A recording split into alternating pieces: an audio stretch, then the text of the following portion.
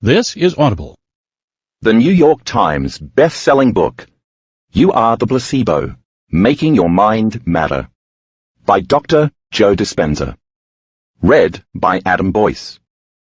Copyright 2014 by Dr. Joe Dispenza. For my mother, Francesca.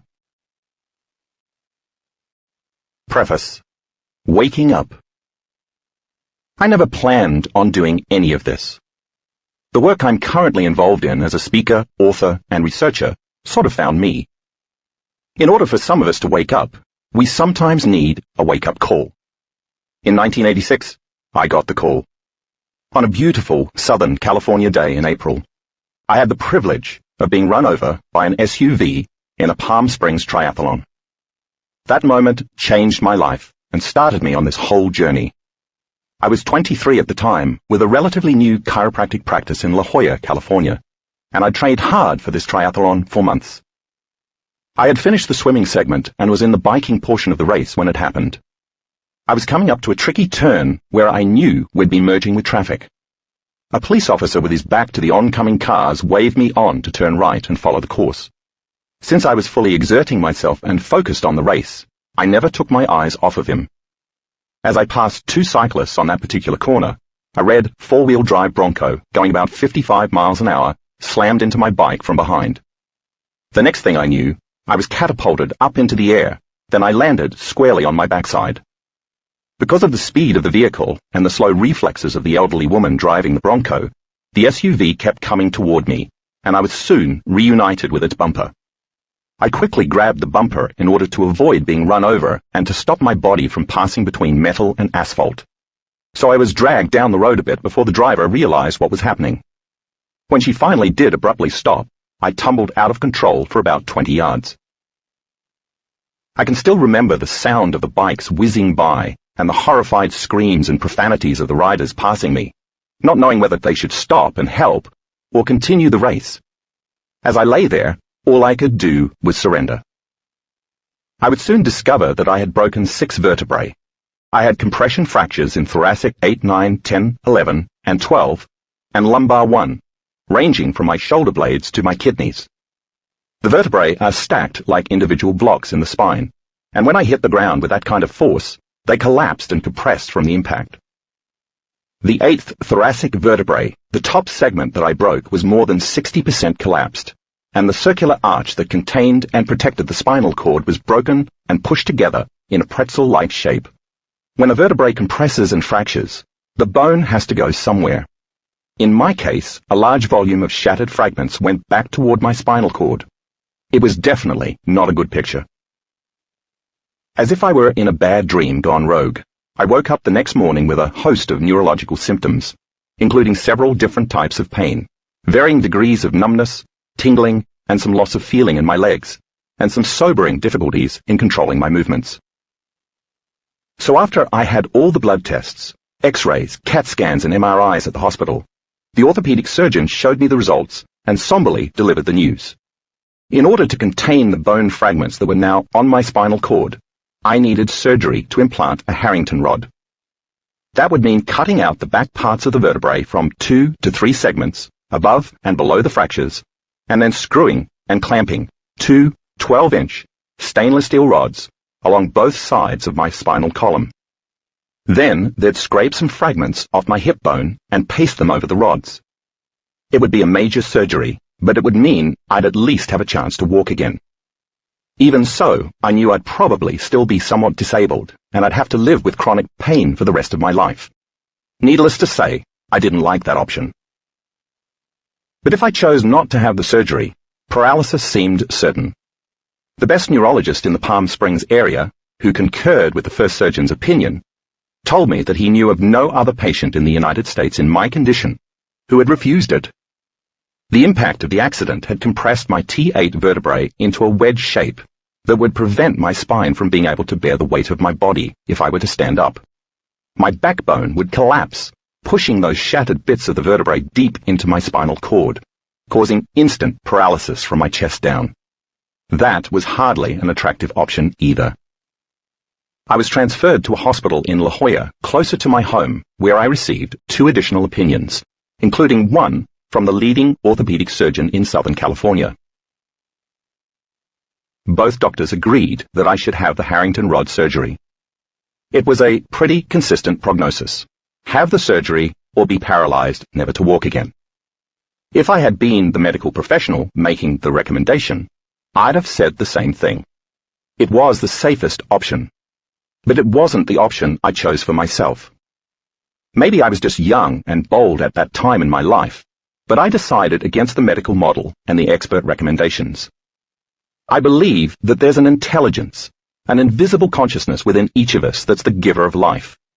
It supports, maintains, protects, and heals us every moment. It creates almost 100 trillion specialized cells, starting from only 2, and keeps our hearts beating hundreds of thousands of times per day. And it can organize hundreds of thousands of chemical reactions in a single cell in every second, among many other amazing functions. I reasoned at the time that if this intelligence was real, and if it willfully, mindfully, and lovingly demonstrated such amazing abilities, maybe I could take my attention off my external world and begin to go within and connect with it, developing a relationship with it. But while I intellectually understood that the body often has the capacity to heal itself, now I had to apply every bit of philosophy that I knew in order to take that knowledge to the next level and beyond, to create a true experience with healing. And since I wasn't going anywhere, and I wasn't doing anything except lying face down, I decided on 2 things. First, every day I would put all of my conscious attention on this intelligence within me and give it a plan, a template, a vision with very specific orders. And then I would surrender my healing to this greater mind that has unlimited power, allowing it to do the healing for me. And second, I wouldn't let any thought slip by my awareness that I didn't want to experience. Sounds easy, right? Against the advice of my medical team, I left the hospital in an ambulance that brought me to the home of 2 close friends, where I stayed for the next 3 months to focus on my healing. I was on a mission. I decided that I would begin every day reconstructing my spine, vertebrae by vertebrae, and I would show this consciousness, if it was paying attention to my efforts, what I wanted. I knew that it would demand my absolute presence. That is, for me, to be present in the moment, not thinking about or regretting my past, worrying about the future, obsessing about the conditions in my external life, or focusing on my pain or symptoms. Just as in any relationship we have with anybody, we all know when someone is present or not with us, right? Because consciousness is awareness, awareness is paying attention, and paying attention is being present and noticing. This consciousness would be aware of when I was present and when I wasn't. I would have to be totally present when I interacted with this mind. My presence would have to match its presence. My will would have to match its will. And my mind would have to match its mind. So for 2 hours, twice a day, I went within and began creating a picture of my intended result. A totally healed spine. Of course, I became aware of how unconscious and unfocused I was. It's ironic. I realized back then when crisis or trauma occurs, we spend too much of our attention and energy thinking about what we don't want instead of what we do want. During those first several weeks, I was guilty of this tendency on what seemed like a moment-to-moment basis. In the middle of my meditations on creating the life I wanted with a fully healed spine, I would all of a sudden become aware that I'd been unconsciously thinking about what the surgeons had told me a few weeks prior, that I would probably never walk again. I would be in the midst of inwardly reconstructing my spine, and the next thing I knew, I was stressing over whether I should sell my chiropractic practice. While I was step-by-step mentally rehearsing walking again, I would catch myself imagining what it would be like to live the rest of my life sitting in a wheelchair. You get the idea. So every time I lost my attention and my mind wandered to any extraneous thoughts, I would start from the beginning and do the whole scheme of imagery over again. It was tedious, frustrating, and, quite frankly, one of the most difficult things I've ever done. But I reasoned that the final picture that I wanted the observer in me to notice had to be clear, unpolluted, and uninterrupted. In order for this intelligence to accomplish what I hoped, what I knew it was capable of doing, from start to finish, I had to stay conscious and not go unconscious. Finally, after 6 weeks of battling with myself and making the effort to be present with this consciousness, I was able to make it through my inward reconstruction process without having to stop and start over from the beginning. I remember the day I did it for the first time. It was like hitting a tennis ball on the sweet spot. There was something right about it. It clicked. I clicked. And I felt complete, satisfied, and whole. For the first time, I was truly relaxed and present, in mind and body. There was no mental chatter, no analyzing, no thinking, no obsessing, no trying. Something lifted, and a kind of peace and silence prevailed. It was as if I no longer cared about all of the things I should have been worried about in my past and future. And that realization solidified the journey for me, because right around that time, as I was creating this vision of what I wanted, reconstructing my vertebrae, it started to get easier every day. Most important, I started to notice some pretty significant physiological changes. It was in that moment that I began to correlate what I was doing inside of me to create this change with what was taking place outside of me, in my body. The instant I made that correlation, I paid greater attention to what I was doing, and I did it with more conviction. And I did it again, and again. As a result, I kept doing it with a level of joy and inspiration, instead of such a dreadful, compromised effort. And all of a sudden, what had originally taken me 2 or 3 hours to accomplish in one session, I was able to do in a shorter period.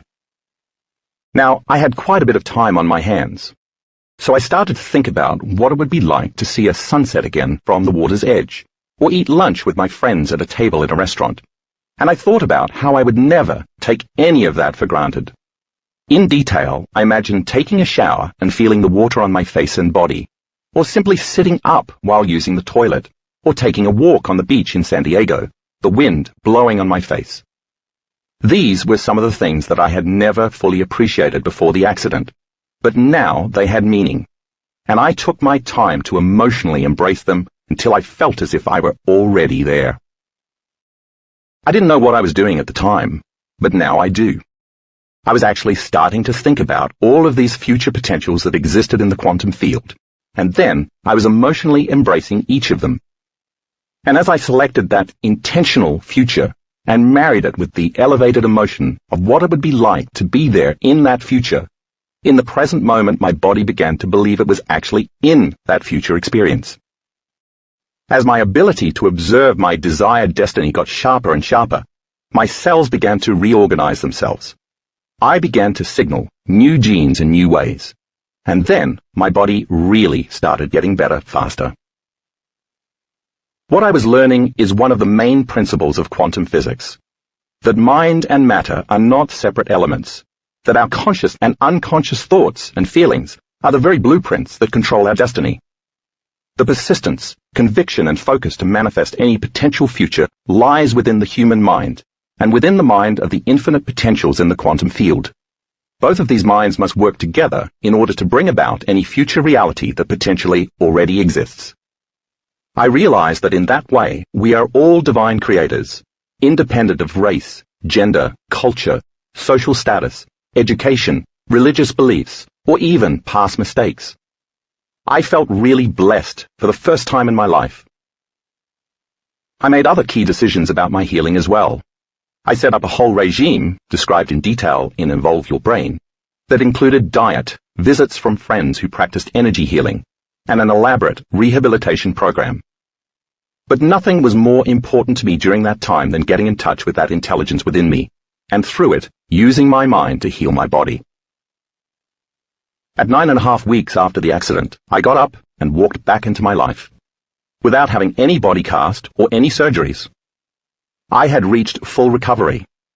I started seeing patients again at 10 weeks, and was back to training and lifting weights again, while continuing my rehabilitation at 12 weeks. And now, almost 30 years after the accident, I can honestly say that I've hardly ever had back pain since. But that wasn't the end of this adventure.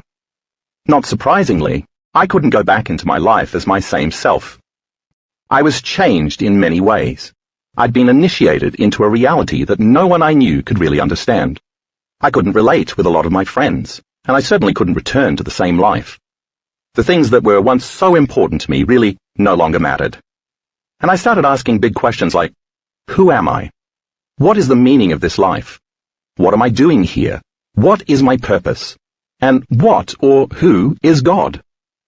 I left San Diego within a short time and moved to the Pacific Northwest, eventually opening a chiropractic clinic near Olympia, Washington. But at first, I pretty much retreated from the world and studied spirituality. In time, I also became very interested in spontaneous remissions, when people healed from a serious disease or condition deemed terminal or permanent, without traditional medical interventions like surgery or drugs. On those long, lonely nights during my recovery when I couldn't sleep, I had made a deal with that consciousness that if I were ever able to walk again, I'd spend the rest of my life investigating and researching the mind-body connection and the concept of mind over matter. And that's pretty much what I've been doing in the nearly 3 decades since then. I traveled to several different countries seeking out many people who had been diagnosed with illnesses and treated conventionally or non-conventionally, either staying the same or getting worse, until all of a sudden they got better. I started interviewing these people to discover what their experiences had in common, so I could understand and document what had made them improve, because I had a passion to marry science with spirituality. What I found was that each of these miraculous cases relied on a strong element of mind. The scientist in me started getting very itchy, becoming even more inquisitive. I became re-involved in attending university classes and studying the latest research in neuroscience, and I advanced my postgraduate training in brain imaging, neuroplasticity, epigenetics, and psychoneuroimmunology. And I figured now that I knew what these people had done to get better, and now that I knew all about the science of changing your mind, or at least I thought I did, I should be able to reproduce it in both sick people and people who are well who want to make changes to support not only their health, but also their relationships, careers, families, and lives in general. I was then invited to be one of the 14 scientists and researchers featured in the 2004 documentary film, What the Bleep Do We Know? And that movie became an overnight sensation. What the Bleep Do We Know invited people to question the nature of reality, and then try it out in their lives to see if their observation mattered, or, perhaps more accurately put, if their observation became matter. People around the world were talking about the film and the concepts it espoused. In the wake of that, my first book, Evolve Your Brain, The Science of Changing Your Mind, was published in 2007. After Evolve Your Brain had been out for a while, people started to ask me, how do you do it? How do you change? And how do you create the life you want? It soon became the most common question people asked me. So I assembled a team and started teaching workshops across the United States and internationally on how the brain is wired and how you can reprogram your thinking using neurophysiological principles. At first, these workshops were mostly just a sharing of information. But people wanted more, so I added meditations to synergize and complement the information, giving participants practical steps to making changes in their minds and bodies, and, as a result, changes in their lives as well. After I taught my introductory workshops in different parts of the world, people would then ask me, what's next? So, I began teaching another level to the introductory workshop. After that was completed, more folks asked me if I could teach another level, a more advanced workshop. This continued in most of the places where I presented. I kept thinking that I was done, that I'd taught all I could teach, but people kept asking for more, so I'd learn more myself and then refine the presentations and meditations. A momentum developed, and I was getting good feedback. People were able to eliminate some of their self-destructive habits and lead happier lives. Even though up to this point my associates and I had seen only small changes, nothing really significant, people loved the information and wanted to continue the practice. So I kept going where I was invited. I figured that when the time came that they stopped inviting me, I'd know I was done with this work. About a year and a half after our first workshop, my team and I started receiving several emails from our participants, commenting on positive changes they were experiencing from doing the meditations on a consistent basis. A flood of change began to manifest in people's lives, and they were overjoyed. The feedback we received over the next year caught my attention, and that of my staff as well. Our participants began reporting not only subjective changes in their physical health, but also improvements in objective measurements from their medical tests. Sometimes the tests would even come back totally normal. These people were able to reproduce the exact physical, mental, and emotional changes that I studied, observed, and ultimately wrote about in Evolve Your Brain. This was incredibly exciting for me to witness because I knew that anything that is repeatable verges on becoming a scientific law. It seemed as though many folks were sending us emails starting with the same verbiage. "You're not going to believe this." And those changes were now more than coincidence. Then a little later that year, during each of the 2 events in Seattle, some amazing things began to happen. At the first event, a woman with multiple sclerosis, MS, who was using a walker when she arrived, was walking unassisted by the time the workshop was over. At the second Seattle event that year, another woman who had suffered with MS for 10 years started dancing around, declaring that the paralysis and numbness she'd experienced in her left foot were completely gone. You'll read more about one of these women and others like them in the chapters to come. By demand, in 2010, I taught a more progressive workshop in Colorado, where people started noticing that they were shifting their well-being right there during the event. People stood up, took the microphone, and reported some pretty inspiring stories. Around this time, I was also invited to speak to a lot of business leaders about the biology of change, the neuroscience of leadership, and the concept of how to transform individuals in order to transform a culture. After a keynote address to one group, several executives approached me about adapting the ideas for a corporate model of transformation. So, I created an 8-hour course that could be tailored for companies and organizations. And the course was so successful that it spawned our 30 Days to Genius corporate program. I found myself working with business clients such as Sony Entertainment Network, Gallo Family Vineyards, and telecommunications company WOW, originally called Wide Open West, and many others. This led to offering private coaching for upper management. The demand for our corporate programs became so great that I began training a coaching staff. I now have more than 30 active trainers, including ex-CEOs, corporate consultants, psychotherapists, attorneys, physicians, engineers, and PhD professionals who travel all around teaching this model of transformation to different companies. We now have plans to begin certifying independent coaches in using the model of change with their own clients. Never in my wildest dreams had I ever imagined this type of future for myself. I wrote my second book, Breaking the Habit of Being Yourself, How to Lose Your Mind and Create a New One, published in 2012, to serve as a practical how-to companion to evolve your brain. I not only explained more about the neuroscience of change and epigenetics, but also included a 4-week program with step-by-step directions for implementing these changes, based on the workshops I was teaching at the time. Then I did another more advanced event in Colorado, where we had 7 spontaneous remissions of various conditions. One woman, who was living on lettuce because of severe food allergies, was healed that weekend. Other people were healed of gluten intolerance, celiac disease, a thyroid condition, severe chronic pain, and other conditions. All of a sudden, I started seeing some really significant changes in people's health and in their lives, while they retreated from their then current reality in order to create a new one. It was happening right before my eyes. That event in Colorado in 2012 was the turning point in my career, because I could finally see that people not only were being helped to change their sense of well-being, but now also were signaling new genes in new ways, right there during the meditations, in real time, in big ways. In order for someone who had been sick for years with a health condition like lupus to become well during a 1-hour meditation, something significant must have occurred in the person's mind, as well as her body. I wanted to figure out how to measure these changes while they were happening in the workshops, so that we could see exactly what was going on. So in early 2013, I offered a brand new type of event that shot our workshops to a whole new level.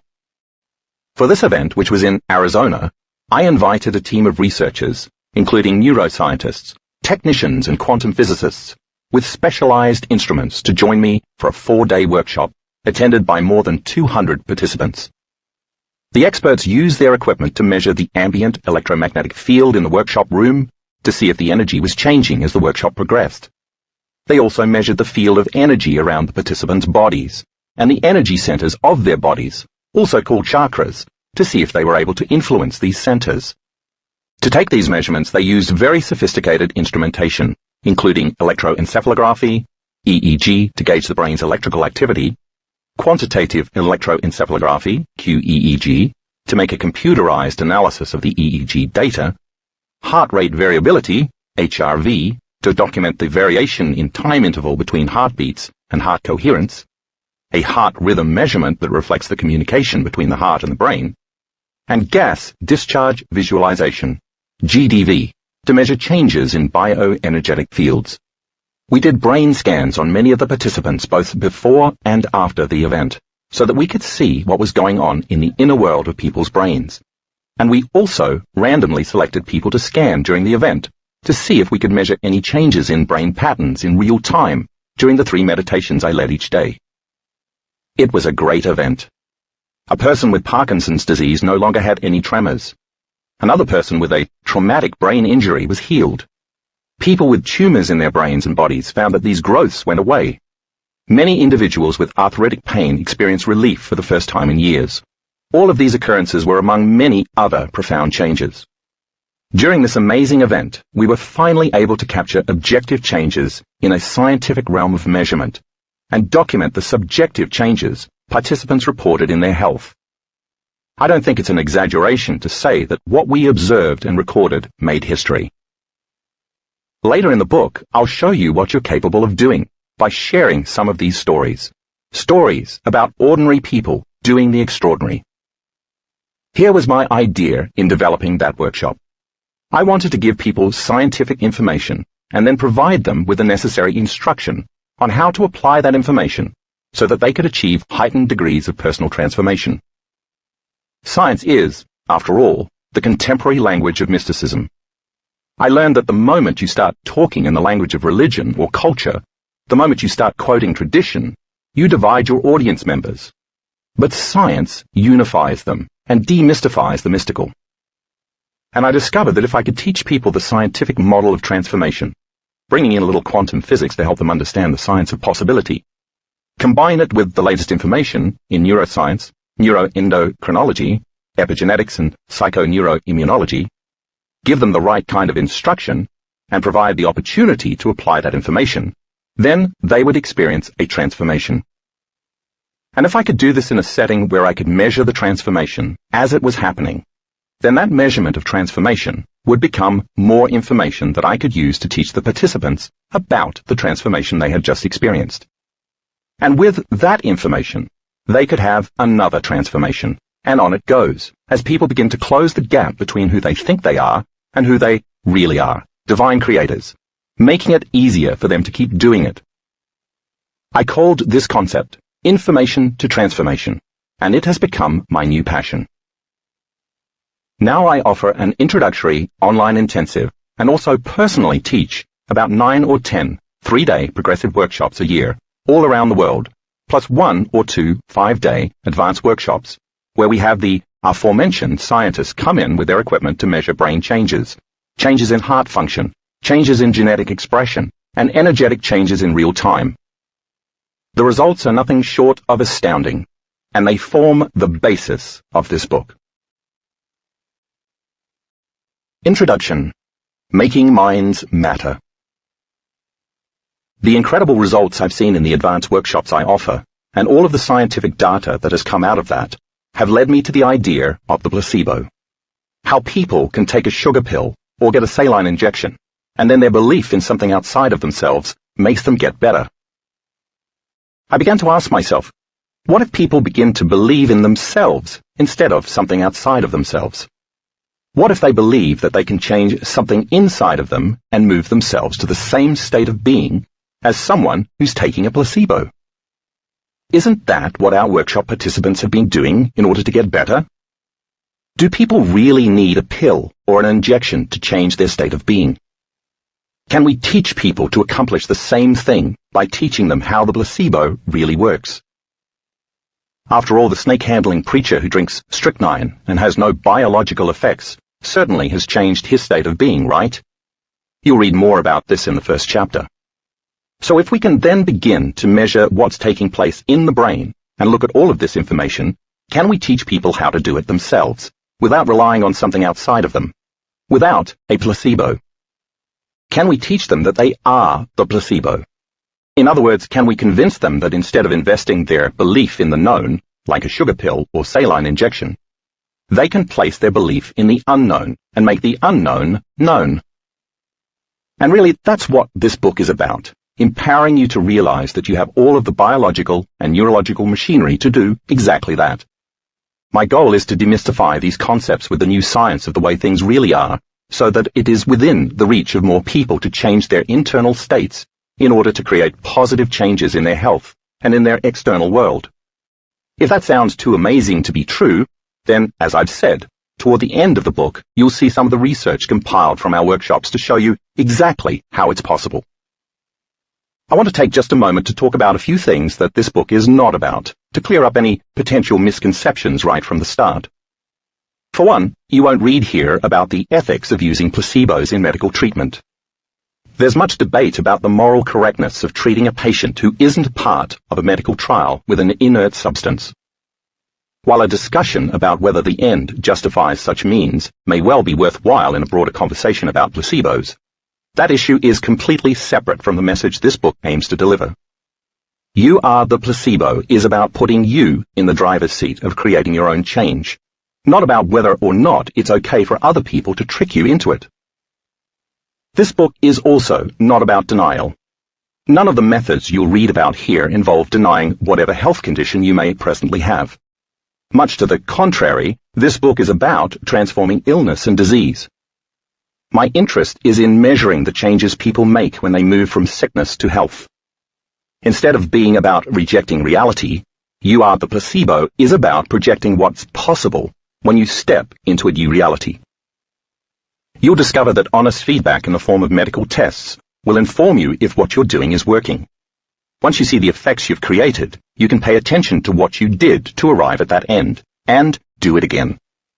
And if what you're doing isn't working, then it's time to change until it is. That's combining science and spirituality. Denial, on the other hand, occurs when you're not looking at the reality of what's happening within and around you. This book also won't question the efficacy of the various healing modalities. Many different modalities exist, and many of them work quite well. All of them have some type of measurable beneficial effect in at least some people, but a complete cataloging of these methods isn't what I want to focus on in this book. My purpose here is to introduce you to the particular modality that has most captured my attention: healing yourself through thought alone. I encourage you to continue using any and all healing modalities that work for you, be they prescription drugs, surgery, acupuncture, chiropractic, biofeedback, therapeutic massage, nutritional supplements, yoga, reflexology, energy medicine, sound therapy, and so on. You Are the Placebo is not about rejecting anything except your own self-imposed limitations. You Are the Placebo is divided into two parts.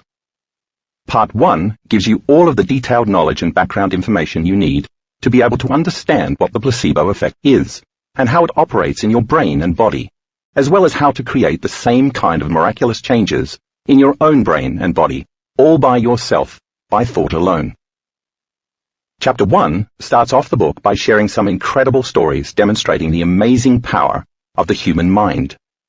Some of these tales relate how people's thoughts have healed them, and others show how people's thoughts have actually made them sick, and sometimes even hastened their death. You'll read about a man who died after hearing he had cancer, even though his autopsy revealed that he had been misdiagnosed. A woman plagued by depression for decades who improved dramatically during an antidepressant drug trial, despite the fact that she was in the group receiving a placebo. And a handful of veterans hobbled by osteoarthritis who were miraculously cured by fake knee surgery. You'll even read some startling stories about voodoo curses and snake handling. My purpose in sharing these dramatic stories is to show the wide range of what the human mind is capable of doing, all on its own, without any help from modern medicine. And hopefully, it will lead you to the question, how is that possible? Chapter 2 gives a brief history of the placebo, tracing accounts of related scientific discoveries from the 1770s, when a Viennese doctor used magnets to induce what he thought were therapeutic convulsions, all the way through the modern day as neuroscientists solve exciting mysteries about the intricacies of how the mind works. You'll meet a doctor who developed techniques of hypnotism after arriving late for an appointment only to find his waiting patient mesmerized by a lamp flame. A World War II surgeon who successfully used saline injections as an analgesic on wounded soldiers when he ran out of morphine. And early psychoneuroimmunology researchers in Japan who switched poison ivy leaves with harmless leaves and found that their test group reacted more to what they were told they were experiencing than to what they actually did experience. You'll also read about how Norman Cousins laughed himself to health, how Harvard researcher Herbert Benson, MD, was able to reduce cardiac patients' risk factors for heart disease by figuring out how transcendental meditation worked, and how Italian neuroscientist Fabrizio Benedetti, MD, PhD, primed subjects who had been given a drug and then switched the drug for a placebo and watched the brain continue to signal the production of the same neurochemicals the drug produced without interruption. And you'll also read a striking new study that's a real game changer. It shows that irritable bowel syndrome, IBS, patients were able to dramatically improve their symptoms by taking placebos, even though they knew full well that the medication they were given was a placebo, not an active drug. Chapter 3 will take you through the physiology of what happens in your brain when the placebo effect is operating. You'll read that in one sense the placebo works because you can embrace or entertain a new thought that you can be well, and then use it to replace the thought that you'll always be sick. That means you can change your thinking from unconsciously predicting that your future is your same familiar past to beginning to anticipate and expect a new potential outcome. If you agree with this idea, then it means that you'll have to examine how you think, what the mind is, and how these things affect the body. I'll explain how as long as you're thinking the same thoughts, they'll lead to the same choices, which cause the same behaviors, which create the same experiences, which produce the same emotions, which in turn drive the same thoughts, so that neurochemically you stay the same. In effect, you're reminding yourself of who you think you are. But hold on. You're not hardwired to be the same way for the rest of your life. I'll then explain the concept of neuroplasticity, and how we now know that the brain is capable of changing throughout our lives, creating new neural pathways and new connections. Chapter 4 moves into a discussion of the placebo effect in the body, explaining the next step of the physiology of the placebo response. It starts out telling the story of a group of elderly men who attended a week-long retreat set up by Harvard researchers who asked the men to pretend they were 20 years younger. By the end of the week, the men had made numerous, measurable, physiological changes, all turning back the clock on their bodies, and you'll learn the secret behind how they did it. To explain that, the chapter also discusses what genes are and how they are signaled in the body. You'll learn how the relatively new and exciting science of epigenetics has basically torched the old-school idea that your genes are your destiny, by teaching us that the mind truly can instruct new genes to behave in new ways. You'll discover how the body has elaborate mechanisms for turning some genes on and others off, which means that you're not doomed to express whatever genes you've inherited. This means that you can learn how to change your neural wiring to select new genes and create real physical changes. You'll also read about how our bodies access stem cells, the physical matter that's behind many placebo effect miracles, to make new, healthy cells in areas that have been damaged. Chapter 5 ties the previous two chapters together, explaining how thoughts change your brain and your body. It begins by asking the question, if your environment changes and you then signal new genes in new ways, is it possible to signal the new gene ahead of the changing of the actual environment? I'll then explain how you can use a technique called mental rehearsal to combine a clear intention with an elevated emotion to give the body a sampling of the future experience, in order to experience the new future event in the present moment. The key is making your inner thoughts more real than your outer environment, because then the brain won't know the difference between the two and will change to look as if the event has taken place. If you're able to do this successfully enough times, you'll transform your body and begin to activate new genes in new ways, producing epigenetic changes, just as though the imagined future event were real. And then you can walk right into that new reality and become the placebo.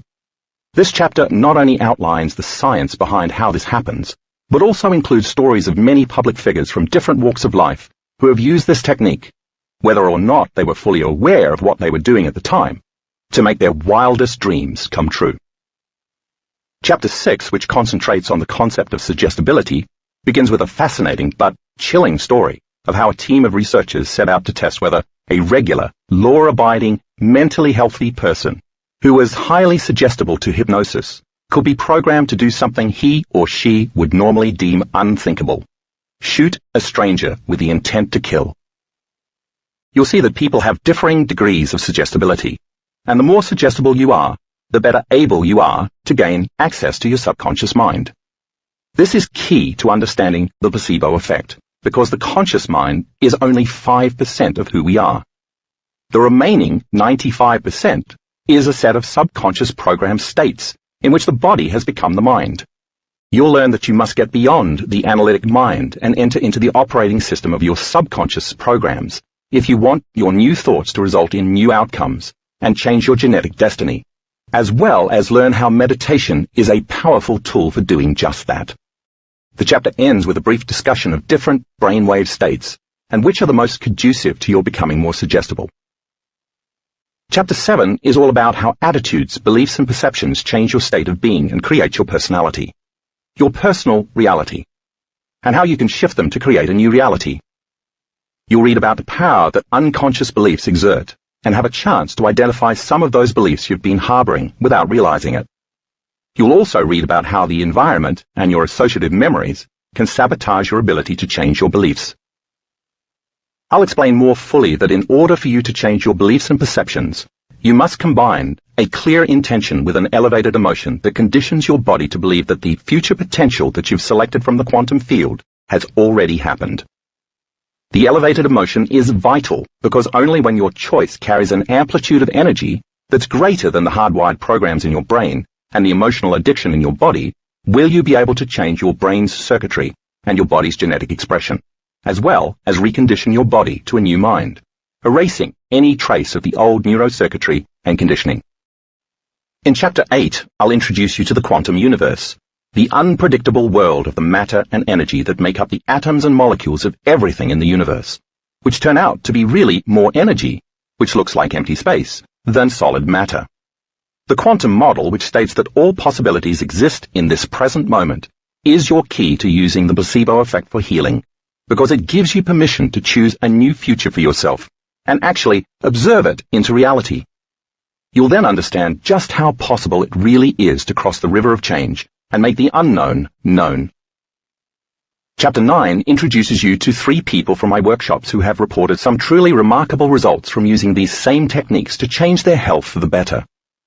First, you'll meet Laurie, who at age 19 was diagnosed with a rare degenerative bone disease that her doctors told her was incurable. Although the bones in Laurie's left leg and hip suffered 12 major fractures over several decades, leaving her dependent on crutches for getting around, today she walks perfectly normally without even needing a cane. Her x-rays show no evidence of any fractures in her bones. Then I'll introduce you to Candace, who was diagnosed with Hashimoto's disease, a serious thyroid condition with a host of complications, during a time in her life when she was resentful and full of rage. Candace's doctor told her that she'd have to take medication for the rest of her life, but she proved him wrong after she eventually was able to turn her condition around. Today, Candace is totally in love with a brand new life and takes no medication for her thyroid, which blood tests show is completely normal. Finally, you'll meet Joanne, the woman mentioned in the preface, a mother of 5 who was a successful businesswoman and entrepreneur, who many considered a superwoman, before she collapsed quite suddenly and was diagnosed with an advanced form of multiple sclerosis. Joanne's condition went downhill quickly, and she was eventually unable to move her legs. When she first came to my workshops, she made only small changes, until one day when the woman who hadn't moved her legs in years walked around the room, completely unassisted, after just 1 hour-long meditation. Chapter 10 shares more remarkable stories from workshop participants, along with the brain scans that go with them. You'll meet Michelle, who completely healed herself of Parkinson's disease, and John, a paraplegic who stood up from his wheelchair after a meditation. You'll read how Kathy, a CEO living on the fast track, learned to find the present moment, and how Bonnie healed herself of fibroids and heavy menstrual bleeding. Finally, you'll meet Guinevere, who went into such states of bliss in meditation that tears of joy ran down her face, and Maria, whose experience can only be described as having an orgasm in her brain. I'll show you the data my team of scientists collected from these people's brain scans, so that you can see the changes we witnessed in real time during the workshops. The best part of all of this data is that it proves you don't have to be a monk or nun, a scholar, a scientist, or a spiritual leader to accomplish similar feats. You don't need a PhD or a medical degree. The folks in this book are ordinary people like you. After reading this chapter, you'll understand that what these people did is not magic, or even all that miraculous. They simply learned and applied teachable skills. And if you practice the same skills, you'll be able to make similar changes. Part 2 of the book is all about meditation. It includes Chapter 11, which outlines some simple preparation steps for meditation, and goes over specific techniques you'll find helpful, and Chapter 12, which gives you step-by-step instructions for using the meditation techniques I teach in my workshops, the very same techniques that participants used to produce the remarkable results you'll have read about earlier in the book. I'm happy to say that although we don't have all of the answers yet about harnessing the power of the placebo, all sorts of people are actually using these ideas right now to make extraordinary changes in their lives, the kinds of changes that many others consider practically impossible. The techniques I share in this book need not be limited to healing a physical condition. They can also be applied to improving any aspect of your life. My hope is that this book will inspire you to try these techniques too, and to make possible in your life the same kind of seemingly impossible changes. Author's note: while the stories of the individuals in my workshops who experienced healing are true, their names and certain identifying details have been changed in this book to protect their privacy. Part 1. Information. Chapter 1. Is it possible? Sam Lond, a retired shoe salesman living outside of St. Louis in the early 1970s, began to have difficulty swallowing. He eventually went to see a doctor, who discovered that Lond had metastatic esophageal cancer. In those days, metastatic esophageal cancer was considered incurable. No one had ever survived it. It was a death sentence, and Lond's doctor delivered the news in an appropriately somber tone. To give Lond as much time as possible, the doctor recommended surgery to remove the cancerous tissue in the esophagus and in the stomach, where the cancer had spread. Trusting the doctor, Lond agreed and had the surgery. He came through as well as could be expected, but things soon went from bad to worse. A scan of Lond's liver revealed still more bad news: extensive cancer throughout the liver's entire left lobe. The doctor told Lond that sadly, at best, he had only months to live. So Lond and his new wife, both in their 70s, arranged to move 300 miles to Nashville, where Lond's wife had family. Soon after the move to Tennessee, Lond was admitted to the hospital and assigned to internist Clifton Meador. The first time Dr. Meador walked into Lond's room, he found a small, unshaven man curled up underneath a mound of covers, looking nearly dead. Lond was gruff and uncommunicative, and the nurses explained that he'd been like that since his admission a few days before. While Lond had high blood glucose levels due to diabetes, the rest of his blood chemistry was fairly normal, except for slightly higher levels of liver enzymes, which was to be expected of someone with liver cancer. Further medical examination showed nothing more amiss, a blessing considering the patient's desperate condition. Under his new doctor's orders, Lond begrudgingly received physical therapy, a fortified liquid diet, and lots of nursing care and attention. After a few days, he grew a little stronger, and his grumpiness started to subside. He began talking to Dr. Meador about his life. Lond had been married before, and he and his first wife had been true soulmates. They had never been able to have children, but otherwise had had a good life. Because they loved boating, when they retired they had bought a house by a large man-made lake. Then late one night, the nearby earthen dam burst, and a wall of water crushed their house and swept it away. Lond miraculously survived by hanging on to some wreckage, but his wife's body was never found. "I lost everything I ever cared for," he told Dr. Meador.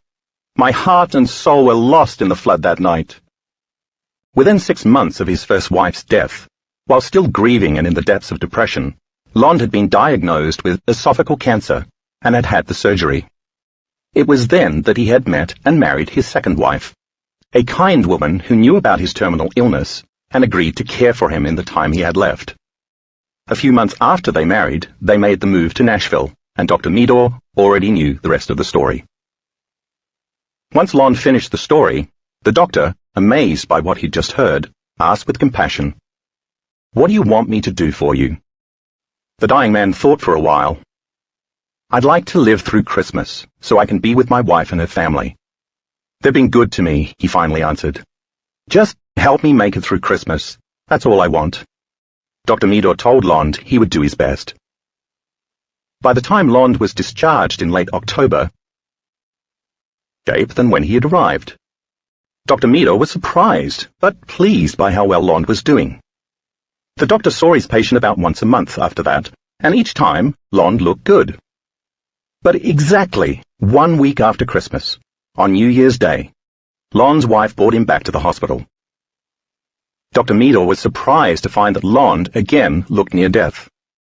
All he could find was a mild fever and a small patch of pneumonia on Lond's chest X-ray, although the man didn't seem to be in any respiratory distress. All of Lond's blood tests looked good, and the cultures the doctor ordered for him came back negative for any other disease. Dr. Meador prescribed antibiotics and put his patient on oxygen, hoping for the best. But within 24 hours, Sam Lond was dead. As you might assume, this story is about a typical cancer diagnosis, followed by an unfortunate death from a fatal disease, right? Not so fast. A funny thing happened when the hospital performed Lond's autopsy. The man's liver was, in fact, not filled with cancer. He had only a very tiny nodule of cancer in its left lobe, and another very small spot on his lung. The truth is, neither cancer was big enough to kill him, and in fact the area around his esophagus was totally free of disease as well. The abnormal liver scan taken at the St. Louis Hospital had apparently yielded a false positive result. Sam Lond didn't die of esophageal cancer, nor did he die of liver cancer. He also didn't die of the mild case of pneumonia he had when he was readmitted to the hospital. He died, quite simply, because everybody in his immediate environment thought he was dying. His doctor in St. Louis thought Lond was dying, and then Dr. Meador in Nashville thought Lond was dying. Lond's wife and family thought he was dying too. And, most important, Lond himself thought he was dying. Is it possible that Sam Lond died from thought alone? Is it possible that thought is that powerful? And if so, is this case unique? 26-year-old graduate student Fred Mason, not his real name, became depressed when his girlfriend broke up with him. He saw an ad for a clinical trial of a new antidepressant medication and decided to enroll. He'd had a bout of depression 4 years previously, at which time his doctor prescribed the antidepressant amitriptyline, Elavil. But Mason had been forced to stop the medication when he became excessively drowsy and developed numbness. He had felt the drug was too strong for him and now hoped the new drug would have fewer side effects. After he'd been in the study for about a month, he decided to call his ex-girlfriend. The two of them argued on the phone, and after Mason hung up, he impulsively grabbed his bottle of pills from the trial and swallowed all 29 that were left in the container, attempting suicide. He immediately repented. Running into the hallway of his apartment building, Mason desperately called out for help and then collapsed on the floor. A neighbor heard his cry and found him on the ground. Writhing, he told his neighbor he'd made a terrible mistake, that he had taken all his pills but didn't really want to die. When he asked the neighbor to take him to the hospital, she agreed. When Mason got to the emergency room, he was pale and sweating, and his blood pressure was 80/40, with a pulse rate of 140. Breathing rapidly, he kept repeating, "I don't want to die." When the doctors examined him, they found nothing wrong other than his low blood pressure, rapid pulse, and rapid breathing. Even so, he seemed lethargic and his speech was slurred. The medical team inserted an IV and hooked it up to a saline drip, took samples of Mason's blood and urine, and asked what drug he'd taken. Mason couldn't remember the name. He told the doctors it was an experimental antidepressant drug that was part of a trial. He then handed them the empty bottle, which indeed had information about the clinical trial printed on the label, although not the name of the drug. There was nothing to do but wait for the lab results, monitor his vital signs to make sure he didn't take a turn for the worse, and hope that the hospital staff could contact the researchers who were conducting the trial. 4 hours later, after the results of the lab tests came back totally normal, a physician who had been part of the clinical drug trial arrived. Checking the code on the label of Mason's empty pill bottle, the researcher looked into the records for the trial. He announced that Mason had actually been taking a placebo, and that the pills he had swallowed contained no drugs at all. Miraculously, Mason's blood pressure and pulse returned to normal within a few minutes. And as if by magic, he was no longer excessively drowsy either. Mason had fallen victim to the nocebo, a harmless substance that, thanks to strong expectations, causes harmful effects. Is it really possible that Mason's symptoms had been brought on solely because that's what he'd expected to happen from swallowing a huge handful of antidepressants? Could Mason's mind, as in the case of Sam Lond, have taken control of his body, driven by expectations of what seemed to be the most probable future scenario, to the extent that he made that scenario real? Could that happen, even if that meant his mind would have to take control of functions not normally under conscious control? And if that were possible, could it also be true that if our thoughts can make us sick, we also have the ability to use our thoughts to make us well? Janice Schoenfeld, a 46-year-old interior designer living in California, had suffered with depression since she was a teenager. She had never sought help with the condition until she saw a newspaper ad in 1997. The UCLA Neuropsychiatric Institute was looking for volunteer subjects for a drug trial to test a new antidepressant called venlafaxine, Effexor. Schoenfeld, whose depression had escalated to the point where the wife and mother had actually entertained thoughts of suicide, jumped at the chance to be part of the trial. When Schoenfeld arrived at the institute for the first time, a technician hooked her up to an electroencephalograph, EEG, to monitor and record her brainwave activity for about 45 minutes. And not long after that, Schoenfeld left with a bottle of pills from the hospital pharmacy. She knew that roughly half the group of 51 subjects would be getting the drug, and half would receive a placebo, although neither she nor the doctors conducting the study had any idea which group she had been randomly assigned to. In fact, no one would know until the study was over. But at the time, that hardly mattered to Schoenfeld. She was excited and hopeful that after decades of battling clinical depression, a condition that would cause her to sometimes suddenly burst into tears for no apparent reason, she might finally be getting help. Schoenfeld agreed to return every week for the entire 8 weeks of the study. On each occasion, she'd answered questions about how she was feeling, and several times she sat through yet another EEG. Not long after she started taking her pills, Schoenfeld began feeling dramatically better for the first time in her life. Ironically, she also felt nauseated, but that was good news because she knew that nausea was one of the common side effects of the drug being tested. She thought that she surely must have gotten the active drug if her depression was lifting and she was also experiencing side effects. Even the nurse she spoke to when she returned every week was convinced Schoenfeld must be getting the real thing because of the changes she was experiencing. Finally, at the end of the 8-week study, one of the researchers revealed the shocking truth. Schoenfeld, who was no longer suicidal and felt like a new person after taking the pills, had actually been in the placebo group. Schoenfeld was flawed. She was sure the doctor had made a mistake. She simply didn't believe that she could have felt so much better after so many years of suffocating depression simply from taking a bottle of sugar pills. And she'd even gotten the side effects. There must have been a mix-up. She asked the doctor to check the records again. He laughed good-naturedly as he assured her that the bottle she had taken home with her, the bottle that had given Schoenfeld her life back, indeed contained nothing but placebo pills. As she sat there in shock, the doctor insisted that just because she hadn't been getting any real medication, it didn't mean that she had been imagining her depression or her improvement. It only meant that whatever had made her feel better wasn't due to Effexor. And she wasn't the only one. The study results would soon show that 38% of the placebo group felt better, compared to 52% of the group who received Effexor. But when the rest of the data came out, it was the researchers' turn to be surprised. The patients like Schoenfeld, who had improved on the placebos, hadn't just imagined feeling better, they had actually changed their brainwave patterns. The EEG recordings taken so faithfully over the course of the study showed a significant increase in activity in the prefrontal cortex, which in depressed patients typically has very low activity. Thus the placebo effect was not only altering Schoenfeld's mind, but also bringing about real physical changes in her biology. In other words, it wasn't just in her mind, it was in her brain.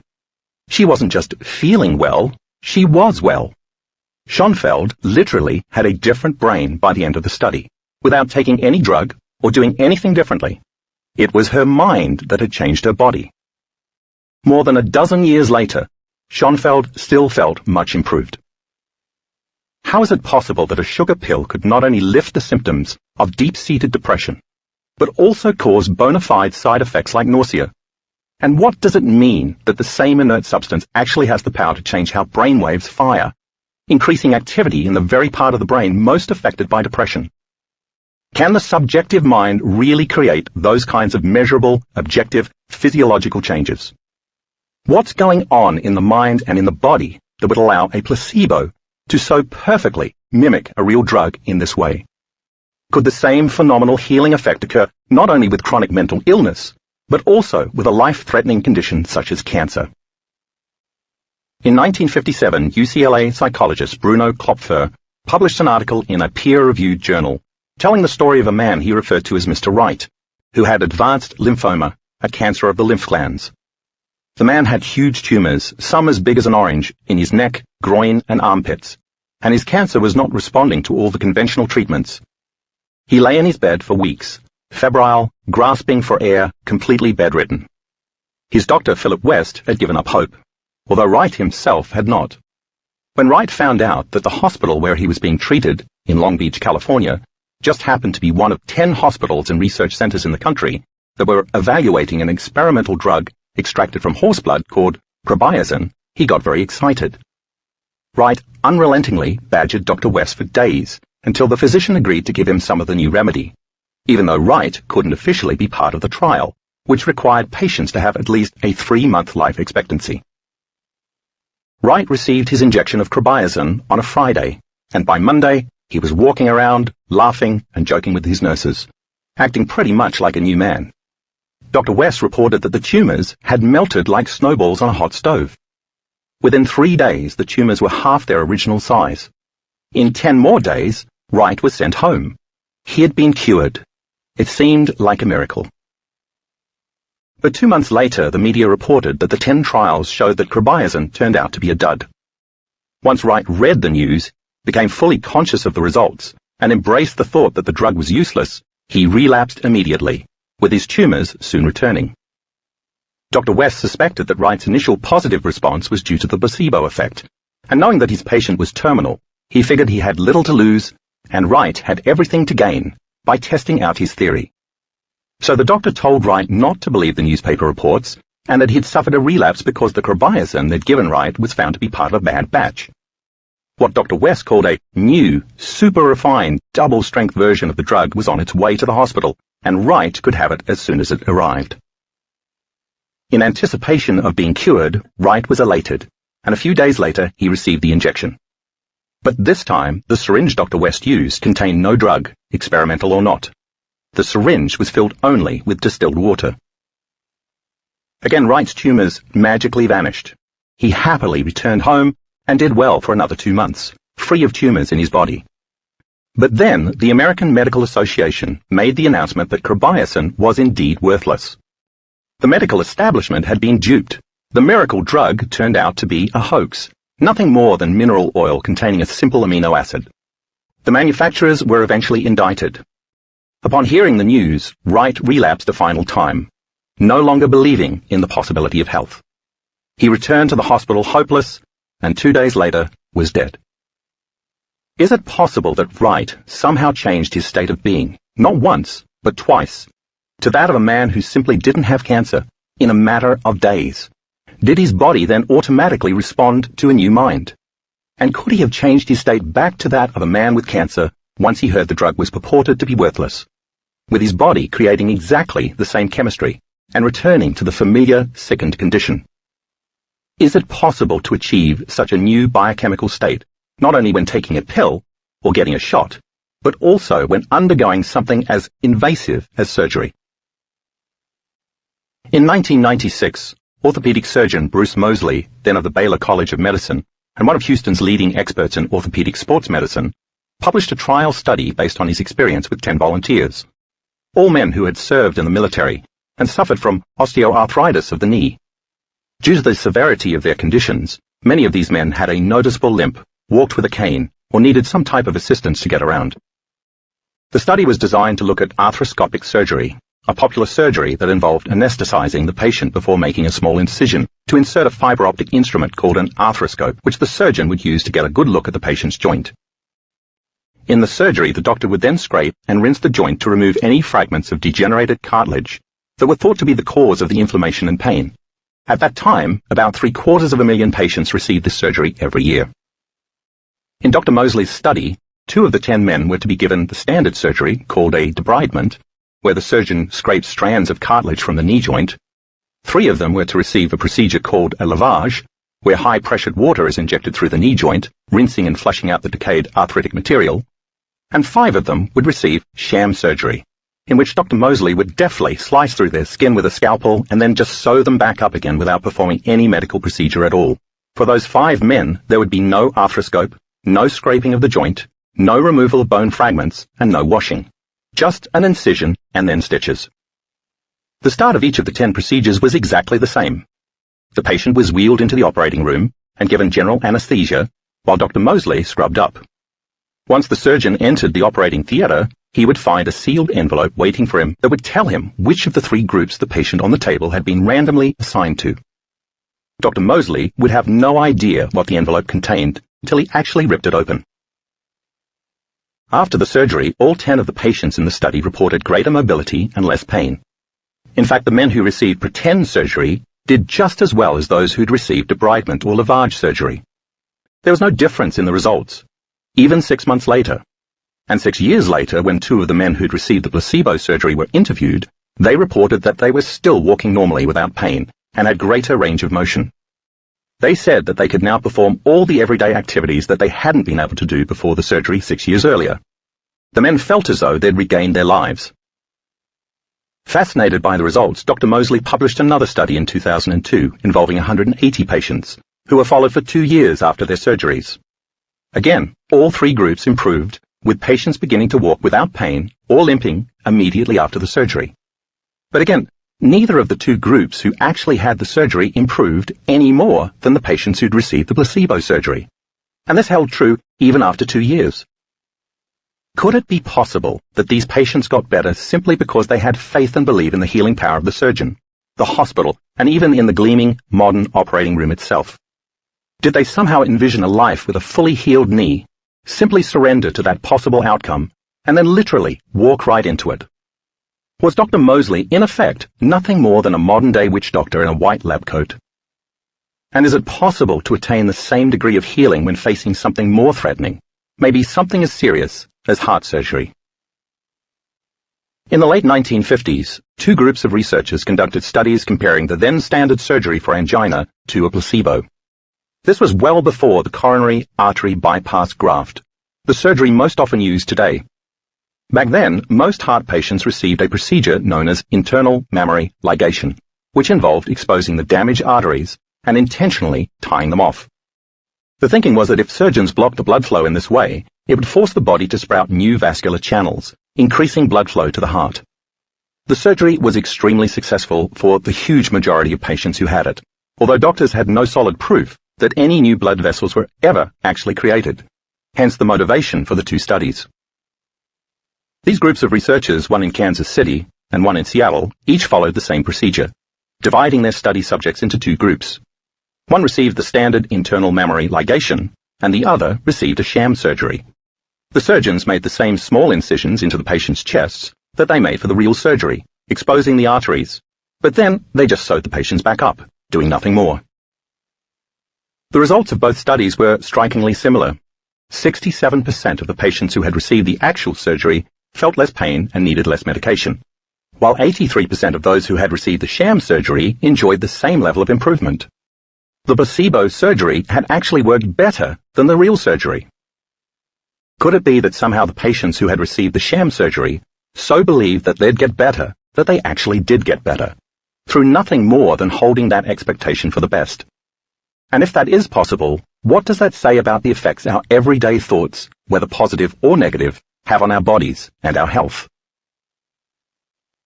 A wealth of research now exists to show that our attitude does indeed affect our health, including how long we live. For example, the Mayo Clinic published a study in 2002 that followed 447 people for more than 30 years, showing that optimists were healthier physically and mentally. Optimist literally means best, suggesting that those folks focus their attention on the best future scenario. Specifically, the optimists had fewer problems with daily activities as a result of their physical health or their emotional state, experienced less pain, felt more energetic, had an easier time with social activities, and felt happier, calmer, and more peaceful most of the time. This came right on the heels of another Mayo Clinic study that followed more than 800 people for 30 years, showing that optimists live longer than pessimists. Researchers at Yale followed 660 people, aged 50 and older, for up to 23 years, discovering that those with a positive attitude about aging live more than 7 years longer than those who had a more negative outlook about growing older. Attitude had more of an influence on longevity than blood pressure, cholesterol levels, smoking, body weight, or level of exercise. Additional studies have looked more specifically at heart health and attitude. Around the same time, a Duke University study of 866 heart patients reported that those who routinely felt more positive emotions had a 20% greater chance of being alive 11 years later than those who habitually experienced more negative emotions. Even more striking are the results of a study of 255 medical students at the Medical College of Georgia who were followed for 25 years. Those who were the most hostile had 5 times greater incidence of coronary heart disease. And a Johns Hopkins study presented at the American Heart Association's 2001 Scientific Sessions even showed that a positive outlook may offer the strongest known protection against heart disease in adults at risk due to family history. This study suggests that having the right attitude can work as well or better than eating the proper diet, getting the right amount of exercise, and maintaining the ideal body weight. How is it that our everyday mindset, whether we're generally more joyful and loving or more hostile and negative, can help determine how long we live? Is it possible for us to change our current mindset?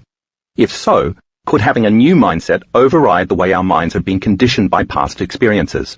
Or could expecting something negative to recur actually help to bring that about? According to the National Cancer Institute, a condition called anticipatory nausea occurs in about 29% of patients receiving chemotherapy when they are exposed to the smells and sights that remind them of their chemo treatments. About 11% feel so sick before their treatments that they actually vomit. Some cancer patients start feeling nauseated in the car on the way to get chemo before they even set foot inside the hospital, while others throw up while still in the waiting room. A 2001 study from the University of Rochester Cancer Center, published in the Journal of Pain and Symptom Management, concluded that expecting nausea was the strongest predictor that patients would actually experience it. The researchers' data reported that 40% of chemo patients who thought they would get sick because their doctors told them that they probably would be sick after the treatment went on to develop nausea before the treatment was even administered. An additional 13% who said they were unsure of what to expect also got sick. Yet none of the patients who didn't expect to get nauseated got sick. How can it be that some people become so convinced that they will get sick from chemotherapy drugs that they get ill before any of the drugs are even administered? Is it possible that the power of their thoughts could be what's making them sick? And if that's true of 40% of chemo patients, could it also be true that 40% of folks could just as easily get well by simply changing their thoughts about what to expect about their health or from their day? Could a single thought that a person accepts also make that person better? Not long ago, as I was about to get off an aeroplane in Austin, I met a woman who was reading a book that caught my eye. We were standing and waiting to deplane, and I saw the book sticking out of her bag. The title mentioned the word belief. We smiled at each other, and I asked her what the book was about. Christianity and faith, she answered. Why do you ask? I told her that I was writing a new book on the placebo effect and that my book was all about belief. I want to tell you this story, she said. She went on to tell me that years ago she'd been diagnosed with gluten intolerance, celiac disease, colitis, and a host of other ills, and experienced chronic pain. She had read up on the diseases and gone to see several different health professionals for advice. They had advised her to avoid certain foods and to take certain prescription drugs, which she had done, but she had still felt pain throughout her entire body. She also hadn't been able to sleep, had skin rashes and severe digestive disturbances, and suffered from a whole list of other unpleasant symptoms.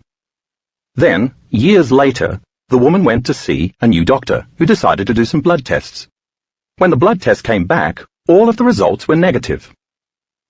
The day I found out I was really normal and there was nothing wrong with me, I thought, I'm fine, and all my symptoms went away. I immediately felt great and could eat whatever I wanted, she told me with a flourish. Smiling, she added, What do you believe about that? If it's true that learning new information that leads to a 180-degree turnaround in what we believe about ourselves can actually make our symptoms disappear, what's going on in our bodies that's supporting that and making it happen? What's the exact relationship between the mind and the body? Could it be possible that those new beliefs could actually change our brains and body chemistries, physically rewire our neurological circuitry of who we think we are, and alter our genetic expression? Could we in fact become different people? Parkinson's disease is a neurological disorder marked by the gradual degeneration of nerve cells in the portion of the midbrain called the basal ganglia, which controls body movements. The brains of those who have this heartbreaking disease don't produce enough of the neurotransmitter dopamine, which the basal ganglia needs for proper functioning. Early symptoms of Parkinson's, which is currently considered incurable, include motor issues such as muscle rigidity, tremors, and changes in gait and speech patterns that override voluntary control. In one study, a group of researchers at the University of British Columbia in Vancouver informed a group of Parkinson's patients that they were going to receive a drug that would significantly improve their symptoms. In reality, the patients received a placebo, nothing more than a saline injection. Even so, half of them who had no drug intervention, in fact, had much better motor control after receiving the injection. The researchers then scanned the patients' brains to get a better idea of what had happened, and found that the people who responded positively to the placebo were actually manufacturing dopamine in their brains, as much as 200% more than before. To get an equivalent effect with a drug, you'd have to administer roughly a full dose of amphetamine, a mood-elevating drug that also increases dopamine. It seemed that merely expecting to get better unleashed some previously untapped power within the Parkinson's patients that triggered the production of the dopamine, exactly what their bodies needed to get better. And if this is true, then what is the process by which thought alone can manufacture dopamine in the brain? Might such a new internal state, brought on by the combination of clear intention and heightened emotional state, actually make us invincible in certain situations, by activating our own inner storehouse of pharmaceuticals and overriding the genetic circumstances of disease that we once considered outside of our conscious control? In parts of Appalachia exist pockets of a 100-year-old religious ritual known as snake handling, or taking up serpents. While West Virginia is the only state where it's still legal, that doesn't stop the faithful, and local police in other states are known to turn a blind eye to the practice. In these small and modest churches, as congregations gather for the worship service, the preacher enters carrying one or more briefcase-shaped locked wooden boxes with hinged, clear plastic doors perforated with air holes, and places the boxes carefully on the platform at the front of the sanctuary, or meeting room near the pulpit. Before long, the music starts, a high-energy blend of country and western and bluegrass melodies, with deeply religious lyrics about salvation and the love of Jesus. Live musicians wail away on keyboards, electric guitars, and even drum sets that any teenage band would envy, while the parishioners shake tambourines as the Spirit moves them. As the energy builds, the preacher might light a flame in a container on top of the pulpit and hold his hand in the fire, allowing the flames to lick his outstretched palm before he picks up the container to sweep the fire slowly over his bare forearms. He's just getting warmed up. The congregants soon begin swaying and laying hands on one another, speaking in tongues and jumping up and down, dancing to the music in praise of their Savior. They are overcome with the Spirit, what they call being anointed. Then it's time for the preacher to flip open one of the locked boxes, reach a hand in, and pull out a deadly snake, usually a rattlesnake, cottonmouth, or copperhead. He too is dancing and working up quite a sweat as he holds the live serpent around its middle so that the snake's head is frighteningly close to the preacher's own head and throat. He might hold the snake high in the air before bringing it back down closer to his body, dancing all the while as the snake winds its lower half around his arm and gyrates its upper half in the air in whatever manner it pleases. The preacher might then get a second or even a third snake from additional wooden cases, and the congregants, men and women alike, might join him in handling the serpents as they feel the anointing coming over them.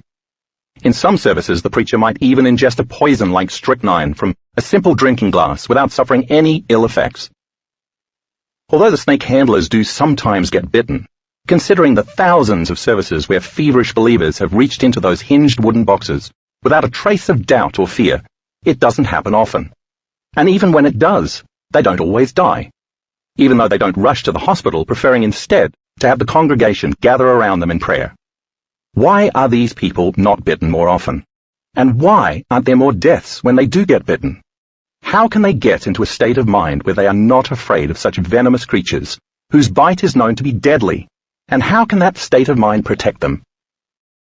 Then there are displays of extreme strength in emergency situations, known as hysterical strength. In April 2013, for example, 16-year-old Hannah Smith and her 14-year-old sister Haley of Lebanon, Oregon, lifted a 3,000-pound tractor to free their father, Jeff Smith, who was trapped underneath. And what about firewalkers?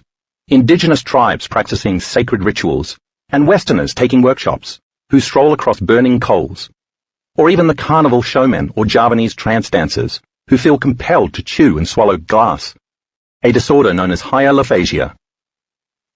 How are such seemingly superhuman feats possible, and do they have something vital in common? Could it be that at the height of their uncompromising belief, these people are somehow changing their bodies such that they become immune to their environments? And can the same rock-solid belief that empowers snake handlers and firewalkers also go the other way, causing us to harm ourselves and even die without our having any awareness of what we're doing? In 1938, a 60-year-old man in rural Tennessee spent 4 months getting sicker and sicker before his wife brought him to a 15-bed hospital at the edge of town. By this time, Vance Vanders, not his real name, had lost more than 50 pounds and appeared to be near death. The doctor, Drayton Doherty, suspected that Vanders was suffering from tuberculosis, or possibly cancer, but repeated tests and x-rays came up negative. Dr. Doherty's physical examination showed nothing that could be causing Vanders distress. Vanders refused to eat, so he was given a feeding tube, but he stubbornly vomited whatever was put down the tube. He continued to get worse, repeating the conviction that he was going to die, and eventually he was barely able to talk. The end seemed near, although Dr. Doherty still had no idea what the man's affliction was. Vanders' distraught wife asked to speak to Dr. Doherty privately, and swearing him to secrecy, told him that her husband's problem was that he'd been voodooed. It seemed that Vanders, who lived in a community where voodoo was a common practice, had had an argument with a local voodoo priest. The priest had summoned Vanders to the cemetery late one night, where he put a hex on the man by waving a bottle of malodorous liquid in front of Vanders' face. The priest told Vanders that he would soon die and that no one could save him. That was it. Vanders was convinced that his days were numbered and thus believed in a new, dismal future reality. The defeated man returned home and refused to eat. Eventually, his wife brought him to the hospital. After Dr. Doherty had heard the whole story, he came up with a rather unorthodox plan for treating his patient. In the morning, he summoned Vanders' family to his bedside and told them that he was now certain that he knew how to cure the sick man. The family listened intently as Dr. Doherty spun the following fabricated tale. He said that, on the previous night, he had gone to the cemetery where he had tricked the voodoo priest into meeting with him and divulging how he had voodooed Vanders. It hadn't been easy, Dr. Doherty said. The priest had understandably not wanted to cooperate, although he finally relented once Dr. Doherty had pinned him against a tree and choked him. Dr. Doherty said that the priest had told him that he had rubbed some lizard eggs into Vanders' skin, and that the eggs had found their way to Vanders' stomach, where they'd hatched. Most of the lizards had died, but a large one had survived and was now eating Vanders' body from the inside out. The doctor announced that all he had to do was remove the lizard from Vanders' body, and the man would be cured. He then called for the nurse, who dutifully brought a large syringe filled with what Dr. Doherty claimed was a powerful medicine. In truth, the syringe was filled with a drug that induced vomiting. Dr. Doherty carefully inspected the syringe to make sure it was working right, and then ceremoniously injected his frightened patient with the fluid. In a grand gesture, he left the room, not saying another word to the stunned family. It wasn't long before the patient began to vomit. The nurse provided a basin, and Vanders heaved, wailed, and retched for a time. At a point that Dr. Doherty judged to be near the end of vomiting, he confidently strode back into the room. Nearing the bedside, he reached into his black doctor's bag and scooped up a green lizard, hiding it in his palm beyond anyone's notice. Then, just as Vanders vomited again, Dr. Doherty slipped the reptile into the basin. "Look, Vance," he immediately cried out with all the drama he could muster. "Look what has come out of you. You are now cured. The voodoo curse is lifted." The room was buzzing. Some family members fell to the floor moaning. Vanders himself jumped back away from the basin in a wide-eyed daze. Within a few minutes, he'd fallen into a deep sleep that lasted more than 12 hours. When Vanders finally awoke, he was very hungry and eagerly consumed so much food that the doctor feared his stomach would burst. Within a week, the patient had regained all his weight and strength. He left the hospital a well man and lived at least another 10 years. Is it possible that a man could just curl up and die simply because he thought he'd been hexed? Does the contemporary witch doctor, adorned with a stethoscope and holding a prescription pad, speak with the same conviction for us as the voodoo priest did for Vanders? And is our belief the same? And if it's indeed true that a person could on one level just decide to die, then could it also be true that a person with a terminal disease could make the decision to live?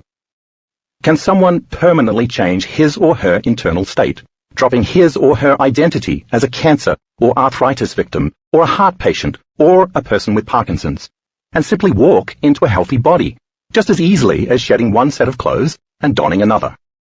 In the upcoming chapters, we'll explore what's really possible and how that applies to you. Chapter 2. A Brief History of the Placebo. As the saying goes, desperate times call for desperate measures. When Harvard-educated American surgeon Henry Beecher was serving in World War II, he ran out of morphine. Near the end of the war, morphine was in short supply in military field hospitals, so this situation wasn't uncommon. At the time, Beecher was about to operate on a badly wounded soldier. He was afraid that without a painkiller, the soldier might go into fatal cardiovascular shock. What happened next astounded him. Without skipping a beat, one of the nurses filled a syringe with saline and gave the soldier a shot, just as if she were injecting him with morphine. The soldier calmed down right away. He reacted as though he'd actually received the drug, even though all he'd received was a squirt of salt water. Beecher went ahead with the operation, cutting into the soldier's flesh, making what repairs were necessary, and sewing him back up, all without anesthesia. The soldier felt little pain and did not go into shock. How could it be, Beecher wondered, that salt water could stand in for morphine? After that stunning success, whenever the field hospital ran out of morphine, Beecher did the same thing again, injected saline, just as if he were injecting morphine. The experience convinced him of the power of placebos, and when he returned to the United States after the war, he began to study the phenomenon. In 1955, Beecher made history when he authored a clinical review of 15 studies published by the Journal of the American Medical Association that not only discussed the huge significance of placebos, but also called for a new model of medical research that would randomly assign subjects to receive active medications or placebos, what we now refer to as randomized, controlled trials, so that this powerful placebo effect wouldn't distort results. The idea that we can alter physical reality through thought, belief, and expectation alone, whether we are fully aware of what we're doing or not, certainly didn't start in that World War II field hospital.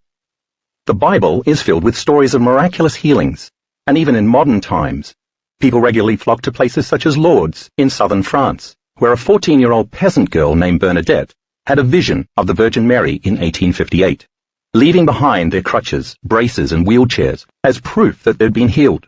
Similar miracles have also been reported in Fatima, Portugal, where 3 shepherd children saw an apparition of the Virgin Mary in 1917, and in connection with a travelling statue of Mary carved for the 30th anniversary of the apparition.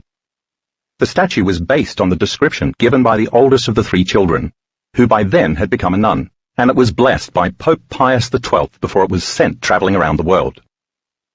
Faith healing is certainly not confined to the Christian tradition. The late Indian guru Sathya Sai Baba, widely considered by his followers to be an avatar, a manifestation of a deity, was known to manifest holy ash called vibhuti from the palms of his hands.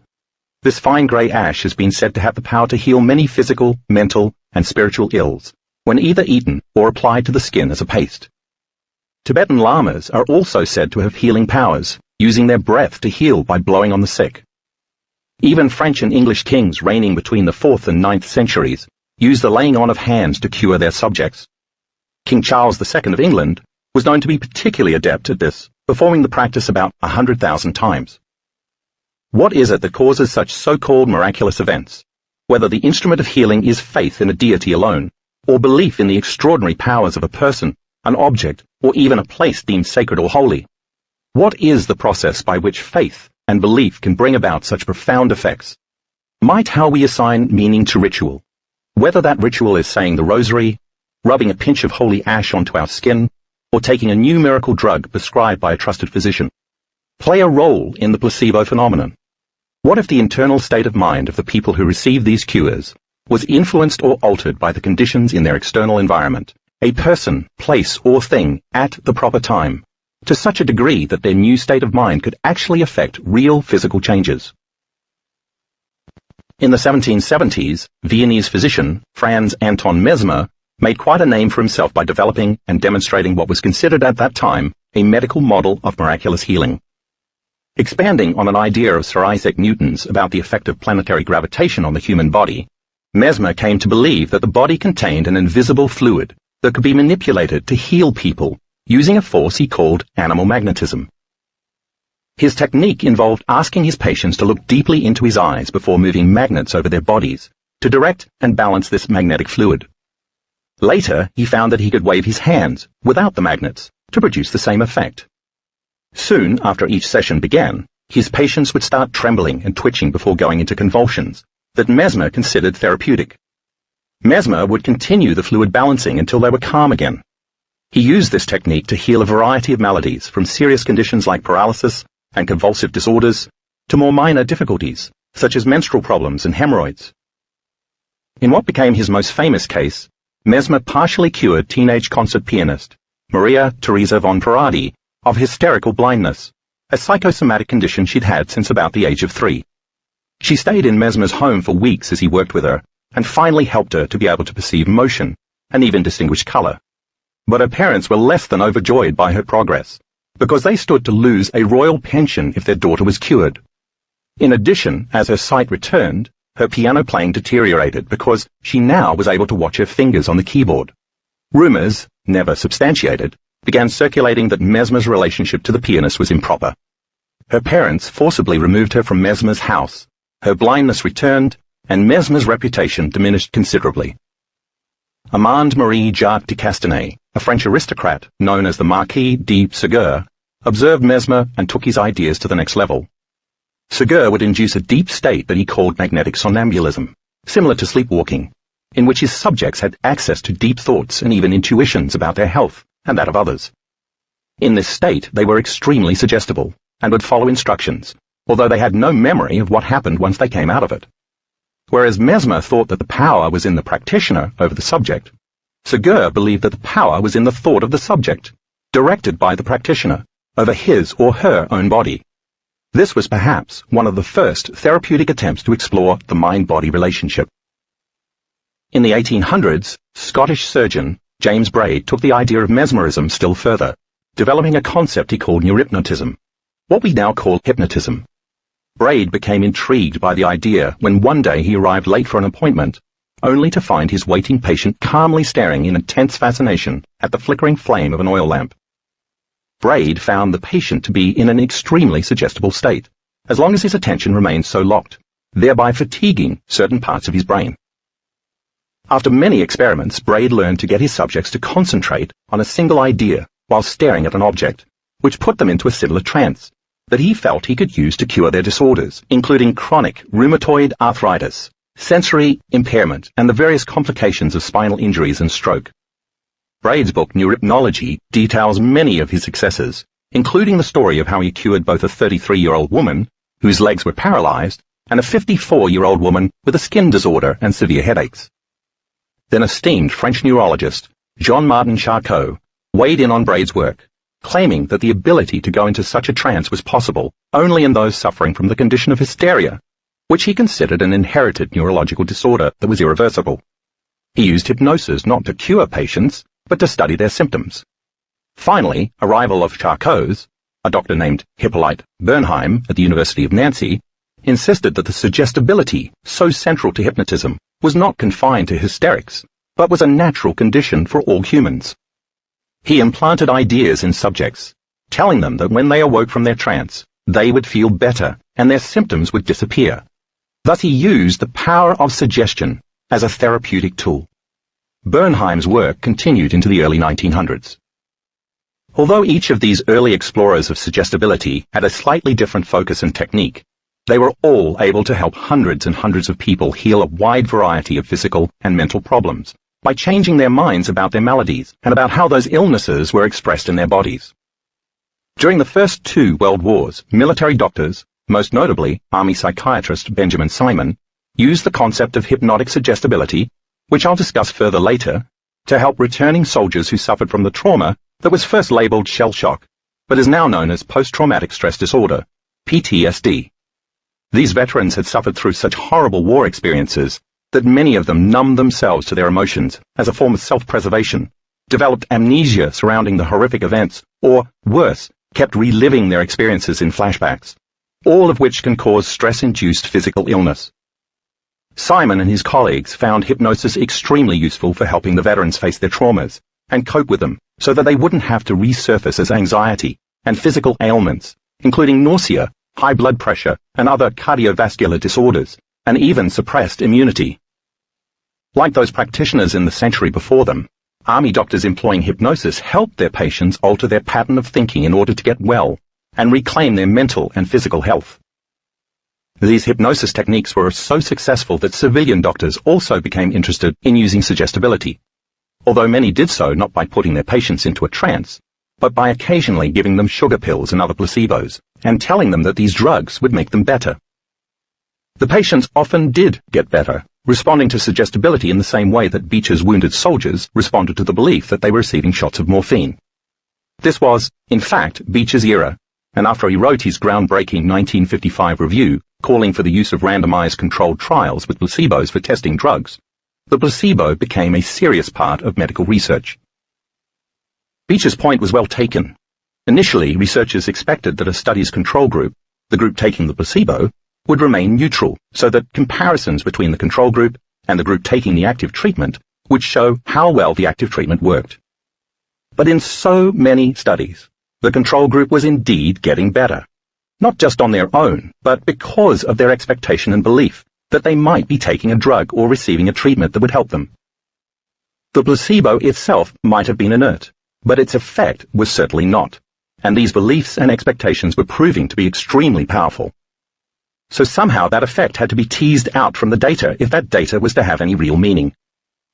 To that end, and heeding Beecher's petition, researchers began making the randomized, double-blind trial the norm, randomly assigning subjects to either the active or the placebo group, and making sure none of the subjects or any of the researchers themselves knew who was taking the real drug and who was taking the placebo.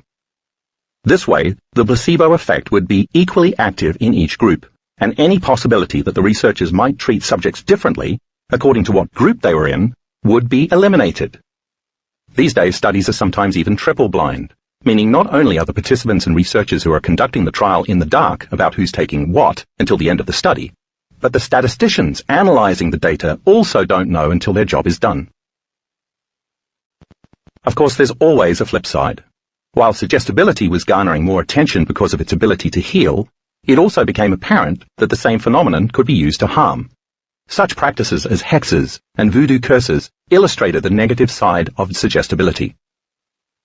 In the 1940s, Harvard physiologist Walter Bradford Cannon, who had in 1932 coined the term fight or flight, studied the ultimate nocebo response, a phenomenon that he called voodoo death. Cannon examined a number of anecdotal reports of people with strong cultural beliefs in the power of witch doctors or voodoo priests suddenly falling ill and dying, despite no apparent injury or evidence of poison or infection, after ending up on the receiving end of a hex or curse. His research laid the groundwork for much of what we know today about how physiological response systems enable emotions, fear in particular, to create illness. The victim's belief in the power of the curse itself to kill him was only part of the psychological soup that brought about his ultimate demise, Cannon said. Another factor was the effect of being socially ostracized and rejected, even by the victim's own family. Such people quickly became the walking dead. Harmful effects from harmless sources aren't restricted to voodoo, of course. Scientists in the 1960s coined the term nocebo, Latin for I shall harm, as opposed to I shall please, the Latin translation of placebo, referring to an inert substance that causes a harmful effect, simply because someone believes or expects it will harm her. The nocebo effect commonly pops up in drug studies when subjects who are taking placebos either just expect that there will be side effects to the drug being tested, or when the subjects are specifically warned of potential side effects, and then, they experience those same side effects by associating the thought of the drug with all of the potential causations, even though they've not taken the drug.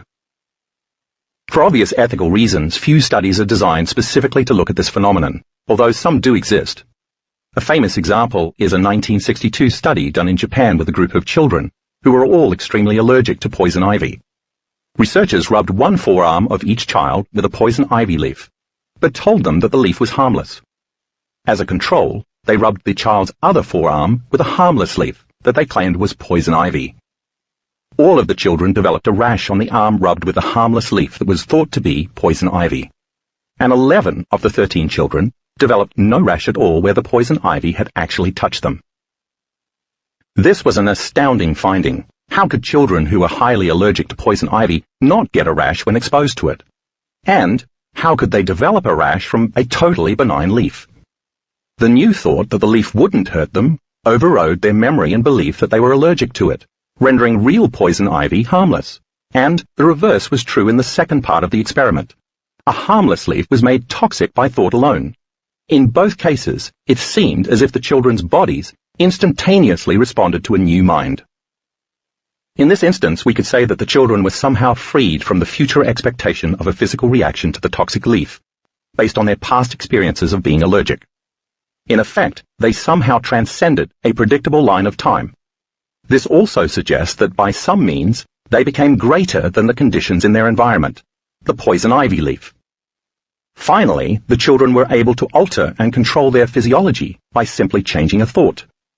This astonishing evidence that thought, in the form of expectation, could have a greater effect on the body than the real physical environment helped to usher in a new era of scientific study called psychoneuroimmunology, the effect of thoughts and emotions on the immune system, an important segment of the mind-body connection. Another notable nocebo study from the 60s looked at people with asthma. Researchers gave 40 asthma patients inhalers containing nothing but water vapor, although they told the subjects that the inhalers contain an allergen or irritant.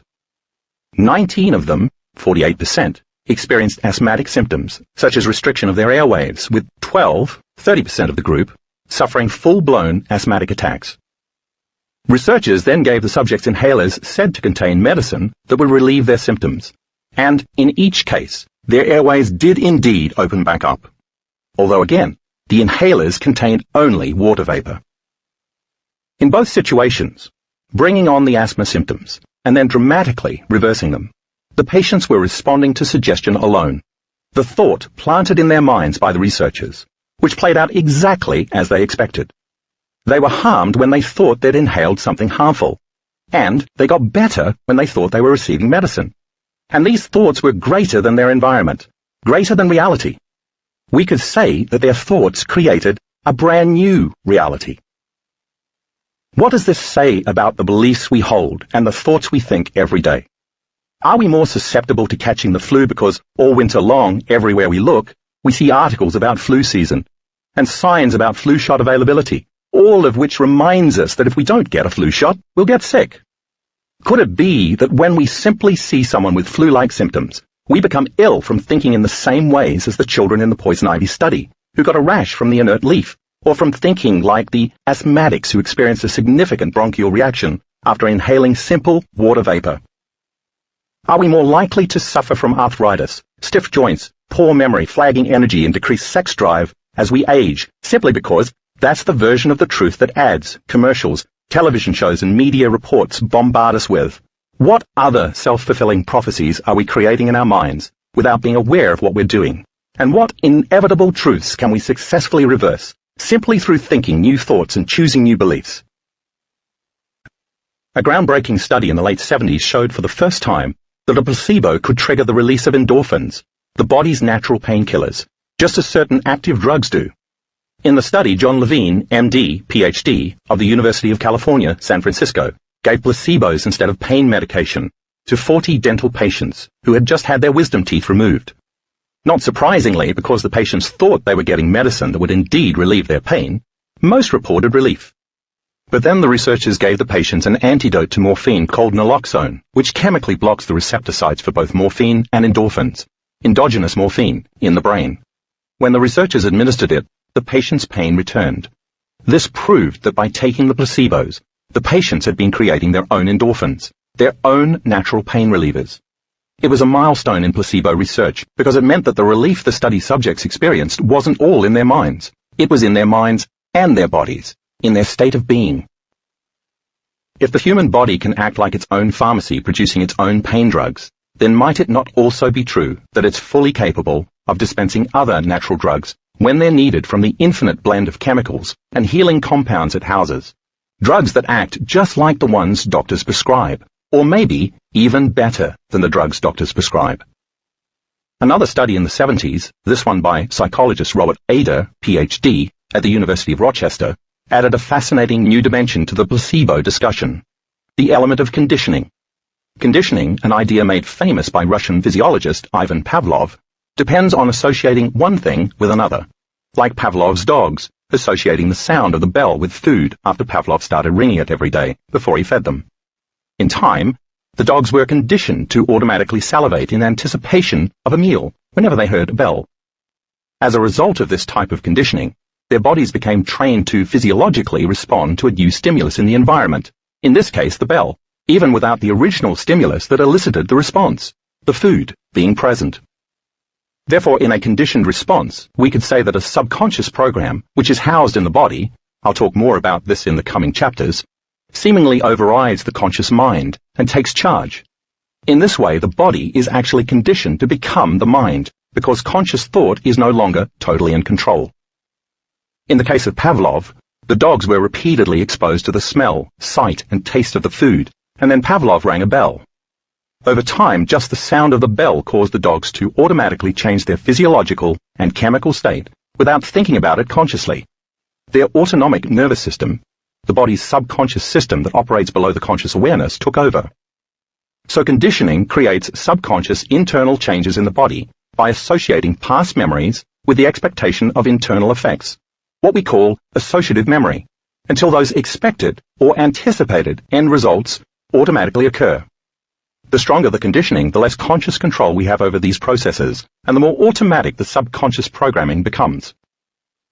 Ader started out attempting to study how long such conditioned responses could be expected to last. He fed lab rats saccharin-sweetened water that he'd spiked with a drug called cyclophosphamide, which causes stomach pain. After conditioning the rats to associate the sweet taste of the water with the ache in their gut, he expected they'd soon refuse to drink the spiked water. His intention was to see how long they'd continue to refuse the water, so that he could measure the amount of time their conditioned response to the sweet water would last. But what Ader didn't know initially was that the cyclophosphamide also suppresses the immune system, so he was surprised when his rats started unexpectedly dying from bacterial and viral infections. Changing gears in his research, he continued to give the rats saccharin water, force-feeding them with an eyedropper, but without the cyclophosphamide. Although they were no longer receiving the immune-suppressing drug, the rats continued to die of infections, while the control group that had received only the sweetened water all along continued to be fine. Teaming up with University of Rochester immunologist Nicholas Cohen, PhD, Ader further discovered that when the rats had been conditioned to associate the taste of the sweetened water with the effect of the immune-suppressing drug, the association was so strong that just drinking the sweetened water alone produced the same physiological effect as the drug, signaling the nervous system to suppress the immune system. Like Sam Lond, whose story was in Chapter 1, Ader's rats died by thought alone. Researchers were beginning to see that the mind was clearly able to subconsciously activate the body in several powerful ways they'd never imagined. By this time, the Eastern practice of transcendental meditation, TM, taught by Indian guru Maharishi Mahesh Yogi, had caught on in the United States, fueled by the enthusiastic participation of several celebrities, starting with the Beatles in the 1960s. The goal of this technique, which involves quieting the mind and repeating a mantra during a 20-minute meditation session performed twice a day, is spiritual enlightenment. But the practice caught the attention of Harvard cardiologist Herbert Benson, who became interested in how it might help reduce stress and lessen the risk factors for heart disease.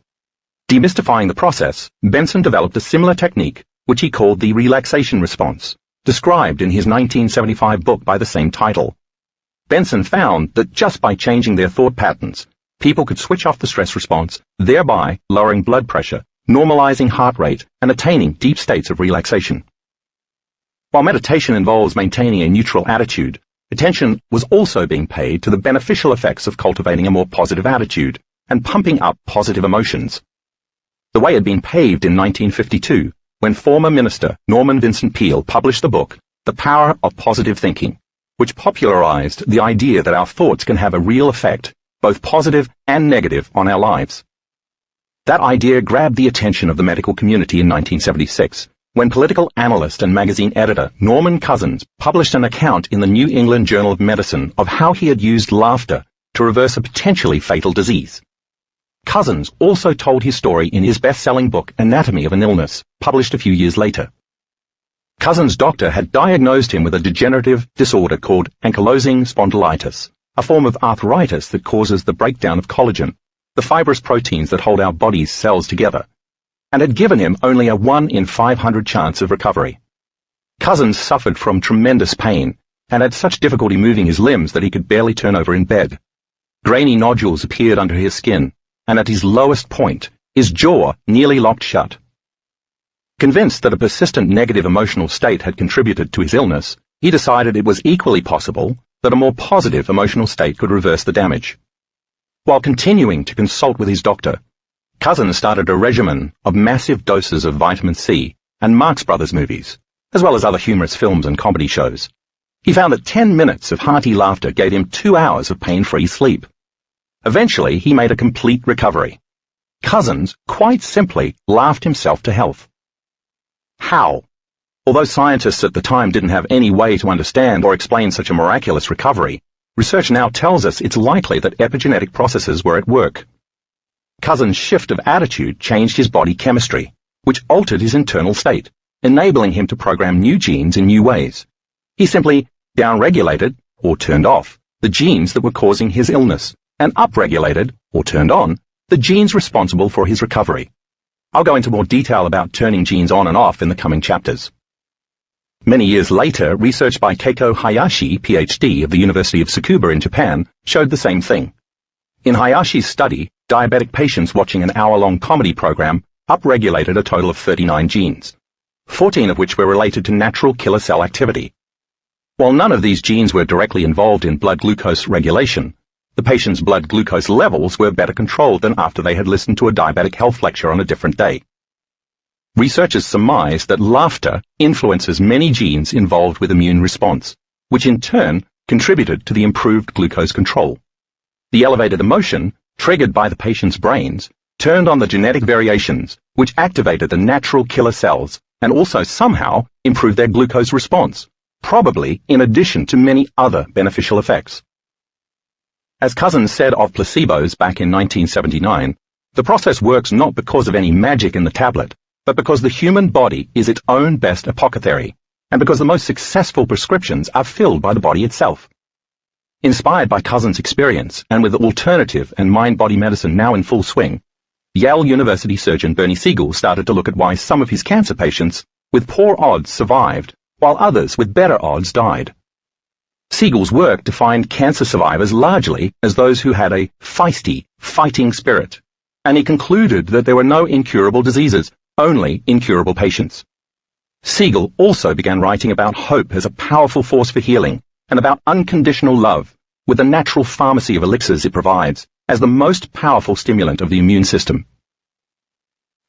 The profusion of new antidepressants that appeared around the late 1980s and into the 90s would next ignite a controversy that would ultimately, although not immediately, increase respect for the power of placebos. In researching a 1998 meta-analysis of published studies on antidepressant drugs, psychologist Irving Kirsch, PhD, then at the University of Connecticut, was shocked to find that in 19 randomized, double-blind clinical trials involving more than 2,300 patients, most of the improvement was due not to the antidepressant medications, but to the placebo. Kirsch then used the Freedom of Information Act to gain access to the data from the drug manufacturer's unpublished clinical trials, which by law had to be reported to the Food and Drug Administration. Kirsch and his colleagues did a second meta-analysis, this time on the 35 clinical trials conducted for 4 of the 6 most widely prescribed antidepressants approved between 1987 and 1999. Now looking at data from more than 5,000 patients, the researchers found again that placebos work just as well as the popular antidepressant drugs Prozac, Effexor, Surzone, and Paxil, a whopping 81% of the time. In most of the remaining cases where the drug did perform better, the benefit was so small that it wasn't statistically significant. Only with severely depressed patients were the prescription drugs clearly better than placebo.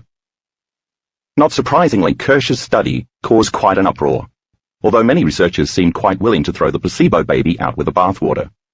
While most of the fracas focused on the fact that these drugs weren't any better than the placebo, that patients in the trials did, in fact, get better on antidepressants.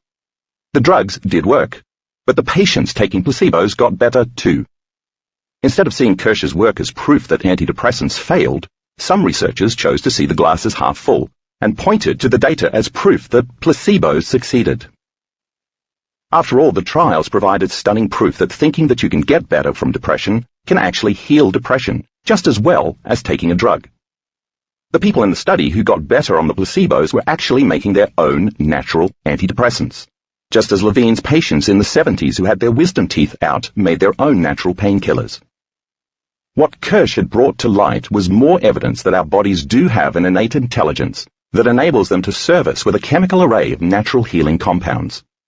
Interestingly enough, the percentage of people who improve while taking placebos in depression trials has gotten greater over time, as has the response to active medication. Some researchers have suggested that this is because the public has greater expectations for the antidepressant drugs, which in turn makes the placebos more effective in these blind trials. It was only a matter of time before neuroscientists would start using sophisticated brain scans to take an intricate look at what happens neurochemically when a placebo is administered. An example is the 2001 study on Parkinson's patients who regained motor skills after receiving only an injection of saline that they thought was medication, described in Chapter 1. Italian researcher Fabrizio Benedetti, MD, PhD, a pioneer in placebo research, did a similar Parkinson's study a few years later, and for the first time was able to show a placebo's effect on individual neurons. His studies explored not only the neurobiology of expectation, as with Parkinson's patients, but also the neurobiology at work with classical conditioning, what Ada had been able to glimpse years previously with his nauseated lab rats. In one experiment, Benedetti gave study subjects the drug somatropan to stimulate growth hormone and inhibit cortisol secretion, and then without the patient's knowledge, he replaced the drug with a placebo. He found that the patient's brain scans continued to light up in the same places as when they were getting the somatropan. This was proof that the brain was indeed producing the same substance, in this case, growth hormone, on its own. The same was seen to be true for other drug-placebo combinations as well. The chemicals made in the brain closely tracked those that the subjects initially received via drugs that were given to treat immune system disorders, motor disorders, and depression. In fact, Benedetti even showed that placebos caused the same side effects as the drugs. For example, in one placebo study using narcotics, the subjects suffered the same side effects of slow and shallow breathing when taking the placebo, because the placebo effect so closely mimicked the physiological effect of the drug. If the truth be told, our bodies are indeed capable of creating a host of biological chemicals that can heal, protect us from pain, help us sleep deeply, enhance our immune systems, make us feel pleasure, and even encourage us to fall in love. Reason this for a moment. If a particular gene was already expressed so that we made those specific chemicals at one point in our lives, but then we stopped making them because of some type of stress or illness that turned off that gene, maybe it's possible for us to turn the gene back on again, because our bodies already know how to do that from previous experience. Stay tuned for research to prove this. So let's begin to look at how this happens. The neurological research shows something truly remarkable. If a person keeps taking the same substance, his or her brain keeps firing the same circuits in the same way, in effect memorizing what the substance does. The person can easily become conditioned to the effect of a particular pill or injection from associating it with a familiar internal change from past experience. Because of this kind of conditioning, when the person then takes a placebo, the same hardwired circuits will fire as when he or she took the drug.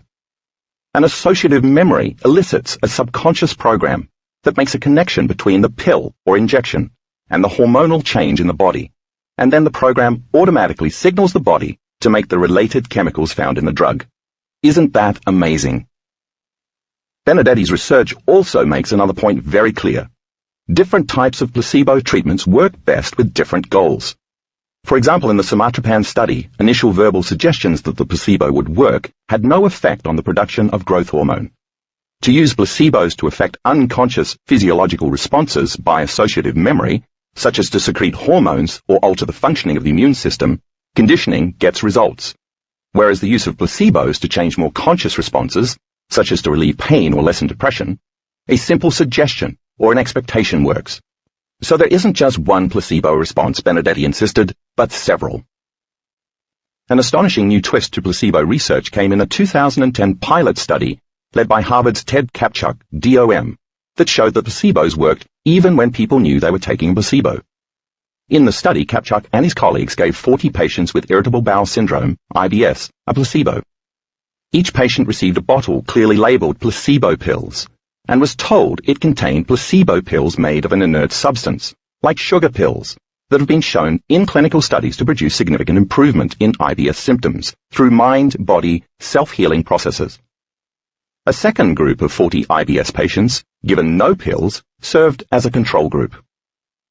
After 3 weeks, the group taking the placebos reported twice as much symptom relief as the no-treatment group, a difference that Kapchuk noted is comparable to the performance of the best real IBS drugs.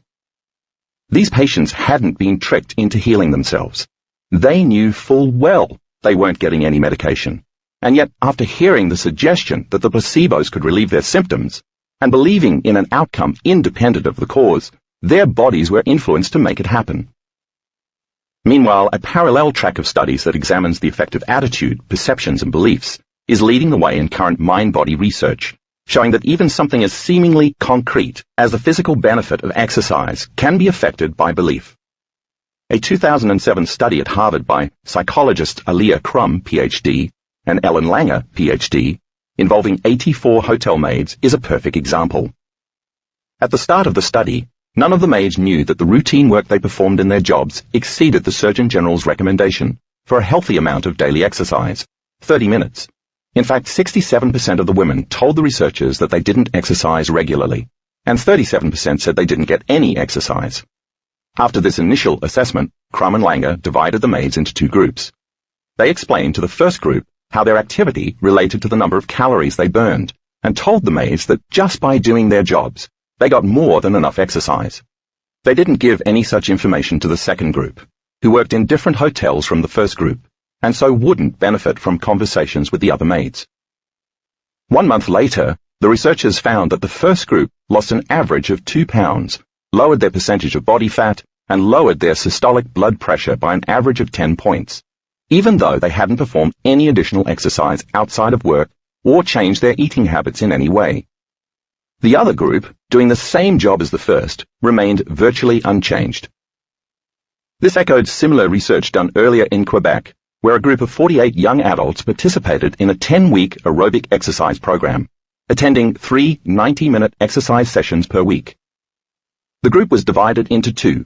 The instructors told the first half, the test subjects, that the study was specifically designed to improve both their aerobic capacity and their psychological well-being. They mentioned only the physical benefits of aerobics to the second half, who served as the control group.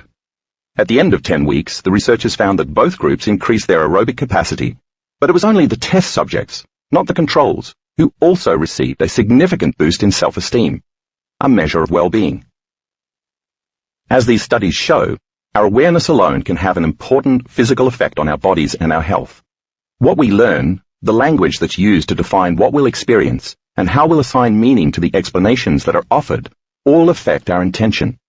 And when we put greater intention behind what we're doing, we naturally get better results. In short, the more you learn about the what and the why, the easier and more effective the how becomes. My hope is that this book will do the same for you. The more you know what you're doing and why you're doing it, the better results you're bound to get. We also assign meaning to subtler factors, such as the color of the medicine we take and the quantity of pills we ingest, as shown in an older but classic study from the University of Cincinnati. In this study, researchers gave 57 medical students either 1 or 2 pink or blue capsules, all of them inert, although the students were told that the pink capsules were stimulants and the blue ones were sedatives. The researchers reported 2 capsules produced more noticeable changes than 1, and blue capsules were associated with more sedative effects than pink capsules. Indeed, the students rated the blue pills as being 2.5 times more effective as sedatives than the pink pills, even though all the pills were placebos. More recent research shows that belief and perceptions can also affect scores of mental performance on standardized tests. In a 2006 study from Canada, 220 female students read fake research reports claiming that men had a 5% advantage over women in math performance. The group was divided into 2, with one group reading that the advantage was due to recently discovered genetic factors, while the other group read that the advantage resulted from the way teachers stereotype girls and boys in elementary school. Then the subjects were given a math test. The women who'd read that men had a genetic advantage scored lower than those who'd read that men had an advantage due to stereotyping. In other words, when they were primed to think that their disadvantage was inevitable, the women performed as if they truly had a disadvantage. A similar effect had been documented with African American students, who have historically scored lower than whites on vocabulary, reading, and math tests, including the Scholastic Aptitude Test, SAT, even when socioeconomic class is not a factor. In fact, the average black student scores below 70 to 80% of the white students of the same age on most standardized tests. Stanford University social psychologist Claude Steele, PhD, explains that an effect called stereotype threat is to blame. His research shows that students who belong to groups that have been negatively stereotyped perform less well when they think their scores will be evaluated in light of that stereotype than they do when they feel no such pressure. In Steele's landmark study conducted with Joshua Aronson, PhD, researchers gave a series of verbal reasoning tests to Stanford sophomores. Some of the students were given instructions that prime the stereotype that blacks score lower than whites by saying that the quiz they were about to take was designed to measure their cognitive ability, while the others were told that the test was merely an unimportant research tool. In the group where the stereotype was primed, blacks scored lower than whites who had similar SAT scores. When the stereotype was not primed, performance of blacks and whites, whose SAT scores were similar, was the same, proving that the priming made a critical difference. Priming is basically when someone, some place, or something in our environment, for example taking a test, triggers all sorts of associations that are hardwired into our brains, that people grading this test think black students score lower than whites, causing us to act in certain ways, not scoring as highly, without being conscious of what we're doing. It's called priming because it works just as priming a pump does. You have to have water already in the pumping system in order to pump more water out of it. So in this example, the idea or belief that others expect black students to score lower than whites is like the water that's already in the system. It's just there all the time.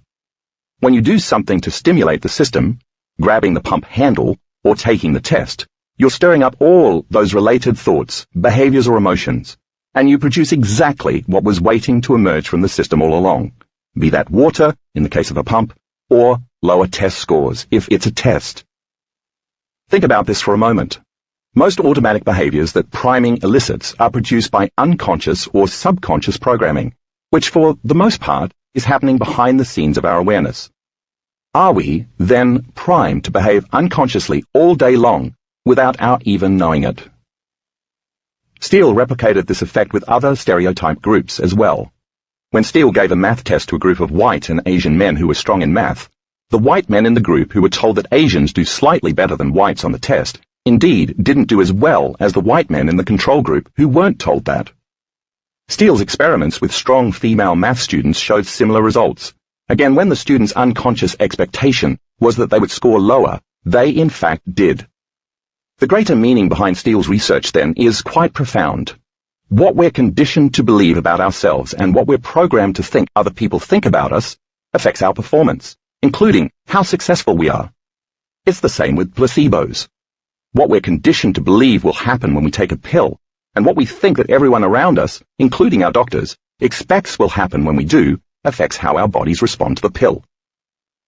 Could it be that many drugs, or even surgeries, actually work better because we're repeatedly primed, educated, and conditioned to believe in their effects, when if it weren't for the placebo effect, those drugs might not work as well, or at all? Two recent studies from the University of Toledo perhaps shed the best light on how the mind alone can determine what someone perceives and experiences. For each study, researchers divided a group of healthy volunteers into two categories, optimists and pessimists, according to how the volunteers answered questions on a diagnostic questionnaire. In the first study, they gave the subjects a placebo, but told them it was a drug that would make them feel unwell. The pessimists had a stronger negative reaction to the pill than the optimists. In the second study, the researchers gave the subjects a placebo as well, but told them it would help them sleep better. The optimists reported much better sleep than the pessimists. So the optimists were more likely to respond positively to a suggestion that something would make them feel better because they were primed to hope for the best future scenario. And the pessimists were more likely to respond negatively to suggestion that something would make them feel worse because they consciously or unconsciously expected the worst potential outcome. It's as if the optimists were unconsciously making the specific chemicals to help them sleep, while the pessimists were unconsciously making a pharmacy of substances that made them feel unwell. In other words, in exactly the same environment, those with a positive mindset tend to create positive situations, while those with a negative mindset tend to create negative situations. This is the miracle of our own free-willed, individual, biological engineering. While we may not know exactly how many medical healings are due to the placebo effect, Beecher's 1955 paper mentioned earlier in this chapter claimed the number was 35%, but modern-day research shows it can range anywhere from 10 to 100%. The overall number is certainly extremely significant. Given that, we have to ask ourselves, what percentage of diseases and illnesses are due to the effects of negative thoughts in the nocebo? Considering that the latest scientific research in psychology estimates that about 70% of our thoughts are negative and redundant, the number of unconsciously created nocebo-like illnesses might be impressive indeed. Certainly, much higher than we realize. This idea makes a lot of sense given that so many mental, physical, and emotional health conditions seem to arise from nowhere. Although it may seem incredible that your mind could actually be that powerful, the research of the past several decades clearly points to a few empowering truths. What you think is what you experience, and when it comes to your health, that's made possible by the amazing pharmacopoeia that you have within your body that automatically and exquisitely aligns with your thoughts. This miraculous dispensary activates naturally occurring healing molecules that already exist within your body, delivering different compounds designed to elicit different effects in any number of different circumstances. Of course, this raises the question, how do we do it? The chapters that follow will explain how this all unfolds on a biological level, and that's how you can apply this innate ability to consciously and intentionally create the health and the life that you want to experience. Chapter 3. The Placebo Effect in the Brain. If you read my previous book, Breaking the Habit of Being Yourself, you'll find that this chapter reviews much of that material. If you feel that you already have a good command of that information, you may choose to either skip this chapter completely or skim it to brush up on those concepts as needed. If in doubt, I recommend that you read this chapter because a thorough understanding of what is presented here will be necessary to fully understand the chapters that follow. As the stories in the last two chapters illustrate, when we truly change our state of being, our bodies can respond to a new mind. And changing our state of being begins with changing our thoughts. Because of the size of our enormous forebrain, the privilege of being a human being is that we can make thought more real than anything else. And that's how the placebo works. To see how the process unfolds, it's vital to examine and review three key elements: conditioning, expectation, and meaning. As you'll see, these three concepts all seem to work together in orchestrating the placebo response. I explained conditioning, the first element in the discussion about Pavlov in the previous chapter. To recap, conditioning happens when we associate a past memory, for example taking an aspirin, with a physiological change, getting rid of a headache, because we've experienced it so many times. Think about it like this. If you notice that you have a headache, essentially you become aware of a physiological change in your inner environment. You're feeling pain. The next thing you automatically do is look for something in your outer world, in this case an aspirin, to create a change in your inner world. We could say it was your internal state, being in pain, that prompted you to think about some past choice you made, action you took, or experience you had in your external reality that changed how you were feeling, taking an aspirin and getting relief. Thus the stimulus or cue from the outer environment, called the aspirin, creates a specific experience. When that experience produces a physiological response or reward, it changes your internal environment. The moment you notice a change in your inner environment, you pay attention to what it was in your outer environment that caused the change. That event, where something outside of you changes something inside of you, is called an associative memory. If we keep repeating the process over and over again, by association, the outer stimulus can become so strong or reinforced that we can replace the aspirin for a sugar pill that looks like an aspirin, and it will produce an automatic inner response, lessening the pain of the headache. That's one way the placebo works. Figure 3.1a, Figure 3.1b, and Figure 3.1c illustrate the conditioning process. Expectation. The second element comes into play when we have reason to anticipate a different outcome. So, for example, if we have chronic pain from arthritis and get a new medication from the doctor, who enthusiastically explains to us that it's supposed to alleviate our pain, we accept his suggestion and expect that when we take this new medication, something different will happen. We won't be in pain anymore. Then, in effect, our doctor has influenced our level of suggestibility. Once we become more suggestible, we're naturally associating something outside of ourselves, the new medication, with the selection of a different possibility, being pain-free. In our minds, we are picking a different future potential and hoping, anticipating, and expecting that we'll get that different result.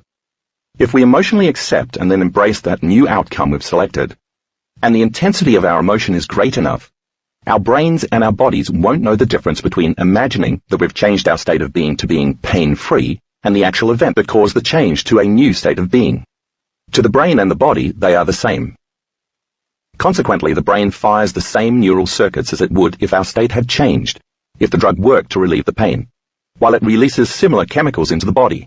What we're expecting, to be pain-free, then actually happens, because the brain and the body create the perfect pharmacy to alter our internal condition. We are now in a new state of being. That is, the mind and body are working as one. We're that powerful. Assigning meaning, the third element, to a placebo helps it work, because when we give an action a new meaning, then we have added intention behind it. In other words, when we learn and understand something new, we put more of our conscious, purposeful energy into it. So, for example, in the study about the hotel maids from the previous chapter, once the maids understood how much physical exercise they were doing every day just by performing their jobs, as well as the benefits of that exercise, they assigned more meaning to those actions. They weren't just vacuuming, scrubbing, and mopping. They realized they were working their muscles, increasing their strength, and burning calories. Because the vacuuming, scrubbing, and mopping had more meaning after the researchers educated them about the physical advantages of exercise, the maids' intention, or aim, as they worked, wasn't just to complete their tasks. It was also to get physical exercise and become healthier. And that's exactly what happened. The members of the control group didn't assign the same meaning to their tasks because they didn't know that what they were doing was beneficial to their health, so they also didn't receive the same benefits, even though they were performing exactly the same actions. The placebo works the same way. The more you believe that a particular substance, procedure, or surgery will work because you've been educated about its benefits, the better your chances of responding to the thought of improving your health and getting better. In other words, if you place more meaning behind a possible experience with a person, place, or thing in your external environment in order to change your internal environment, then you're more likely to be successful at intentionally changing your inner state by thought alone. In addition, the more you can accept a new outcome related to your health, because you've been educated about the possible rewards of what you're doing, the clearer the model you're creating in your own mind, and so the better you'll be at priming your brain and your body to replicate exactly that. Simply said, the more you believe in the cause, the better the effect. If the placebo effect is a function of how a thought can change physiology, we could call it mind over matter. Then perhaps we should examine our thoughts and how they interact with our brains and our bodies. Let's begin with our own personal daily thoughts. We are a creature of habit. We think somewhere between 60,000 to 70,000 thoughts in one day, and 90% of those thoughts are exactly the same ones we had the day before. We get up on the same side of the bed, go through the same routine in the bathroom, comb our hair in the same way, sit in the same chair as we eat the same breakfast, and hold our mug in the same hand, drive the same route to the same job, and do the same things we know how to do so well with the same people who push the same emotional buttons every day. And then we hurry up and go home so that we can hurry up and check our email, so that we can hurry up and eat dinner, so that we can hurry up and watch our favorite TV shows, so that we can hurry up and brush our teeth in the same bedtime routine, so that we can hurry up and go to bed at the same time, so that we can hurry up and do it all over again the next day. If it sounds as though I'm saying that we live a huge part of our lives on autopilot, that's exactly right.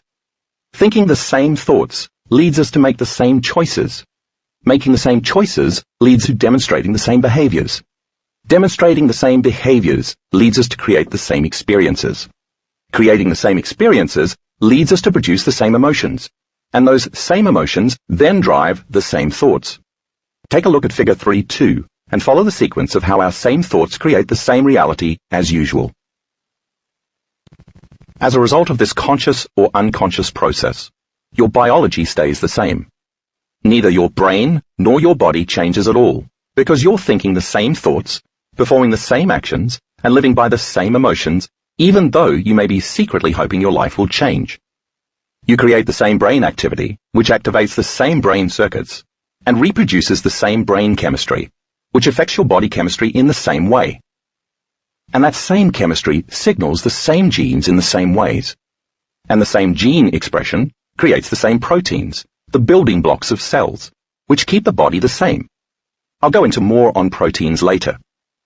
And since the expression of proteins is the expression of life or health, your life and your health stay the same.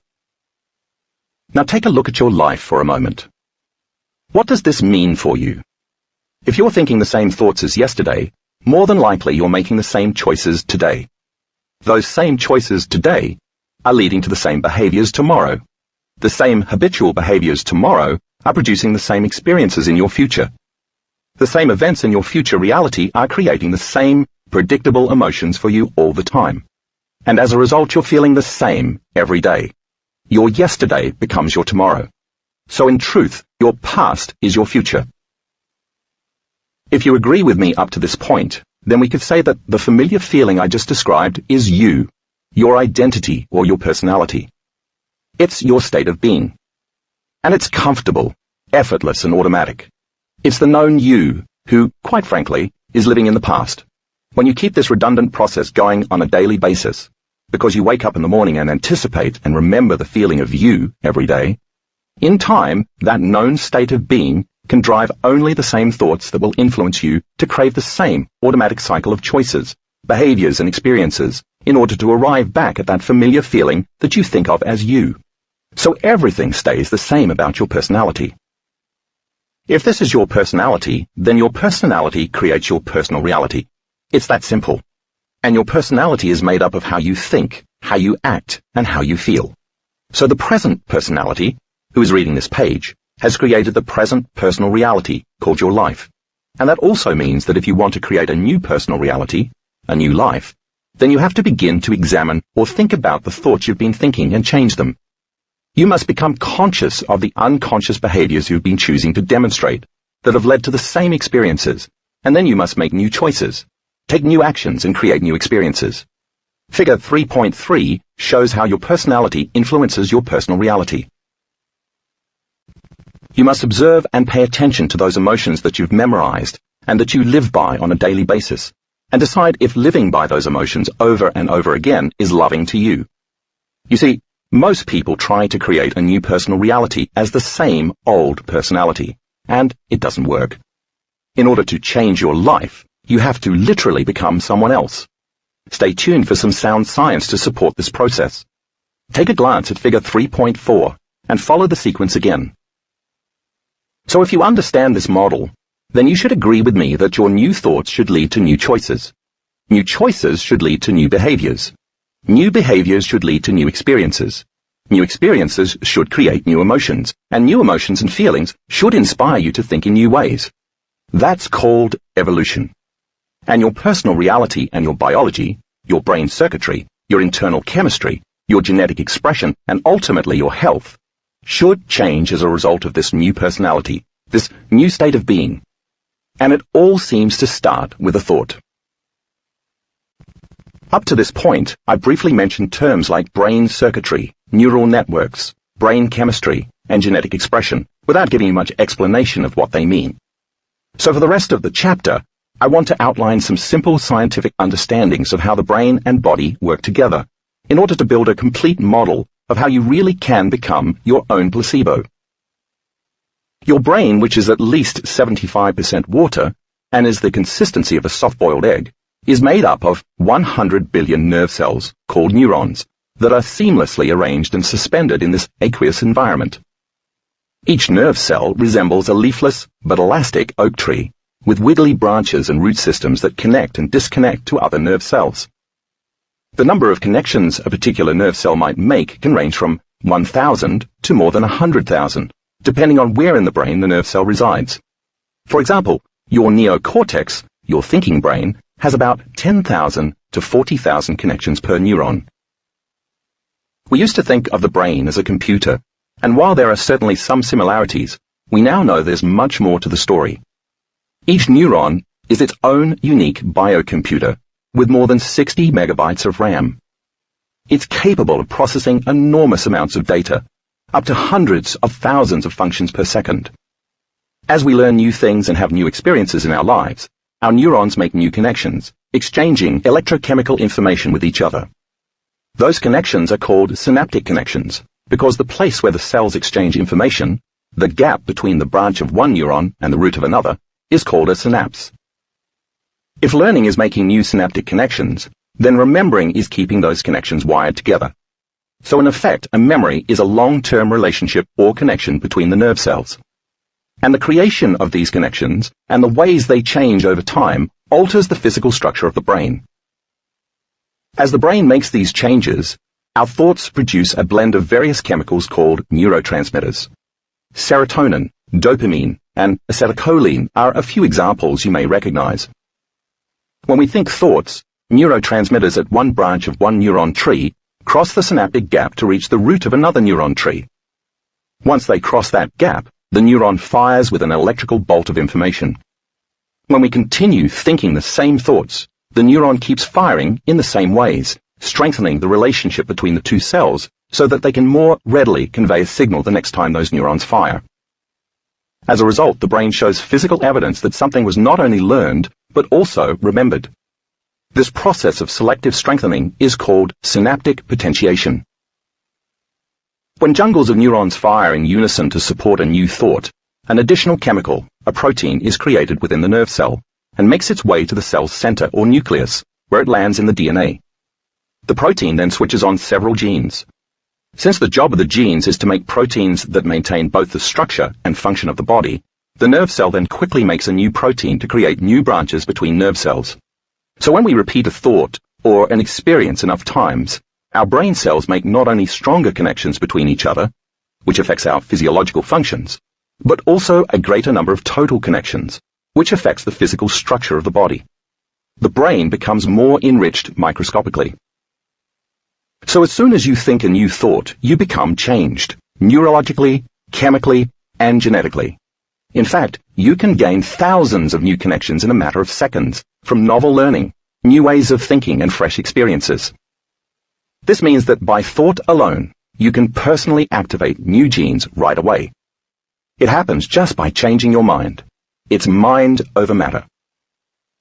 Nobel laureate Eric Kandel, MD, showed that when new memories are formed, the number of synaptic connections in the sensory neurons that are stimulated doubles to 2,600. However, unless the original learning experience is repeated over and over again, the number of new connections falls back to the original 1,300 in a matter of only 3 weeks.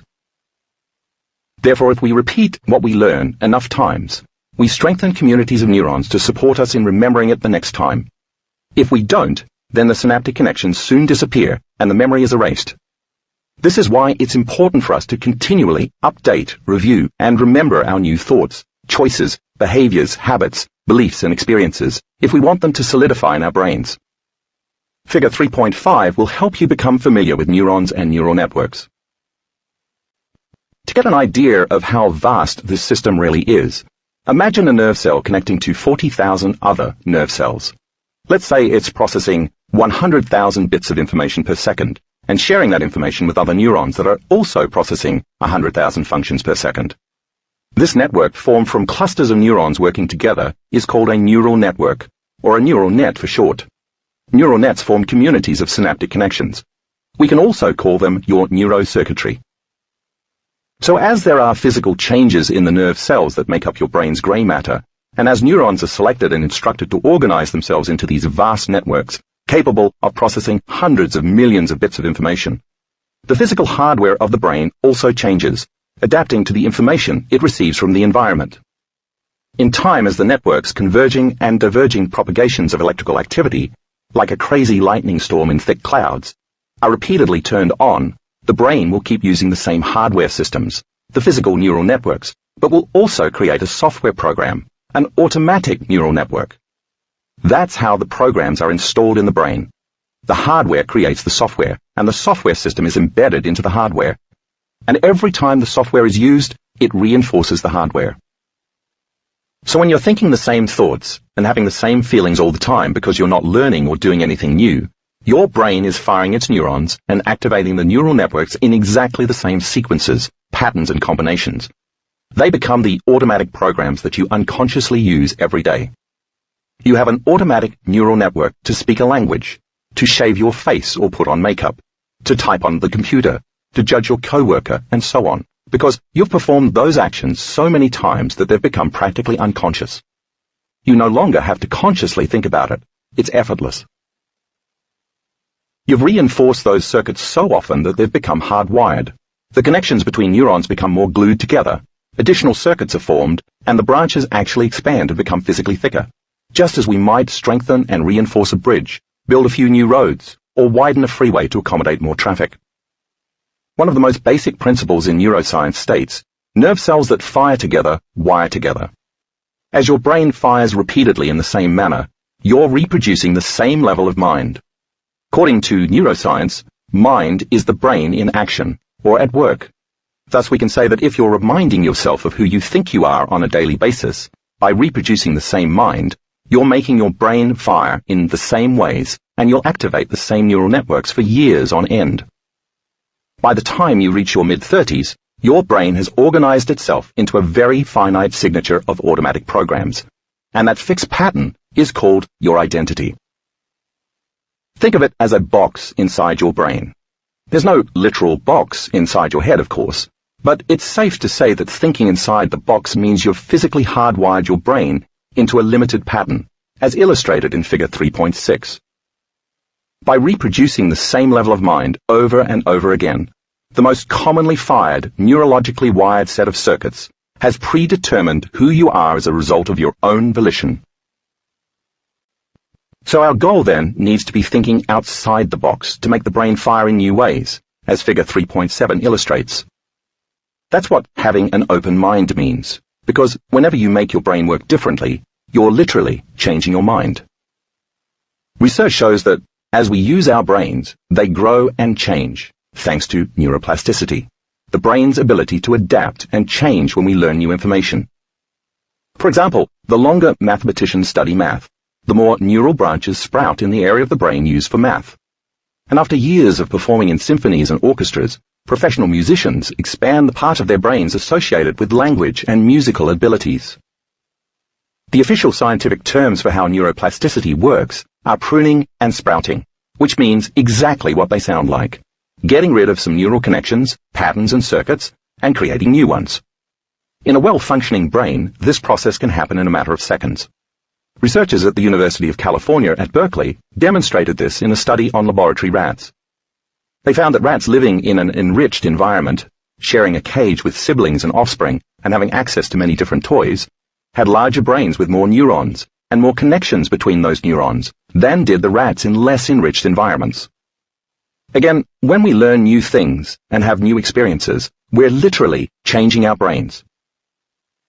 To break free from the chains of hardwired programming and the conditioning that keeps you the same takes considerable effort. It also requires knowledge, because when you learn vital information about yourself or your life, you stitch a whole new pattern into the three-dimensional embroidery of your own grey matter. Now you have more raw materials to make the brain work in new and different ways. You begin to think about and perceive reality differently, because you begin to see your life through the lens of a new mind.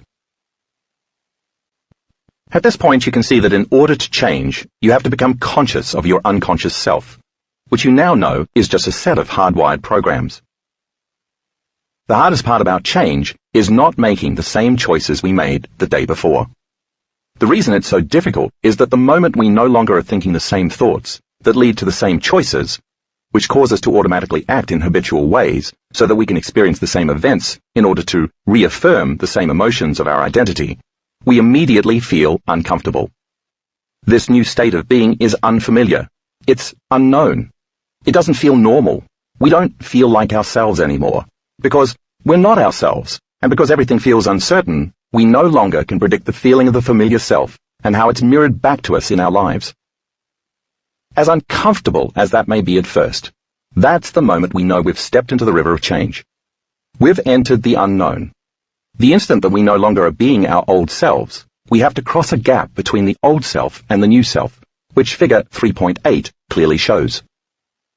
In other words, we don't all just waltz into a new personality in a matter of moments. It takes time. Usually when people step into the river of change, that void between the old self and the new self is so uncomfortable that they immediately slip back into being their old selves again. They unconsciously think, this doesn't feel right. I'm uncomfortable, or I don't feel so good. The moment they accept that thought, or autosuggestion, and become suggestible to their own thoughts, they will unconsciously make the same old choices again that will lead to the progression of the same habitual behaviors, to create the same experiences that automatically endorse the same emotions and feelings. And then they say to themselves, this feels right. But what they really mean is that it feels familiar. Once we understand that crossing the river of change and feeling that discomfort is actually the biological, neurological, chemical, and even genetic death of the old self, we have power over change, and we can set our sights on the other side of the river. If we embrace the fact that change is the denaturing of the hardwired circuitry from years of unconsciously thinking the same way, we can cope. If we understand that the discomfort we feel is the dismantling of old attitudes, beliefs, and perceptions that have been repeatedly etched into our cerebral architecture, we can endure. If we can reason that the cravings we battle in the midst of change are real withdrawals from the chemical, emotional addictions of the body, we can ride it out. If we can comprehend that real, biological variations are occurring from subconscious habits and behaviors, in which our bodies are changing on a cellular level, we can forge on. And if we can remember that we are modifying our very genes from this life and from untold previous generations, we can stay focused and inspired to an end. Some people call this experience the dark night of the soul. It's the phoenix igniting itself and burning to ashes. The old self has to die for a new one to be reborn. Of course that feels uncomfortable. But that's okay, because that unknown is the perfect place to create from. It's the place where possibilities exist. What could be better than that? Most of us have been conditioned to run from the unknown, so now we have to learn to become comfortable in the void or the unknown instead of fearing it. If you told me that you didn't like being in that void because it's so disorientating, and that you can't see what lies ahead because you can't predict your future, I'd say that's actually great, because the best way to predict the future is to create it. Not from the known, but from the unknown. As the new self is born, we must be biologically different too. New neuronal connections must be sprouted and sealed by the conscious choice to think and act in new ways every day. Those connections must be reinforced by our repeatedly creating the same experiences until they become a habit. New chemical states must become familiar to us from the emotions of enough new experiences. And new genes must be signaled to make new proteins, to alter our state of being in new ways. And if, as we've seen, the expression of proteins is the expression of life, and the expression of life is equal to the health of the body, then a new level of structural and functional health and life will follow. A renewed mind and a renewed body must emerge. Now when a new day dawns for us after the long night of darkness, and the phoenix rises regenerated from its ashes, we have invented a new self. And the physical, biological expression of the new self is literally becoming someone else. That's true metamorphosis. Another way to look at the brain is to say that it's organized to reflect everything you know and have experienced in your life. Now you can understand that each time you have interacted with your external world, those events have shaped and molded who you are today. The complex networks of neurons that have fired and wired together throughout your days on Earth form trillions and trillions of connections, because you learned and formed memories. And since every place where one neuron connects with another neuron is called a memory, then your brain is a living record of the past. The vast experiences with every person and thing at different times and places in your external environment have been stamped into the recesses of your grey matter. So by nature, most of us are thinking in the past because we're using the same hardware and software programs from our past memories. And if we're living the same life every day by doing the same things at the same time, seeing the same people at the same place, and creating the same experiences from yesterday, then we're enslaved to having our outer worlds influence our inner worlds. It's our environment that is controlling how we think, act, and feel. We're victims of our personal realities because our personal realities are creating our personalities, and it's become an unconscious process. Then that, of course, reaffirms the same thinking and feeling, and now there's a tango or a match between our outer worlds and our inner worlds, and they merge and become the same, and so do we. If our environment is regulating how we're thinking and feeling every day, then in order to change, something about ourselves or our lives would have to be greater than the present circumstances in our environment. Just as thoughts are the language of the brain, feelings are the language of the body. And how you think and how you feel create a state of being. A state of being is when your mind and body are working together. So your present state of being is your genuine mind-body connection. Every time you have a thought, in addition to making neurotransmitters, your brain also makes another chemical, a small protein called a neuropeptide that sends a message to your body. Your body then reacts by having a feeling. The brain notices that the body is having a feeling, so the brain generates another thought matched exactly to the feeling that will produce more of the same chemical messages that allow you to think the way you were just feeling. So thinking creates feeling, and then feeling creates thinking that's equal to those feelings. It's a loop, one that for most people can go on for years. And because the brain acts on the body's feelings by generating the same thoughts that will produce the same emotions, it becomes clear that redundant thoughts hardwire your brain into a fixed pattern of neurocircuitry. But what happens in the body? Because feelings are the modus operandi of the body, the emotions you continually feel, based on your automatic thinking, will condition the body to memorize those emotions that are equal to the unconscious hardwired mind and brain. That means that the conscious mind isn't really in charge. The body has subconsciously been programmed and conditioned in a very real way to become its own mind. Eventually, when this loop of thinking and feeling, and then feeling and thinking, has been operating long enough, our bodies memorize the emotions that our brains have signaled our bodies to feel. The cycle becomes so established and ingrained that it creates a familiar state of being, one based on old information that keeps recycling. Those emotions, which are nothing more than chemical records of past experiences, are driving our thoughts and are being played out over and over again. As long as this continues, we're living in the past. No wonder it's so hard for us to change our future. If the neurons are firing the same way, they're triggering the release of the same chemical neurotransmitters and neuropeptides in the brain and body. And then these same chemicals begin to train the body to further remember those emotions by altering it physically once again. The cells and tissues receive these very specific chemical signals at specific receptor sites. Receptor sites are akin to docking stations for chemical messengers. The messengers fit perfectly in place, like a child's puzzle, in which certain shapes like a circle, a triangle, or a square fit into specific openings.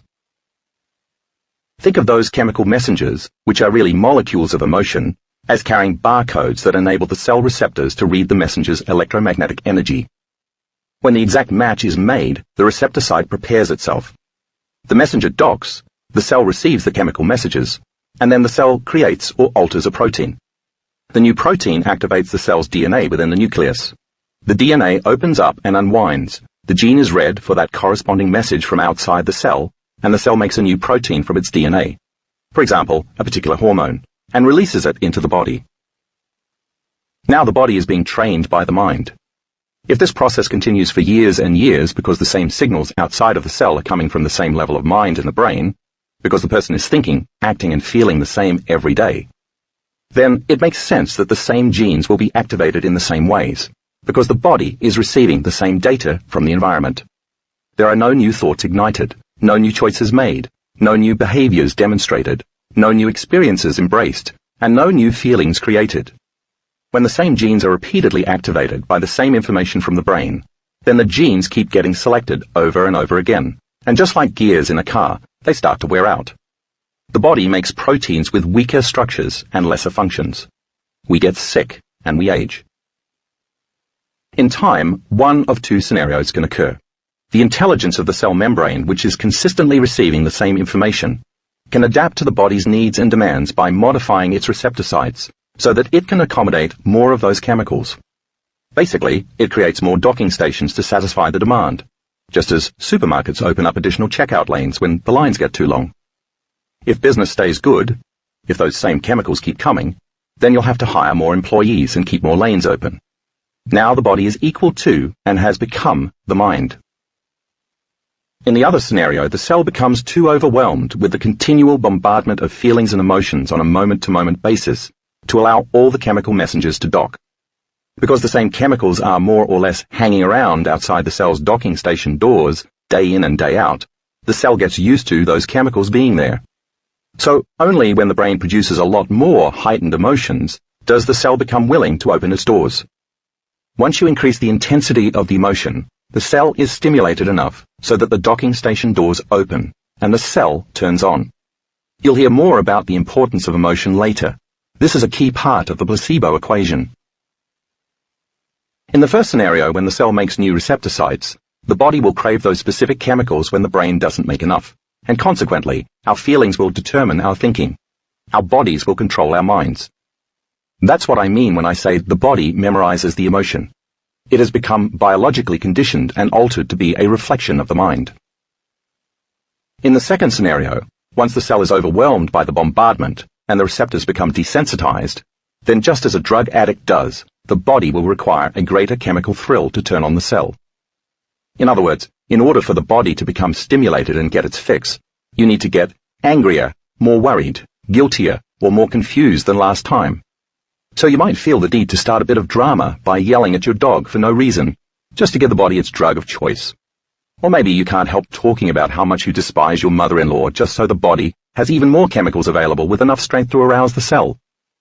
Or you start obsessing about some horrible, imagined outcome, just so the body can get a rush of adrenal hormones. When the body isn't getting its emotional chemical needs met, it will signal the brain to make more of those chemicals. The body is controlling the mind.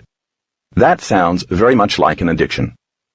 So now when I use the term emotional addiction, you'll understand what I mean.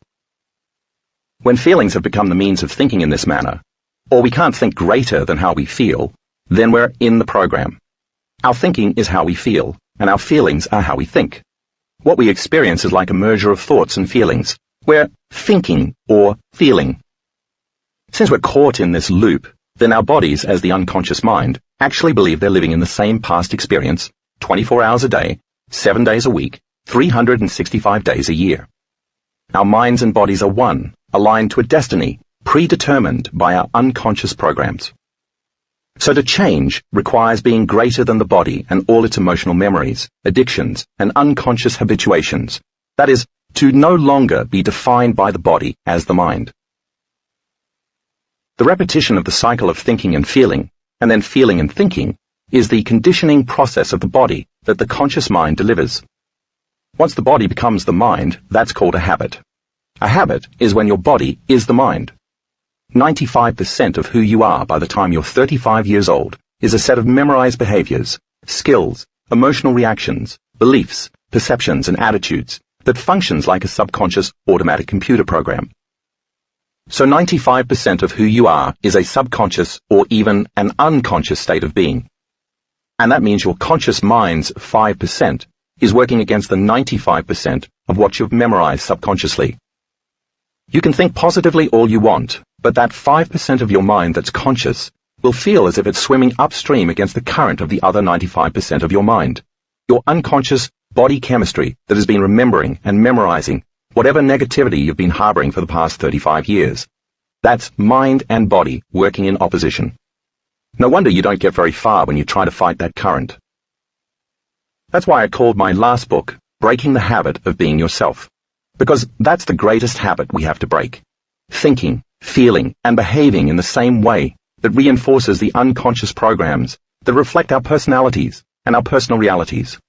We can't create a new future while we're living in our past. It's simply impossible. Here's an example that will pull all of this together.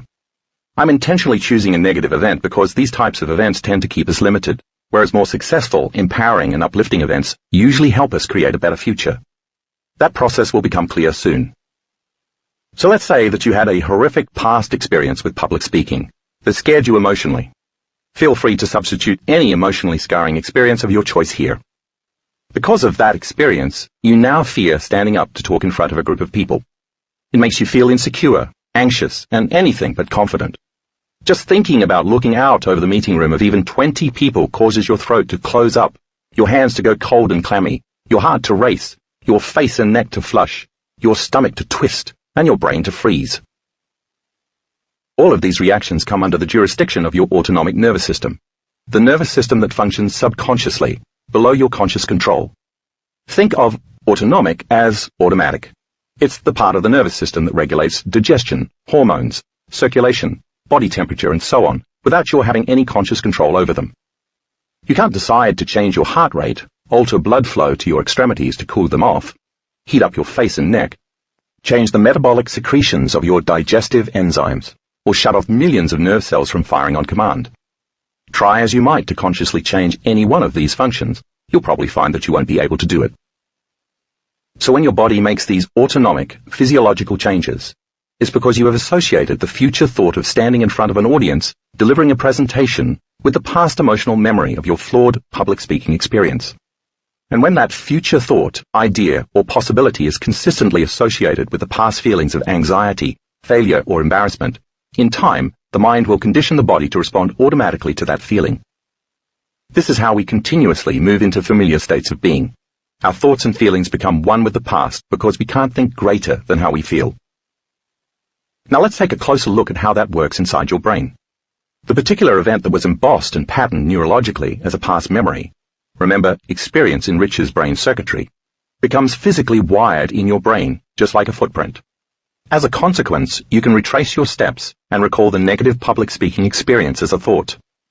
In order for you to remember it on command, the experience must have had a significant enough emotional charge as well. So you can also emotionally bring to mind all of the feelings related to your foiled attempt to be a successful orator, because it seems as though you were chemically altered from the experience. I want to point out that feelings and emotions are the end products of past experiences. When you're caught up in an experience, your senses capture the event and then relay all of that vital information back to your brain through 5 different sensory pathways. Once all of that new data reaches the brain, mobs of nerve cells organize into fresh networks to reflect the novel external event. The moment those circuits gel, the brain makes a chemical to signal the body and alter its physiology. That chemical is called a feeling or an emotion. Thus, we can remember past events because we can remind ourselves of how they felt. So when your lecture went amiss, all of the information that your 5 senses were picking up in your external environment changed how you were feeling in your inner environment. The information that your senses were processing, the sight of the faces in the audience, the expansiveness of the room, and the bright lights above your head, the echoing sound of the microphone, and the deafening silence after your first attempted joke, the immediate rise in the room's temperature the moment you started talking, the smell of your old cologne evaporating from your own perspiration, changed your inner state of being. And the moment you correlated this unique event in your outer world of the senses, the cause, with the changes going on in your inner world of thoughts and feelings, the effect, you created a memory. You associated a cause with an effect, and your own conditioning process began. So after the self-inflicted torture of that day, which fortunately ended with no rotten fruit or vegetables being thrown in your direction, you drove home. On the ride, you kept recalling the event over and over again. And to varying degrees, every time you reminded yourself, which is exactly that, reproducing the same level of mind, of your experience, you produced the same chemical changes in your brain and body. In a sense, you repeatedly reaffirmed the past and continued the conditioning process further. Because your body acts as your unconscious mind, it didn't know the difference between the actual event in your life that created the emotional state and the emotions you created by thought alone when you remembered the event. Your body believed that it was living in the same experience over and over again, even though you were actually alone in the comfort of your car, and the body responded physiologically, as though you were indeed reliving that experience in the present time. As you fired and wired the circuits in your brain that were derived from the thoughts related to that experience, you were physically maintaining the synaptic connections, and you were now creating even more lasting connections within those networks. You were creating a long-term memory. Once you arrived home, you told your partner, your friends, and maybe even your mother about the events of that day. As you described the trauma in grievous detail, you were working yourself into an emotional froth. As you also relived the emotions of the incident, you chemically conditioned your body to the day's past event. You physiologically trained your body to become your personal history, subconsciously, unconsciously, and automatically. In the days that followed, you were moody. People couldn't help noticing this, and every time someone asked you, "What's wrong?" you just couldn't resist. You opportunistically took them up on the invitation to become more addicted to the rush of chemistry from your past. The mood created from that experience was just one long emotional reaction, lasting for days. When weeks of feeling the same way every time you remembered the event turned into months, even years, it became a prolonged emotional reaction. It's now not only a part of your temperament, character, and nature, but also your personality. It's who you are. If someone else asks you to talk in front of a group again, you automatically cringe, shrink, and become anxious. Your external environment is controlling your internal environment, and you're unable to be greater than it.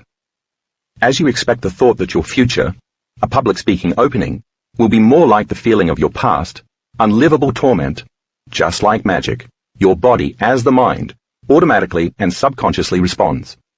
Try as you might, it seems as if your conscious mind can gain no control over it. In a matter of seconds, a host of conditioned responses from your brain and body's own pharmacy manifest. Profuse sweating, dry mouth, weak knees, nausea, dizziness, shortness of breath, and uncontrollable fatigue, all from a single thought that changes your physiology.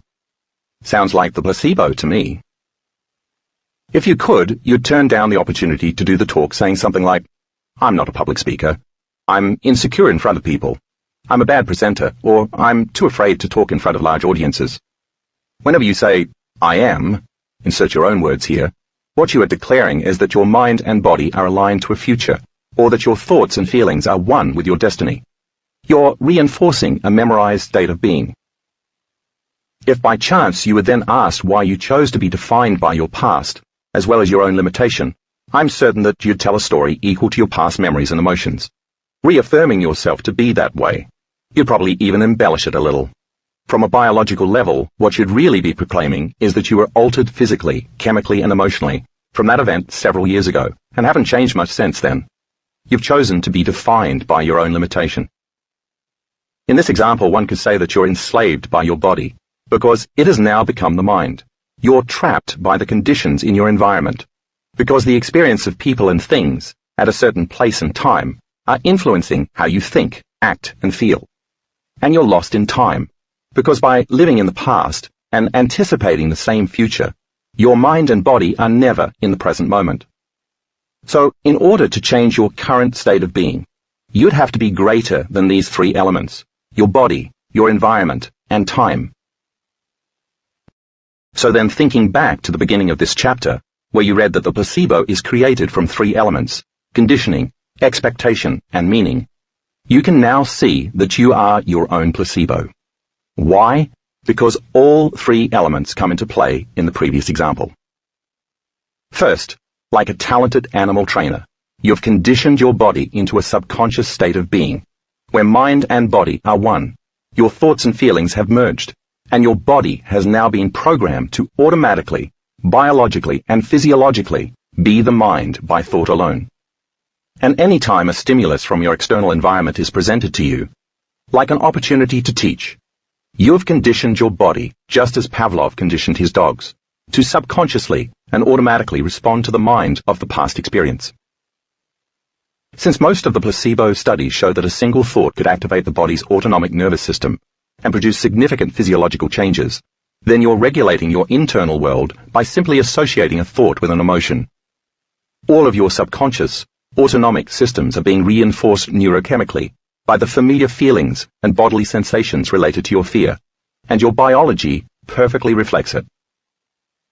Second, if your expectation is that your future will be like your past, then you are not only thinking in the past, but also selecting a known future based only on your past, and emotionally embracing that event until your body, as the unconscious mind, believes that it's living in that future in the present moment.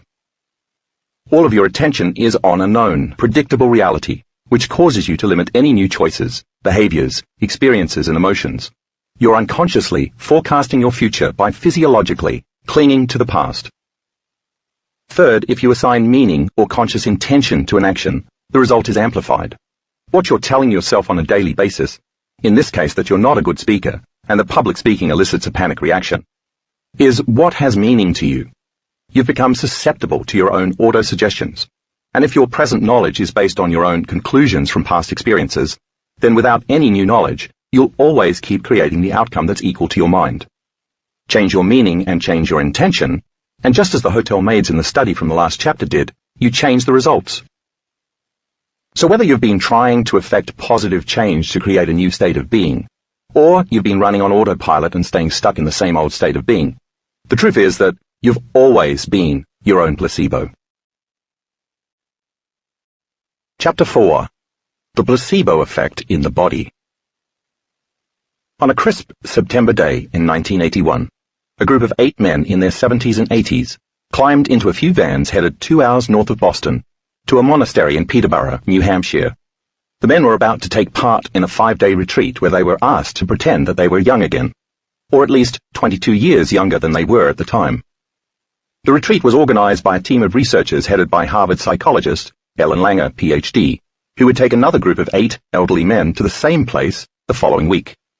The men in the second group, the control group, were asked to actively reminisce about being 22 years younger, but not to pretend that they weren't their current age. When the first group of men arrived at the monastery, they found themselves surrounded by all sorts of environmental cues to help them recreate an earlier age. They flipped through old issues of Life and the Saturday Evening Post. They watched movies and television shows popular in 1959, and they listened to recordings of Perry Como and Nat King Cole on the radio. They also talked about current events, such as Fidel Castro's rise to power in Cuba, Russian Premier Nikita Khrushchev's visit to the United States, and even the feats of baseball star Mickey Mantle and boxing great Floyd Patterson. All of these elements were cleverly designed to help the men imagine that they were really 22 years younger. After each 5-day retreat, the researchers took several measurements and compared them to those they'd taken before the start of the study. The bodies of the men from both groups were physiologically younger, structurally as well as functionally, although those in the first study group, who pretended they were younger, improved significantly more than the control group, who'd merely reminisced. The researchers discovered improvements in height, weight, and gait. The men grew taller as their posture straightened, and their joints became more flexible, and their fingers lengthened as their arthritis diminished. Their eyesight and hearing got better, their grip strength improved, their memory sharpened, and they scored better on tests of mental cognition, with the first group improving their score by 63%, compared to 44% for the control group. The men literally became younger in those 5 days, right in front of the researchers' eyes. Langer reported at the end of the study, I was playing football, touch but still football, with these men, some of whom gave up their canes. How did that happen? Clearly, the men were able to turn on the circuits in their brains that reminded them of who they had been 22 years ago, and then their body chemistry somehow magically responded. They didn't just feel younger, they physically became younger, as evidenced by measurement after measurement. The change wasn't just in their minds, it was in their bodies. But what happened in their bodies to produce such striking physical transformations? What could be responsible for all of these measurable changes in physical structure and function? The answer is their genes, which aren't as immutable as you might think. So let's take some time to look at what exactly genes are and how they operate. Imagine a ladder or a zipper twisted into a spiral, and you'll have a pretty good picture of what deoxyribonucleic acid, better known as DNA, looks like. Stored in the nucleus of every living cell in our bodies, DNA contains the raw information, or instructions, that make us who and what we are. Although, as we'll soon see, those instructions are not an unchangeable blueprint that our cells must follow for our entire lives. Each half of that DNA zipper contains corresponding nucleic acids that, together, are called base pairs, numbering about 3 billion per cell. Groups of long sequences of these nucleic acids are called genes. Genes are unique little structures. If you were to take the DNA out of the nucleus of just one cell in your body and stretch it out from end to end, it would be 6 feet long. If you took all the DNA out of your entire body and stretched it out from end to end, it would go to the sun and back 150 times. But if you took all the DNA out of almost the 7 billion people on the planet and scrunched it together, it would fit in a space as small as a grain of rice. Our DNA uses the instructions imprinted within its individual sequences to produce proteins. The word protein is derived from the Greek protas, meaning of primary importance. Proteins are the raw materials our body uses to construct not only coherent three-dimensional structures, our physical anatomy, but also the intricate functions and complex interactions that make up our physiology. Our bodies are, in fact, protein-producing machines. Muscle cells make actin and myosin. Skin cells make collagen and elastin. Immune cells make antibodies. Thyroid cells make thyroxine. Certain eye cells make keratin. Bone marrow cells make hemoglobin. And pancreatic cells make enzymes like protease, lipase, and amylase. All of the elements that these cells manufacture are proteins. Proteins control our immune system, digest our food, heal our wounds, catalyze chemical reactions, support the structural integrity of our bodies, provide elegant molecules to communicate between cells, and much more. In short, proteins are the expression of life and the health of our bodies. Take a look at figure 4.1 and review a simplistic understanding of genes. For the 60 years since James Watson, PhD, and Francis Crick, PhD, discovered the double helix of DNA, what Watson proclaimed in a 1970 issue of Nature as the central dogma that one's genes determine all has held fast. As contradictory evidence popped up here and there, researchers tended to dismiss it as a mere anomaly within a complex system. Some 40-odd years later, the genetic determinism concept still reigns in the general public's mind. Most people believe the common misconception that our genetic destiny is predetermined, and that if we have inherited the genes for certain cancers, heart disease, diabetes, or any number of other conditions, we have no more control over that than we do our eye color or the shapes of our noses, notwithstanding contact lenses and plastic surgery. The news media reinforce this by repeatedly suggesting that specific genes cause this condition or that disease. They've programmed us into believing that we're victims of our biology, and that our genes have the ultimate power over our health, our well-being, and our personalities, and even that our genes dictate our human affairs, determine our interpersonal relationships, and forecast our future. But are we who we are, and do we do what we do because we're born that way?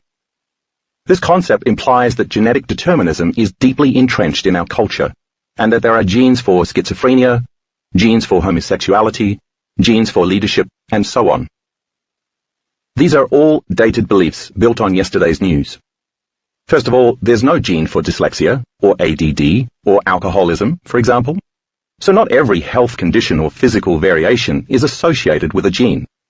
And fewer than 5% of people on the planet are born with some genetic condition, like type 1 diabetes, Down syndrome, or sickle cell anemia. The other 95% of us who develop such a condition acquire it through lifestyle and behaviors. The flip side is also true. Not everyone born with the genes associated with a condition, say Alzheimer's or breast cancer, ends up getting that. It's not as though our genes are eggs that will ultimately hatch someday. That's just not the way it works. The real questions are whether or not any gene we might be carrying has been expressed yet, and what we're doing that might signal that gene to turn either on or off. A huge shift in the way we look at genes came when scientists finally mapped the human genome. In 1990, at the beginning of the project, the researchers expected they'd eventually discover that we have 140,000 different genes. They came up with that number because genes manufacture and supervise the production of proteins. The human body manufactures 100,000 different proteins, plus 40,000 regulatory proteins needed to make other proteins. So the scientists mapping the human genome were anticipating that they'd find one gene per protein. But by the end of the project in 2003, they were shocked to discover that, in fact, humans have only 23,688 genes. From the perspective of Watson's central dogma, that's not only not enough genes to create our complex bodies and keep them running, but also not even enough genes to keep the brain functioning.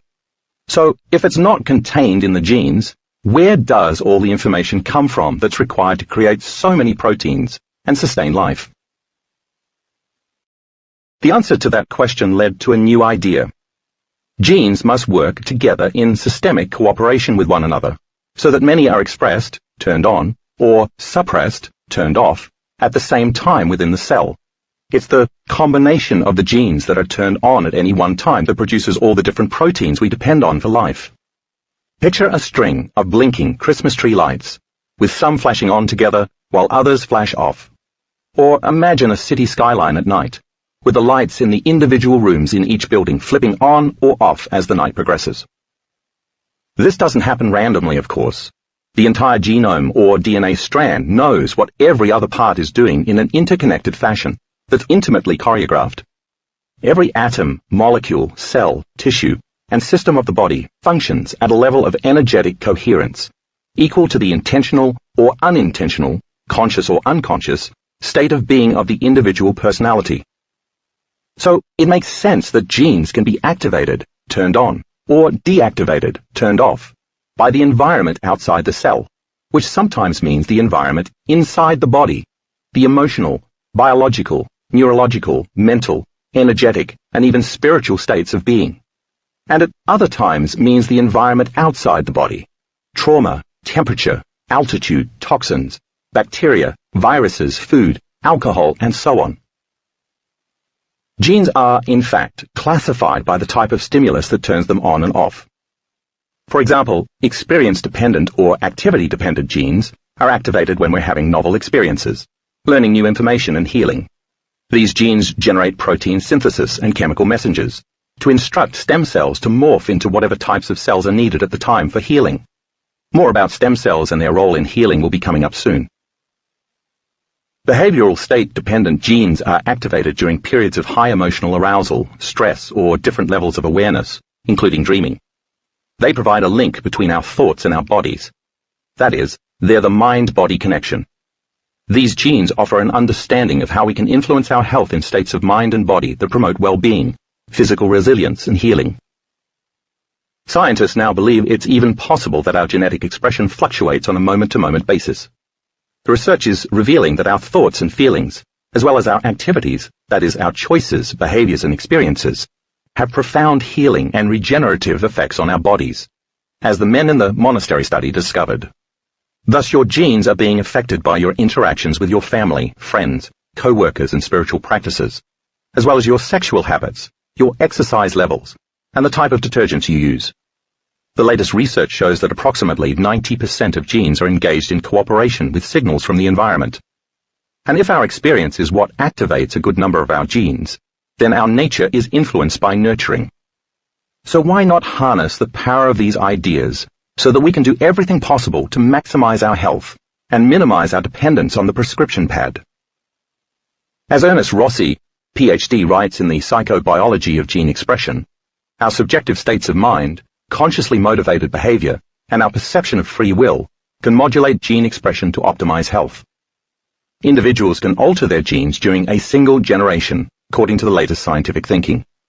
While the process of genetic evolution can take thousands of years, a gene can successfully alter its expression through a behavior change or a novel experience within minutes, and then it may be passed on to the next generation. It helps to think of our genes less like stone tablets onto which our fate has been ceremoniously carved, and more like storehouses of an enormous amount of coded information, or even massive libraries of possibilities for the expression of proteins. But we can't just call the stored information up to make use of it the way a company might order something from its warehouse. It's as if we don't know what's in storage or how to access it, so we end up using just a small portion of what's truly available. In fact, we actually express only about 1.5% of our DNA, while the other 98.5% lies dormant in the body. Scientists call it junk DNA, but it's not really junk. They just don't know how all of that material is used yet, although they do know that at least some of it is responsible for making regulatory proteins. In reality, genes contribute to our characteristics, but do not determine them, writes Dawson Church, PhD, in his book, The Genie in Your Genes. The tools of our consciousness, including our beliefs, prayers, thoughts, intentions, and faith, often correlate much more strongly with our health, longevity, and happiness than our genes do. The fact is, just as there's more to our bodies than a sack of bones and flesh, there's more to our genes than just stored information. Now let's take a closer look at how genes are switched on. Several different factors can be responsible, actually, but for the sake of our discussion here about the mind-body connection, we'll keep it simple. Once a chemical messenger, for example a neuropeptide, from outside of the cell, from the environment, locks into the cell's docking station and passes through the cell membrane, it travels to the nucleus where it encounters the DNA. The chemical messenger modifies or creates a new protein, and then the signal it was carrying is translated to information now inside the cell. Then it enters the nucleus of the cell through a small window, and depending on the content of the protein message, it looks for a specific chromosome, a single piece of coiled DNA that contains many genes, within the nucleus, just as you might look for a specific book on the shelf in the library. Each of these strands is covered in a protein sleeve that acts as a filter between the information contained in the DNA strand and the rest of the intracellular environment of the nucleus. In order for the DNA code to be selected, the sleeve must be removed or unwrapped so that the DNA can be exposed, just as a book chosen from a library shelf then has to be opened before anyone can read it.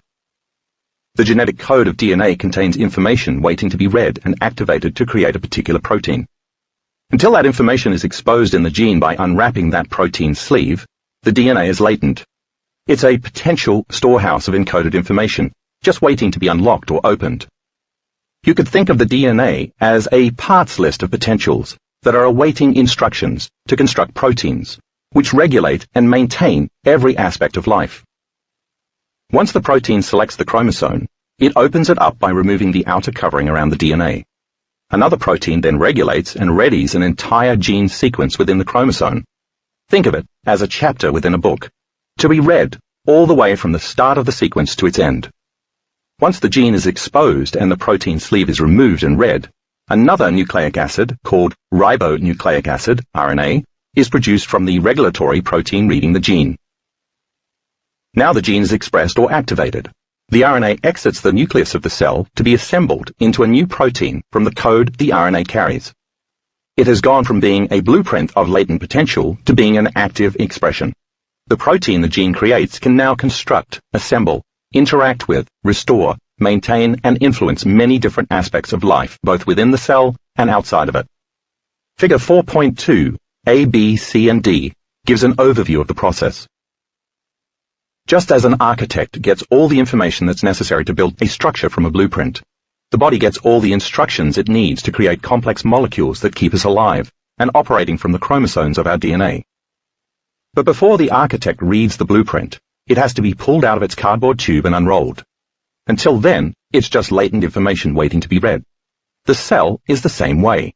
The gene is inert until its protein sheathing is removed, and the cell chooses to read the gene sequence.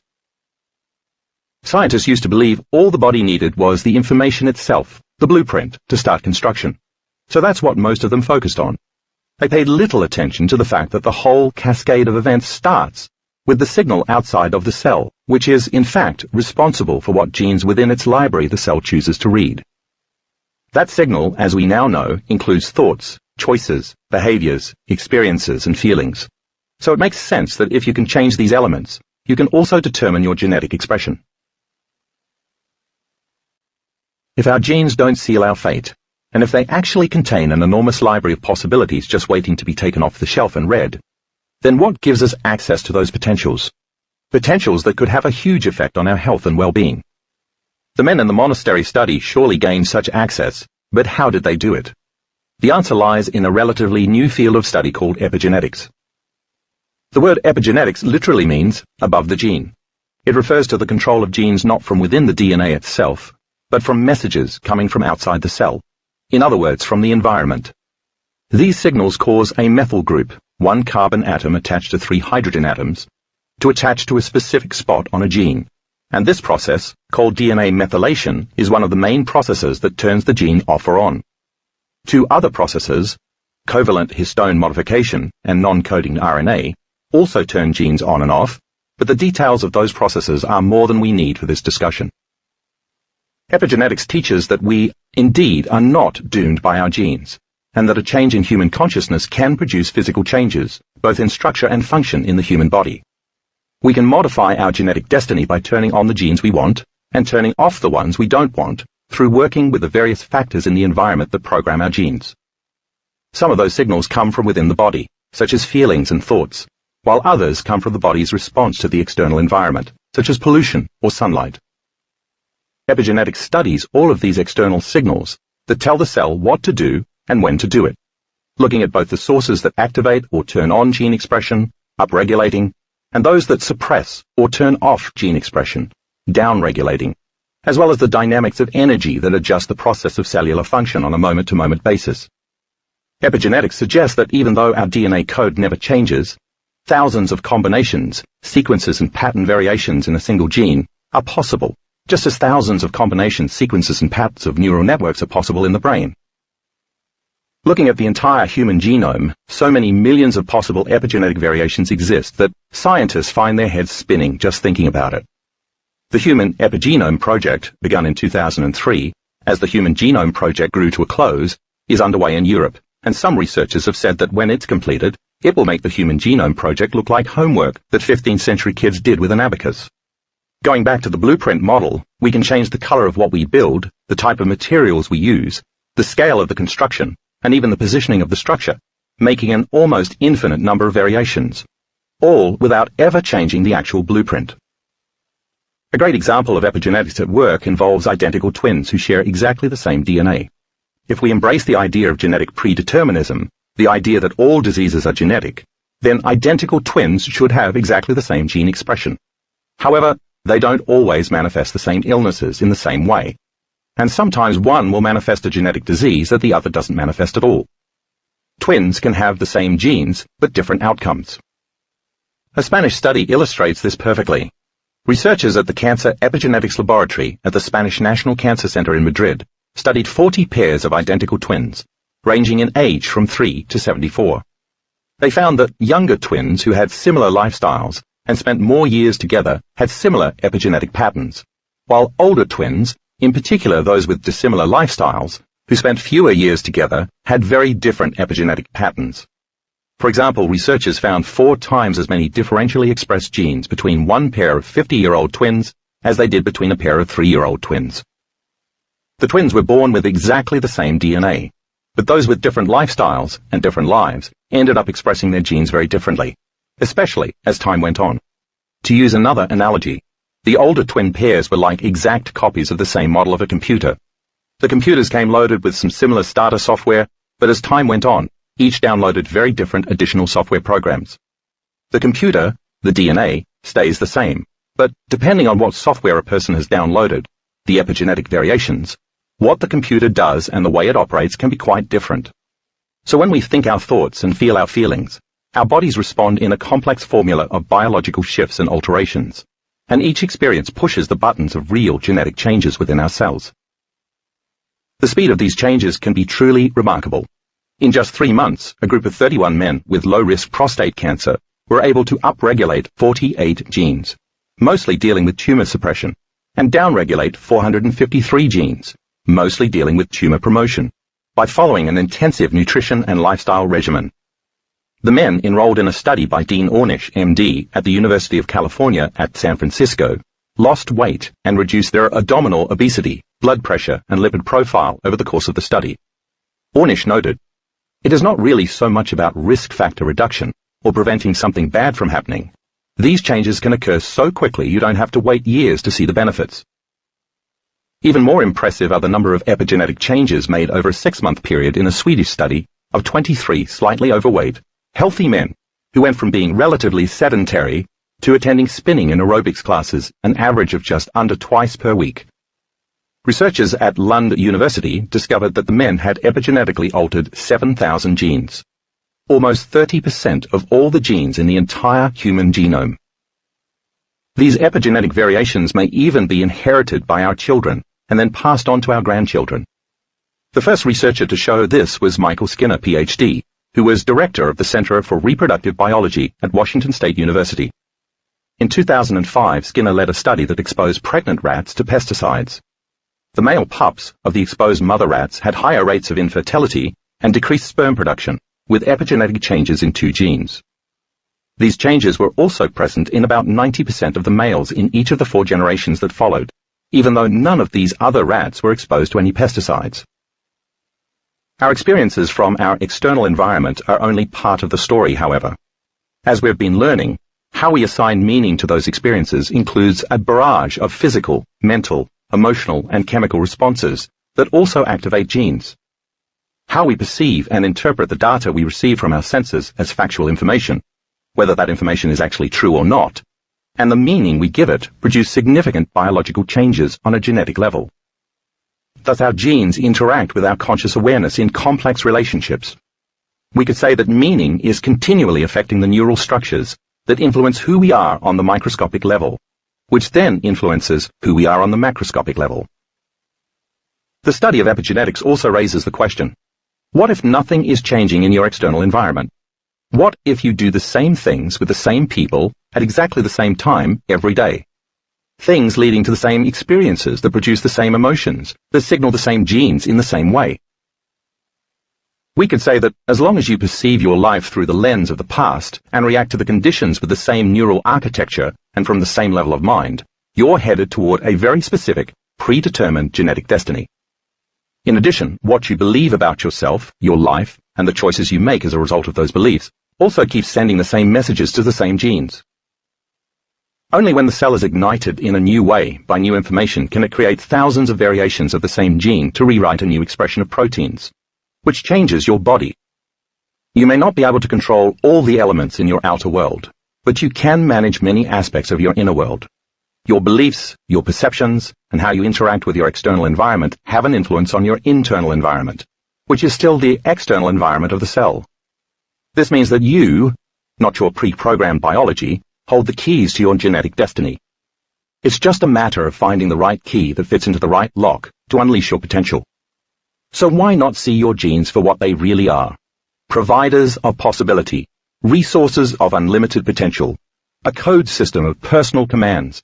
In truth, they're nothing short of tools for transformation, which literally means changing form. Stress is one of the biggest causes of epigenetic change because it knocks your body out of balance. It comes in 3 forms: physical stress, trauma, chemical stress, toxins, and emotional stress, fear, worry, being overwhelmed, and so on. Each type can set off more than 1,400 chemical reactions and produce more than 30 hormones and neurotransmitters. When the chemical cascade of stress hormones is triggered, your mind influences your body through the autonomic nervous system, and you experience the ultimate mind-body connection. Ironically, feeling stressed was designed to be adaptive. All organisms in nature, including humans, are programmed to deal with short-term stress, so that they'll have the resources they need for emergency situations. When you sense a threat in your external environment, the fight or flight response in your sympathetic nervous system, a subsystem of your autonomic nervous system, is activated, and your heart rate and blood pressure increase, your muscles tense, and hormones like adrenaline and cortisol shoot through your body to prepare you to either flee or face your foe in battle. If you're being chased by a pack of wild, hungry wolves, or a party of violent warriors, and you outrun them, your body will return to homeostasis, its normal balanced state, soon after you reach safety. That's the way our bodies were designed to operate when we're living in survival mode. The body is out of balance, but only for a short period of time until the danger passes. At least, that's how it was meant to be. The same thing happens in our modern world, although the setting is usually a little different. If someone cuts you off when you're driving on the highway, you might be momentarily frightened, but once you realize that you're okay, and you let go of the fear of having an accident, your body returns to normal. Unless that was only one of countless stressful situations you stumbled into that day. If you're like most people, a string of nerve-wracking incidents keeps you in fight or flight response, and out of homeostasis a large part of the time. Maybe the car cutting you off is the only actual life-threatening situation you encounter all day. But the traffic on the way to work, the pressure of preparing for a big presentation, the argument you had with your spouse, the credit card bill that came in the mail, the crashing of your computer hard drive, and the new grey hair you noticed in the mirror keep the stress hormones circulating in your body on a near-constant basis. Between remembering stressful experiences from the past and anticipating stressful situations coming up in your future, all these repetitive short-term stresses blur together into long-term stress. Welcome to the 21st century version of living in survival mode.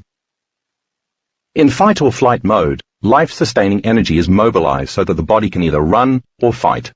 But when there isn't a return to homeostasis, because you keep perceiving a threat, vital energy is lost in the system. You have less energy in your internal environment for cell growth and repair, long-term building projects on a cellular level, and healing when that energy is being channeled elsewhere. The cells shut down, they no longer communicate with one another, and they become selfish. It's not time for routine maintenance, let alone for making improvements. It's time for defense. It's every cell for itself, so the collective community of cells working together becomes fractured. The immune and endocrine systems, among others, become weakened as genes in those related cells are compromised when informational signals from outside the cells are turned off. It's like living in a country where 98% of the resources go toward defense and nothing is left for schools, libraries, road building and repair, communication systems, growing of food and so on. Roads develop potholes that aren't fixed. Schools suffer budget cuts, so students wind up learning less. Social welfare programs that took care of the poor and the elderly have to close down. And there's not enough food to feed the masses. Not surprisingly then, long-term stress has been linked to anxiety, depression, digestive problems, memory loss, insomnia, hypertension, heart disease, strokes, cancer, ulcers, rheumatoid arthritis, colds, flu, aging acceleration, allergies, body pain, chronic fatigue, infertility, impotence, asthma, hormonal issues, skin rashes, hair loss, muscle spasms and diabetes, to name just a few conditions, all of which, by the way, are the result of epigenetic changes. No organism in nature is designed to withstand the effects of long-term stress. Several studies give strong evidence to show how epigenetic instructions for healing shut down during emergencies. For example, researchers at the Ohio State University Medical Center found that more than 170 genes were affected by stress, with 100 of them shutting off completely, including many that directly make proteins to facilitate the proper type of wound healing. The researchers reported that wounds of stress patients took 40% longer to heal, and that stress tilted the genomic balance towards genes that were encoding proteins responsible for cell cycle arrest, death, and inflammation. Another study examined the genes of 100 citizens of Detroit, zeroed in on 23 subjects who were suffering from post-traumatic stress disorder. These people had 6 to 7 times more epigenetic variations, most of which involved compromising the immune system. Researchers at the UCLA AIDS Institute found that not only did HIV spread faster in patients who were the most stressed, but also the higher a patient's stress level, the less he or she responded to the antiretroviral drugs. The drugs worked 4 times better for those patients who were relatively calm, compared to those whose blood pressure, skin moisture, and resting heart rate indicated that they were feeling the most stress. Based on these findings, researchers concluded that the nervous system has a direct effect on viral replication. Although the fight or flight response was originally highly adaptive, because it kept early humans alive, it's now clear that the longer that survival system is constantly activated, the longer your body shunts its resources for creating optimal health, so the system becomes maladaptive. As we keep making stress hormones, we create a host of highly addictive negative emotions, including anger, hostility, aggression, competition, hatred, frustration, fear, anxiety, jealousy, insecurity, guilt, shame, sadness, depression, hopelessness, and powerlessness, just to name a few. When we focus on thoughts about bitter past memories, or imagine dreadful futures to the exclusion of everything else, we prevent the body from regaining homeostasis. In truth, we're capable of turning on the stress response by thought alone. If we turn it on and then can't turn it off, we're surely headed for some type of illness or disease, be it a cold or cancer, as more and more genes get downregulated in a domino effect until we eventually arrive at our genetic destiny. For example, if we can anticipate a possible known future scenario, and then focus on that thought to the exclusion of everything else, even for just one moment, the body will physiologically begin to change in order to prepare itself for that future event. The body is now living in that known future in the present moment. As a consequence of this phenomenon, the conditioning process begins to activate the autonomic nervous system, and it creates the corresponding stress chemicals automatically. This is how the mind-body connection can work against us. When this happens, we are demonstrating the three elements of the placebo effect in perfect symmetry. First, we start to condition the body to the rush of adrenal chemistry in order to feel a boost of energy. If we can associate a person, thing, or experience at a particular time and place in our outer reality with that rush of chemistry within us, we'll begin to condition the body to turn on the response just by thinking about that stimulus. In time, we'll be able to simply condition the body to be put in mind of that emotionally aroused state by thought alone. The thought of a potential experience with someone and something at some time and some place. If we can expect the future outcome based on the past experience, then the expectation of the event, when we emotionally embrace it, will change the body's physiology. And if we assign meaning to the behaviors and experiences, we're putting our conscious intention behind the outcome, so that our bodies will change or not change equal to what we think we know about our reality and ourselves. But whether or not you believe that the stress in your life is justified or valid, the effect of that stress on the body is never advantageous or health-enhancing. Your body believes that it is being chased by a lion, is standing perched on a perilous cliff, or is fighting off a pack of angry cannibals. Here are a few examples from scientific studies demonstrating the effects of stress on the body. Researchers at the Ohio State University College of Medicine confirmed that stressful emotions trigger hormonal and genetic responses by measuring how stress affects the speed of healing minor skin wounds, a significant marker of gene activation. A group of 42 married couples were given small suction blisters, and then their level of 3 proteins commonly expressed in wound healing was monitored for a total of 3 weeks. The couples were asked to have a neutral discussion for half an hour as a baseline, and then, later, to talk about a previous marital argument. The researchers found that after the couples discussed a previous disagreement, their level of healing-linked proteins was mildly suppressed, showing that the genes were downregulated. The suppression rose to an even greater degree, about 40%, in couples whose discussion ballooned into a significant conflict, peppered with sarcastic comments, criticism, and put-downs. Research also supports the reverse effect, that reducing stress with positive emotions triggers epigenetic changes that improve health. 2 key studies by researchers at the Benson Henry Institute for Mind-Body Medicine, Massachusetts General Hospital in Boston, looked at the effects of meditation, which is known for eliciting peaceful and even blissful states, on gene expression. In the first study, conducted in 2008, 20 volunteers received 8 weeks of training in various mind-body practices, including several types of meditation, yoga, and repetitive prayer, known to induce the relaxation response, a physiological state of deep rest, discussed in Chapter 2. The researchers also followed 19 long-term daily practitioners of the same techniques. At the end of the study period, the novices showed a change in 1,561 genes, 874 upregulated for health, and 687 downregulated for stress, as well as reduced blood pressure and reduced heart and respiration rates, while the experienced practitioners expressed 2,209 new genes.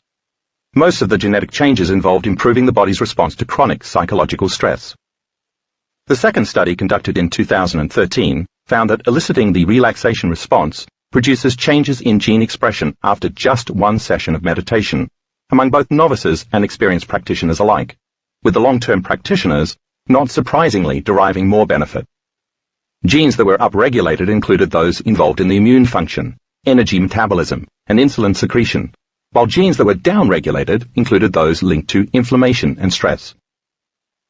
Studies like these underscore just how quickly it's possible to change your own genes. That's why the placebo response can produce physical changes in a matter of moments. In my workshops around the world, my colleagues and I have witnessed significant and immediate changes in our participants' health after only 1 session of meditation. They transformed themselves and activated new genes in new ways by thought alone. You'll be introduced to some of them soon. When we're living in survival mode, with our stress response turned on all the time, we can really focus on only 3 things: our physical bodies, am I okay, the environment, where is it safe, and time, how long will this threat be hanging over me? Constantly focusing on these 3 things makes us less spiritual, less aware, and less mindful, because it trains us to become more self-absorbed and more focused on our bodies, as well as on other material things, such as what we own, where we live, how much money we have, and so on, in addition to all of the problems we experience in our external world. This focus also trains us to obsess about time, to constantly brace ourselves for the worst-case future scenarios based on our traumatic past experiences. Because there's never enough time, and everything always takes too much time. So we could say that just as stress hormones cause the cells of the body to become selfish to ensure that we survive, they endorse our ego to become more selfish too, and we become materialists, defining reality with our senses. We end up feeling separate from any new possibilities, because when we never leave that state of chronic emergency, that me-first mentality that pervades all our thinking strengthens and endures, leading us to become self-indulgent, self-serving, and self-important. Ultimately, the self becomes defined as a body living in the environment and in time. As you have just read and now more fully understand, the reality is that you do indeed have some degree of control over your own genetic engineering, by way of your thoughts, choices, behaviors, experiences, and emotions. Like Dorothy in The Wizard of Oz, who had the power she sought all along but didn't know it. You also possess a power that you may not have previously realized was yours. The keys that can set you free of being chained to the limitations of your own genetic expression. Chapter 5. How Thoughts Change the Brain and the Body. Now you can understand that whether it's joyful or stressful, with every thought you think, every emotion you feel, and every event you experience, you're acting as an epigenetic engineer of your own cells. You control your destiny. So this raises another question. If your environment changes, and you then program new genes in new ways, is it possible, based on your perceptions and beliefs, to program the gene ahead of the actual environment? Feelings and emotions are normally the end products of experiences, but you can combine a clear intention with an emotion that begins to give the body a sampling of the future experience before it's been made manifest. When you're truly focused on an intention for some future outcome, if you can make inner thought more real than the outer environment during the process, the brain won't know the difference between the two.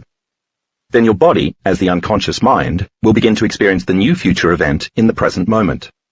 You'll signal new genes in new ways to prepare for this imagined future event. If you continue to mentally practice enough times this new series of choices, behaviors, and experiences that you desire, reproducing the same new level of mind over and over again, then your brain will begin to physically change, installing new neurological circuitry to begin to think from that new level of mind, to look as if the experience has already happened. You'll be producing epigenetic variations that lead to real structural and functional changes in the body by thought alone, just as do those who respond to a placebo. Then your brain and body will no longer be living in the same past. They'll be living in the new future that you created in your mind. This is possible through mental rehearsal. This technique is basically closing your eyes and repeatedly imagining performing an action, and mentally reviewing the future you want, all the while reminding yourself of who you no longer want to be, the old self, and who you do want to be. This process involves thinking about your future actions, mentally planning your choices, and focusing your mind on a new experience. Let's go over this sequence in greater detail so we can more thoroughly understand exactly what's happening in mental rehearsal and how it works. As you mentally rehearse a destiny or dream about a new outcome, you imagine it over and over again until it becomes familiar to you. The more knowledge and experience you have wired in your brain about the new reality you desire, the more resources you have to create a better model of it in your mental picturing, and so the greater your intention and expectation are. As with the hotel maids, you are reminding yourself of what your life will look like and feel like once you get what you want. Now you are putting an intention behind your attention. Then you consciously marry your thoughts and intentions with a heightened state of emotion, such as joy or gratitude. More on heightened states of emotion is coming up. Once you can embrace that new emotion and you get more excited, you're bathing your body in the neurochemistry that would be present if that future event were actually happening. It could be suggested that you're giving your body a taste of the future experience. Your brain and body don't know the difference between having an actual experience in your life and just thinking about the experience. Neurochemically, it's the same. So your brain and body begin to believe they're actually living in the new experience in the present moment. By keeping your focus on this future event, and not letting any other thoughts distract you, in a matter of moments, you turn down the volume on the neural circuits connected to the old self, which begins to turn off the old genes, and you fire and wire new neural circuits, which initiates the right signals to activate new genes in new ways. Thanks to the neuroplasticity discussed previously, the circuits in your brain begin to reorganize themselves to reflect what you're mentally rehearsing. And as you keep coupling your new thoughts and mental images with that strong, positive emotion, then your mind and body are working together, and you're now in a new state of being. At this point, your brain and body are no longer a record of the past. They are a map to the future, a future that you have created in your mind. Your thoughts have become your experience, and you just became the placebo. Maybe you heard that story a while back about a major who was imprisoned in a concentration camp in Vietnam, who mentally practiced playing golf on a particular course every day to keep himself sane, only to shoot a perfect score when he was finally released and returned home.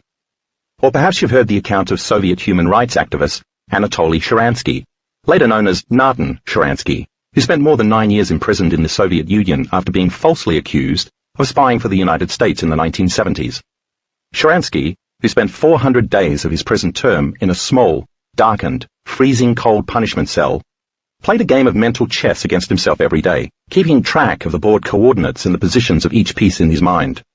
This enabled Sharansky to maintain many of his neural maps, which normally require external stimulation to stay intact. After his release, he immigrated to Israel and eventually became an Israeli cabinet minister. When world chess champion Garry Kasparov came to Israel in 1996 to play a simultaneous chess match against 25 Israelis, Sharansky beat him. Aaron Rodgers, quarterback for the Green Bay Packers, also imagines moves in his head that he often later executes with precision on the field. Leading up to the Packers' 2011 Super Bowl win, in a playoff game that the 6th-seeded Packers won 48-21 against the top-seeded Atlanta Falcons, Rodgers completed 31 of the 36 passes, 86.1%, the 5th best postseason completion percentage of all time. In the 6th grade, a coach taught us about the importance of visualization, Rodgers told a sports reporter for USA Today. When I'm in a meeting, watching film, or lying in bed before I go to sleep, I always visualize making those plays. A lot of those plays I made in the game, I had thought about. As I lay on the couch, I visualized making them. Rodgers was also able to successfully spin out of 3 potential sacks in that game. Later noting about those plays, I visualized the majority before I made them. Countless other professional athletes have also used mental rehearsal to stunning effect, including golfer Tiger Woods, basketball stars Michael Jordan, Larry Bird, and Jerry West, and baseball pitcher Roy Halladay. Champion golfer Jack Nicklaus wrote in his book, Golf My Way, "I never hit a shot, even in practice, without having a very sharp, in-focus picture of it in my head. It's like a color movie. First I see the ball where I want it to finish, nice and white and sitting up high on the bright green grass. Then the scene quickly changes, and I see the ball going there, its path, trajectory, and shape, even its behavior on landing. Then there's sort of a fade out, and the next scene shows me making the kind of swing that will turn the previous images into reality. Only at the end of this short, private Hollywood spectacular do I select a club and step up to the ball." As we can see from these examples alone, and there are many, many more just like them, plenty of evidence shows that mental rehearsal is extremely effective for learning a physical skill with minimal physical practice. I can't resist adding one more example, this time from Jim Carrey, who tells an amazing story about what he did when he first came to Los Angeles in the late 1980s as a struggling actor looking for work. He'd written a paragraph-long affirmation on a piece of paper about meeting the right type of people, getting the right type of acting jobs, working on the right movie with the right casting, and being successful and contributing something worthwhile and making a difference in the world. He would go up to Mulholland Drive in the Hollywood Hills every night. He'd lean back in his convertible and look up at the sky. He'd say that paragraph to himself, committing it to memory, as he imagined that what he was describing was actually happening. And he wouldn't drive back down from that Hollywood overlook until he felt as though he was the person he'd been imagining, until it felt real for him. He even wrote a check to himself for $10 million, penning for acting services rendered on it, and dating it Thanksgiving 1995. He carried the check in his wallet for years. Finally, in 1994, 3 movies were released that made Carrey a star. First, Ace Ventura, Pet Detective, came out in February, followed by The Mask in July. And for his role in the 3rd movie, Dumb and Dumber, released in December, Carrey received a check for exactly $10 million. He created exactly what he had envisioned for himself. What all these individuals have in common is that they eliminated the external environment, got beyond their bodies and transcended time so that they could make significant neurological changes within. When they presented themselves to the world, they were able to get their minds and bodies to work together, and they created in the material world what they'd first conceived in the mental realm. Scientific studies back this up. To start with, many experiments on mental rehearsal prove that when you concentrate on a particular region of the body, your thoughts stimulate the region in the brain that governs that part. And if you keep doing it, physical changes in the brain's sensory area will then follow. It makes sense, because if you keep placing your awareness in the same place, you are firing and wiring the same networks of neurons. And as a result, you'll build stronger brain maps in that area. In a Harvard study, research subjects who'd never before played the piano mentally practiced a simple 5-finger piano exercise for 2 hours a day for 5 days, and made the same brain changes as the subjects who physically practiced the same activities, but without ever lifting a finger. The region of their brains that controls finger movements increased dramatically, allowing their brains to look as though the experience they'd imagined had actually happened. They installed the neurological hardware, circuits, and software, programs, thereby creating new brain maps by thought alone. In another study of 30 people over a 12-week period, some regularly exercised their little fingers, while others just imagined doing the same thing. While the group that actually did the physical exercises increased the strength of their little fingers by 53%, the group that only imagined doing the same thing also increased the strength of their little fingers by 35%. Their bodies had changed to look as if they were having the physical experience in external reality over and over again, but they only experienced it in their minds. Their minds changed their bodies. In a similar experiment, 10 volunteers each imagined flexing one of their biceps as hard as they could 5 times a week. Researchers recorded the subjects' electrical brain activity during the sessions and measured their muscle strength every 2 weeks. Those who only imagined flexing increased their bicep muscle strength by 13.5% in just a few weeks, and they maintained the gain for 3 months after the training stopped. Their bodies responded to a new mind. A final example is a French study that compared subjects who either lifted or imagined lifting dumbbells of different weights. Those who imagined lifting heavier weights activated their muscles more than did those who imagined lifting lighter weights. In all 3 of these studies on mental rehearsal, the subjects were able to measurably increase their body strength using only their thoughts. You may well wonder if studies exist showing what happens when we follow the entire sequence, when we not only imagine what we want to create, but also connect with strong positive emotion. As a matter of fact, they do, and you'll be reading about them soon enough. To understand more fully why mental rehearsal works, we need to look at just a few points of brain anatomy for a moment, and then briefly add some neurochemistry. Let's start by explaining that your frontal lobe, located right behind your forehead, is your creative center. This is the part of the brain that learns new things, dreams of new possibilities, makes conscious decisions, sets your intentions, and so on. It's the CEO, so to speak, and even more to the point, the frontal lobe also allows you to observe who you are and evaluate what you're doing and how you're feeling. It's the home of your conscience. This is important because once you become more aware of your thoughts, ultimately, you can better direct them. As you practice mental rehearsal and truly concentrate and focus on the outcome you want, the frontal lobe is your ally, because it also lowers the volume on the outside world so that you're not as distracted by information coming in from your 5 senses. Brain scans show that in a highly focused state, such as mental rehearsal, the perception of time and space diminishes.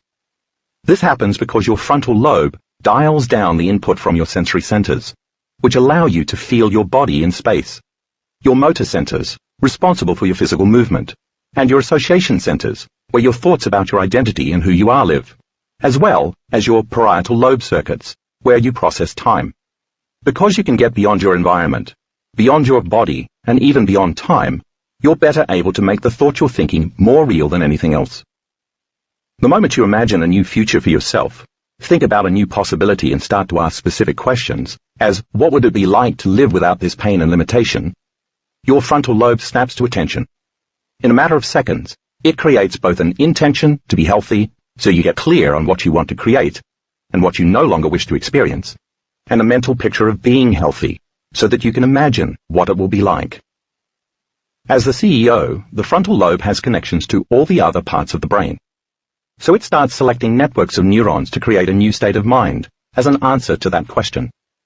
You might say it becomes a symphony conductor, silencing your old hard wiring, the pruning function of neuroplasticity, and selecting different networks of neurons from different parts of the brain and wiring them together to create a new level of mind to reflect what you were imagining.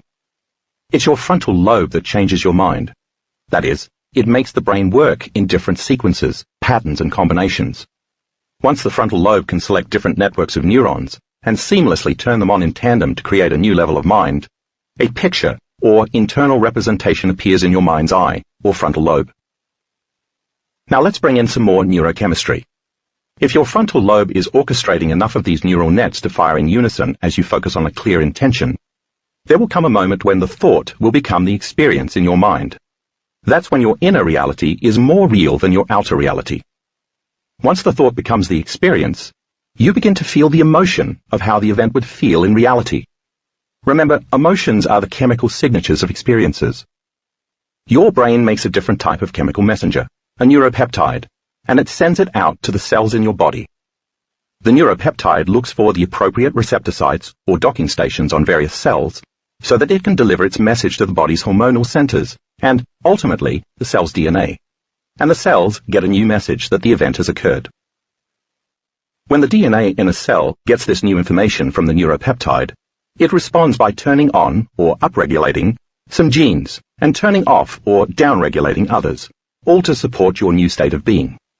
Think of the upregulating and downregulating as lights, either heating up or getting brighter, or cooling off and getting dimmer. When a gene lights up, it's activated to make a protein. When a gene turns off, it becomes deactivated and gets dimmer or weaker, and it doesn't produce as many proteins. And we see the effects with measurable changes in our physical bodies. Take a look at figure 5.1a and figure 5.1b. They will help you follow the entire sequence of how to change your body by thought alone. Stem cells are the next layer we need to understand in the puzzle. They're at least partially responsible for how the seemingly impossible becomes possible. Officially, these are undifferentiated biological cells that become specialized. They're raw potential. When these blank slates are activated, they morph into whatever kind of cell the body needs, including muscle cells, bone cells, skin cells, immune cells, and even nerve cells in the brain, in order to replace injured or damaged cells in the body's tissues, organs, and systems. Think of stem cells as scoops of shaved snow cone ice before the flavored syrup is pumped on top, lumps of clay waiting on the potter's wheel for their turn to be fashioned into plates, bowls, vases, or mugs, or maybe even a roll of silver duct tape that can fix a leaking pipe one day and be cleverly fashioned into a prom dress the next. Here's an example of how stem cells work. When you cut your finger, the body needs to repair the break in the skin. The local physical trauma sends a signal to your genes from outside the cell. The gene turns on and makes the appropriate proteins, which then instructs stem cells to turn into healthy, functioning skin cells. The traumatic signal is the information the stem cell needs to differentiate into a skin cell. Millions of processes like this occur all over our bodies all the time. Healing attributable to this type of gene expression has been documented in the liver, muscles, skin, intestines, bone marrow, and even the brain and the heart. In wound healing studies, where the subject is in a highly emotional, negative state like anger, the stem cells don't get the message clearly. When there's interference in the signal, as with static on the radio, the potential cell doesn't get the right stimulation in a coherent fashion to turn itself into a useful cell.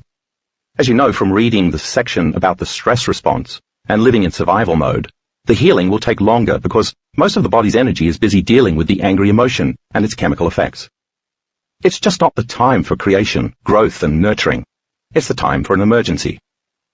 So when the placebo effect is at work, and you create the right level of mind with clear intention, and combine it with a nurturing, elevated emotion, the right type of signal can reach the cell's DNA. The message will not only influence the production of healthy proteins for better structure and function of the body, but also make brand new, healthy cells from latent stem cells that are just waiting to be activated by the right message. You could even think of these stem cells as get-out-of-jail-free cards, as in the game Monopoly, because once they're picked up or activated, they replace cells in damaged areas of the body, allowing for a fresh, clean start. In fact, stem cells help explain how healing occurs in at least half the placebo cases involving sham surgery. whether it's for an arthritic knee or a coronary bypass, as described in Chapter 1. We've already mentioned emotions and how they play a vital role in healing the body, but now let's take a deeper look at the subject. If we have a heightened emotional response to the new thoughts we're concentrating on in mental rehearsal, it's like turbocharging our efforts, because the emotions help us make epigenetic changes much faster. We don't need the emotional component. After all, the subjects who strengthened their muscles by imagining they were lifting weights didn't need to get blissed out to change their genes. However, they inspired themselves by using their imaginations with each mental lift, saying, harder, harder, harder. The consistent emotion was the energetic catalyst that truly enhanced the process. Maintaining such an elevated emotion allows us to get far more dramatic results much more quickly. The same kind of amazing results as we see in the placebo response. Remember the laughter study from Chapter 2? Japanese researchers found that watching an hour-long comedy show upregulated 39 genes, 14 of which were related to natural killer cell activity in the immune system. Several other studies have shown increases in various antibodies after subjects watched a humorous videotape. Research at the University of North Carolina at Chapel Hill further showed that increased positive emotions produced increases in vagal tone, a measure of the health of the vagus nerve, which plays a major part in regulating the autonomic nervous system and homeostasis. In a Japanese study, when baby rats were tickled for 5 minutes a day for 5 days in a row to stimulate positive emotion, the rats' brains generated new neurons. In each of these cases, strong, positive emotions help the subjects trigger real physical changes that improve their health. Positive emotions cause the body and brain to flourish. Now look at the pattern of many of the placebo studies. The moment someone starts getting a clear intention of a new future, wanting to live without pain or disease, and then combines it with a heightened emotion, excitement, hope, and anticipation of actually living without pain or disease, is the moment the body is no longer in the past. The body is living in that new future, because, as we've seen, the body doesn't know the difference between an emotion created by an actual experience and one created by thought alone. So that heightened state of emotion in response to the new thought is a vital component of that process, because it's new information coming from outside the cell. And to the body, the experience from the outer environment or inner environment is the same. Remember Mr. Wright from Chapter 1. He got very excited when he thought about taking the powerful new drug he'd heard about and imagined how it might cure him. He was so excited that he badgered his doctor to allow him to take it. When he actually did, he had no idea that it was inert. But because his brain didn't know the difference between his highly emotionally charged mental images of being well and actually being well, his body emotionally responded as if what he had imagined had already happened. His mind and his body were then working together to signal new genes in new ways, and that, rather than the powerful new drug he took, was what shrank his tumors and restored his health. That's what created his new state of being. Then when Mr. Wright learned that the drug trial showed that the drug didn't work, he reverted back to his old thoughts and old emotions, to his old programming, and, not surprisingly, his tumors returned. His state of being changed once again. But when his doctors told him that he could get an improved version of the drug that had worked before, he got excited all over again. He really believed that this new version of the drug could work because he'd seen it do so before. Or, at least, that's what he thought he'd seen. Naturally, when he re-embraced the intention of health and started thinking new thoughts about possibility again, his brain went back to firing and wiring new neural connections, and he created a new mind. All his excitement and hope returned, and that emotion created the very chemicals in his body that supported his new thoughts. And so, once more, his body didn't know the difference between his thoughts and feelings about being well and actually being well, and once more his brain and body responded as if what he'd imagined had already happened, and his tumors disappeared again. Once he read in the news that his miracle drug truly was a bust, he reverted to his old thinking and old emotions one final time, and his old personality self, along with his tumors, returned. There was no miracle drug. He was the miracle. And there was no placebo. He was the placebo. So it makes sense that we should concentrate not merely on avoiding negative emotions like fear and anger, but also on consciously cultivating heartfelt, positive emotions such as gratitude, joy, excitement, enthusiasm, fascination, awe, inspiration, wonder, trust, appreciation, kindness, compassion, and empowerment to give us every advantage in maximizing our health. Studies show that getting in touch with positive, expansive emotions like kindness and compassion, emotions that are our birthright, by the way, tends to release a different neuropeptide called oxytocin, which naturally shuts off the receptors in the amygdala, the part of the brain that generates fear and anxiety. With fear out of the way, we can feel infinitely more trust, forgiveness, and love. We move from being selfish to selfless. And as we embody this new state of being, our neurocircuitry opens the door to endless possibilities that we never could have even imagined before, because now we're not expending all of our energy trying to figure out how to survive. Scientists are finding areas in the body, like the intestines, the immune system, the liver and the heart, as well as many other organs, that contain receptor sites for oxytocin. These organs are highly responsive to oxytocin's major healing effect, which has been linked to growing more blood vessels in the heart, stimulating immune function, increasing gastric motility, and normalizing blood sugar levels. Let's return to mental rehearsal for a moment. Remember how the frontal lobe is our ally in mental rehearsal. That's true because, as we established earlier, the frontal lobe helps us unplug from the body, the environment, and time, the three main focuses of someone who's living in survival mode. It helps us get past ourselves to a state of pure consciousness, where we have no ego. In this new state, as we envision what we desire, our hearts are more open, and positive emotion can flood through us, so that now the loop of feeling what we're thinking and thinking what we're feeling is finally working in our favor. The selfish mindset we were in when we were in survival mode no longer exists, because the energy we channeled towards survival needs has now been freed up for us to create. It's as though someone paid our rent or mortgage payment for the month, so that we have extra cash to play with. Now we can understand exactly why it is if we hold a clear intention of a new future, marry it to a state of expansive, elevated emotion, and repeat that over and over until we've created a new state of mind and a new state of being, these thoughts will seem more real to us than our previous, limited view of reality. We're finally free.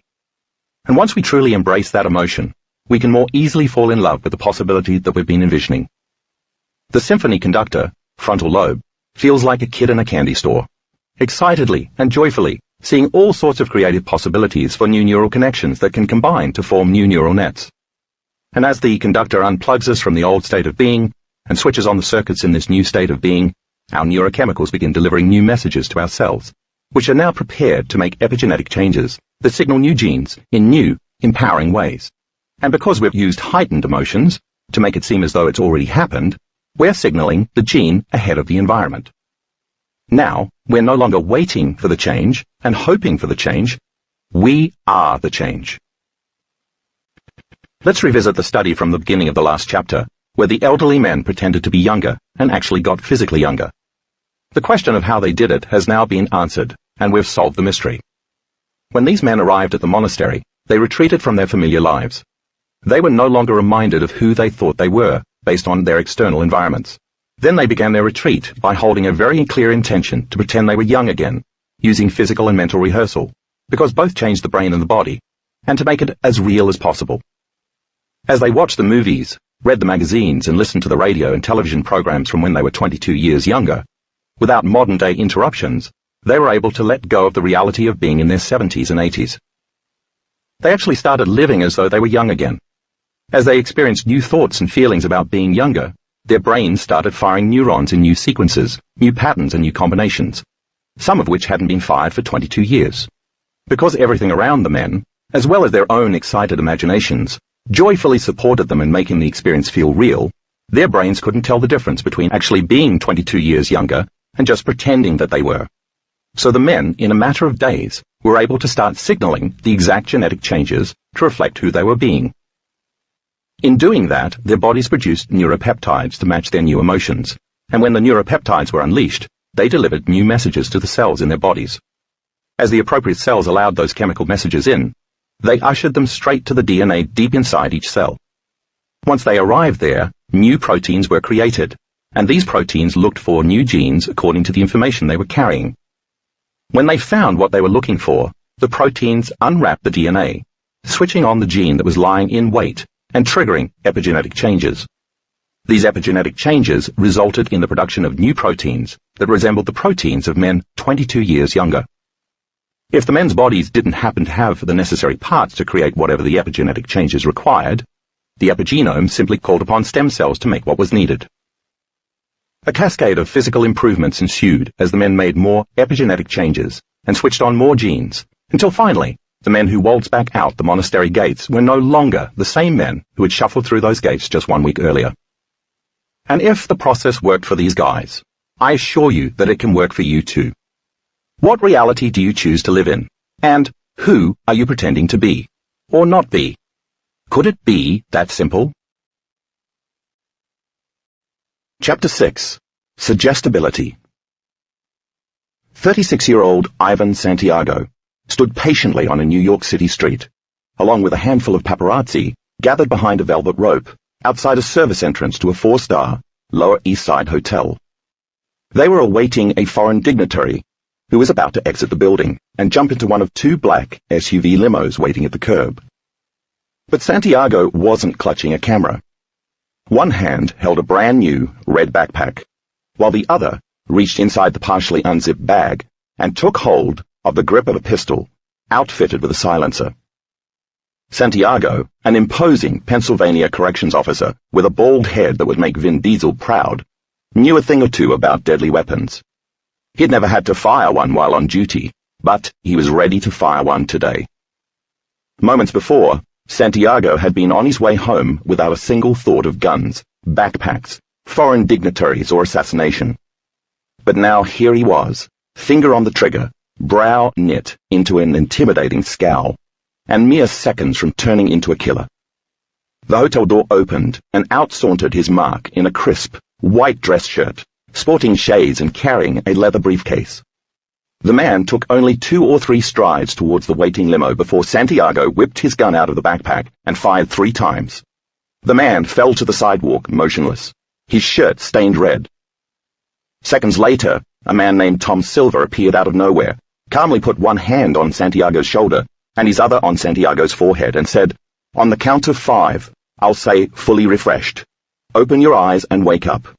1, 2, 3, 4, 5. Fully refreshed." Santiago had been hypnotized to shoot a stranger, actually a stuntman, using what turned out to be a harmless airsoft prop gun in an experiment run by a handful of researchers who set out to test the unthinkable. Using hypnosis, was it possible to program a law-abiding, all-around good person to become a cold-blooded assassin? Hidden inside the SUV, eyes riveted to the scene, were the researchers working with Silver.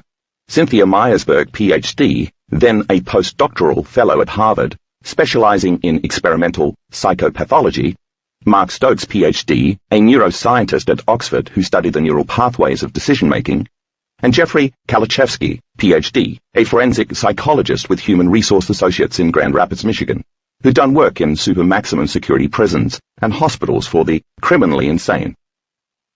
The day before, the researchers had started out with a group of 185 volunteers.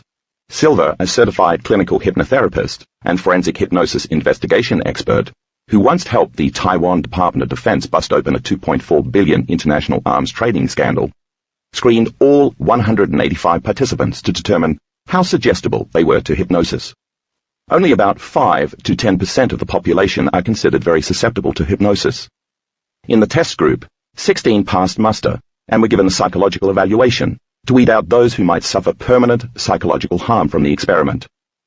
11 progressed to the next test, which determined whether under hypnosis they would reject deeply rooted social norms. This would show which were the most suggestible. Divided into smaller groups, the subjects were taken to a fairly busy restaurant for lunch, but unbeknownst to them, they'd been given a post-hypnotic suggestion that once they sat down, their chairs would feel very hot, to the point where they'd quickly become so warm they'd strip to their underwear, right there in the restaurant. While all of the subjects complied with the instructions to varying degrees, the researchers eliminated 7 who they felt either were playing along or just weren't suggestible enough to fully follow the prompt. The others stripped to their underwear within seconds. They really thought their chairs were extremely hot. The 4 who'd progressed to the next level were invited to take a test no one would be able to fake. The subjects were to step into a deep metal bathtub filled with 35-degree Fahrenheit iced water, just 3 degrees above freezing. One at a time, the subjects were wired to devices that monitored their heart rate, breathing rate, and pulse, while a special thermo-imaging camera monitored both their body temperature and the temperature of the water. Hypnotizing them, Silver told the subjects they would feel no discomfort from the cold water and, in fact, would feel as though they were stepping into a nice warm bath. Anesthesiologist Shaker Upadhyayula administered the test as emergency medical technicians stood by. This test would make or break the experiment. Normally, when someone is exposed to water this cold, an involuntary gasping reflex happens as the water reaches nipple level. The heart rate and respiratory rate climb, and the person starts to shiver, and the teeth begin to chatter. It's the autonomic nervous system taking over in an automatic attempt to maintain internal balance, something that's not under conscious control. Even if a person were in a deep state of hypnosis, the amount of sensation being sent to the brain under these extreme circumstances would normally be too overwhelming to maintain a hypnotic state. If any of the subjects passed this test, they were indisputably suggestible to a very high degree. 3 of the subjects were indeed in deep states of hypnosis, but not deep enough to withstand this kind of intense cold without their bodies losing homeostasis. The longest any of them could stay in the bath was 18 seconds. But the 4th subject, Santiago, stayed in for just over 2 full minutes before Dr. Upadhyayula called a halt to the test. Although Santiago's heart rate was high before the experiment, once he stepped into the water, his heart rate calmed down immediately. There wasn't so much as a flutter on his EKG or a single blip in his respiratory rate. Santiago sat among ice cubes as though he was soaking in a warm bathtub. Indeed, that's exactly what he believed he was doing. The man never flinched, nor did his body fall into hypothermia, and the researchers knew they'd found the subject they were looking for. Because Santiago was so suggestible under hypnosis that his body could overcome such extreme environment for this amount of time, and his mind could control his autonomic functions, he was ready for the final test. Santiago's background check had shown he was a great guy, the researchers noted. He was a trusted employee, a devoted son, and a loving uncle. He was certainly not the type of man who would agree to kill somebody in cold blood. Would Silver succeed in getting such a man to turn into an assassin? For this next phase of the experiment to be valid, Santiago couldn't know what was being staged. He couldn't make any connection between the experiments he was taking part in and the scene in front of the hotel next to where the study was taking place. As part of the plan, the television producers in charge of the filming the experiments told him he hadn't been selected to continue in the program, although they wanted him to return the next day for a short exit interview. Before Santiago left, he was told he wouldn't be put under hypnosis again. Santiago returned the following day. While he was chatting with the producer, the team went to work staging the scene outside. The stuntman strapped on blood packs. The airsoft prop gun, which had the blast and recoil action of a real firearm, was placed inside a red backpack and laid on the seat of a parked motorcycle right outside the entrance to the building. A velvet rope line was set up outside the hotel service entrance, right next door, and staged paparazzi were in place with their film and video cameras. 2 SUVs were parked on the street, looking ready to drive off with the foreign dignitary and his entourage. Back upstairs, Santiago happily answered questions in his exit interview, until the producer excused herself for a moment, saying she'd be right back. Soon after she left the room, Silver entered, saying he wanted to say goodbye to Santiago. As Silver shook Santiago's hand, he gave a little tug on his arm that prompted Santiago, by now well conditioned to this cue, to drop immediately into a hypnotic trance. He went limp on the couch. Silver told him a bad guy was downstairs, adding, "He's got to be erased. We've got to get rid of him, and you're the one to do it." He told Santiago that once he exited the building, he'd see a red backpack on a motorcycle, and inside would be a gun. He told Santiago that he was to grab the red backpack and walk over to the velvet rope, where he'd wait for the dignitary who'd be carrying a briefcase to emerge from the hotel. He told Santiago, as soon as he comes out the doors, you're going to point the gun at his chest and fire that gun. Bang, bang, bang, bang, bang. But as soon as you do it, you'll simply, completely, totally forget that it ever happened. Finally, Silver implanted both an audible and a physical stimulation trigger that would send Santiago back into a hypnotic state, under which he'd follow the post-hypnotic suggestions Silver had given him. He told Santiago that he'd recognize a segment producer outside the building, and the man would shake his hand and say, "Ivan, you did a spectacular job. Silva told Santiago to nod yes if he'd do what Silva had instructed, and Santiago complied. Then Silva brought him out of the trance and acted as if he were truly just saying goodbye. The producer returned to the room after Silva left and thanked Santiago, telling him the exit interview was over and he could leave.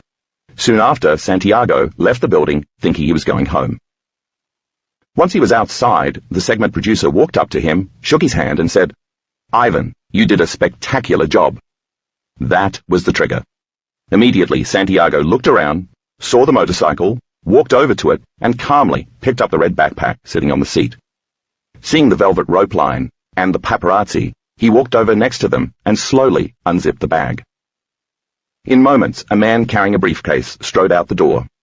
Without flinching, Santiago pulled the gun out of the backpack and shot the man in the chest several times.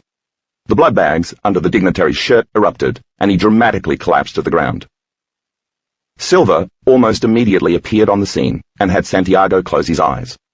The stuntman made a hasty exit as Silva then brought Santiago out of his trance. The psychologist Jeffrey Kalachevsky appeared and suggested Santiago follow him inside with the others for a debriefing.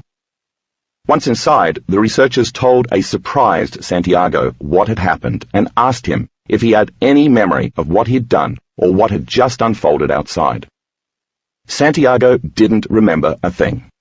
That is, until Silva suggested to him that he would. In the first few chapters, you read about many different individuals who accepted a possible imagined scenario, and like magic, their bodies responded to that picture in their minds.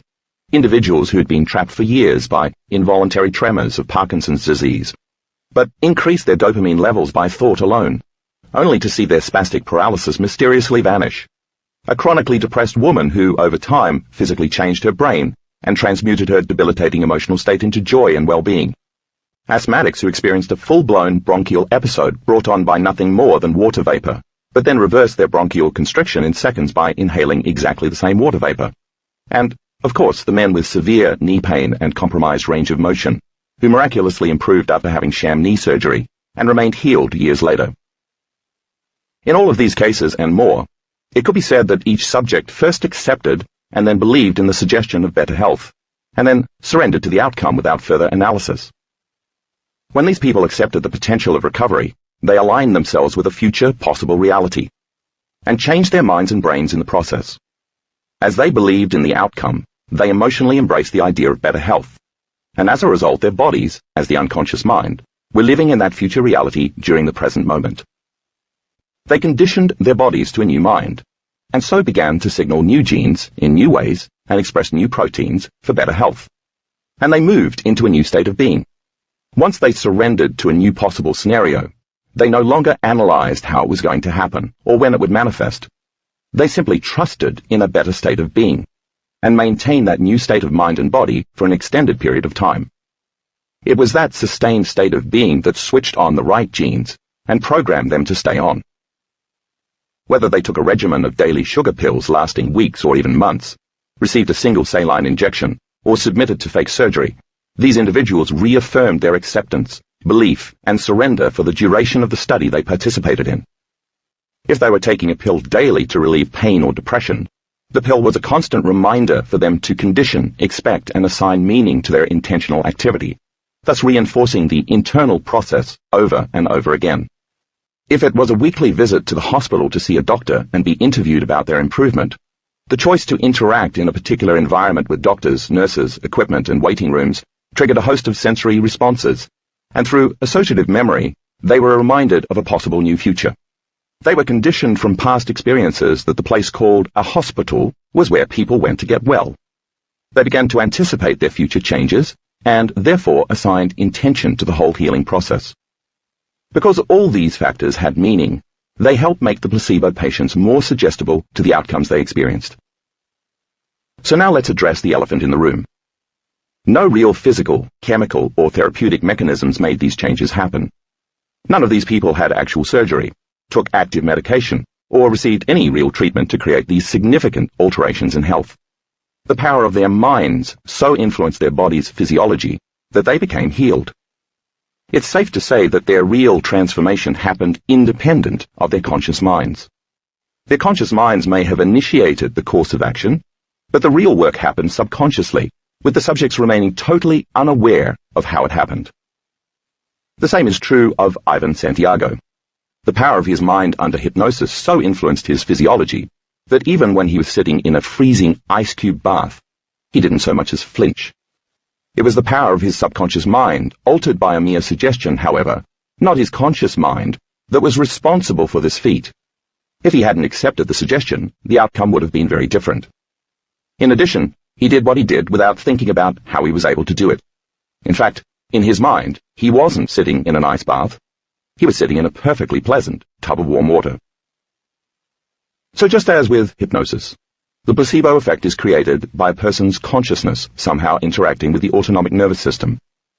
Quite simply, the conscious mind merges with the subconscious mind. Once the placebo patients accept a thought as a reality, and then believe and trust in the end result emotionally, the next thing that happens is that they get well. A cascade of physiological events automatically carries out the whole biological change, without their conscious minds being involved. They're able to enter the operating system where these functions already happen routinely, and when they do, it's as if they've planted a seed in fertile ground. The system automatically takes over for them. In fact, it's not anyone's job to do anything, it just happens. None of the subjects could consciously spike dopamine levels by 200% and control involuntary tremors with the mind, manufacture new neurotransmitters to combat depression, signal stem cells to morph into white blood cells to mount an immune response, or restore knee cartilage in order to reduce pain, just as Santiago couldn't have consciously avoided flinching when he lowered his body into that tub. Anyone trying to accomplish any of these feats would certainly be unsuccessful. These people would have to get help from a mind that already knows how to initiate all these processes. To succeed, they'd have to activate the autonomic nervous system, the subconscious mind, and then assign it to the task of making new cells and healthy new proteins. I've mentioned the word suggestibility throughout this book, as if being suggestible was something that all of us could simply do voluntarily on command. As you read in the story at the beginning of the chapter, it turns out that it's not that easy. Let's face it, some of us, certainly Ivan Santiago, are more suggestible than others. And even those who are more suggestible respond to certain suggestions better than other suggestions.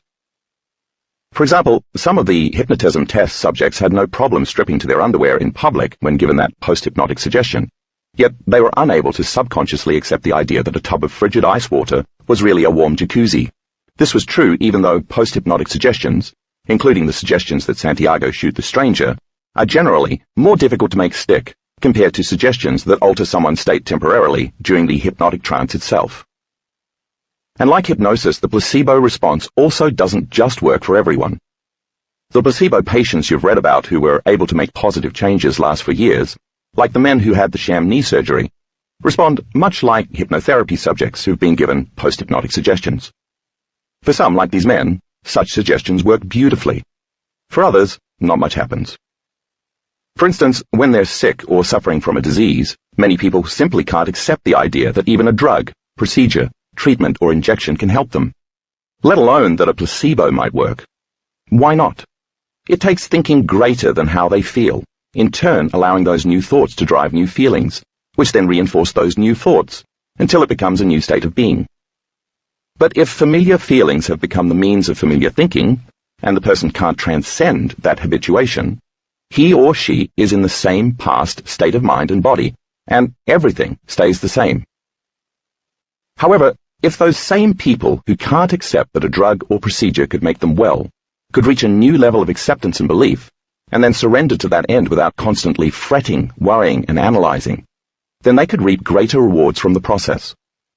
That's what suggestibility is, making a thought into a virtual experience, and having our bodies consequently respond in a new manner. Suggestibility combines three elements: acceptance, belief, and surrender. The more we accept, believe, and surrender to whatever we're doing to change our internal state, the better the results we can create. Similarly, when Santiago was under hypnosis and his subconscious mind was in control, he could totally accept what Silva told him about the bad guy who needed to be eliminated. He could believe that Silva was telling the truth, and he could surrender to carrying out the detailed instructions Silva gave him without ever analyzing or thinking critically about what he was about to do. There was no hand-wringing and asking for proof. There was no second guessing. He just did it. So when we are presented with the idea of better health, and we can associate that hope or thought, that something outside of us is going to change something inside of us, with emotional anticipation of the experience, we're becoming suggestible to that end result. We condition, expect, and assign meaning to the whole delivery system. But the emotional component is key in this experience. Suggestibility isn't just an intellectual process. Many folks can intellectualize being better, but if they can't emotionally embrace the result, then they can't enter into the autonomic nervous system, as Santiago did using hypnotism, which is vital because that's the seat of the subconscious programming that's been calling all the shots, as discussed in Chapter 3. In fact, it's generally accepted in psychology that a person who experiences intense emotions tends to be more receptive to ideas and is therefore more suggestible. The autonomic nervous system is under the control of the limbic brain, which is also called the emotional brain, and the chemical brain. The limbic brain, depicted in Figure 6.1, is responsible for subconscious functions like chemical order and homeostasis, for maintaining the body's natural physiological balance. It's your emotional center, so as you experience different emotions, you activate this part of the brain, and it creates the corresponding chemical molecules of emotion. And since this emotional brain exists below the conscious mind's control, the moment you feel emotion, you activate your autonomic nervous system. Refer Figure 6.1. So if the placebo effect requires you to embrace an elevated emotion ahead of the actual experience of healing, then when you amplify your emotional response and come out of your normal resting state, you're activating your subconscious system. Allowing yourself to feel emotions is a way to enter the operating system and program a change, because you're now automatically instructing the autonomic nervous system to begin creating the corresponding chemistry, as if you were getting better. And the body receives a blend of those natural alchemical elixirs from the brain and mind. As a result, the body is now becoming the mind emotionally. As we've seen, these can't just be any emotions. The survival emotions that we already explored in the last chapter knock the brain and body out of balance, and so down-regulate or shut off the genes needed for optimal health. Fear, futility, anger, hostility, impatience, pessimism, competition, and worry won't signal the proper genes for better health. They actually do the opposite. They turn on the fight-or-flight nervous system and prepare your body for emergency. You're now losing vital energy for healing. It's a similar situation with trying to make something happen, by the way. The moment you're trying, you're pushing against something because you're endeavoring to change it. You're struggling, attempting to force an outcome, even if you don't realize that's what you're actually doing. That knocks you out of balance, just as the survival emotions do. And the more frustrated and impatient you become, the more out of balance you get. Remember in The Empire Strikes Back, when Yoda said to Luke Skywalker that there is no try, only do, or do not. The same is true with the placebo response. There is no try, there's only allow. All those negative and stressful emotions are so familiar to us and connect to so many past known events that when we focus on them, those familiar emotions keep the body connected to the same past conditions, which in this case is poor health. No new information can then program your genes in any new ways. Your past reinforces your future. On the other hand, emotions like gratitude and appreciation open your heart and lift the energy in your body to a new place, out of the lower hormonal centers. Gratitude is one of the most powerful emotions for increasing your level of suggestibility. It teaches your body emotionally that the event you're grateful for has already happened, because we usually give thanks after a desired event has occurred. If you bring up the emotion of gratitude before the actual event, your body, as the unconscious mind, will begin to believe that the future event has indeed already happened, or is happening to you in the present moment. Gratitude, therefore, is the ultimate state of receivership. Look at Figure 6.2 to review the difference between the expression of survival emotions and the expression of elevated emotions. If you can bring up the emotion of appreciation or thankfulness and combine it with a clear intention, you're now beginning to embody the event emotionally. You're changing your brain and body. Specifically, you're chemically instructing your body to know what your mind has philosophically known. We could say you're in a new future in the present moment.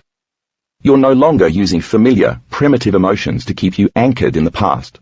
You're now using elevated emotions to drive you into a new future. Let's go back to the idea introduced earlier that we each have different levels of our own acceptance to a suggestion, resulting in a spectrum of suggestibility. Everyone has his or her own level of susceptibility to thoughts, suggestions and commands, from both outer and inner realities, based on many different variables. Think of your level of suggestibility as being inversely related to your analytical thinking, as illustrated in Figure 6.3. The greater your analytical mind, the more you analyze, the less suggestible you are, and the lesser your analytical mind, the more suggestible you are. The analytical mind, or critical mind, is that part of your mind you consciously use and are aware of. It's a function of the thinking neocortex, the part of your brain that's the seat of your conscious awareness, that thinks, observes and remembers things, and that resolves problems. It analyzes, compares, judges, rethinks, examines, questions, polarizes, scrutinizes, reasons, rationalizes and reflects. It takes what it has learned from past experience and applies it to a future outcome or to something it hasn't yet experienced. In the hypnosis experiment described at the start of this chapter, for example, 7 of the 11 subjects given the post-hypnotic suggestion to peel their clothes off in a public restaurant didn't fully comply. It was the analytical mind that brought them back to their senses. The moment they began to analyze, is this right? Should I do this? What will I look like? Who's watching? What will my boyfriend think? The suggestion was no longer as powerful, and they returned to their old, familiar state of being. The folks who immediately stripped to their underwear, on the other hand, did it without questioning what they were doing. They were less analytical, and so more suggestible, than their counterparts. Since the neocortex is divided into 2 halves called hemispheres, it makes sense that we analyze and spend a lot of time thinking in duality. You know, good versus bad, right versus wrong, positive versus negative, male versus female, straight versus gay, Democrat versus Republican, past versus future, logic versus emotion, old versus new, head versus heart. You get the idea. And if we're living in stress, the chemicals we're pumping into our systems tend to drive the whole analytical process faster. We analyze even more in order to predict future outcomes so that we can protect ourselves from potential worst-case scenarios based on past experience. There's nothing wrong with the analytical mind, of course. It has served us well for our entire waking conscious lives. It's what makes us human. Its job is to create meaning and coherence between our outer worlds, the combined experiences of people and things at different times and places, and our inner worlds, our thoughts and feelings. The analytical mind works best when we're calm, relaxed and focused. This is when it's working for us. It simultaneously reviews many aspects of our lives and provides us with meaningful answers. It helps us choose from myriad options in order to make decisions, learn new things, scrutinize whether to believe in something, judge social situations based on our ethics, get clear on our purpose in life, discern morality with conviction, and evaluate important sensory data. As an extension of our egos, the analytical mind also protects us so that we can cope and survive best in our external environments. In fact, one of the ego's main jobs is protection. It's always evaluating situations in the external environment and assessing the landscape for the most advantageous outcomes. It takes care of the self, and it also tries to preserve the body. Your ego will let you know when there's potential danger, and it will urge you to respond to the condition. For example, if you were walking down the street and saw the oncoming cars driving too close to the side of the road where you were walking, you might cross the street to protect yourself. That's your ego giving you that guidance. But when our egos are out of balance due to a barrage of stress hormones, our analytical minds go into high gear and become overstimulated. That's when the analytical mind is no longer working for us, but against us. We get over-analytical, and the ego becomes highly selfish by making sure that we come first, because that's its job. It thinks and feels as though it needs to be in control to protect the identity. It tries to have power over outcomes. It predicts what it needs to do to create a certainly safe situation. It clings to the familiar and won't let go. So it holds grudges, feels pain and suffers, or it can't get beyond its victimhood. It will always avoid the unknown condition and view it as potentially dangerous, because to the ego, the unknown is not to be trusted. And the ego will do anything to empower itself with a rush of addictive emotions. It wants what it wants, and it will do whatever it takes to get there first, by pushing its way to the front of the line. It can be cunning, manipulative, competitive, and deceptive in its protection. So the more stressful your situation, the more your analytical mind is driven to analyze your life within the emotion you're experiencing at that particular time. When this happens, you're actually moving your consciousness further away from the operating system of the subconscious mind, where true change can occur. You're then analyzing your life from your emotional past, although the answers to your problems aren't within those emotions, which are causing you to think harder within a limited, familiar chemical state. You're thinking in the box. Then, because of the thinking and feeling loop discussed earlier in the book, those thoughts recreate the same emotions, and so drive your brain and body further out of order. You'll be able to see the answers more easily when you get beyond that stressful emotion and see your life from a different state of mind. Stay tuned.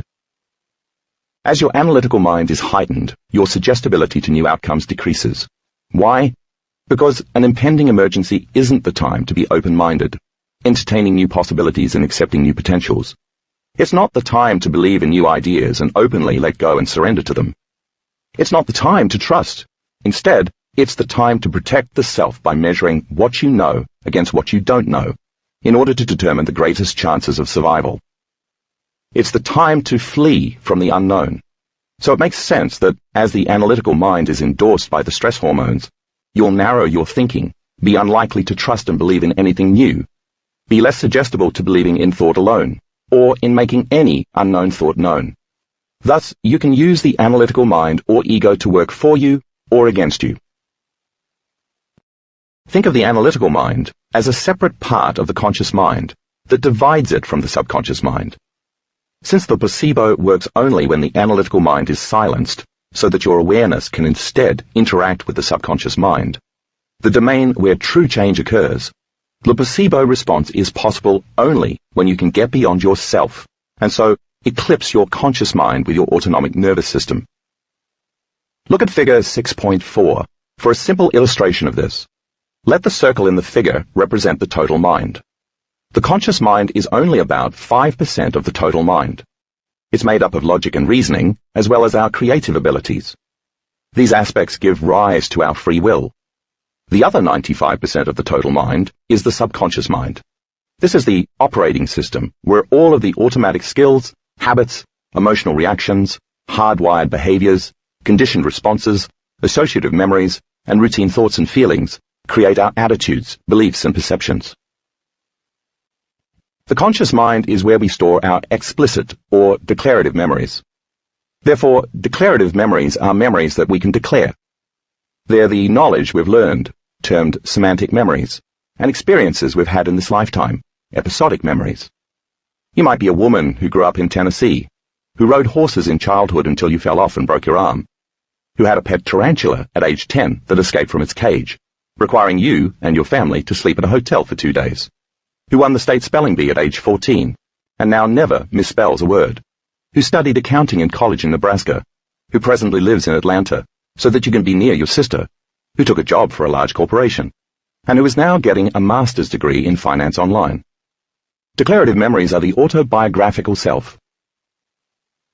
The other type of memories we have are implicit or non-declarative memories, sometimes also called procedural memories. This kind of memory kicks in when you've done something so many times that you aren't even consciously aware of how you do it. You've repeated it so often that now your body knows as well as your brain.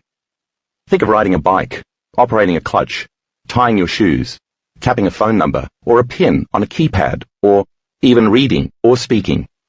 These are the automatic programs that have been discussed throughout this book. You could say that you no longer have to analyze or consciously think about the skill or habit you've mastered, because it's now subconscious.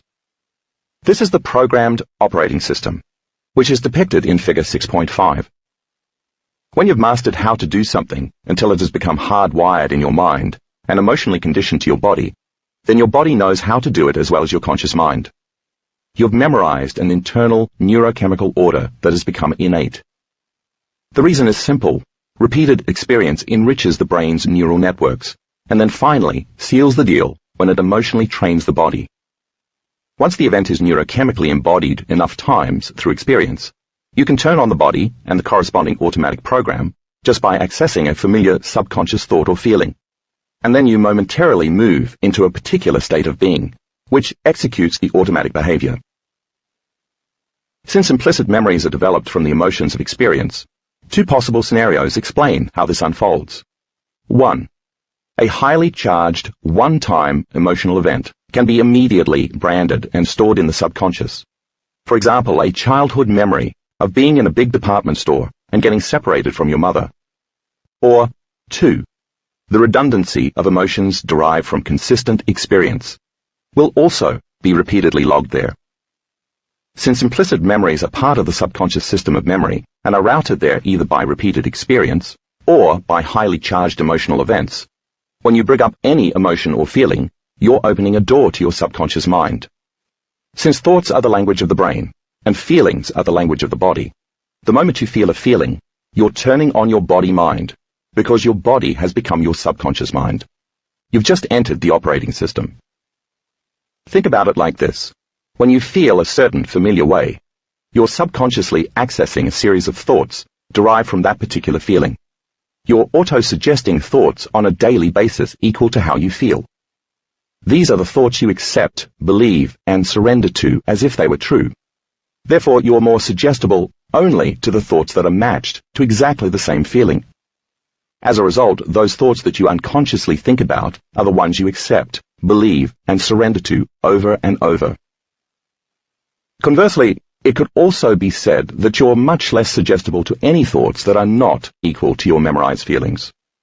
Any new thought that reflects an unknown possibility just wouldn't feel right. Your self-talk, the thoughts that you listen to every day, slips by your conscious awareness on a moment-to-moment basis and stimulates the autonomic nervous system and the flow of biological processes, reinforcing the programmed feeling of who you think you are. Remember the study in Chapter 2, where researchers found that optimists responded more favorably to suggestions that were positive, while pessimists responded more unfavorably to suggestions that were negative. By the same means, if you were to change how you feel, could you become more suggestible to a new stream of thoughts? Absolutely. By feeling an elevated emotion and allowing a whole new set of thoughts to be driven by that new feeling, you'd increase your level of suggestibility to what you were feeling and then thinking. You'd be in a new state of being, and your new thoughts would then be the auto-suggestions equal to that feeling. And when you feel emotions, you're naturally activating your implicit memory system and the autonomic nervous system. You can simply allow the autonomic nervous system to do what it does best: restore balance, health, and order. Isn't that what many people did in the placebo studies mentioned earlier? Weren't they able to bring up an elevated emotion like hope, or inspiration, or the joy of being well? And once they saw a new possibility without ever analyzing it, wasn't their level of suggestibility influenced by those feelings? As they felt those corresponding emotions, didn't they enter the operating system and reprogram their autonomic nervous system with new orders? By thought alone, auto-suggesting equal to those emotions. If there are different degrees of suggestibility, then that can be demonstrated visually by showing different thicknesses of the analytical mind. The thicker the barrier between the conscious mind and the subconscious mind, the more difficulty you'll have getting into the operating system. Take a look at figures 6.6 and 6.7 on the following 2 pages, which represent 2 people with different types of minds. The person in figure 6.6 has a very thin veil between the conscious and subconscious minds, and therefore is very open to suggestion, like Ivan Santiago from the beginning of the chapter. This person will naturally accept, believe, and surrender to an outcome, because he or she doesn't analyze or intellectualize too much. Folks like this might be more innately prone to accept that a thought is a potential experience, and embrace it emotionally, so that the package becomes imprinted on the autonomic nervous system, ready to be executed as a reality. These people don't spend a lot of time trying to figure things out in their lives, and they don't overthink many things. If you've ever seen a hypnosis stage show, the subjects who make it to the front of the room usually fall into this category. Now contrast this with figure 6.7. If you look at the thicker analytical mind that separates the conscious and subconscious minds, you can easily see that this person is less prone to taking suggestions at face value, without a significant degree of help from his or her intellectual mind in evaluating, processing, planning, and reviewing. People like this are highly critical and will make sure they've analyzed everything before simply surrendering and trusting. Bear in mind that some of us have a more built-up analytical mind even without constantly living by our stress hormones. We might have studied different subjects in college, or lived with parents who reinforced the mechanisms of rational thought when we were young, or maybe it was just part of our nature. Nevertheless, you can have a significantly broad, analytical mind and still learn how to get beyond it. I certainly did, so there's hope. As I said before, neither of these types is more advantageous than the other. I think a healthy balance between the two works very well. Someone who's over-analytical is less likely to trust and flow in his life or her life. Someone who's overly suggestible might be too gullible and less functional. The point I want to make is that if you're continually analyzing your life, judging yourself, and obsessing about everything in your reality, then you'll never enter the operating system where those old programs exist and reprogram them.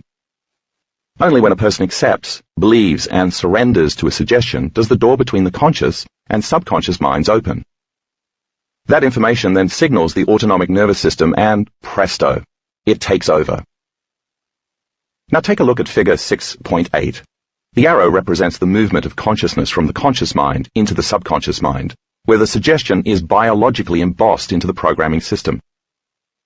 A few additional elements can also silence the analytical mind and open the door to the subconscious mind in order to increase a person's level of suggestibility. For example, physical or mental fatigue increases your suggestibility. Certain studies have shown that the limited exposure to social, physical, and environmental cues in sensory deprivation can cause increased susceptibility. Extreme hunger, emotional shock, and trauma also weaken our analytical faculties, therefore making us more suggestible to information. Like hypnosis, meditation is another way to bypass the critical mind and move into the subconscious system of programs.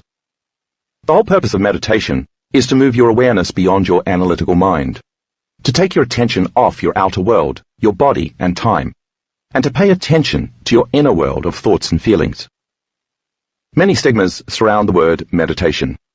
Most people conjure up images of a bearded guru on a mountaintop, immune to the elements and sitting in perfect stillness, a monk in a simple robe, his face adorned with a huge, mysterious smile, or even a young and beautiful woman with flawless skin, on the cover of a magazine dressed in stylish yoga clothes and looking serenely free from the enslavement of all of the demands of daily life. When we see these images, many of us might perceive the discipline required is too impractical, too out of reach and beyond our abilities. We might see meditation as a spiritual practice that doesn't fit into our religious beliefs. And some of us are simply overwhelmed with the seemingly endless variations of meditation available and are unable to decide where to begin. But it doesn't have to be that difficult out there, or confusing. For this discussion, let's just say that the whole purpose of meditation is to move our consciousness beyond the analytical mind and into deeper levels of consciousness.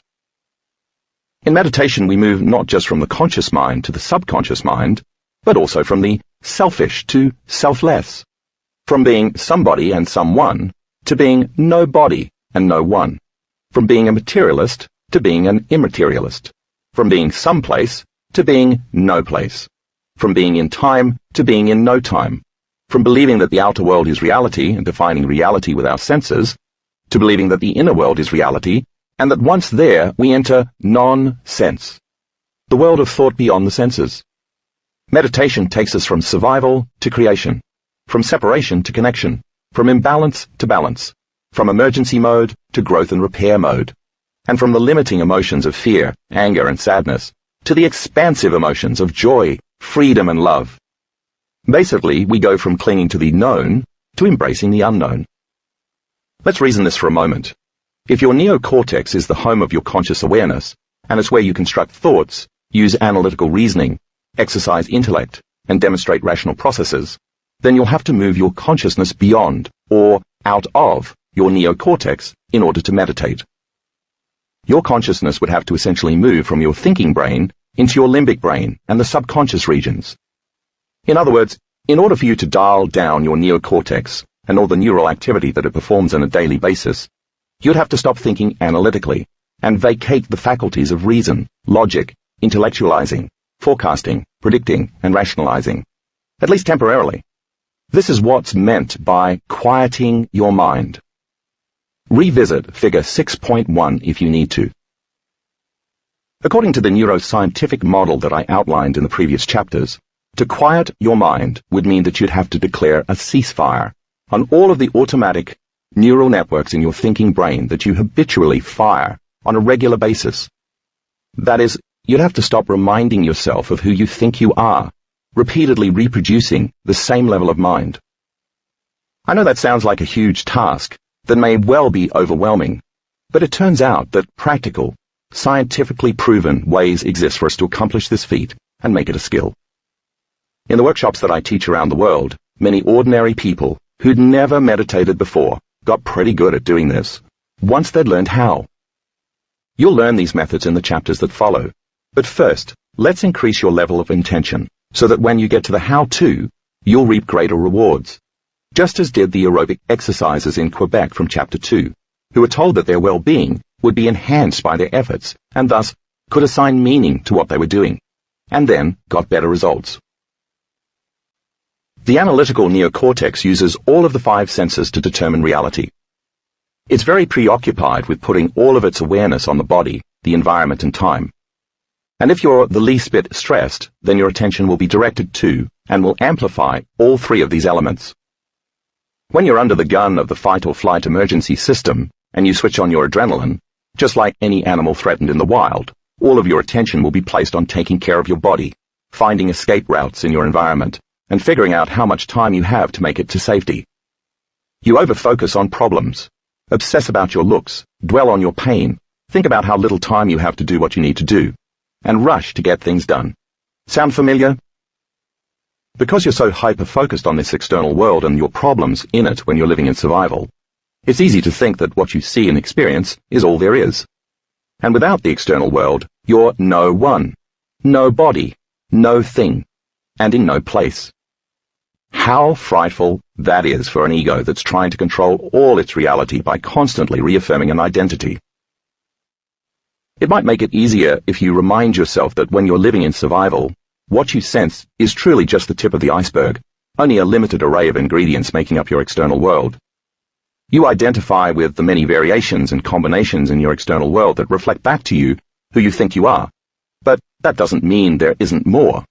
In fact, every time you learn something new, you change how you see the world. The world hasn't really changed, only your perception of it has changed. We'll learn more about perception in the next chapter.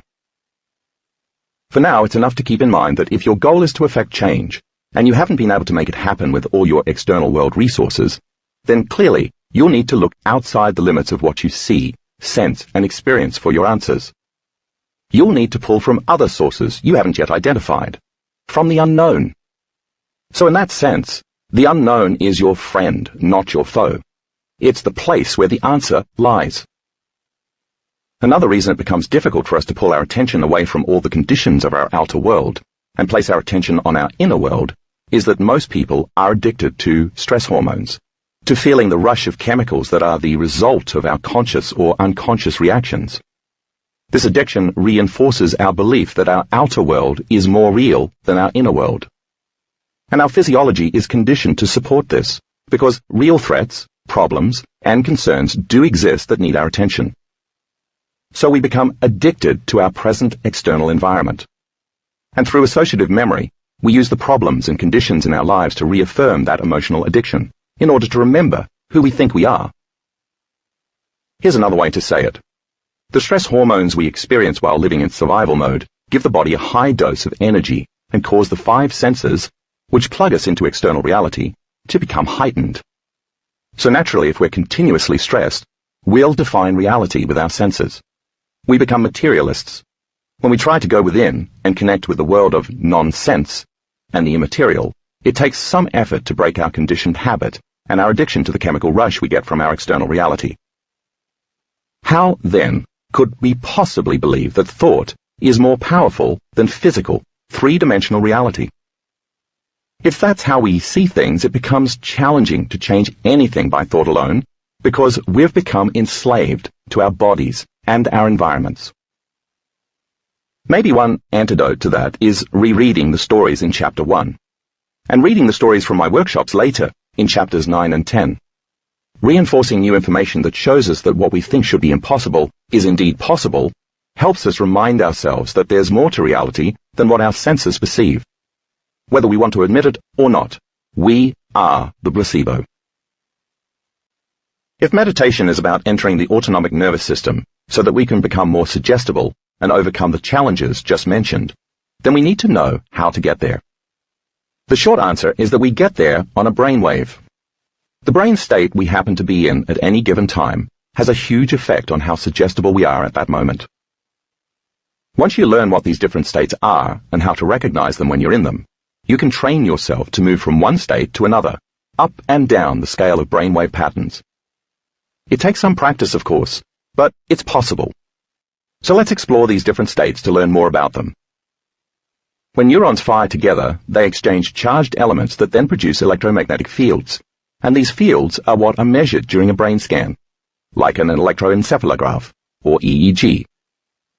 Humans have several measurable brainwave frequencies, and the slower the brainwave state we're in, the deeper we go into the inner world of the subconscious mind.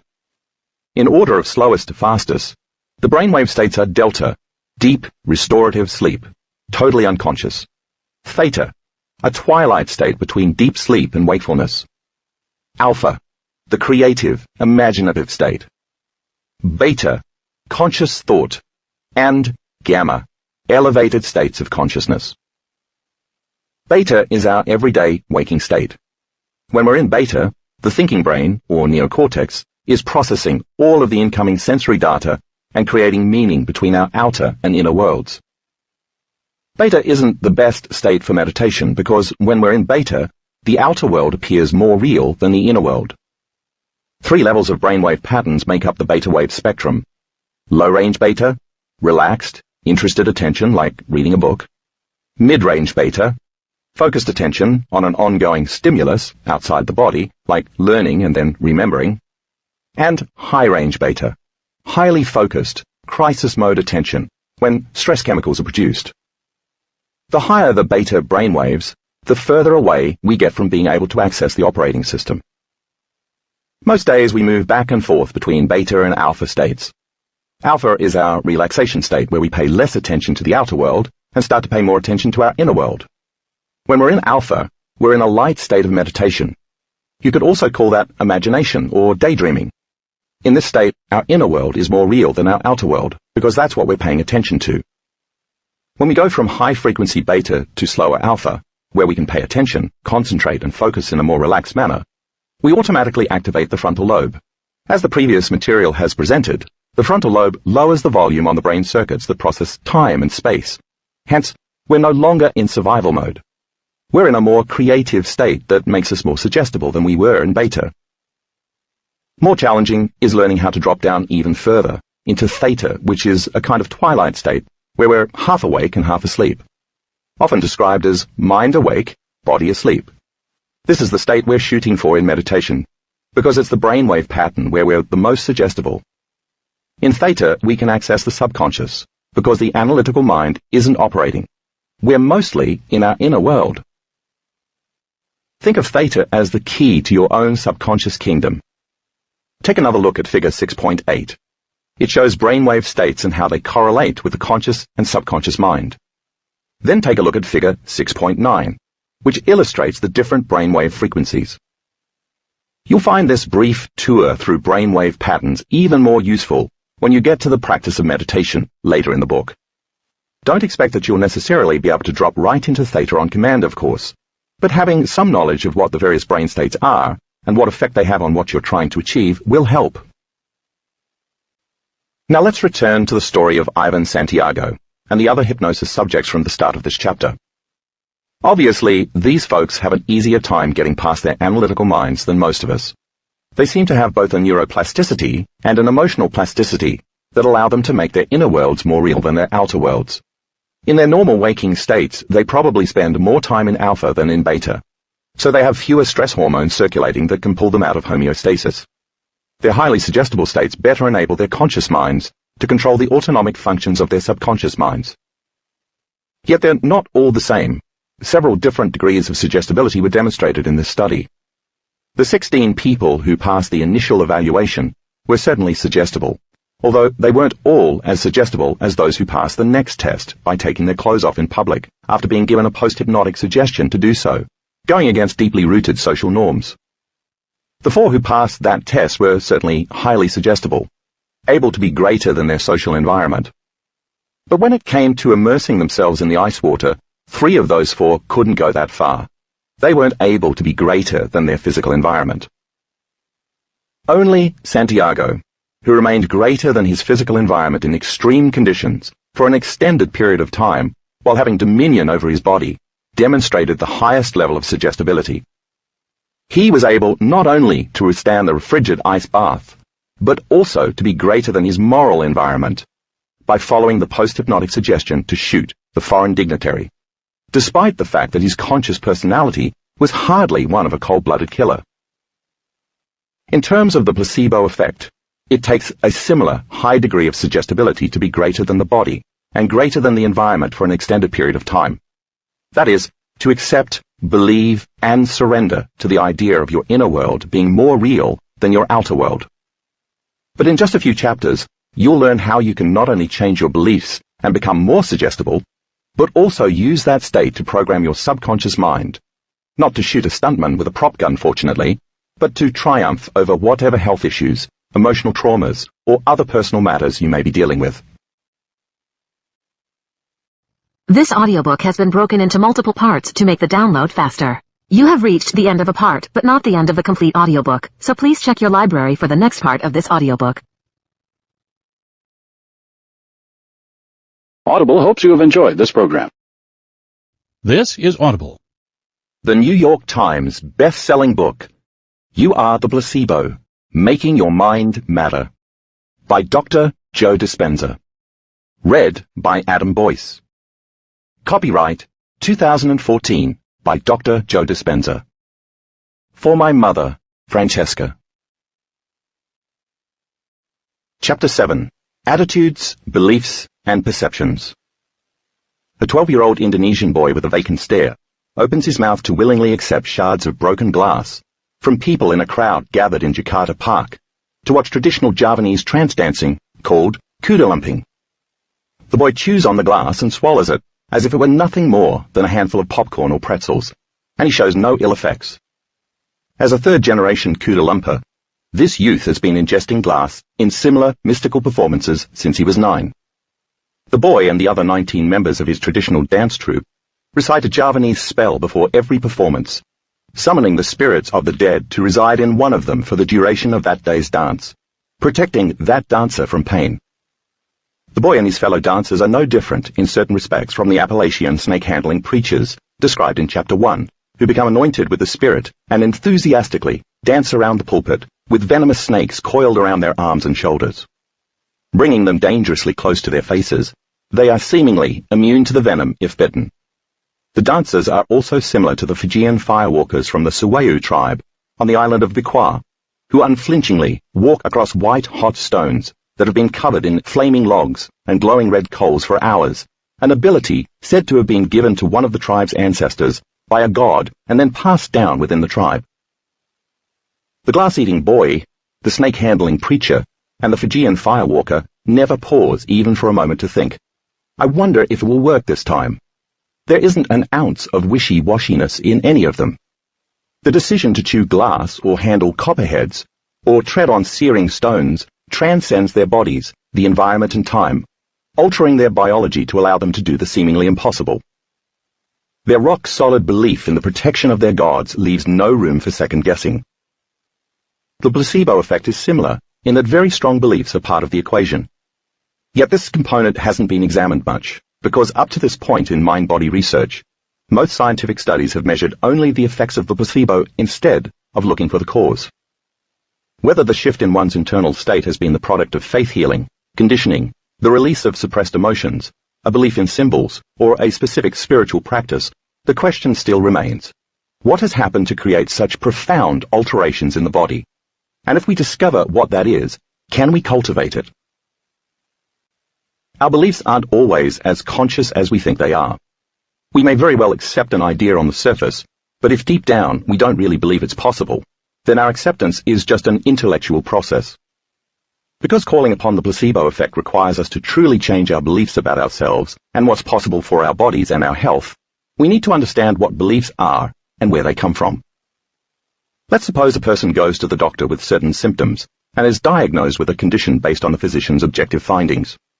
The doctor gives the patient a diagnosis, prognosis, and treatment options based on the average outcome.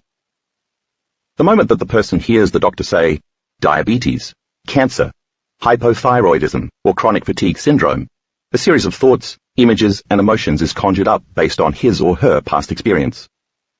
That experience could be that the patient's parents had the condition, that he or she saw a show on TV in which one of the characters died of that disease, or even that something the person read on the internet scared him or her about the diagnosis. Once the patient sees the doctor and hears a professional opinion, the patient automatically accepts the condition, then believes what the confident doctor has said, and finally surrenders to the treatment and possible outcomes. And this is done without any real analysis. The patient is suggestible and susceptible to what the doctor says. If the person then embraces the emotions of fear, worry, and anxiety, along with sadness, then the only possible thoughts, or autosuggestions, are those that are equal to how he or she feels. The patient can try to have positive thoughts about beating the disease, but his or her body still feels bad because the wrong placebo has been given, resulting in the wrong state of being, the signaling of the same genes, and the inability to see or perceive any new possibilities. The patient is pretty much at the mercy of his or her beliefs, and the beliefs of the doctor about the diagnosis. So when people like the folks you'll read about in the next few chapters healed themselves by using the placebo effect, what did they do differently? First, they didn't accept the finality of their diagnosis, prognosis, or treatment. Nor did they believe in the most probable outcome or future destiny that their doctors had authoritatively outlined. Finally, they didn't surrender to the diagnosis, prognosis, or suggested treatment. Because they had a different attitude from those who did accept, believe, and surrender, they were in a different state of being. They weren't suggestible to the doctor's advice and opinions, because they didn't feel fearful, victimized, or sad. Instead, they were optimistic and enthusiastic, and those emotions drove a new set of thoughts, which enabled them to see new possibilities. Because they had different ideas and beliefs about what was possible, they didn't condition their bodies to the worst-case scenario. They didn't expect the same predictable outcome as others who'd received the same diagnosis, and they didn't assign the same meaning to the diagnosis as everyone else with the same condition. They assigned a different meaning to their future, so they had a different intention. They understood epigenetics and neuroplasticity, so instead of passively seeing themselves as victims of the disease, they used that knowledge to become proactive, fueled by what they'd learned in my workshops and events. As a result, these folks also got different and better results than other people who'd received the same diagnosis, just as the hotel maids got better results after the researchers gave them more information.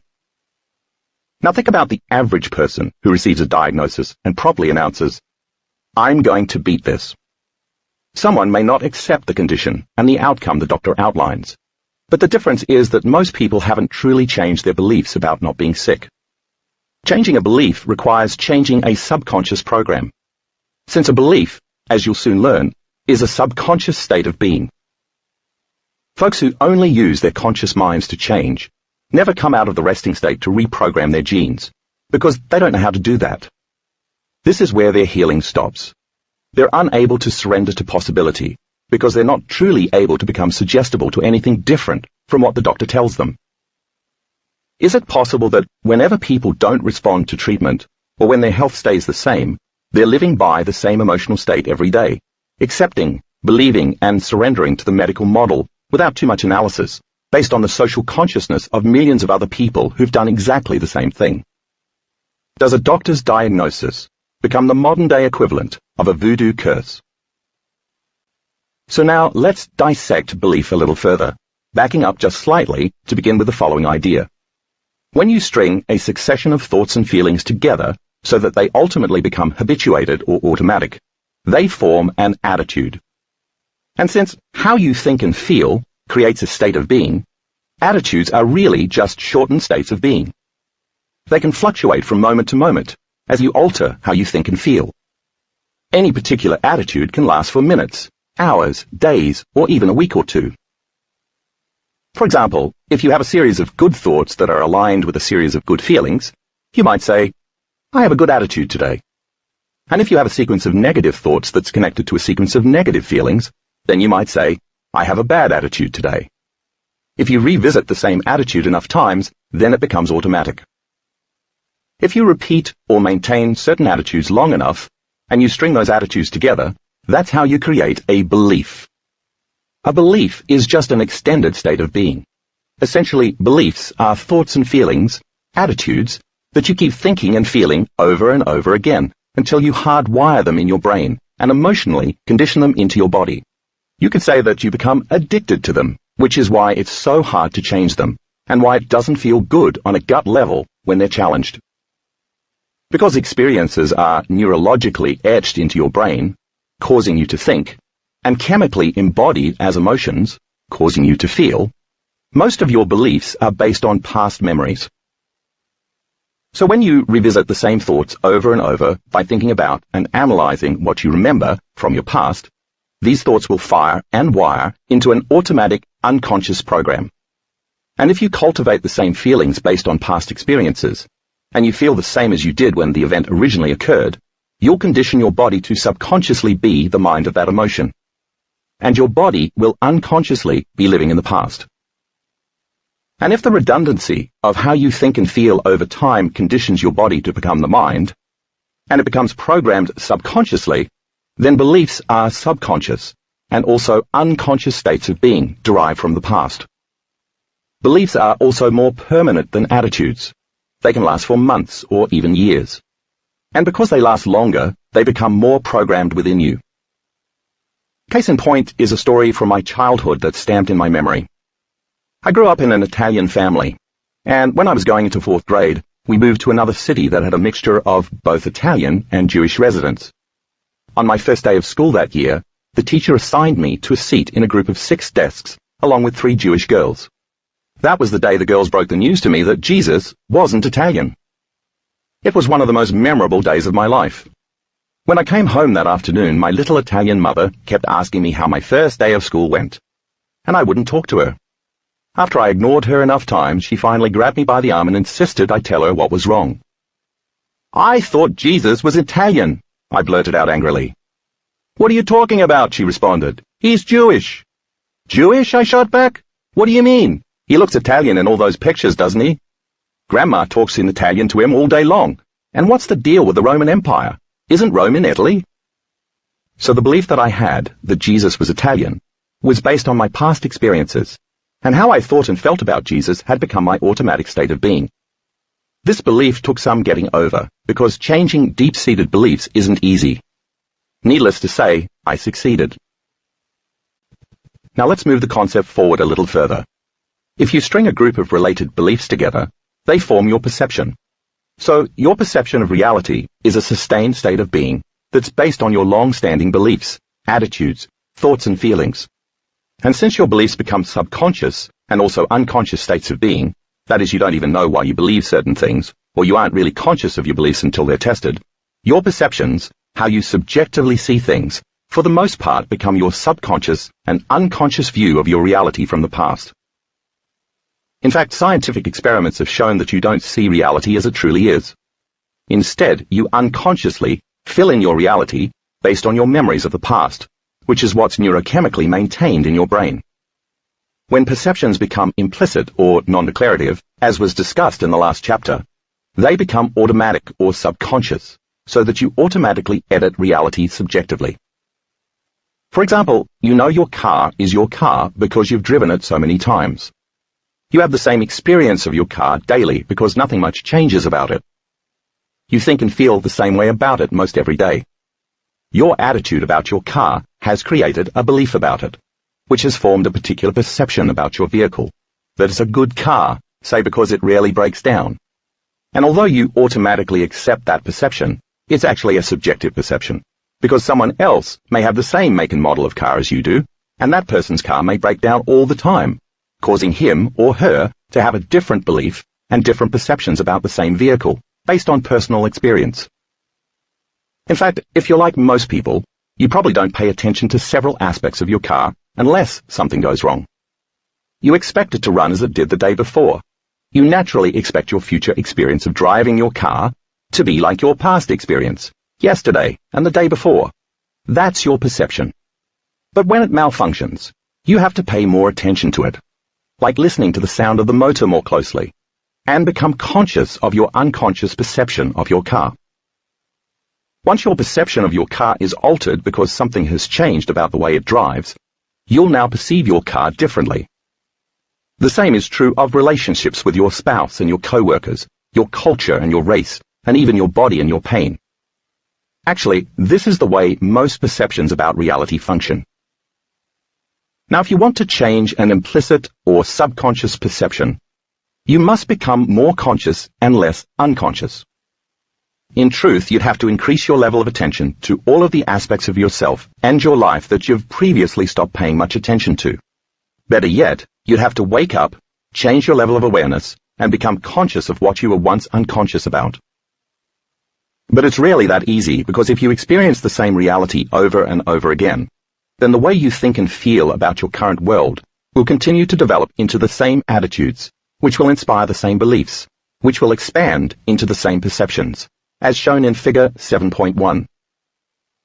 When your perception becomes so second nature and so automatic that you really don't pay attention to the way reality truly is, because you automatically expect everything to be the same, you're now unconsciously accepting and agreeing to that reality, the way most people unconsciously accept and agree to what the medical model tells them about a diagnosis. So the only way to change your beliefs and perceptions in order to create a placebo response is to change your state of being.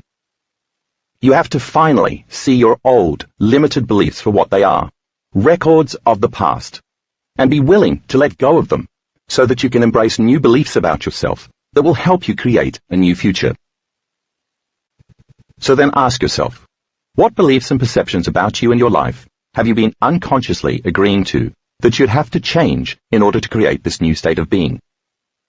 This is a question that requires some thought, because, as I said, with many of these beliefs, we aren't even aware that we believe them. Often we accept certain cues from our environment that then prime us to accept certain beliefs, which may or may not be true. Either way, the moment we accept the belief, it has an effect not only on our performance, but also on the choices we make. Remember the study from Chapter 2 about the women taking the math test, who first read fake research reports about men being better than women in math. Those who'd read that the advantage was due to genetics scored lower than those who read that the advantage was due to stereotyping. Although both reports were false, men are no better at math than women. The women in the group who'd read that they had a genetic disadvantage believed what they'd read and then scored lower. It was the same with the white men who were told that Asians score slightly better than whites on a test they were about to take. In both cases, when the students were primed to unconsciously believe they wouldn't score as well, they in fact didn't, even though what they were told was totally false. With this in mind, take a look at this list of some common limiting beliefs, and see which ones you may be harboring without being fully aware that you're doing so. I'm not good at math. I'm shy. I'm short-tempered. I'm not smart or creative. I'm a lot like my parents. Men shouldn't cry or be vulnerable. I can't find a partner. Women are lesser than men. My race or culture is superior. Life is serious. Life is difficult, and no one cares. I'm never going to be a success. I have to work hard to make it in life. Nothing good ever happens to me. I'm not a lucky person. Things never go my way. I never have enough time. It's someone else's responsibility to make me happy. When I own this particular thing, then I'll be happy. It's hard to change reality. Reality is a linear process. Germs make me sick. I gain weight easily. I need 8 hours of sleep. My pain is normal, and it'll never go away. My biological clock is ticking.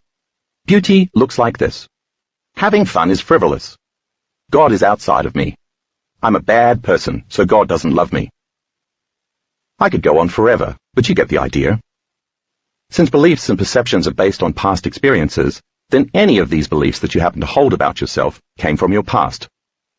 So are they true, or did you just make them up? Even if they were true at some point in time, that doesn't necessarily mean that they're true now. We don't look at it that way, of course, because we're addicted to our beliefs. We're addicted to the emotions of our past. We see our beliefs as truths, not ideas that we can change. If we have very strong beliefs about something, evidence to the contrary could be sitting right in front of us, but we may not see it because what we perceive is entirely different. We've in fact conditioned ourselves to believe all sorts of things that aren't necessarily true. And many of these things are having a negative impact on our health and happiness. Certain cultural beliefs are a good example. Remember the story about the voodoo curse from chapter 1. The patient was convinced he was going to die because the voodoo priest had put a hex on him.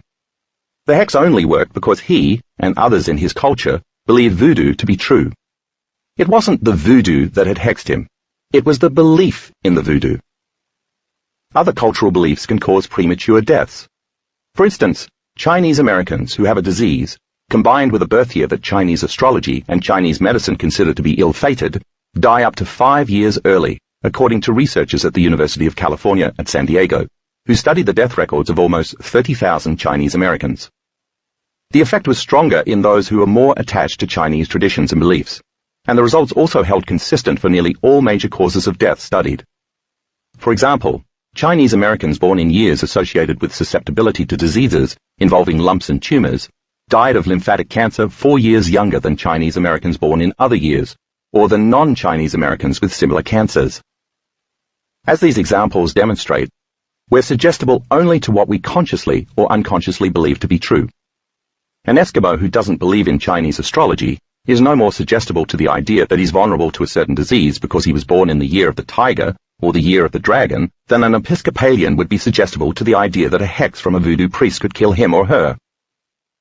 But once any of us accepts, believes, and surrenders to an outcome without consciously thinking about it or analyzing it, then we'll become suggestible to that particular reality.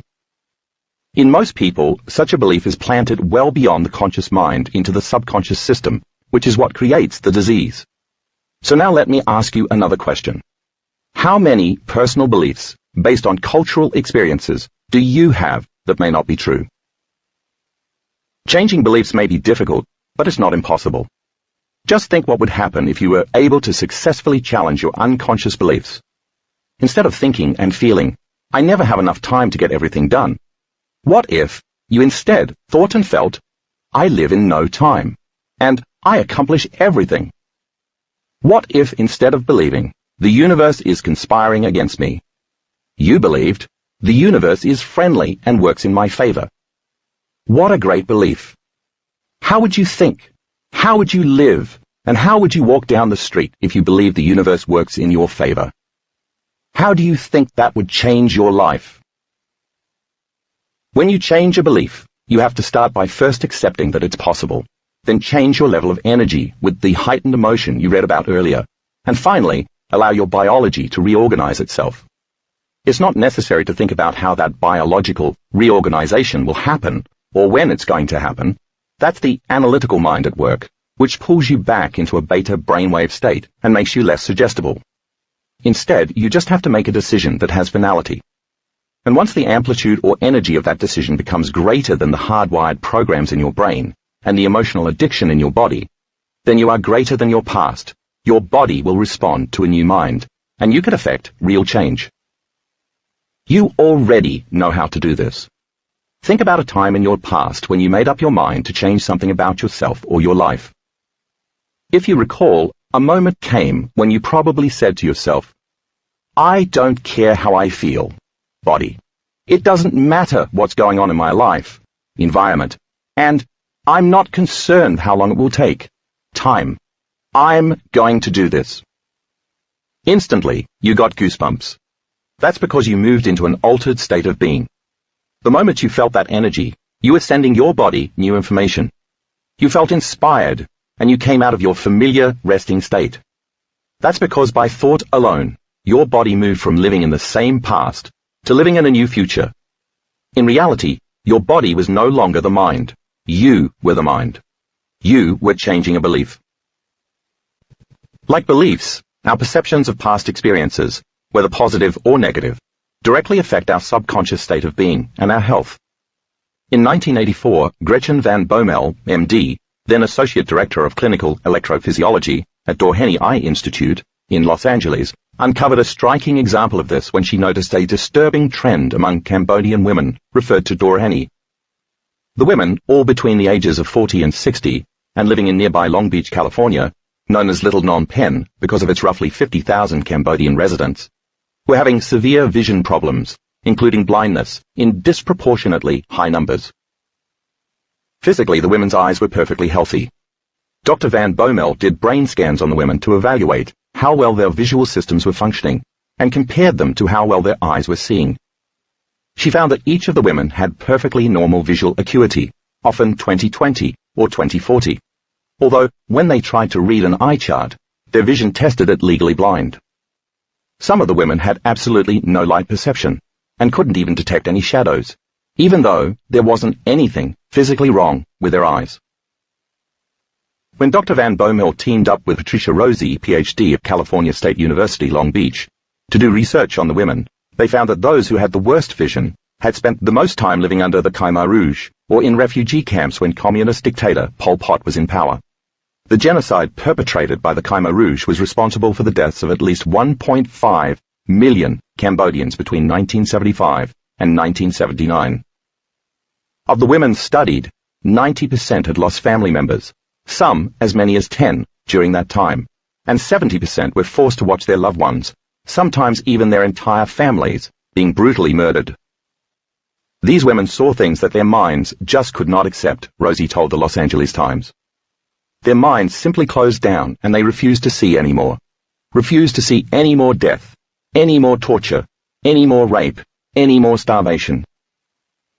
One woman was forced to watch her husband and 4 children be killed right in front of her, and she lost her sight immediately afterwards. Another woman had to watch a Khmer Rouge soldier beat her brother and his 3 children to death, which included seeing her 3-month-old nephew being thrown against a tree until he died. She started losing her eyesight right after that. The women also suffered beatings, starvation, untold humiliations, sexual abuse, torture, and 20-hour days of enforced labor. Although they were now safe, many of these women told the researchers that they preferred to stay in their homes, where they had to relive their memories of the atrocities over and over through recurring nightmares and intrusive thoughts. Documenting a total of 150 cases of psychosomatic blindness in Cambodian women in Long Beach, the largest known group of such victims anywhere in the world, Van Bommel and Rosie presented their research at the 1986 American Psychological Association annual meeting in Washington, D.C.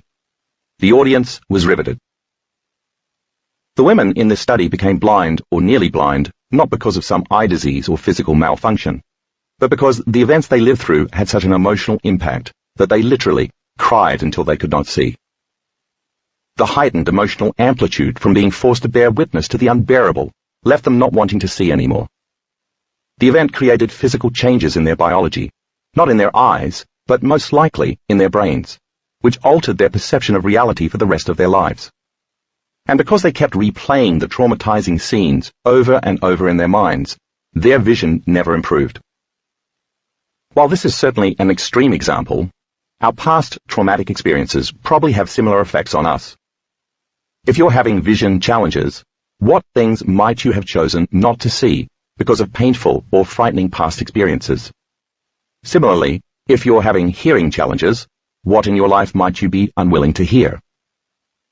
Figure 7.2 charts how all of this happens.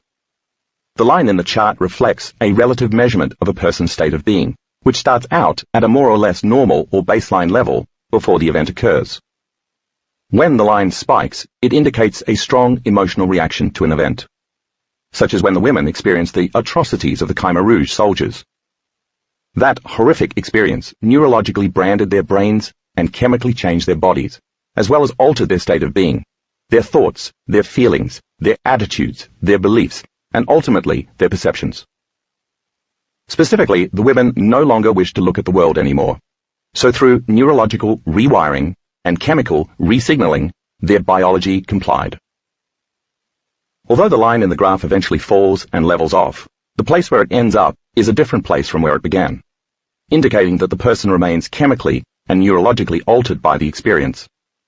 At that point for the Cambodian women, they were effectively living in the past, because they remained affected by the neurological and chemical branding that had come from the experience. They were no longer the same women. The event changed their state of being. Just changing your beliefs and perceptions once isn't enough. you have to reinforce that change over and over. To see why, let's return for a moment to the Parkinson's patients mentioned earlier, who improved their motor skills after receiving a saline injection that they thought was a powerful drug. As you'll recall, the moment they moved into a state of better health, their autonomic nervous system started to endorse this new state by producing dopamine in their brains. That didn't happen because they were praying, or hoping, or wishing their bodies would make dopamine. It happened because they became people who made dopamine. Unfortunately, however, the effect doesn't stick for everyone.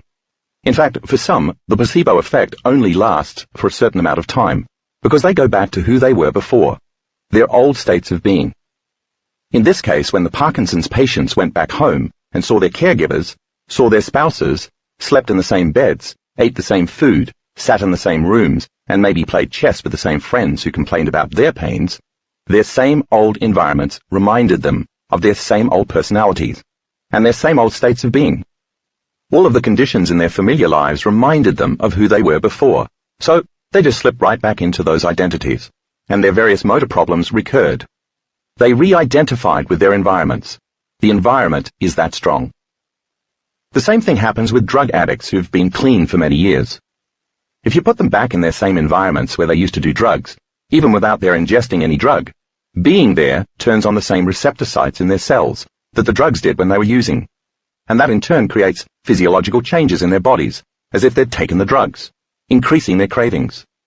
Their conscious minds have no control over that. It's automatic. Let's examine this concept a bit further. You've learned that the conditioning process creates strong associative memories. You've also learned that associative memory stimulates subconscious, automatic, physiological functions by activating the autonomic nervous system. Think of Pavlov's dogs again. Once Pavlov conditioned the dogs to associate the bell with getting fed, the dogs' bodies were immediately physiologically changed, without much control from the conscious mind. It was the cue from the environment that, via associative memory, automatically, autonomically, subconsciously, and physiologically, changed the dog's internal states. They began to salivate, and their digestive juices turned on, because they were anticipating a reward. The dog's conscious minds couldn't do that. It was the stimulus from the environment that created the associative memory, from the conditioned response. Now let's revisit the Parkinson's patients, and the former drug users. We could say that the instant any one of these individuals returned to their familiar environment, the body would automatically and physiologically return back to the old state of being, without the conscious mind having much control over it. In fact, that past state of being, which has been thinking and feeling the same way for years on end, has conditioned the body to become the mind. That is, the body is the mind that responds to the environment. That's why it's so hard for anyone in this situation to change. And the greater the addiction to the emotion, the greater the conditioned response to the stimulus in the environment. For example, let's say you were addicted to coffee and wanted to break your addiction to it. If you were visiting my house, and I started making Java, and you heard the blast of the espresso machine, smelled the coffee brewing, and saw me drinking it, here's what would happen. The moment your senses picked up those cues from the environment, your body, as the mind, would subconsciously, automatically respond without much help from your conscious mind, because you conditioned it to be that way. Your body-mind would then be craving its physiological reward, waging a war against your conscious mind, trying to convince you to take a sip or two. But if you truly broke the addiction to coffee, and then I made a cup in front of you, you could have some, or not, because you wouldn't have the physiological response you had previously. You'd no longer be conditioned, your body would no longer be the mind, and the associative memory of your environment would no longer have the same effect on you. The same holds true for emotional addictions. For instance, if you have memorized guilt from your past experiences, and unconsciously live that way every day in the present, then like most people, you'll use someone or something at some place in your external environment to reaffirm your addiction to guilt. Try as you might to be consciously greater than it, the moment you see your mother, whom you used to feel guilty, at the house where you grew up, your body will autonomically, chemically, and physiologically return to the same past state of guilt in the present moment, without your conscious mind being involved. Your body, which has been subconsciously programmed to be the mind of guilt, is already living in the past in that present moment. So it's more natural to feel guilty when you're with your mother than to feel any other way. And just as in the drug addict, a conditioned response has altered your internal state based on your association with your present past external reality. break the addiction to guilt by changing the subconscious programming, and you can be in the presence of the same conditions and remain free from your present past reality. Researchers from the Victoria University of Wellington in New Zealand examined the effect of environment using a group of 148 college students who were invited to take part in a study set in a bar-like atmosphere. The researchers told half the students that they would get vodka and tonic, and told the rest they'd receive just tonic water. In reality, the bartenders in the study didn't pour a single drop of vodka. All the students got just plain tonic. The bar-like atmosphere the researchers fashioned looked very realistic, right down to the resealing of the vodka bottles that had been cleverly filled with flat tonic water. The bartenders rimmed glasses with limes dunked in vodka for a more realistic effect, before proceeding to mix and pour drinks as though they were serving the real thing. The subjects became tipsy and acted drunk, with some even showing physical signs of intoxication. They didn't get drunk because they drank alcohol. They got drunk because the environment, by associative memory, cued their brains and bodies to respond in the same old, familiar way. When the researchers eventually told the students the truth, many were amazed and insisted that they really did feel drunk at the time. They believed they were drinking alcohol, and those beliefs translated into neurochemicals, which altered their states of being. In other words, their beliefs alone were sufficient to fire up a biochemical change in their bodies that was equal to being drunk. That's because the students conditioned themselves enough times to associate alcohol with a change in their internal chemical states. As the subjects expected or anticipated the future change in their inner states, based on their past associative memories of drinking, they were cued by the environment to physiologically change, just as did Pavlov's dogs. There's a flip side too, of course. The environment can also signal healing. Hospital patients in Pennsylvania who recovered from surgery in a room with a view of a stand of trees in a natural suburban setting needed less potent pain medications and were released 7 to 9 days earlier than patients in rooms facing a brown brick wall. Our states of mind, created from the environment, can most definitely contribute to healing our brains and our bodies. So then, do you need a sugar pill, or a saline injection, or a sham procedure, or a picture window? Something, or someone, or some place in your external environment to move into a new state of being? Or can you do it just by changing how you think and feel? Can you simply believe in a new possibility of health without relying on any external stimulus, and make the thought in your brain a new emotional experience, to the degree that it changes your body and you become greater than the conditioning in your external environment? If so, what you've just read suggests that it would be a good idea to change your internal state every day, before you get up and face your same old environment, so that it won't pull you, as it did the Parkinson's patients, back to your old state of being. Remember Janice Schoenfeld from Chapter 1, who made physical changes in her brain by thinking she was taking an antidepressant. Part of the reason the placebo worked so well for her was that taking that inert pill was a daily reminder to change her state of being, because she associated taking the pill with her optimistic thoughts and feelings about getting better, as do more than 80% of people who take an antidepressant placebo. If you could access a new state of being through meditation, by combining a clear intention with getting in touch with that heightened state of emotion that was mentioned earlier, and you got up jazzed and on fire about what you were creating every day, you'd finally start coming out of your resting state. You'd then be in a new state of being, with a different attitude, belief and perception, no longer reacting to the same things in the same way, because now your environment would no longer control how you think and feel. You'd then be making new choices and demonstrating new behaviors, which would lead to new experiences and new emotions. And so you'd then turn into a new and different personality. A personality that doesn't have the arthritic pain, or the Parkinson's motor issues, or the infertility, or whatever other condition you want to change. I want to take a moment to point out here that not all sickness and disease starts in our minds, of course. Certainly babies are born with genetic defects and conditions that clearly couldn't have been triggered by their thoughts, feelings, attitudes and beliefs. And trauma and accidents do indeed happen. Furthermore, exposure to environmental toxins can definitely wreak havoc in the human body. My point is not that when these things come up, we've somehow asked for them, although it's true that our physical bodies can be weakened by stress hormones and made more susceptible to disease when our immune systems shut down. My point is that no matter what the source of our ills, there's a possibility that we can change our condition.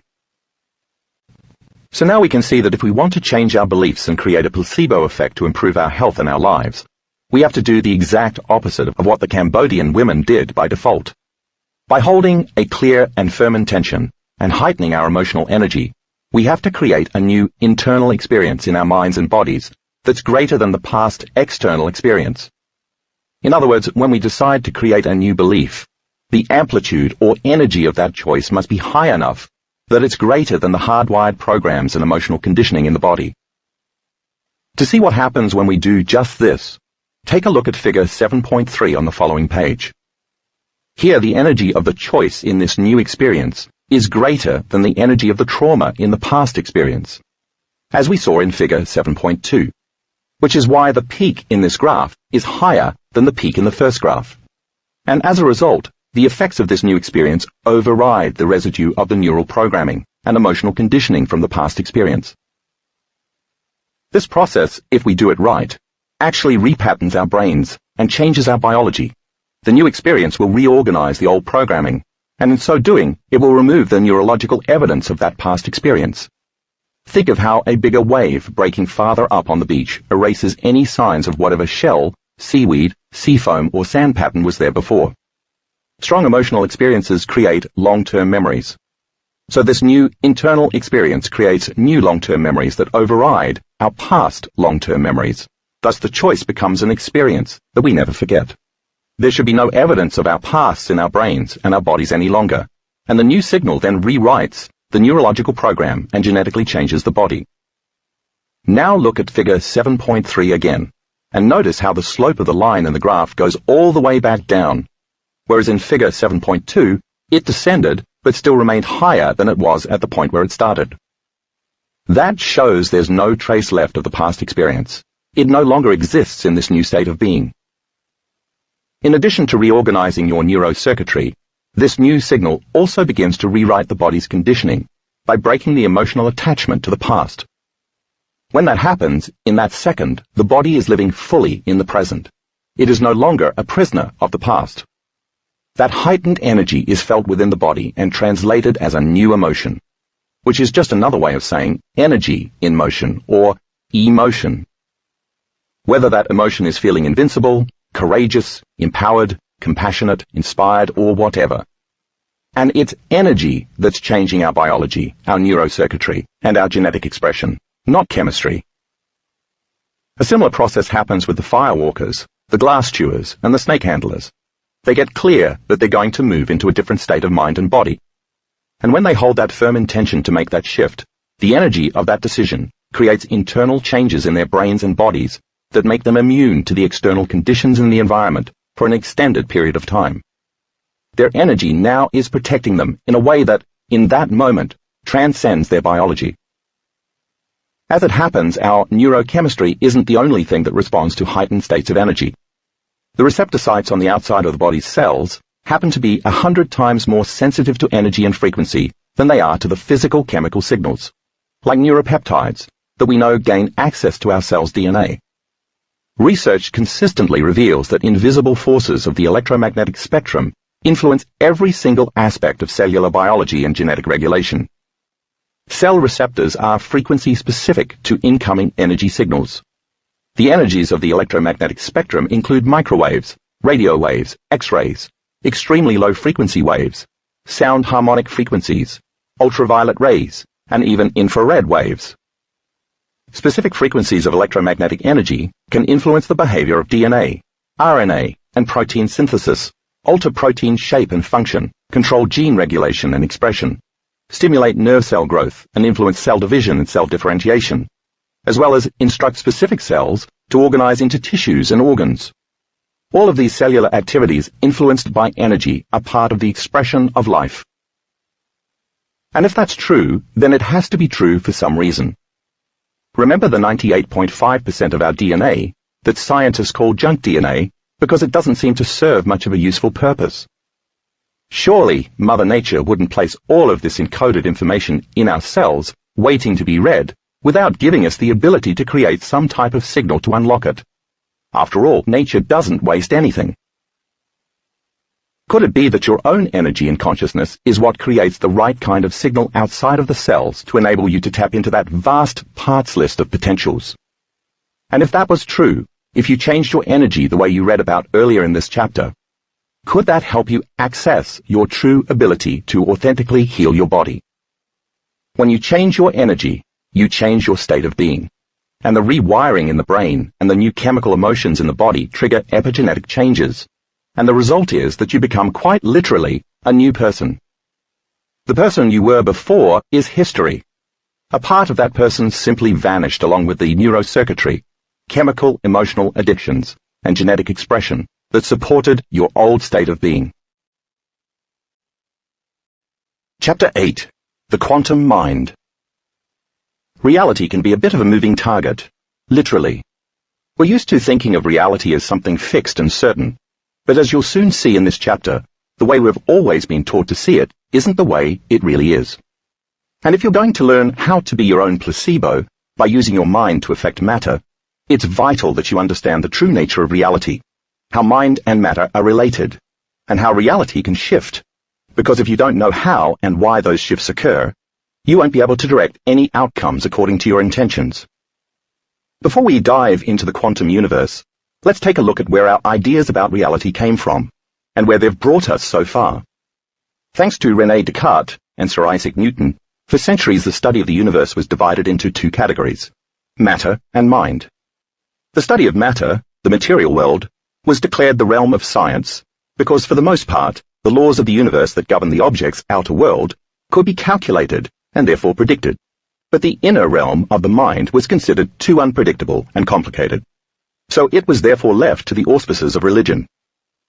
Over time, matter and mind became separate entities, and dualism was born.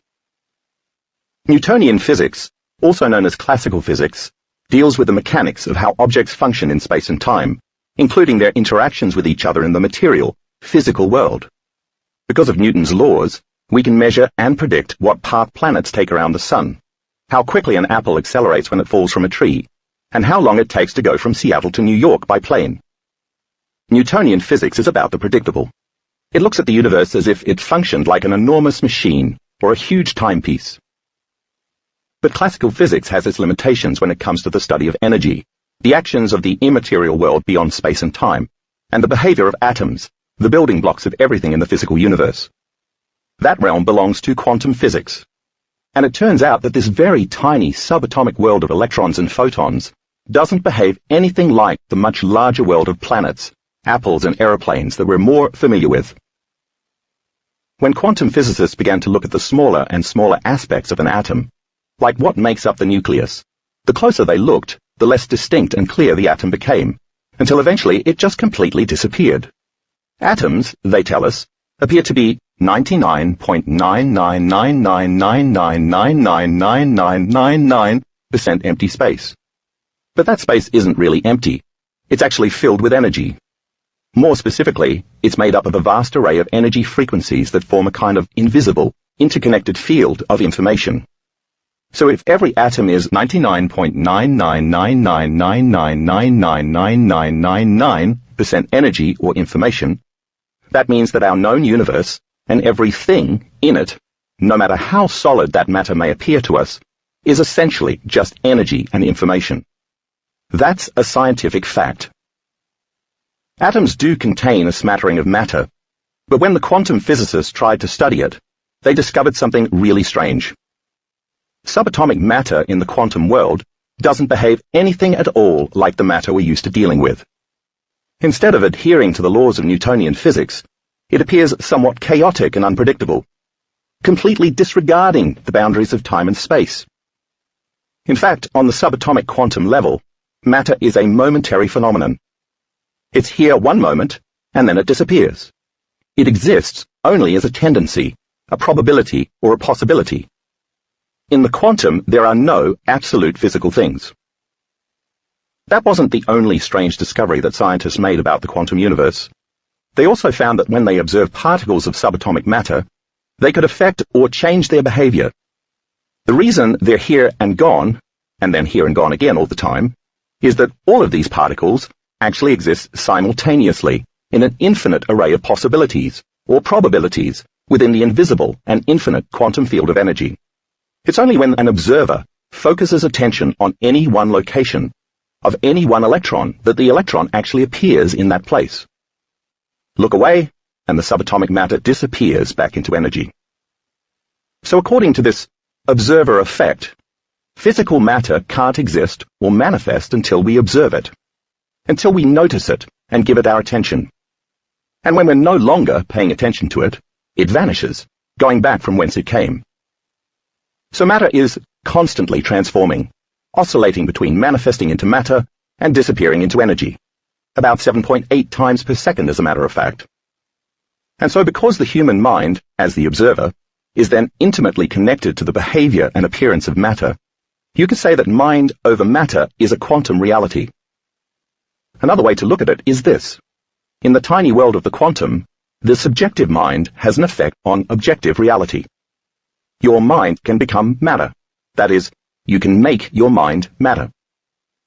Since subatomic matter makes up everything we can see and touch and experience in our macro world, then in a sense we, along with everything in our world, are also doing this disappearing and reappearing act all the time.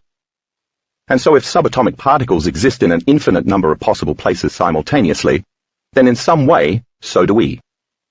And just as these particles go from existing everywhere simultaneously, wave or energy, to existing precisely where the observer looks for them at that moment, the observer is paying attention, particle or matter.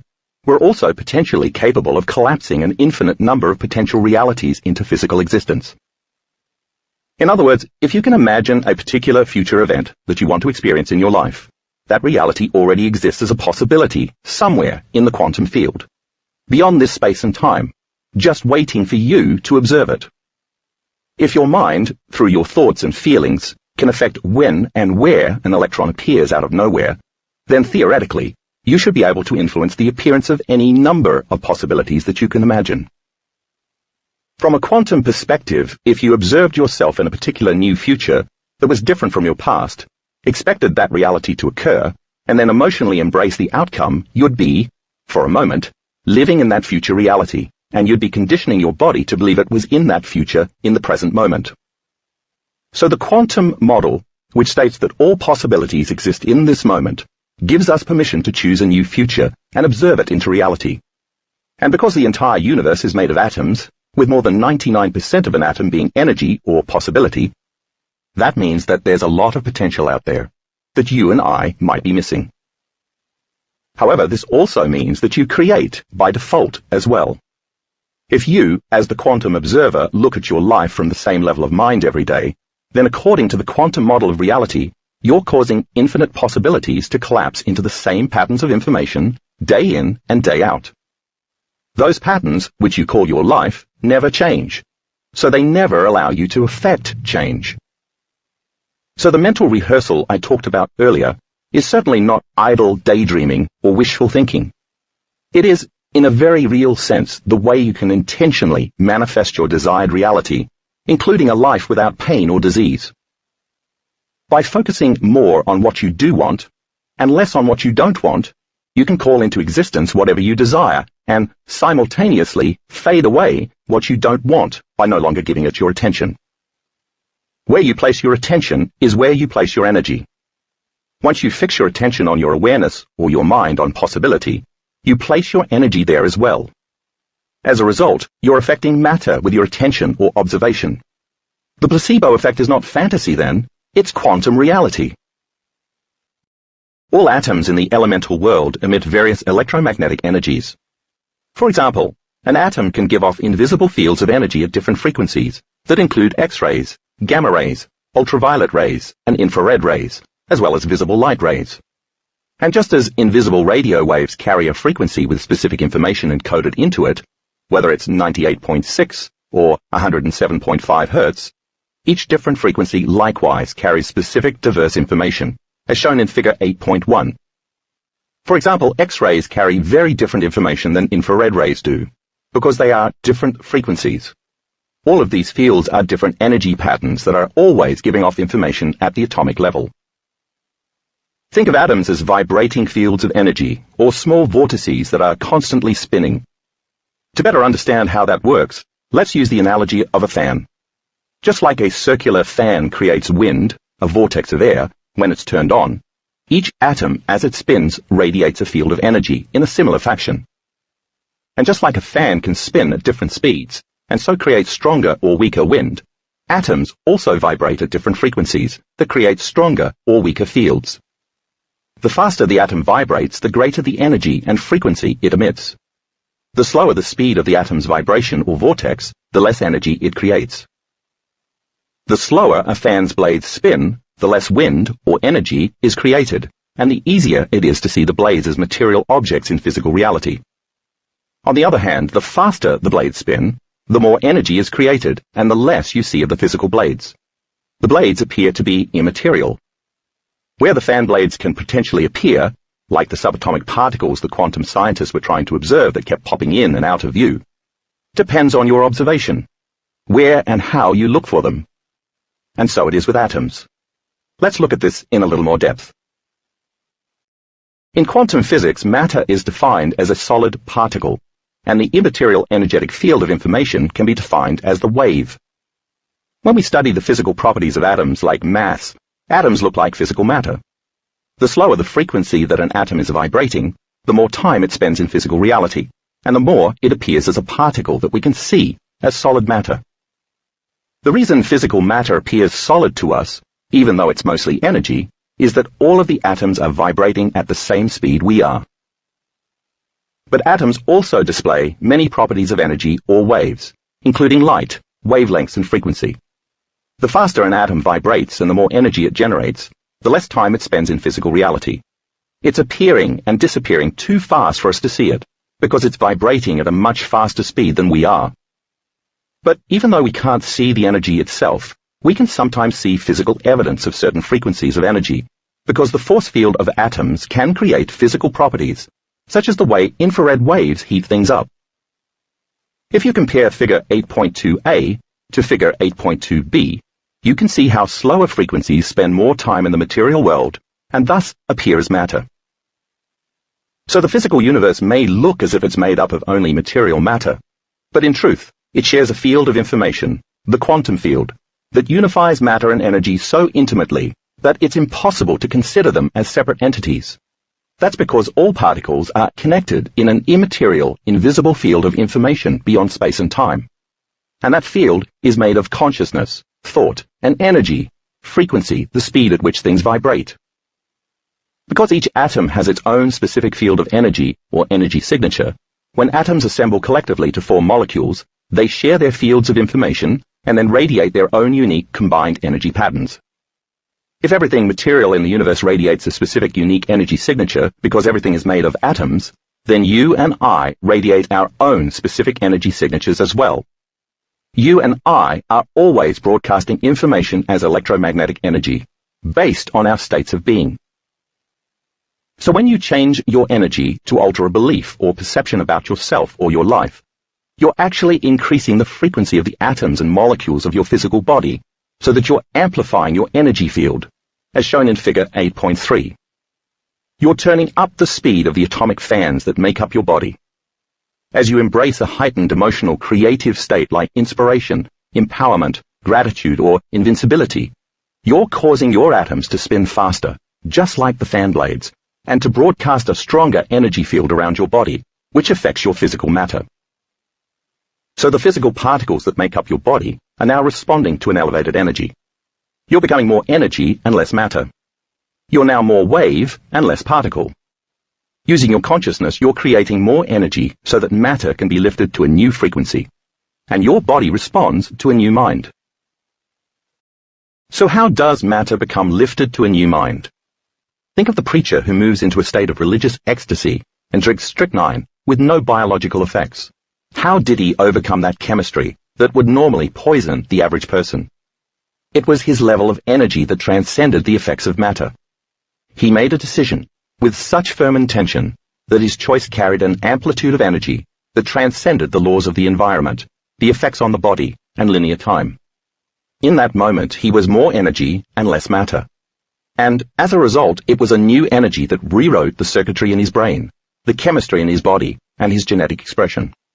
In that present moment, He wasn't his identity that was connected to his familiar environment, nor was he his physical body, nor was he living in linear time. His elevated consciousness and energy were the epiphenomenon of matter. In other words, it's both information and frequency that give rise to the blueprints of matter.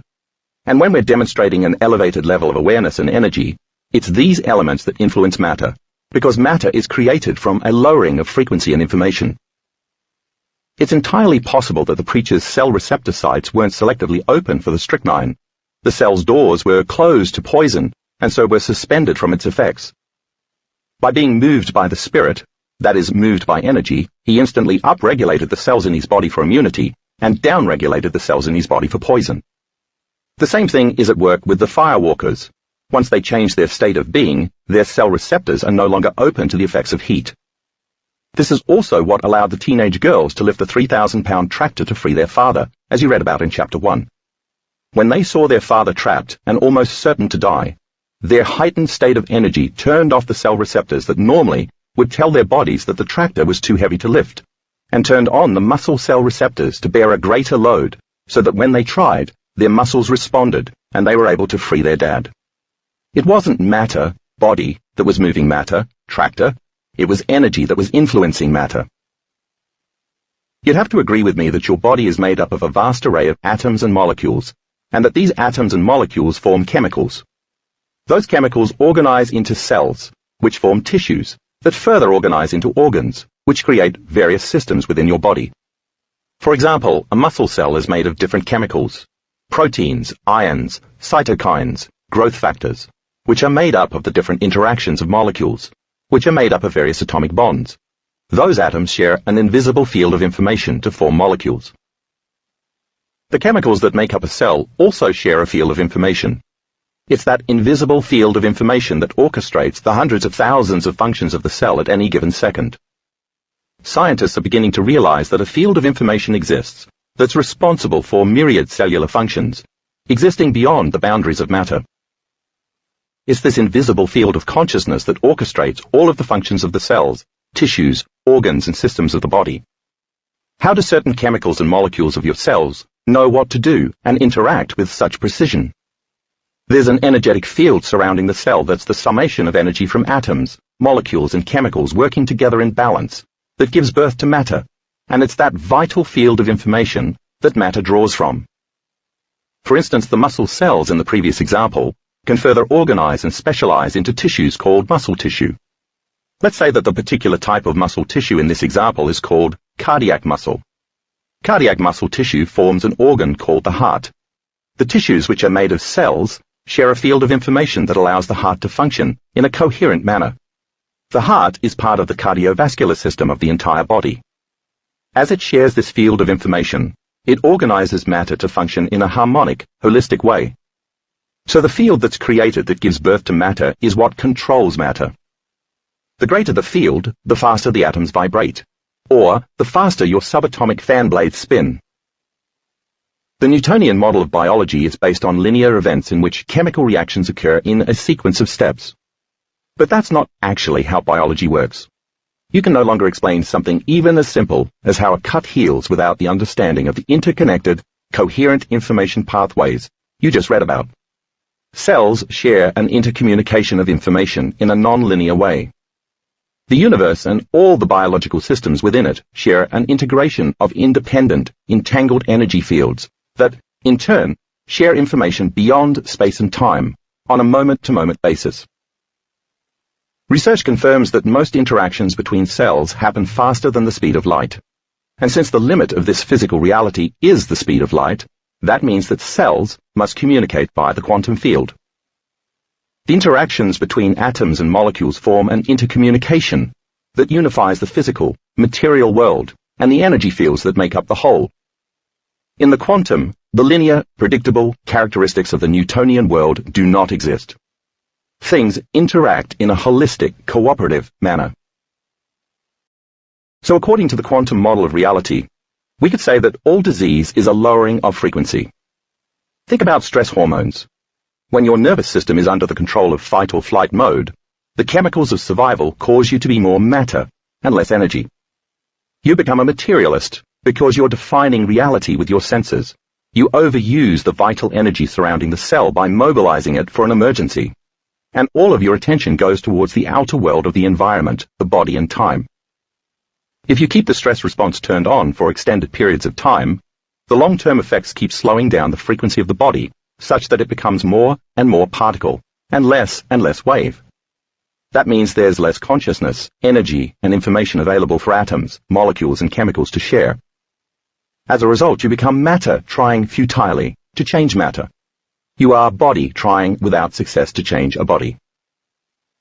All of the individual subatomic fans making up your body start spinning not only slower, but also out of rhythm with one another.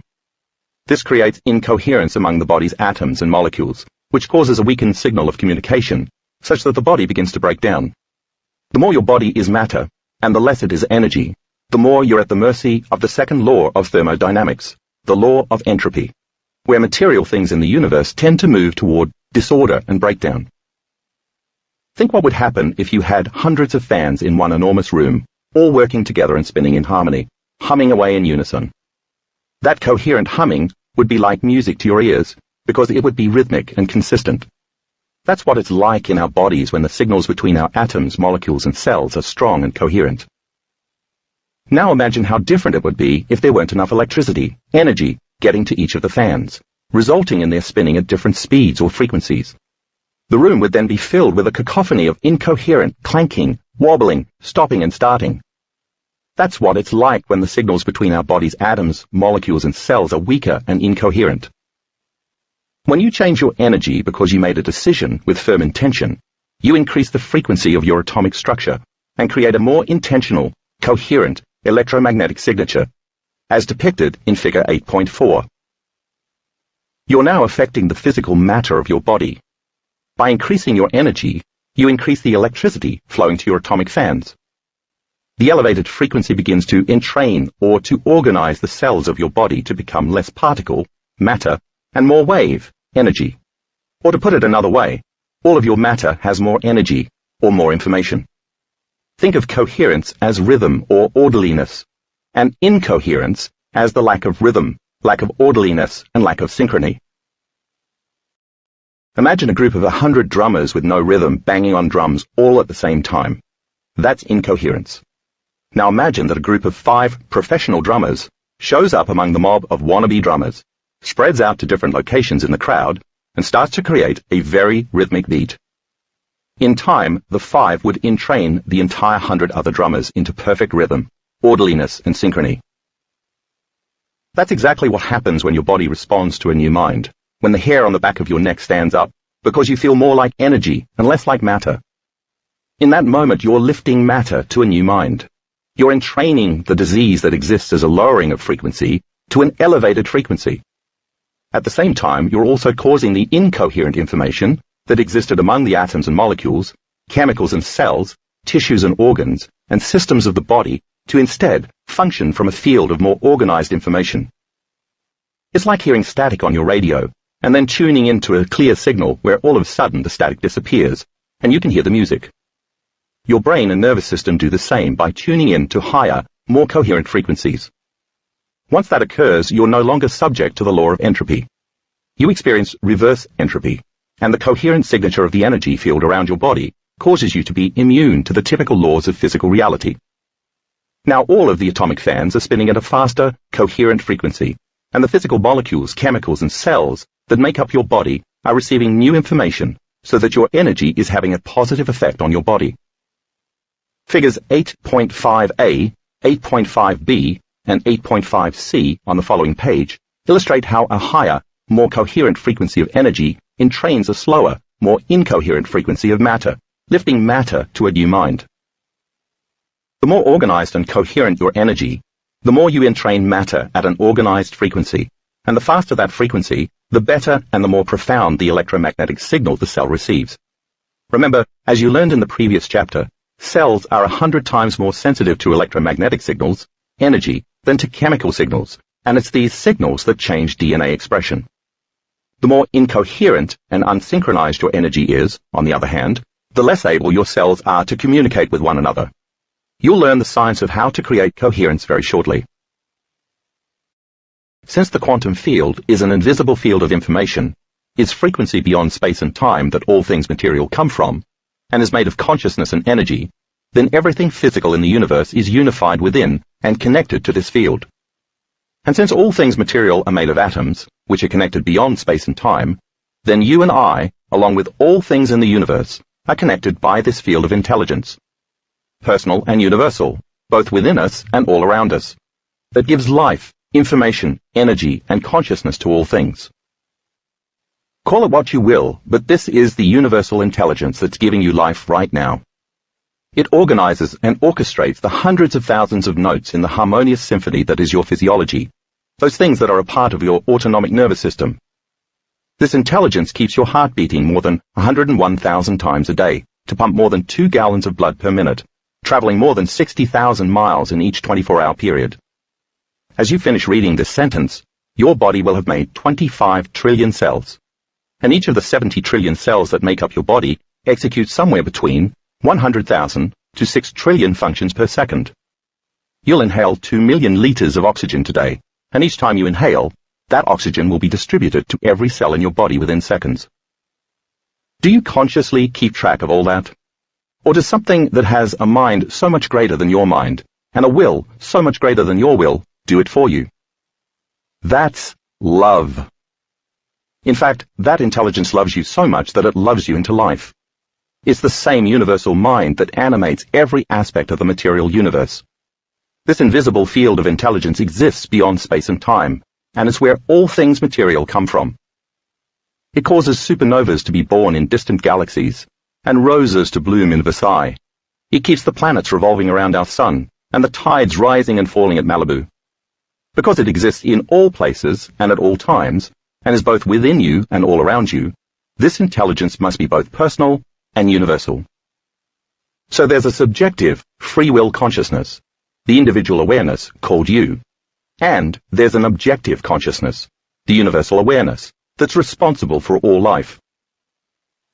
If you were to close your eyes and take your attention off your body, and all of the people, things, and events arising at different times and places in your external environment, letting go of time for a moment, you, as the quantum observer, would be removing your energy from your familiar life and investing your awareness into the unknown field of possibilities.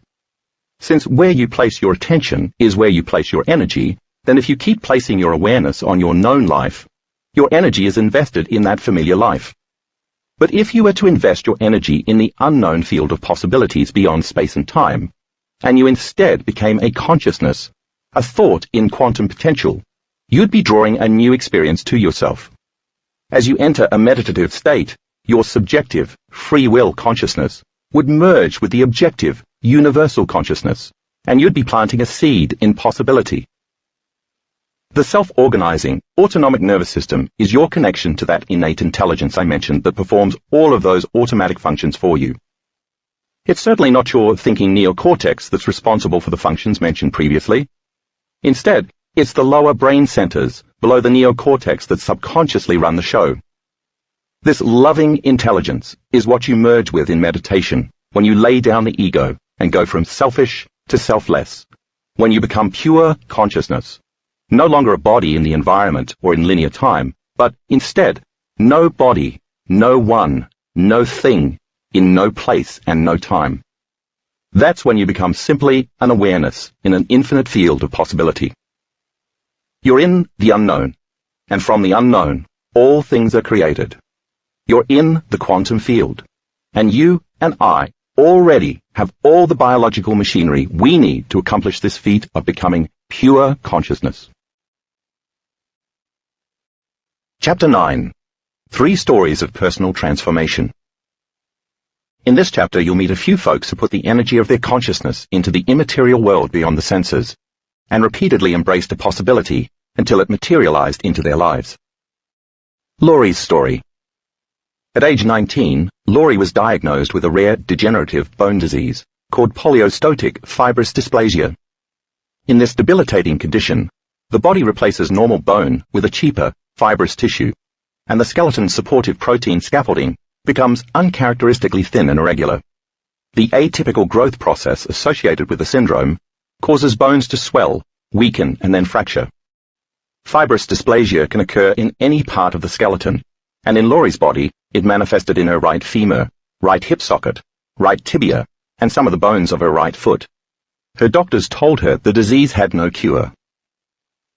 Fibrous dysplasia is a genetic condition that usually doesn't manifest until adolescence.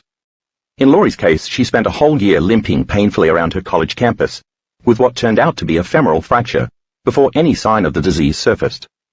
She was shocked to hear she'd broken a bone, because she hadn't suffered any trauma. Other than one foot being anatomically larger than the other, Laurie hadn't seen any evidence that anything was wrong with her until that point. She'd lived a relatively active youth filled with activities like running, dancing, and playing tennis. At the time she began limping, she'd even begun training as a competitive bodybuilder. After the diagnosis, Laurie's life changed overnight. Her orthopedic surgeon warned her that she was fragile and extremely vulnerable. He insisted that she walk only with crutches until he could schedule her for surgery, first a bone graft, followed by the insertion of a Russell Taylor femoral nail down the bone shaft. After hearing that news, both Laurie and her mother spent an hour crying in the hospital cafeteria. It was like some sort of nightmare. Laurie's life, as she knew it, seemed to be suddenly over. Laurie's perception of her limitations, both real and imagined, began to dominate her life. To avoid additional fractures, she followed the surgeon's orders and dutifully used the crutches. She had to quit the marketing internship she'd recently begun with a major Manhattan product manufacturer, and instead began filling her days with medical appointments. Her father insisted she see as many orthopedic specialists as possible, so her weeping mother drove Laurie from doctor's office to doctor's office over the next several weeks. Each time she saw a new doctor, Laurie would patiently wait for a different medical opinion, only to receive the same bad news again. In just a few months, 10 surgeons had weighed in on her condition. The last physician she saw did have a different opinion. He told Laurie that the surgery the other doctors had recommended absolutely wouldn't help her, because inserting the nail would strengthen the diseased bone only in the weakest location and would actually cause more fractures in the next most vulnerable area above or below the nail. He advised Laurie to forget about surgery and continue using crutches or a wheelchair, or simply become sedentary for the rest of her life. From then on, Laurie remained still most of the time for fear she might break a bone. She felt powerless, small and fragile, and she was filled with anxiety and self-pity. She did return to college a month later, but stayed largely cooped up in an apartment that she shared with 5 other women. She cultivated an impressive ability to cloak a severe and mounting clinical depression. Laurie's father had been a violent man for as long as she could remember. Even once his children were grown, each member of the family had to be prepared for the wrath of this man's quick-moving fists at the most unexpected of moments. Everyone was constantly in a state of vigilance, wondering when his temper would flare next. Although Laurie certainly didn't know it at the time, her father's behavior was intrinsically connected to her condition. Newborns spend the vast majority of their days in the delta brainwave state. During the first 12 years, children gradually progress to a theta state, and then to an alpha state. Before they get to the beta state they'll spend most of their adulthood in. As you read earlier, theta and alpha are highly suggestible brainwave states. Young children don't yet have an analytical mind to edit or make sense of what happens to them, so all of the information they absorb from their experiences is encoded directly into their subconscious minds. Because of their increased suggestibility, the moment they feel emotionally altered from some experience, they pay attention to whoever or whatever caused it, and so are conditioned to form associative memories, connecting that cause to the emotion of the experience itself. If it's a parent, then over time, children will attach to that caregiver and think that the emotions they feel from the experience are normal, because they don't yet have the ability to analyze the situation. This is how early childhood experiences become subconscious states of being. Although Laurie didn't know this when her condition was diagnosed, the emotionally charged events she experienced growing up with her father had been branded into her implicit memory system beyond her conscious mind, programming her biology. Her reaction to her father's anger, feeling weak, powerless, vulnerable, stressed, and fearful every single day, then became part of her autonomic nervous system, so that her body chemically memorized these emotions, and the environment signaled the genes associated with her disorder to turn on. Because that response was autonomic, she wouldn't be able to change it as long as she stayed trapped in her emotional body. She could only analyze her state of being equal to the emotions of her past, even though the answers she needed existed beyond those emotions. Once Laurie received the fibrous dysplasia diagnosis, her mother immediately proclaimed to the entire family that Laurie had been officially pronounced fragile by modern medicine. So she was safe from her father's physical violence. Although he continued to emotionally and verbally abuse Laurie right up until his death 15 years later, her disease, ironically, protected her from further physical abuse. This perverse sense of safety that Laurie created became a vehicle of survival for her. As a result, she began to benefit from special treatment, which she almost always needed. Whether getting a seat on the bus or subway when there was standing room only, getting her friends to wait in line for events while she sat on a nearby bench, or getting a seat quickly in a crowded restaurant, Laurie found that her disease began to work for her. She started relying heavily on her ailment to get what she wanted. She was now able to manage better in a world that she'd never before viewed as safe. The emotional benefit of manipulating her reality to get what she wanted in this way became very convenient, and Laurie received far more than she really needed to take stress off her body to prevent injury. Before long, her disease became her identity. Laurie next developed a late adolescent rebellion against the life that she thought had been thrust upon her by her doctors, her parents, and fate. By the next semester, after her diagnosis, she went into a solid state of denial about her disease.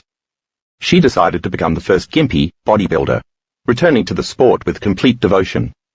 Blindly obsessive while white-knuckling it and forcing a positive attitude, solely with her conscious mind, Laurie found creative ways to bear weight that wouldn't twist her limbs. She thought that by trying to push through the pain, she'd become healthier, although in truth her efforts backfired, because she felt awful most of the time, and her pain worsened. As sometimes happens with polyostotic fibrous dysplasia patients, Laurie also developed scoliosis and suffered from severe back pain daily. By the time she was in her 20s, she began to develop arthritis in her spine and elsewhere. After she graduated from college, despite shuttling herself between a new house and a new job, Laurie became very sedentary and felt even more removed from life. Her fear, anxiety, and depression remained. She envied most of her peers and lost friendships and romantic interests because she lived more like her elderly parents than like a young adult. By her late 20s, Laurie used a cane all the time to get around, even when she wasn't nursing one of the 12 serious fractures she'd eventually endure. As if those issues weren't enough, she also experienced dangerous microfractures. Her bones were so weak that bigger stress fractures would appear beneath the microscopic fissures and connect to other areas of weakened bone to form even bigger fractures that could be seen on an X-ray. By age 30, Laurie had more back problems than her 72-year-old father, and she essentially became old before her time. She rested in bed for days and missed so many weeks of work that she was forced to quit jobs. She put graduate school on hold because the school that accepted her didn't have a working elevator. She had to forego parties, museum outings, shopping, traveling, concerts, and other activities that would have involved a lot of standing or walking. She was caught in the thinking and feeling loop I talked about earlier, thinking that she was limited and fragile on the inside, while her body manifested limitedness and fragility on the outside. The more she felt vulnerable and weak, the more vulnerable and weak she became, while continuing to experience fractures that reinforced her belief that she was frail, and further reaffirming her identity and validating her state of being. She adjusted her diet and took various vitamins and supplements, in addition to bone-strengthening drugs, but nothing seemed to stop the fractures. She could fracture a bone just from walking up a flight of stairs, or even stepping off a curb. It was like waiting for the next nightmare in a series. Ironically, when Laurie wasn't using crutches or limping, she looked perfectly healthy. Most people assumed that her cane was some sort of eccentric accessory, and many didn't believe Laurie really had a debilitating condition, which made it difficult and frustrating at times to receive the special treatment she often needed. Trying to convince people that she really had a disease further solidified her identity as a sick person, set her intention to prove she was handicapped, and anchored her belief about her disabled status. While the rest of the world seemed to work very hard to hide their weaknesses and vulnerabilities, Laurie found that she was constantly announcing hers. She spent a lot of energy trying to control as much as possible in her environment. She paid careful attention to everything she ate and drank, measuring everything she consumed. Every walk around her neighborhood was calculated. She even weighed how much she could carry home from the supermarket, 10 pounds, which was also the limit of the weight she could gain before her bones would worsen. It was exhausting, but it was all Laurie knew to do. Her range of options got narrower and narrower as she kept limiting the scope of things that she could do physically, in an attempt to keep from fracturing. As her lifestyle became narrower, her mind became narrower along with it. Laurie's fears increased, her depression worsened, and eventually she tried to work again, but couldn't even hold down a job. This same woman who'd once been a runner, dancer, and competitive bodybuilder was now limited to doing only yoga for fitness, and by her late 30s, even hatha yoga had come to be too much for her. For years, her exercise was limited to sitting in a chair and doing vigorous breathing, although in her early 40s, her doctor finally allowed her to take up lap swimming. She did make some attempts at healing through therapists, holistic doctors, energy healers, sound healers, and homeopaths, always seeking solutions outside of herself. A few times she'd feel better after an energy healing and go straight to the orthopedist and demand new x-rays, only to be deflated when the results came back unchanged. She thought maybe this is as good as it's ever going to get. She awoke overwhelmed each morning, overcome with a feeling of dread, convinced she couldn't handle whatever the world had in store for her. Laurie and I met in 2009, after she had seen What the Bleep Do We Know, and become transfixed by the concept that a person could possibly create a totally new life. I happened to meet her while eating dinner before a workshop. I was teaching at a retreat center near New York. We talked about the courses I gave on personal change, and she immediately registered for my next class that August. When Laurie came to her first event, she heard that it was absolutely possible to change your brain, your thoughts, your body, your emotional state, and your genetic expression. During the workshop, I talked about physical change, but Laurie's beliefs about her disease and her body were tenacious, and her emotions were stuck quite firmly in her past. She had absolutely no intention of healing her body, mostly because she didn't really believe it was even possible. She came because she just wanted to feel better on the inside. Laurie immediately applied the principles I taught as best she could, even though she couldn't seem to feel different by choice. The very first thing she did, almost immediately after that first weekend course, was to stop sharing her diagnosis with others. Even though she couldn't control her emotions, she figured that she still had control over what she said out loud. So unless she needed to ask for a chair at a party or explain to a date why she couldn't take a walk with him, she stopped acknowledging her condition altogether. Laurie chose to focus on where she was headed in her future, toward a happy inner self, a deep connection to some unknown divine source, a wonderful job that she excelled at, a life partner, and close and healthy relationships with friends and relatives. Laurie next concentrated on changing a few simple behaviors. She watched her thoughts and words and reminded herself repeatedly to stop her old, repetitive, destructive patterns. She kept doing the meditations and taking my courses. In order to assign meaning to what she was doing, she reread her class notes religiously and kept in touch with as many fellow students as she could. In time, some small but perceptible percentage of the day, Laurie felt better, taller, abler, and stronger. She'd say, "change," to herself 20 times a day, whenever she noticed her mind drifting to her past. Although negative thoughts sneaked through 100 times a day, little by little, Laurie created a few new thoughts, wrote them down, and attempted to believe them deeply. Laurie worked hard at it, but it took almost 2 years before she could really feel those new thoughts. Instead of getting frustrated during that waiting period, Laurie reminded herself that it had taken quite a long time to create the disease from her emotional state, so it might take some time to uncreate it. She also reminded herself that she'd have to go through a biological, neurological, chemical, and genetic death of the old self before the new self emerged. The circumstances in her external environment got worse before they got better. A flood trashed Laurie's home, and other situations in her apartment building created some new health problems. Laurie told me that every time she'd sit down to do her meditation and rehearse her ideal life, she felt as if she were telling herself a lie. And afterward, opening her eyes to the current circumstances felt like a slap in the face. I encouraged her to stop defining reality with her senses and to keep crossing the river of change.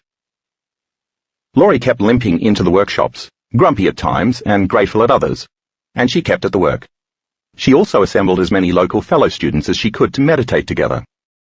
Hardly any situations in Laurie's life were pleasing, so she thought, what the hell? I may as well have 1 hour a day behind my own eyelids where reality looks different, where I have a pain-free body, a safe and quiet home, and a full and loving relationship with the outside world and with my friends and family. In early 2012, during one of my progressive workshops, Laurie had a significant deepening in her meditation experience. She was literally and figuratively rocked to her core. Physically, it was like a disturbance and then a release. Her body shook, her face contorted, and her arms flew up as she tried her best to stay rooted to her chair. Emotionally, it was inexplicable joy. She cried, she laughed, and sounds came out of her mouth that she couldn't explain. All of the fear and control that she'd previously used to hold herself together was finally loosening. For the first time, she felt a divine presence and knew she was no longer alone. Laurie told me, "I sensed something, someone, some divine presence, and this consciousness wasn't ignorant to my existence and unconcerned with my welfare, as I apparently previously believed. This consciousness has actually been paying attention. Realizing that was an overwhelming change for me." All the energy she'd been putting into controlling her physical movements and her life in general finally began to relax and unwind, and the energy she'd been using to maintain that control started to free up. At the next event, I noticed that Laurie was walking without a cane or any limp. She was happy, smiling and laughing to herself, instead of irritated, frowning and wincing in pain. She was transmuting fear into courage, frustration into patience, pain into joy, and weakness into strength. She was beginning to change, on the inside and the outside. Free from the addiction of those limiting emotions, her body was now living less in the past as she moved toward a new future. In early spring 2012, Laurie's orthopedist told her during a regular checkup that about 2/3 of the length of a fracture she'd had in her femur since she was 19, a fracture that had shown up on every one of the 100 or so x-rays she'd had so far, had vanished. He had no explanation to offer, but instead suggested she begin riding a stationary bicycle at the gym for 10 minutes twice a week. The message was music to Laurie's ears, and off she went. All of Laurie's work in crossing the river of change was now starting to pay off. She was finally getting feedback that let her know she was making some type of physical progress. Each day, as Laurie got beyond her body, her environment and time, she was also getting beyond the personality that was connected to her present and past external reality, beyond her emotionally addicted and habituated body, and beyond the predictable future that she'd always expected, based on her memory of the past. All of her effort to supersede her analytical mind, change her brainwaves to those of a more suggestible state, find the present moment, and venture into the programming system where she was emotionally altered earlier in her life, was finally changing her. Laurie started to really believe that her mind was healing her body by thought alone, and the old fracture that was connected to the old self was healing, because she was literally becoming someone else. She was no longer firing and wiring the circuits in her brain that were connected to the old personality, because she was no longer thinking and acting in the same ways. She stopped conditioning her body to the same mind by reliving her past with the same emotions. She was unmemorizing being her old self and remembering being a new self. That is, firing and wiring new thoughts and actions in her brain by changing her mind and emotionally teaching her body what her future self would feel like. Laurie was signaling new genes in new ways during her daily meditation by simply changing her state of being. Those genes were making new proteins that were healing the proteins responsible for the fractures related to her dis-ease. From what she learned in the workshops, she reasoned that her bone cells needed to get the right signal from her mind in order to turn off the gene of fibrous dysplasia and turn on the gene for the production of a normal bone matrix.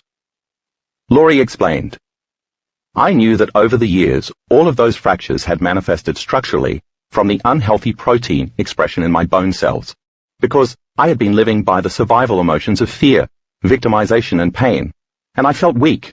I was powerful enough to manifest weakness perfectly in my body. I had programmed the genes to stay on, because I'd memorized those emotions subconsciously in my body, and my body, as my mind, was always living in the past. So I figured if bones are made of collagen, which is a protein, and I wanted my bone cells to make some healthy collagen, I'd have to enter my autonomic nervous system, get beyond my analytical mind, enter into the subconscious mind, repeatedly reprogram my body with new information, and allow it to receive new orders every day. When I received the good news, I felt like I was halfway across the river of change." Laurie kept her meditations going and continued to take my workshops. She continued to have times of physical pain, but the frequency, intensity, and duration decreased considerably. She changed as many things as she possibly could. She changed gyms just for a different environment, She put her deodorant on the right side first instead of the left. She folded her arms left over right instead of the more natural right over left whenever she could remember to do so. She sat in a different chair in her apartment. She slept on the other side of the bed, even though it meant walking all the way round to the far side of the room to get in and out of bed. She reported, "Ridiculous as that may sound, I was just intent on giving my body as many new and different signals as possible, and since moving to a big house in the Hamptons wasn't realistic, these tiny things would have to do." Laurie even put notes everywhere in her environment to remind herself to stay conscious and to elicit thoughts and feelings about her future. She wrote, "I am grateful," "elevate," and "love" on painter's tape and stuck the notes on the back of several doors. She stuck a sticky note on her dashboard that read, "Your thoughts are incredibly powerful. Choose yours wisely." Encouraging notes and affirmations weren't new to her, but she'd never had the capacity to believe them before because she hadn't known how to change her beliefs. In late January 2013, when she saw her orthopedist again, he told her for the first time in 28 years that she had no evidence of fractures. None. Her bones were whole and undamaged. She wrote to me, "I cannot convey in words the joy this brought me. I now felt empowered and lifted. I know I am more than halfway across the river of change." Her bone cells were now programmed to make new, healthy proteins. Her autonomic nervous system was restoring balance within her body physically, chemically, and emotionally. It was doing the healing for her through a greater intelligence, and she knew she could trust and surrender more to it now. Her body was continuing to respond to a new mind. The month after her appointment with the orthopedist, Laurie flew to Arizona for one of my advanced workshops. An hour after she arrived, she received a phone call from the doctor's assistant, who told her that the results from her blood and urine tests were back, and they indicated that her disease was actually still quite active. Her doctor recommended that she resume intravenous biophosphonate therapy for the first time in many years. Laurie was heartbroken. The X-rays had left her with the impression that she was whole again, but the lab tests indicated otherwise. Within seconds, she had lost perspective and was certain she'd failed. When she told me the news, I reassured her that her body was still living in the past and just needed more time to catch up with her mind. I suggested she continue to do the work for a few more months and retake the urine test then. Inspired by some of the folks in our workshops who'd changed their health, Laurie went home and did her practice in earnest, feeling more vividly and intensely in her meditations the life that she could have. She stopped imagining herself with healed bones per se, and just imagined herself as whole in general, vital, glowing, resilient, youthful, and in energetic good health. She mentally rehearsed and emotionally embraced having everything she wanted, which included a functional, walking body. She told herself that the old lady she'd been from ages 19 to 47 was just a story from the past. Over the next few months, Laurie simply began to feel happier, more joyful, freer, and healthier. She began to think with more clarity about her future. She rarely felt pain in her body and walked without any assistance. When May 2013 arrived, she was feeling some trepidation about her appointment to retake the lab test. She postponed the appointment until June. Then Laurie discussed her hesitation and anxiety with an experienced workshop student, who asked her to think about some good things she could imagine related to walking into the hospital and taking the test. At this point, Laurie realized she had lots of positive, life-giving emotional resources to draw on. She began reciting a long list, including how clean the hospital was, how helpful all the staff always were, what an easy place it was to go just to be taken care of. It was exactly the shift in focus she needed. On the day of the appointment, as she drove to the hospital, Laurie gave thanks for the sunshine, for how well the traffic was moving, for her car, for her leg that was helping to operate the car, for her perfect eyesight, for the parking spot she easily found, and so on. As she later described to me, I went inside, gave them my name, shut my eyes, and meditated in the waiting room until it was my turn. I peed in a cup, handed the nurse the bag, and walked out, giving thanks for the simple act of walking. And I let go of the result, entirely. I was okay, deep down inside, with either outcome. It enabled me to forget about it entirely, because I wasn't expecting anything. I felt happy, in fact, obsessively grateful. I stopped analyzing and just trusted. She remembered my saying that the moment she began to analyze how or when her healing would happen, it would mean she was just returning back to the old self, because the new self would never think in that unsure way. Laurie continued, And so, for no reason, I was simply grateful in the present moment, ahead of the actual experience. I wasn't waiting for the results to make me happy or thankful. I was in a state of authentic gratitude and in love with life, as if it had already happened. I no longer needed something outside of me to make me happy. I was already whole and happy because something inside of me was more whole and complete. She had almost nothing on any external grand scale by which to measure success, satisfaction, and security.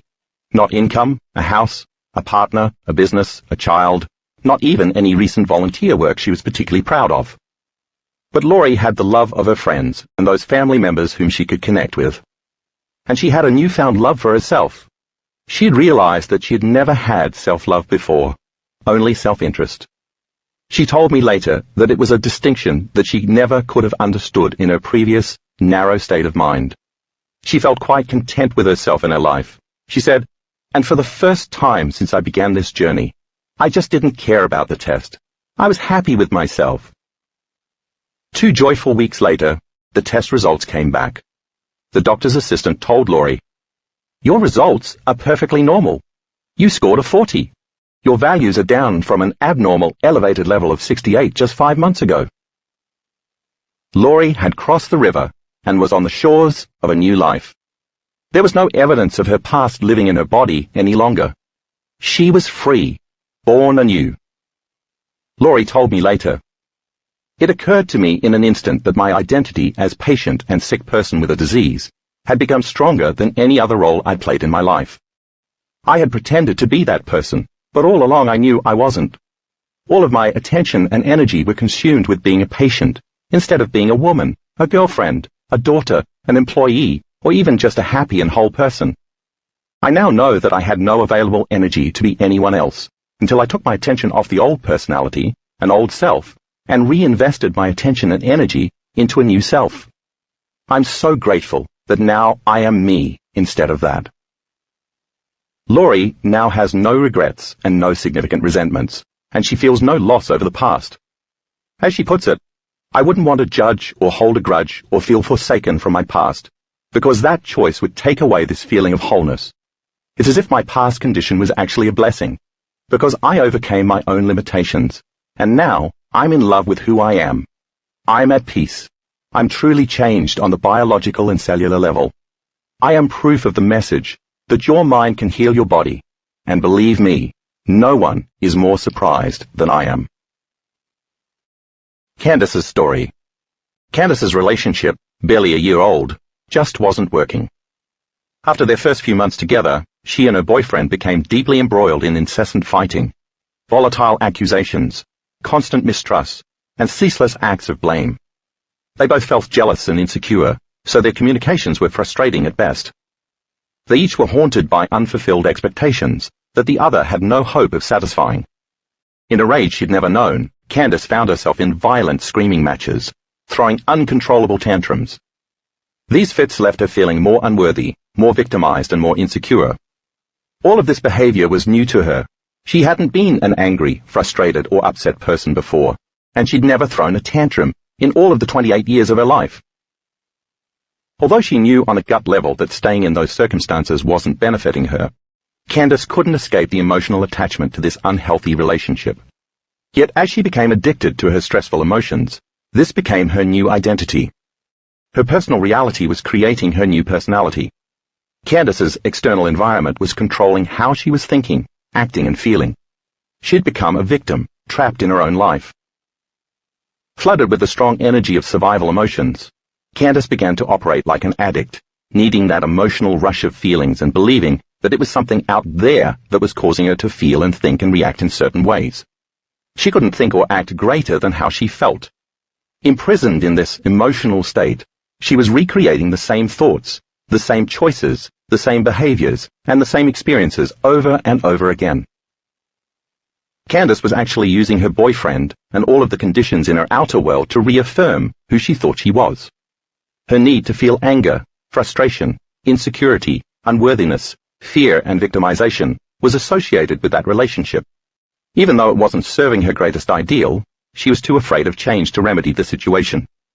In fact, she became so bonded to those emotions, because they reaffirmed her identity, that she would rather feel those familiar toxic feelings constantly than leave and embrace the unfamiliar, to step from the known into the unknown. Candace began to believe that she was her emotions, and, as a result, she memorized a personality based on the past that she created. About 3 months after things began to really go downhill, Candace's body couldn't sustain the stress of that heightened emotional state, and her hair started falling out in very large chunks. Within weeks, almost a third of it was gone. She began experiencing severe migraines, chronic fatigue, gastrointestinal issues, poor concentration, insomnia, weight gain, consistent pain, and a myriad of other debilitating symptoms, all of them quietly destroying her. An intuitive young woman, Candace innately felt that this dis-ease was a self-inflicted product of her own emotional issues. Just thinking about her relationship would physiologically knock her out of balance in preparation for another conflict. Candace was turning on stress hormones and her autonomic nervous system by thought alone. And when she thought about her partner, or talked or complained about their relationship to her family and friends, she was conditioning her body to the mind of those emotions. It was the ultimate mind-body connection, and because she couldn't turn off the stress response, eventually she began downregulating genes. Her thoughts were literally making her sick. 6 months into the relationship, Candace was still living in utter dysfunction, at the highest levels of stress. Even though she was sure by now that the symptoms in her body were a warning sign, she subconsciously continued to choose the same reality, which was now her normal state of being. Barraging her body with negative survival emotions, Candace was signaling the wrong genes in the wrong ways. She felt that she was slowly dying from the inside out, and she knew she needed to take control of her life, but had no idea how to go about doing it. She couldn't find the courage to leave the relationship, so she remained in it for over a year, living a habitual mire of resentment and anger the entire time. Justified or not in feeling those emotions, Candace watched her body pay the price. In November 2010, Candace finally saw a medical doctor, who diagnosed her with Hashimoto's disease, also referred to as Hashimoto's thyroiditis, or chronic lymphocytic thyroiditis, an autoimmune disease in which the immune system attacks the thyroid gland. The condition is marked by hypothyroidism, an underactive thyroid with occasional bouts of hyperthyroidism, an overactive thyroid. Symptoms of Hashimoto's include weight gain, depression, mania, sensitivity to heat and cold, numbness, chronic fatigue, panic attacks, abnormal heart rate, high cholesterol, low blood sugar, constipation, migraines, muscle weakness, joint stiffness, cramps, memory loss, vision problems, infertility, and hair loss, many of which Candace was experiencing. During the consultation, the endocrinologist told Candace that her condition was genetic, and she could do nothing about it. She would have Hashimoto's for the rest of her life, and would need to take thyroid medication indefinitely, because her antibody count would never change. Although Candace discovered later that she actually had no family history of this illness, the die seemed cast. Having an actual diagnosis gave Candace the unexpected gift of awareness.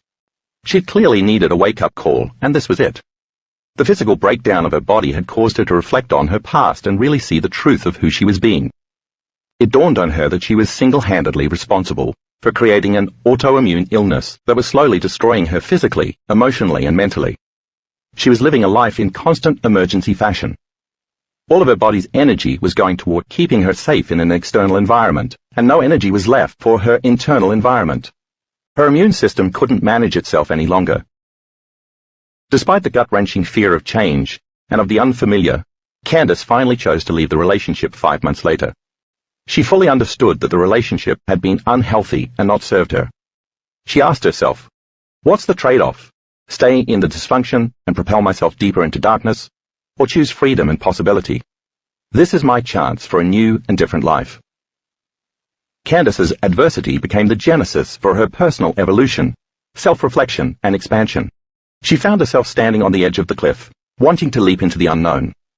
Her decision to jump and to change became a passionate experience. So jump she did into what she saw as endless possibilities and potentials, compelled by a desire to finally stop doing what was no longer loving to her, so that she could rewrite her biological code. This was a turning point in Candace's life. She had read my 2 previous books and been to one of my beginning workshops, so she knew that if she embraced her diagnosis and the emotions of fear, worry, anxiety, and sadness it inspired, she would be auto-suggesting and believing only in the thoughts equal to those feelings. She could try to think positively, but her body was feeling bad, so that would have real consequences. Making that choice would be the wrong placebo, the wrong state of being. So Candace chose instead not to accept her illness. She respectfully declined the physician's diagnosis, reminding herself that the mind that creates illness is the same mind that creates wellness. She knew she had to change her beliefs about the condition given to her by the medical community. Candace chose not to be suggestible to her doctor's advice and opinions, because she wasn't fearful, victimized, or sad. In fact, she was optimistic and enthusiastic, and those emotions drove a new set of thoughts that allowed her to see a new possibility. She didn't accept her diagnosis, prognosis, or treatment, believe hastily in the most probable outcome or future destiny, or permanently surrender to the diagnosis or treatment plan. She didn't condition her body to that future worst-case scenario, expect the same predictable outcome that everyone else did, or assign the same meaning that everyone else with the condition did. She had a different attitude, so she was now in a different state of being. Even though Candace didn't accept her condition, she had a lot of work ahead of her. She knew that to change her belief about her disease, she'd have to make a choice with an amplitude of energy that was greater than the hardwired programs in her brain and the emotional addictions in her body, so that her body could respond to a new mind. Only then could she experience the necessary change in energy that she needed to rewrite her subconscious programs and erase her past neurologically and genetically, which is exactly what began to happen. Although she had heard me say all of this before and knew the material intellectually, Candace had never embraced the information from personal experience.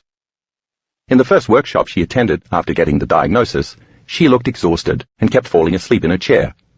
I knew she was struggling.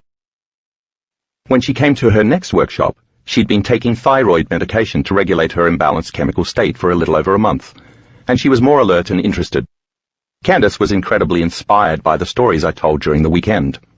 When she heard that others weren't going to be victims of their circumstances in their external worlds, and that uncommon healings could happen, she decided that she was going to be her own science project.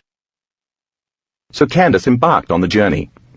Having an understanding of epigenetics and neuroplasticity from my workshops, she knew she was no longer a victim of the disease, and instead used her knowledge to become proactive. She assigned a different meaning to her future, and so had a different intention. She awoke every day at 4:30 a.m. to do her meditation, and began to emotionally condition her body to a new mind. She worked on finding the present moment, which she realized had been lost to her before. Candace wanted to be happy and healthy, so she fought hard to regain her life. Even so, she struggled in the beginning and got very frustrated when she couldn't sit for any extended period of time. Her body had been trained to be the mind of frustration, anger, impatience, and victimization, and it understandably rebelled. As though she were training an undisciplined animal, Candace had to keep settling her body down to the present moment. Every time she went through that process, she was reconditioning her body to a new mind, and freeing herself a bit more from the chains of her emotional addiction. Every day in her meditations, Candace worked on overcoming her body, her environment, and time. She refused to get up as the same person who sat down to do the meditation, because the old Candace was the one who became angry and frustrated, and was so chemically addicted to her external circumstances. She didn't want to be that person anymore. She listened to her meditations, emulated a new state of being, and wouldn't stop until she was in love with life, in a true state of gratitude for no particular reason. Candace applied all the knowledge that she'd learned from my workshops, and from listening to every audio CD, reading every book, more than once, and studying her notes from the courses. She was wiring new information into her brain to prepare herself for a new experience of healing. More and more often, she found that she could refrain from firing and wiring the old neural connections of anger, frustration, resentment, arrogance, and mistrust, and that she could begin to fire and wire the new neural connections of love, joy, compassion, and kindness. In doing so, Candace knew she was pruning away the old connections and sprouting new ones. And the more time she made the effort with a level of mental fortitude, the more she would transform. In time, she became incredibly grateful to be alive, realizing that where harmony existed, incoherence couldn't abide. She told herself, "I am not the old Candace, and I am not reaffirming that existence any longer." For months on end, she persevered. and if she found herself being driven to that lowest common denominator, being angry or frustrated at the conditions in her external world, or feeling sick or unhappy, she would very quickly make a conscious shift. By swiftly changing her state of being, she could shorten the periods in which those emotions had a hold on her, so that she was overall less moody, less temperamental, and less like her old personality. Some days Candace felt so bad that she didn't want to get out of bed, but she got up anyway and meditated. She told herself that whenever she transmuted those lower emotions into elevated emotions, she was removing herself biologically from her past and priming her brain and body to a new future. She began to realize how worthwhile doing her inner work was, and it soon became less like effort and more like a gift. Thanks to her daily persistence, Candace noted a huge shift very quickly, and she started feeling better. She started communicating with others differently once she stopped looking at the world through a mind of fear and frustration, and instead looked through a lens of compassion, love and gratitude. Her energy increased, and she was able to think more clearly. Candace realized that she didn't react the same way to the familiar conditions in her life, because the old, fear-based emotions were no longer within her body. She was overcoming her knee-jerk reactions, because she now saw that the people and conditions that used to upset her existed only in relation to how she was feeling. She was becoming free. Part of her process of change included becoming conscious of the unconscious thoughts that typically slipped by her awareness during the day. In her meditations, she became determined that those thoughts would never go unnoticed again. Under no circumstances would she allow herself to return to the behaviors and habits connected to her old self. She erased the chalkboard biologically, neurologically, and genetically, making room to create a new self, and her body began to liberate energy. In other words, she was going from particle to wave by releasing the stored emotions as energy in her body. Her body was no longer living the past. With this newly available energy that she'd freed up, Candace began to see the landscape of a new future. She asked herself, how do I want to behave? How do I want to feel? How do I want to think? By getting up every day for months on end in a state of gratitude, she was emotionally instructing her body that her new future had already arrived, which signaled new genes in new ways, moving her body back into homeostasis. Right on the other side of Candace's anger, she found compassion. Right on the other side of her frustration, she discovered patience and gratitude. And right on the other side of her victimization was a creator waiting to create joy and wellness. It was the same intense energy on either side, but she was now able to liberate it as she moved from particle to wave, from survival to creation. When Candace returned to her doctor 7 months after her diagnosis, he was amazed by the change in his patient. Her blood tests had come back perfect. In her initial round of tests in February 2011, her thyroid-stimulating hormone, TSH, had been 3.61, which is high, and her antibody count had been 638, showing a major imbalance. But by September 2011, Candace's TSH had dropped to a normal 1.15, and her antibody count was a healthy 450, even though she was no longer taking any medication. She'd healed herself in less than 1 year.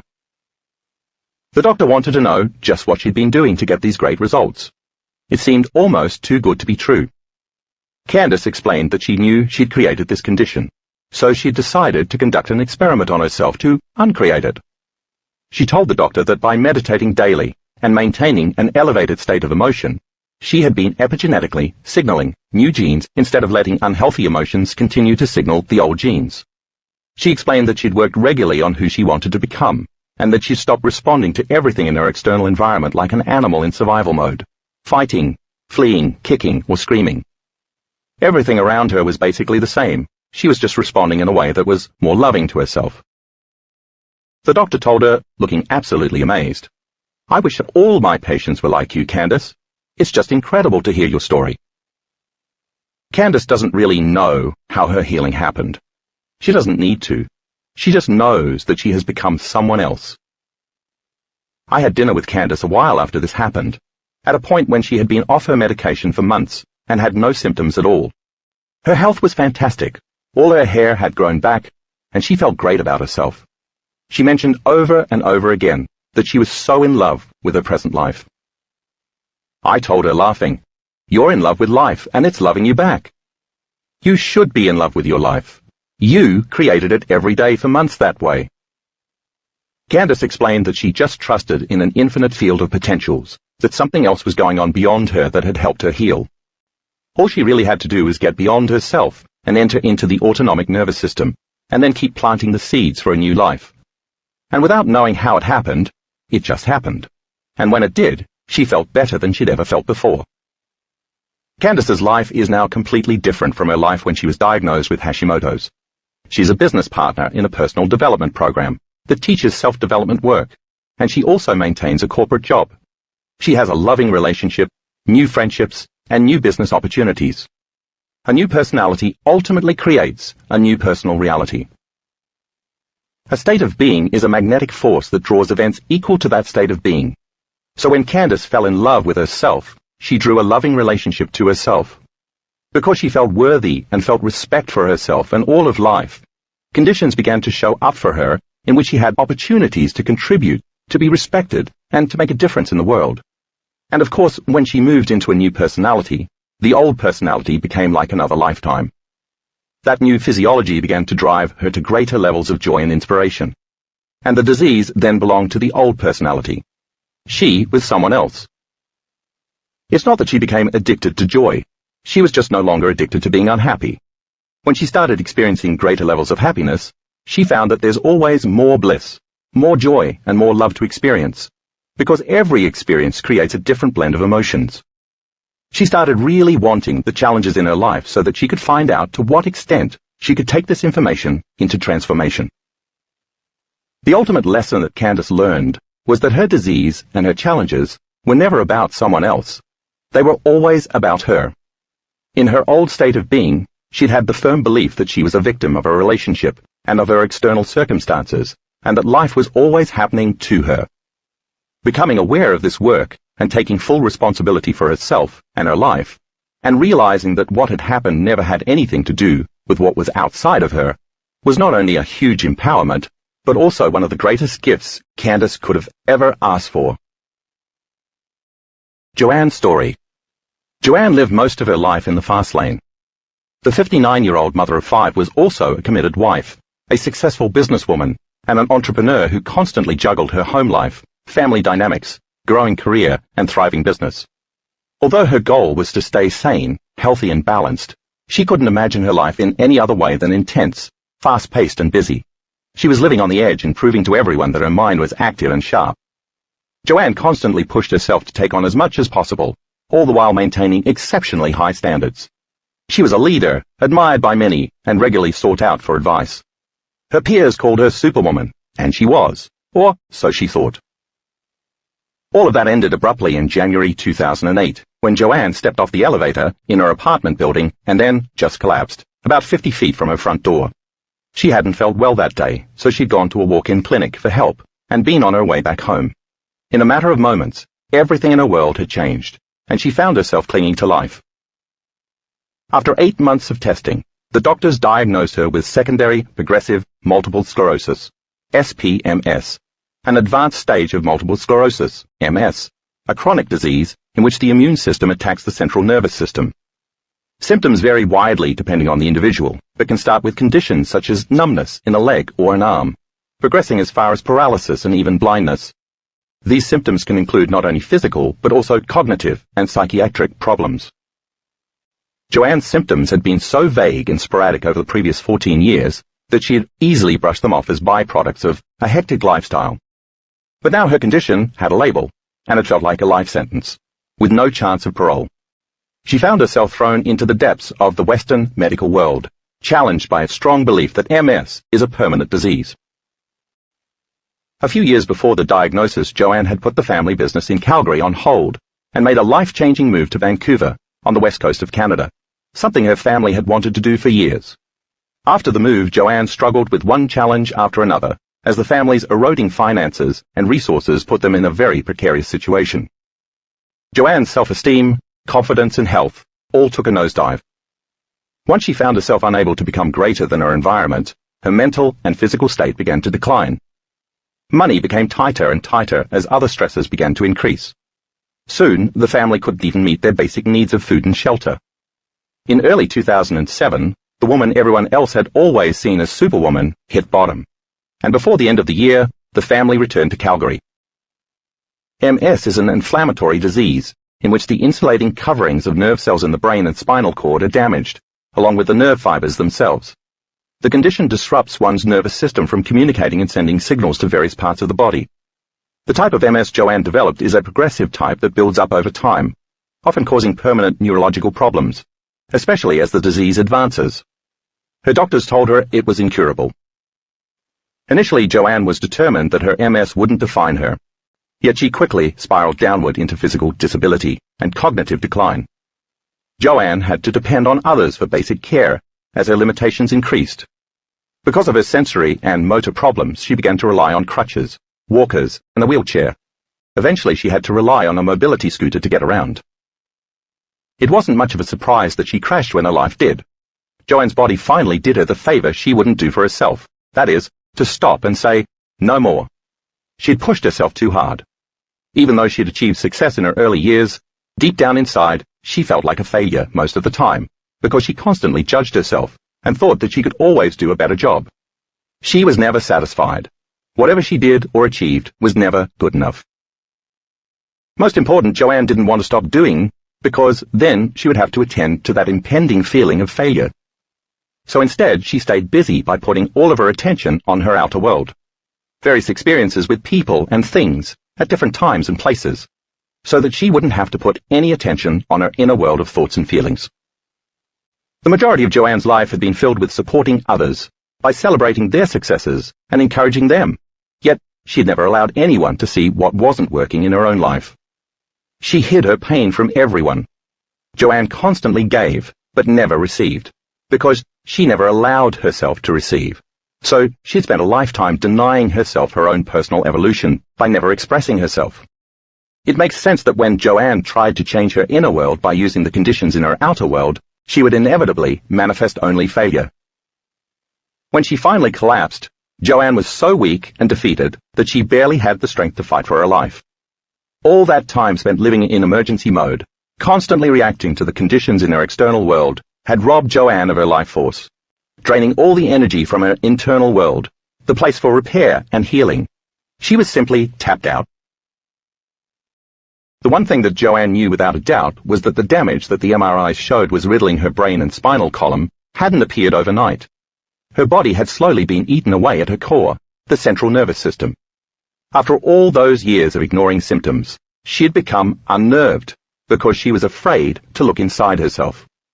Those daily toxic chemicals were repeatedly knocking on the door of her cells, and finally the gene for the disease answered the door and switched on. Bedridden, Joanne made her first goal to slow down the progression of the MS in her body. She knew from reading my first book that the brain doesn't know the difference between what she could make real internally by thought alone and the real external experience, and she knew that mental practice could change her brain and her body. She started mentally rehearsing doing yoga, and after just a few weeks of daily practice, she was able to do some actual physical poses, even some standing ones. These results highly motivated her. Every day Joanne primed her brain and body by thought alone. Just like the piano players in Chapter 5, who mentally rehearsed playing the piano and grew the same neurological circuits as the subjects who physically practiced the exercises, Joanne was installing the circuits in her brain to look as if she were already physically walking and moving. Remember the subjects in the various weightlifting studies who increased their strength just by mentally practicing lifting weights or flexing their biceps. Just like them, Joanne knew she could make her body look as if the experience of healing had already started to happen, by literally changing her mind. Soon she was able to stand briefly, and then she could walk with support. Joanne was quite wobbly and otherwise still dependent on a mobility scooter, but at least she was no longer confined to bed and feeling sorry for herself. She had turned a corner. When Joanne began to meditate regularly to simply quiet her mind chatter, she became aware of how sad and angry she really was. The floodgates opened.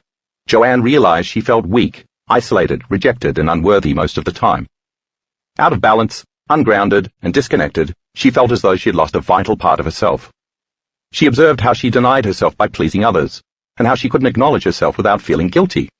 She recognized that she was always trying to control what seemed to be a spiraling chaos around her, yet it never worked. On a deeper level, she had known this all along, but had chosen to ignore it, pushing herself relentlessly and pretending that everything was okay. Painful as it was, Joanne was now looking at how she'd created her disease. She decided to become conscious of all those subconscious thoughts, actions, and emotions that were defining her as the same personality who'd created this particular personal reality. She knew that once she could look at who she was being, it meant that she'd be able to change those aspects of herself. The more she became conscious of her unconscious self and aware of her state of being, the more she gained dominion over what she'd hidden from view. By early 2010, Joanne felt that the progression of the MS had indeed slowed. Her goal then became to stop it altogether. In May, when she mentioned this idea to a neurologist who asked her what her goals were with the disease, the doctor abruptly terminated her appointment.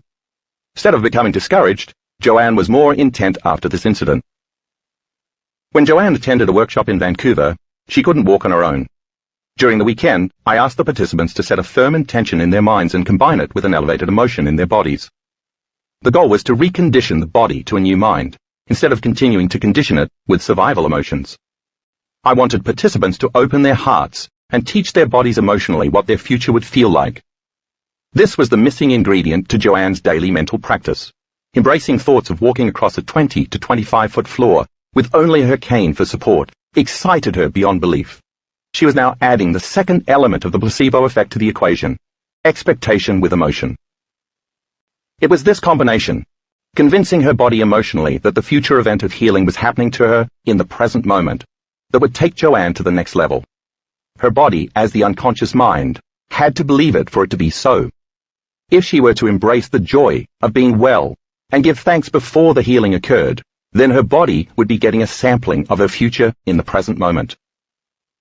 I suggested to Joanne that she really pay attention to her thoughts, because it was her thoughts that had truly made her sick. I pressed her to get beyond the personality that was connected to her condition, which was necessary before she could create a new personality and a new personal reality.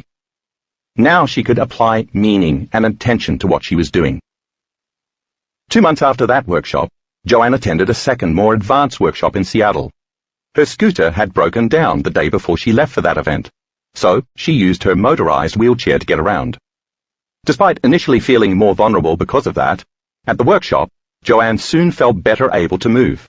Her associative memory related to the positive experience of the last event, and the expectation of getting better in the current event was what initiated that process.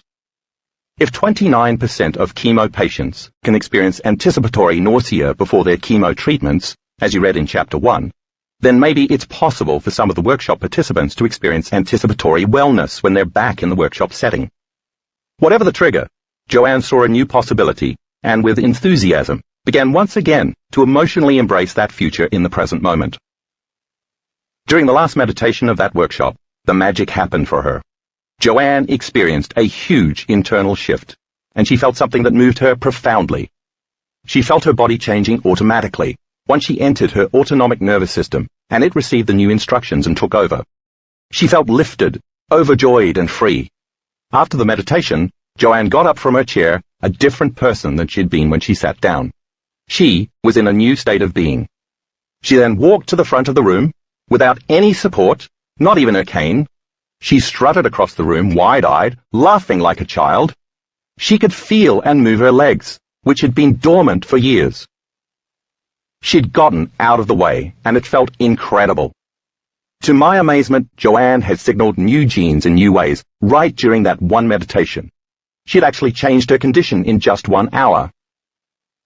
When she got beyond her MS identity, she became a different person, and that's when she stopped trying to slow, stop, or reverse her MS. She no longer tried to prove anything to herself, her family, her doctors, or anyone else. She understood and experienced for the first time that her true journey was always about wholeness, which is what verifiable healing is always about. She forgot that she had an official disease, and she disassociated from that identity for a moment.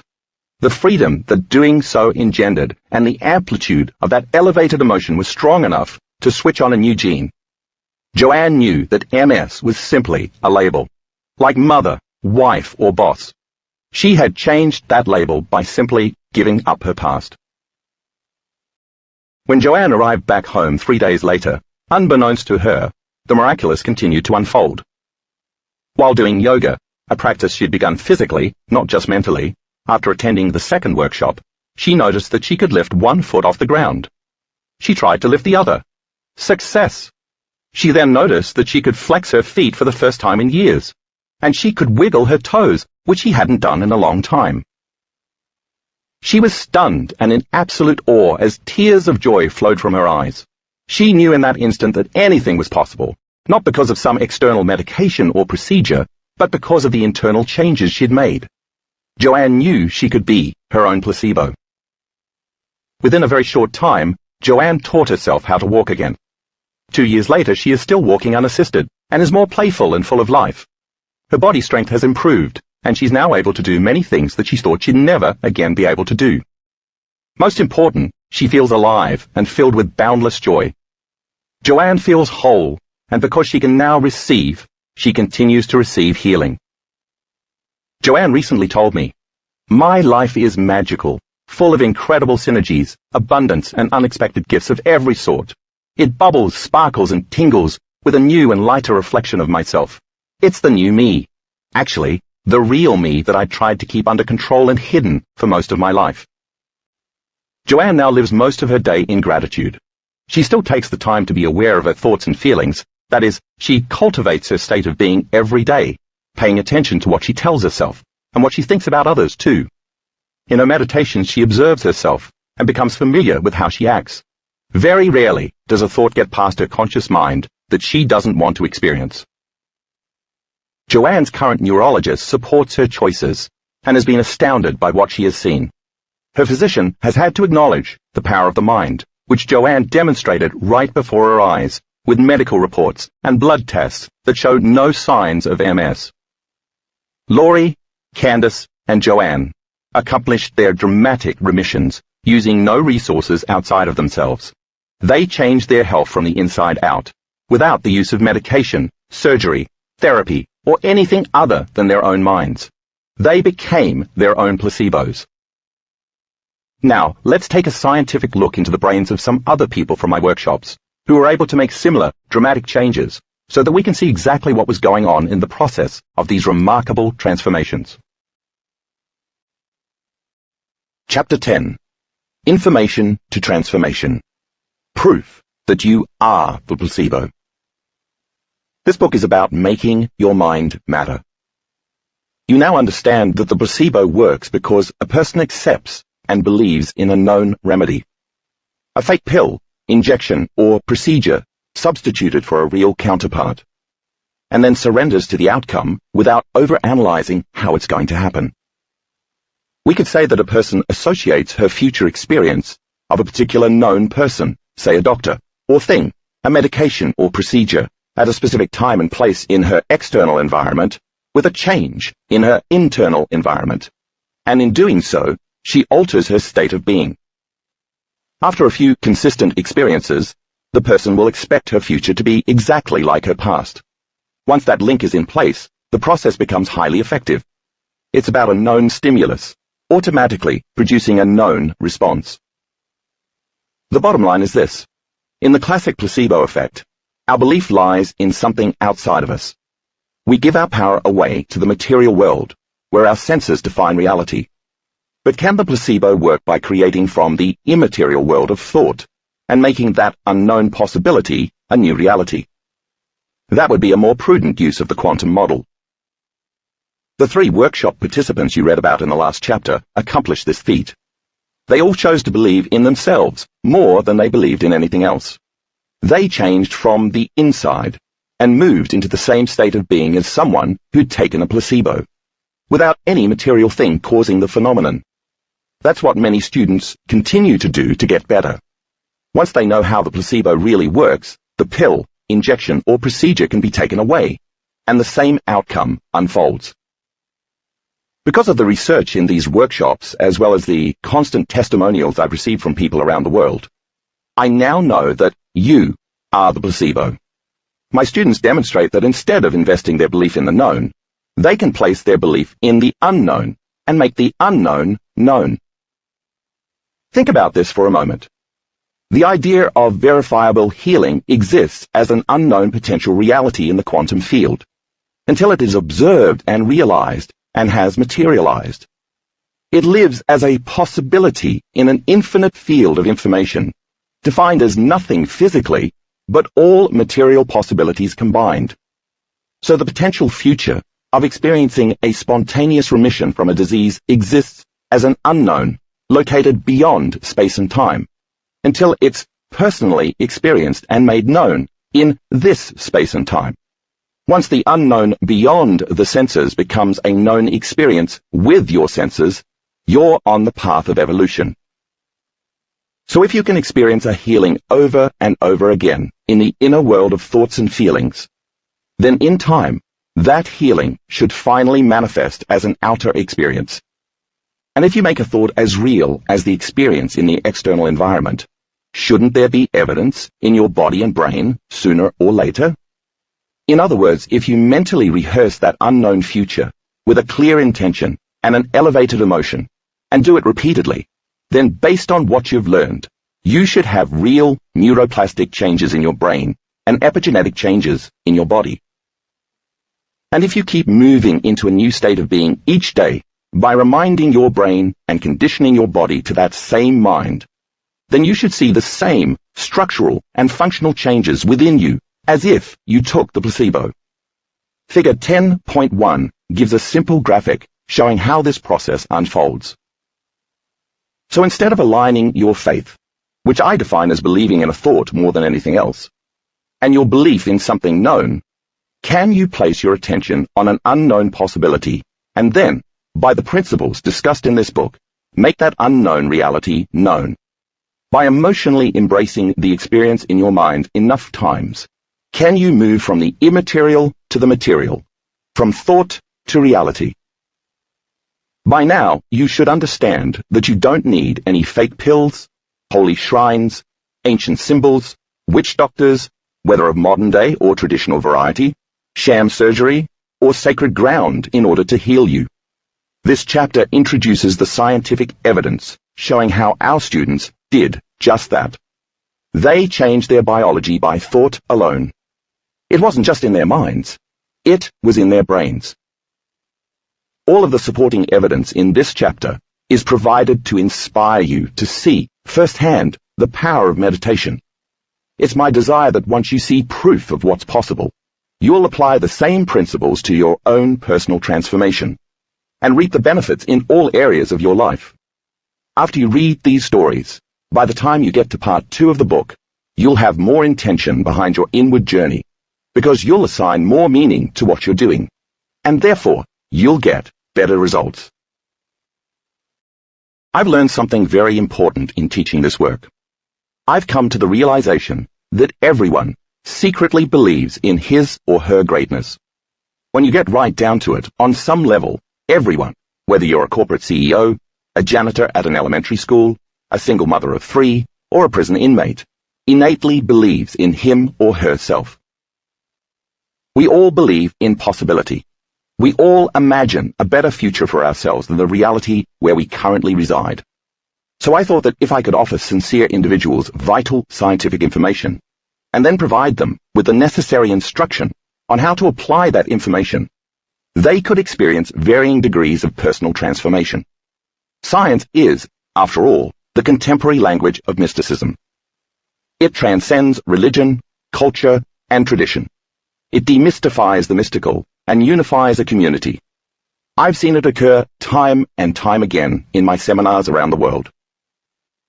In my advanced workshops, where my colleagues and I measure biological as well as energetic changes in participants, individually and in the group as a whole, I use several principles outlined in this book, and many additional ones as well, to teach people the scientific model of transformation. The model continues to progress as students evolve their skill sets. I constantly tie in more quantum physics to help people understand possibility. I then combine it with the latest information in neuroscience, neuroendocrinology, epigenetics, cellular biology, brainwave science, energy psychology, and psychoneuroimmunology.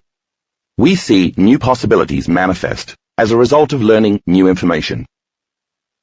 Once our students learn and embrace this information, they can assign more meaning to their meditations and contemplative practices. But it's not enough for the students to merely understand the information intellectually or conceptually. They must be able to repeat what they've learned on command. Once they can explain the advancing knowledge, the progressing model will become more wired in their brains, and they can then install the neurological hardware. By then repeating what they've learned enough times, they create a hardwired software program. If they apply this new knowledge correctly, it can then serve as the forerunner to a new experience. That is, once they align their minds and bodies, they'll gain wisdom from a novel experience by embracing the associated new emotion. Now they'll start to embody the information, because they are chemically instructing their bodies to emotionally understand what their minds intellectually understand. At this point, they'll begin to believe and know that it's the truth. But my desire is that instead of just doing it once, my students repeat the experience over and over again at will, until it becomes a new skill, habit, or state of being. Once we achieve consistency, we're on the precipice of a new scientific paradigm, because anything that's repeatable is science. When you and I arrive at the level of competence, where we can change our internal states by thought alone, and this is repeatedly observed, measured, and documented, we're on the verge of a new scientific law. Now, we can contribute new knowledge about the nature of reality to the overall scientific model that the world presently embraces, so that we can empower more people. This has been my ambition for years. I've gone to great lengths to teach our workshop participants the specifics of how inward practices biologically change the brain and body, so they understand explicitly what they are doing. When nothing is left to conjecture, dogma, or supposition, we're more suggestible to a quantum possibility, and great strides result from great efforts. Nevertheless, the measurements are only as good as the students' abilities. So in my workshops, the students retreat from their lives for 3 to 5 days to help them no longer define themselves by their present, past, personal reality. They practice moving into new states of being, by no longer reaffirming aspects of their old personality self that don't belong to their future, and by pretending to be someone else, or by reinventing a new personality self, they become the new self they envision. So they should produce epigenetic changes, just as did the older men in Chapter 4, who pretended they were 22 years younger. It's my desire that workshop participants get beyond themselves and their identities, in their meditations to become no body, no one, no thing, and to be in no place and in no time, so that they become pure consciousness. Once this occurs, I've seen them change their brains and bodies ahead of their environments, their familiar lives, so that when they return to their lives after the workshop is over, they're no longer the victims of unconscious conditioning from the external world. This is the domain where the uncommon and the miraculous happen. Because I want to give students the right kind of instruction and provide them with opportunities to personalize all of the novel information they're learning so that they can ultimately produce some type of personal transformation, I created a new kind of event in 2013. If you remember, I discussed the evolution of this idea in the preface. In the new workshop offering, held first in February of that year in Carefree, Arizona, and again in July in Englewood, Colorado, I wanted to measure the transformation as it was happening in real time. My intention was that once these measurements were obtained, the data would then become more information that I could use to teach participants about the transformation they'd just experienced. And with that information, they could have another transformation, which could be measured, and on it would go as people began to close the gap between the two worlds of knowledge and experience. I call these workshops Information to Transformation. It's where my passion lies. When I began the journey, I discovered a brilliant and talented neuroscientist named Jeffrey Fannin, PhD, who selflessly helped me measure what students' brains were doing. Dr. Fannin, the founder and executive director of the Center for Cognitive Enhancement in Glendale, Arizona, has worked in the field of neuroscience for more than 15 years and has extensive experience in training the brain for optimal performance. He specializes in head trauma, stroke, chronic pain, attention deficit disorder, ADD, and attention deficit hyperactivity disorder, ADHD, anxiety disorders, depression and trauma recovery, as well as high-performance training that includes brain mapping for sports, enhancing leadership skills through brainwave entrainment, improving brain function, enhancing mental and emotional dexterity, and personal transformation. Over the years, he has been involved in cutting-edge research using electroencephalography, EEG technology, which measures the electrical activity of neurons to accurately assess how balanced a person's brainwave energy is, a measurement he calls the person's whole brain state. His research focuses on subconscious belief patterns and merging personal success with balanced brain performance. Dr. Fannin has also worked as part of a research team at Arizona State University, studying neuroscience and leadership using data gathered at the United States Military Academy at West Point. This research allowed him to co-develop and co-teach a unique course at Arizona State University called The Neuroscience of Leadership. He also served for several years on the faculty at Walden University near Phoenix, teaching cognitive neuroscience at the master's and doctoral levels. I invited Dr. Fannin and his whole team to both of these new workshop events, where we measured specific brain qualities and elements like coherence versus incoherence, the orderliness or disorderliness of brainwaves, which you'll read more about in the next chapter, amplitude, the energy of the brainwaves, phase organization, the degree to which the different parts of the brain are working together in harmony, the relative time it takes for a person to enter deep meditation, how long it takes to change brainwaves and move into a more suggestible state, the theta-alpha ratio, the degree to which the brain functions in a holistic state, and how different brain compartments communicate with each other across entire regions, the front with the back, and the left side with the right side, the delta-theta ratio, the ability to regulate and control mind chatter and intrusive thoughts, and sustainability, the brain's ability to consistently maintain a state of meditation over time. We also created 4 brain scan stations, equipped with EEG machines, to measure participants both before and after the workshop, so that we could observe how students' brainwave patterns changed. We scanned more than 100 participants in each of the 2 events.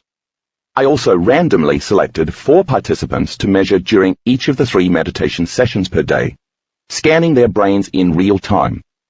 Altogether, in both 2013 workshops, we recorded a total of 402 EEGs. This is a safe, non-invasive procedure that takes measurements from 20 locations on the outside of the head.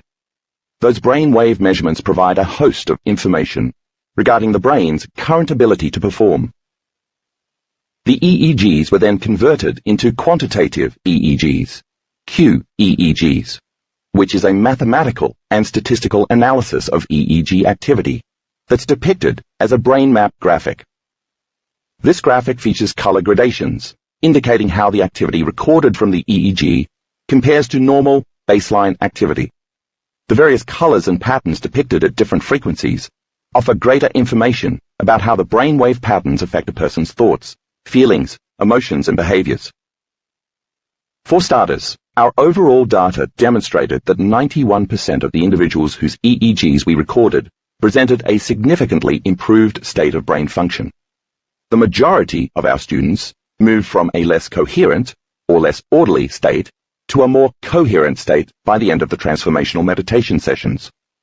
Furthermore, more than 82% of the QEEG brain maps we recorded in both events demonstrated that participants were functioning within the healthy, normal range of brain activity. I learned that when your brain works right, you work right. When your brain is more coherent, you're more coherent. When your brain is more whole and balanced, you're more whole and balanced.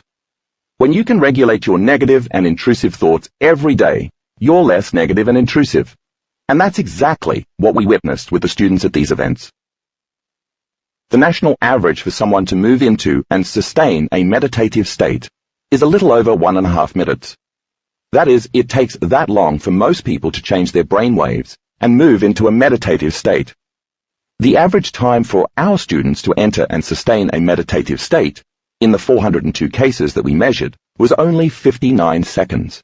That's under a minute. Some of our students were able to alter their brain waves and their state of being in as few as 4, 5, and 9 seconds each. To be clear, I'm not interested in making this a competition, which would defeat our purpose. However, this data does illustrate two important points. First, moving beyond the analytical mind of beta brainwaves and entering into a more suggestible state is a skill that you can improve if you keep practicing it. Second, students are able to use the methods my colleagues and I are teaching to get beyond their thinking brains and enter into the operating system of the subconscious mind relatively easily. Interestingly, our research also shows a noticeable, consistent patterning in the way our students' brains work holistically. We see significant, alternating alpha-theta patterns, how different brain compartments communicate with each other, in the frontal lobes when a person meditates. That means the two halves of the brain are talking in a more balanced and unified fashion. The dual frontal lobe ratio patterns we repeatedly observe seem to produce the experience of high-level thankfulness and gratitude, which appear over and over again, in a rhythmic, wave-like manner. So when students are in this heightened state of gratitude during mental rehearsal, this data suggests that their inner experience is so real that they believe that the events are happening to them in real time, or that the events have already happened. They're thankful because that's the emotion we feel when what we want happens. Experienced meditators also showed an increase in theta and low-range alpha brainwave ratios, which means that they can spend quite a bit of time in altered states. Of particular significance was the increase in slow-wave regulation. These students, while in the theta brainwave state, have higher than normal coherence, or brainwave orderliness, between the activity in the front of the brain and the regions in the back of the brain. We saw the left frontal region, which is associated with positive emotion, get activated repeatedly, which is consistent with inducing a state of meditative bliss. In other words, when these students enter a meditation, they produce slower, more coherent brain waves that suggest they're in deep states of relaxation and heightened awareness. In addition, the unification between the front and the back of the brain, as well as between the left and right sides of the brain, indicates that they're feeling happier and more whole. Finally, while I was observing a student who was being brain mapped in real time during a meditation at the first of the two events, I understood something quite remarkable. As I was watching her brain on the scan, I saw how hard she was working and how her brain was moving further and further away from balance and from the deeper meditative states of alpha and theta. I saw how she was analyzing and judging herself and her life within the emotion she was experiencing at that time, as evidenced by the higher, more incoherent brainwaves associated with a high-range beta state, indicating high stress, high anxiety, high arousal, high emergency, and general imbalance. I witnessed how she was futilely trying to use her brain to change her brain, and it wasn't working. I knew that she was also using her ego to try to change her ego, which also wasn't working. In using one program to try to change another program, she was only endorsing her program, not rewriting it. She was still in her conscious mind, trying to change her subconscious mind. So she was keeping herself separate from the operating system, where true change resides. I approached her afterward, and when we spoke for a few minutes, she admitted to me that she was having a difficult time. The lights went on for me in that moment, and I knew exactly what I had to teach next.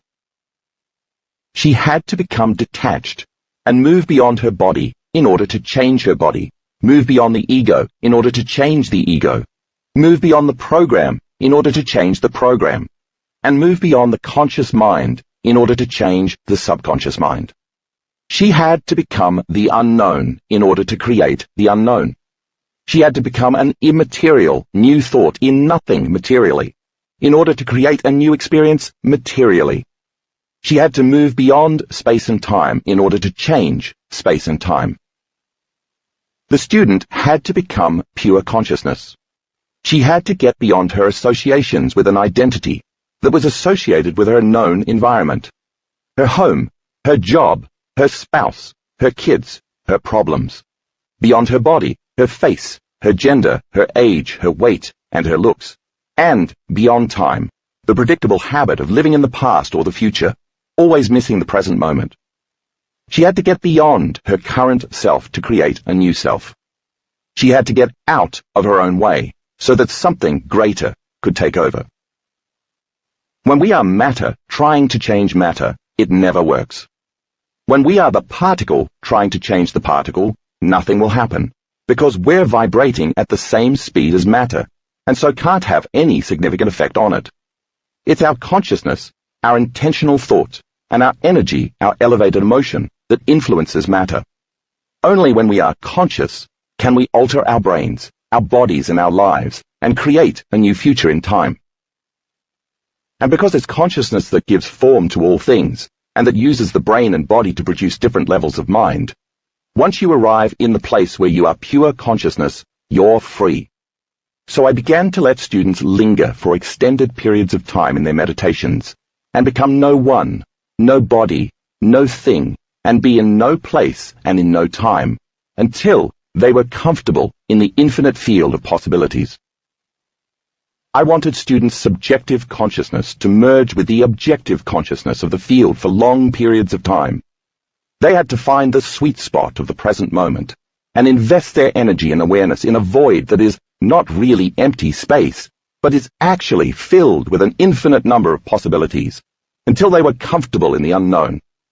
Only once they were truly present in this potent place beyond space and time, the place from where all things materially come, could they start to create. This was when the real changes during the workshops began to happen. I want to introduce you to two types of brain scan readings so that you can see and understand the changes I'm about to show you. Let's make it simple. The first type of scan we used measures degrees of activity between brain areas. See Figure 10.2, located along with the rest of the figures for this chapter in the full color insert pages. The scans map two relative types of this activity.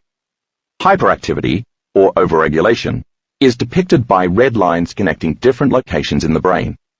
Imagine telephone lines connecting one place to another in order to establish communication between those areas. Having too many red lines at any one time indicates too much action taking place within the brain. Hypoactivity, lack of regulation, is depicted by blue lines, indicating that minimal information is being communicated between the different brain areas. The thickness of the lines represent the standard deviation, or how much dysregulation, or abnormal regulation, exists between the two locations the line connects. For example, the thin red lines indicate that the level of activity between those locations is 1.96 standard deviations, SD, above normal. The thin blue lines indicate that the level of activity between those locations is 1.96 SD below normal. The medium lines indicate 2.58 SD, either above red or below blue normal. And the thick lines indicate 3.09 SD, above or below normal. So when you see a lot of thick red lines in a scan, it means the brain is working too hard. When you see a lot of thick blue lines, it suggests there's little communication between different areas of the brain, and therefore the brain is underactive. Think of it like this. The thicker the red line, the higher the volume of data the brain is processing, and the thicker the blue line, the lower the volume of data the brain is processing. The second type of scan we used comes from the QEEG analysis and is called a Z-score report. Z-score is a statistical measure that tells us not only whether a point is above or below average, but also how far from normal the measurement is. The scale on this report ranges from -3 to +3 SD. The darker blue represents 3 or more SD below normal, while the lighter blues range from about 2.5 to 1 SD below normal. Blue-green is approximately 0 to 1 SD below normal, while green is baseline normal. Light green registers at the outer area of normal, but is considered from 0 to 1 SD above normal, while yellow and light orange are approximately 1 to 2 SD above normal. Darker orange is about 2 to 2.5 SD above normal, and red is 3 or more SD above normal. See Figure 10.3. The Z-score report that will be used is called relative power, and it shows information about the amount of energy in the brain at different frequencies. Because green, as explained previously, indicates the normal range, the more green there is in a scan, the more the person is conforming to normal brainwave activity. Each colored circle, resembling a person's head when viewed from the top, represents what one person's brain is doing at each brainwave frequency. The circle in the upper left region of each scan shows the lowest brainwave frequency in delta brainwaves, and each circle after that depicts a higher and higher brainwave state, moving progressively up to the highest beta brainwaves at the bottom right region. A cycle per second in brainwave frequency is known as Hertz, or Hz. From left to right, and from top to bottom, it progresses from 1 to 4 cycles per second, delta, to 4 to 8 cycles per second, theta, to 8 to 13 cycles per second, alpha, to 13 to 30 plus cycles per second, low, mid-range, and high-range beta. The beta activity can be broken down into different frequency bands, such as 12 to 15 Hz, 15 to 18 Hz, 18 to 25 Hz, and 25 to 30 Hz. Therefore, the relative colors in each area show what's happening in each different brainwave state. For example, a lot of blue in a majority of the brain in 1 cycle per second of delta suggests that there's little activity of the brain in that delta range. And if there's a lot of red in 14 Hz alpha in the frontal lobe, it means that there's heightened alpha activity in that area of the brain. It should also be understood that these measurements could be interpreted differently depending on what the subject is doing when the scan is taken. For example, if 1 Hz delta were depicted in blue, that would suggest that the energy in the brain at that frequency is 3 SD below normal. In a clinical sense, that might be interpreted as being abnormally low. But because it was recorded when the subject was meditating, such a scan would actually suggest that the 1 Hz delta had opened the door to a stronger connection to the collective conscious energy field. In other words, as the energy in the neocortex is turned way down, the autonomic nervous system is more readily accessed. In just a bit, you'll see several examples that will make all of this clear. In the meantime, glance at figure 10.3 again. It will give you an overview to illustrate what I've just explained. Now look at figure 10.4. The image to the left, labeled before meditation, represents a brain that has a lot of chatter. It's functioning in a high level of arousal, high-range beta, and is quite incoherent. The thickness of the red lines show that this brain is 3 SD above normal, because the thicker the red line, the more revved up and imbalanced the brain is. By looking at the red lines, you can see excessive incoherent activity happening throughout the entire brain. The blue in the front of the brain represents hypoactivity, 2 to 3 SD below normal, in the frontal lobes, showing that the frontal lobes are shut down or turned off, and so aren't restraining the hyperactivity in the rest of the brain. This is a brain with attention problems. It's so overloaded that it has no leader to control the chatter. It's like a TV satellite system with 50 channels, where the volume is turned up really loud, and the channels are changing every second. Too many quick shifts in attention span occur from one thought process to the next, so the brain is overly vigilant, highly aroused, overworked, and overregulated. We call this an incoherent brain pattern, because the different parts of the brain are not working together at all. Now take a look at the second image, labeled After Meditation. You don't have to be a neuroscientist to see the difference between the first image and this one. Here you see hardly any red or blue lines, demonstrating normal brain activity, with very little hyperactivity or hypoactivity. The chatter has stopped, and the brain is working more holistically. This person's brain is now in balance, so we can say that this brain demonstrates a more coherent pattern. The remaining activity in blue and red, as indicated by the arrow, represents sensory motor activity, which probably means the person is twitching or blinking and in a state of rapid eye movement, or REM, which typically happens in very light sleep. This change took place in one of the students after only one meditation.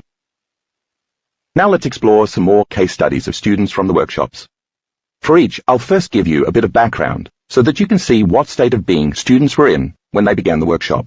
Then I'll explain what their scans showed. And finally, I'll describe the new state of being each student created. Michelle's old self. Michelle is in her 60s and was diagnosed with Parkinson's disease in 2011, after she noticed progressive involuntary shaking of her left arm, left hand, and left foot. In November 2012, she became a patient at the Barrow Neurological Institute in Phoenix. Her attending physician told her that she had probably had Parkinson's for 10 to 15 years already, and that she'd have to live with the symptoms. The plan was to cope with the progression of the bodily limitations as she aged. She began taking Azilect, razagiline mesylate, a medication used for Parkinson's disease that stops the uptake of dopamine at the receptor site level, slowing its breakdown in the body. The drug produced very few noticeable changes. Michelle became a student in November 2012. The month of December was outstanding. Her daily meditation routine brought a feeling of peace and joy, which began to reduce her symptoms to a noticeable degree. Michelle was certain that this course of action would assist her in overcoming Parkinson's. She continued experiencing great meditation sessions through early February 2013. In mid-February, however, Michelle's mother was admitted to intensive care in Sarasota, Florida, so Michelle flew to Florida to be with her. The day Michelle flew back to Arizona for our February 2013 workshop, her mother was placed in hospice care. Michelle's plane landed in Phoenix about an hour and a half before her first brain scan. Needless to say, she was both physically and emotionally exhausted at the time of the brain scan, which indeed showed the extreme stress she was experiencing. By the end of that workshop, she was certainly in a calmer, more positive state of being, with barely noticeable Parkinson's symptoms. Following the workshop, Michelle returned to Florida to be with her mother again. Although she and her mother always had a difficult relationship, as a result of her efforts in the workshop, Michelle felt sufficiently strengthened to be supportive, loving, and totally free of any old issues that could have interfered with the love she felt for her mother. Nevertheless, because of her mother's illness and eventual passing, as well as her sister in Texas having a major stroke, Michelle was forced to fly back and forth to Florida and Texas to deal with her family challenges. Her routine was greatly affected, and by June, she stopped doing her meditations. Life had gotten in the way, and she had too many responsibilities. Stopping her meditations was like stopping taking the placebo. When she noticed her symptoms returning, she started meditating again, and made significant strides. Michelle's scans. Because Michelle lives close to Dr. Fannon's clinic in Arizona, we were able to track her progress for more than 5 months by taking a series of 6 periodic brain scans. I want to explain her evolution during that time. Take a look at the before meditation part of figure 10.5. This is her scan at the February 2013 event, after she came home from Florida, stressed and exhausted from her mother's illness. The thick red lines indicate her brain in all areas is 3 SD from normal. She's displaying too much brain activity, hyper-incoherence and overregulation. In Parkinson's disease, this is quite common. The lack of proper neurotransmitters, specifically dopamine, causes the neurons to display an erratic communication system between each region of the brain, with neural networks firing out of control. The result is a type of spastic or hyperactive neuronal firing, which affects the brain and the body. As a result, involuntary motor functions interfere with normal movement. Now, review the after meditation part of the same figure. This is Michelle's brain after 4 days of changing her state of being during meditation. This is very close to a normal brain, with very little hyperactivity, incoherence, or overregulation. At the end of our event, she was experiencing no involuntary tremors, twitches, or motor problems, and her brain scan confirms this change. Now let's look at the QEEG readings in figure 10.6a, labeled Before Meditation. If you look from the middle of the second row, all the way to the last row, the image is in blue, you'll see that Michelle's brain is showing no alpha or beta brainwave functioning. Remember that blue means cooled off brain activity. With Parkinson's, this is typically represented by lessened cognitive activity, compromised learning, and a loss of engagement. Here you can see that Michelle can't consolidate new information. She has no ability to sustain an internal picture because she's not producing alpha brain waves.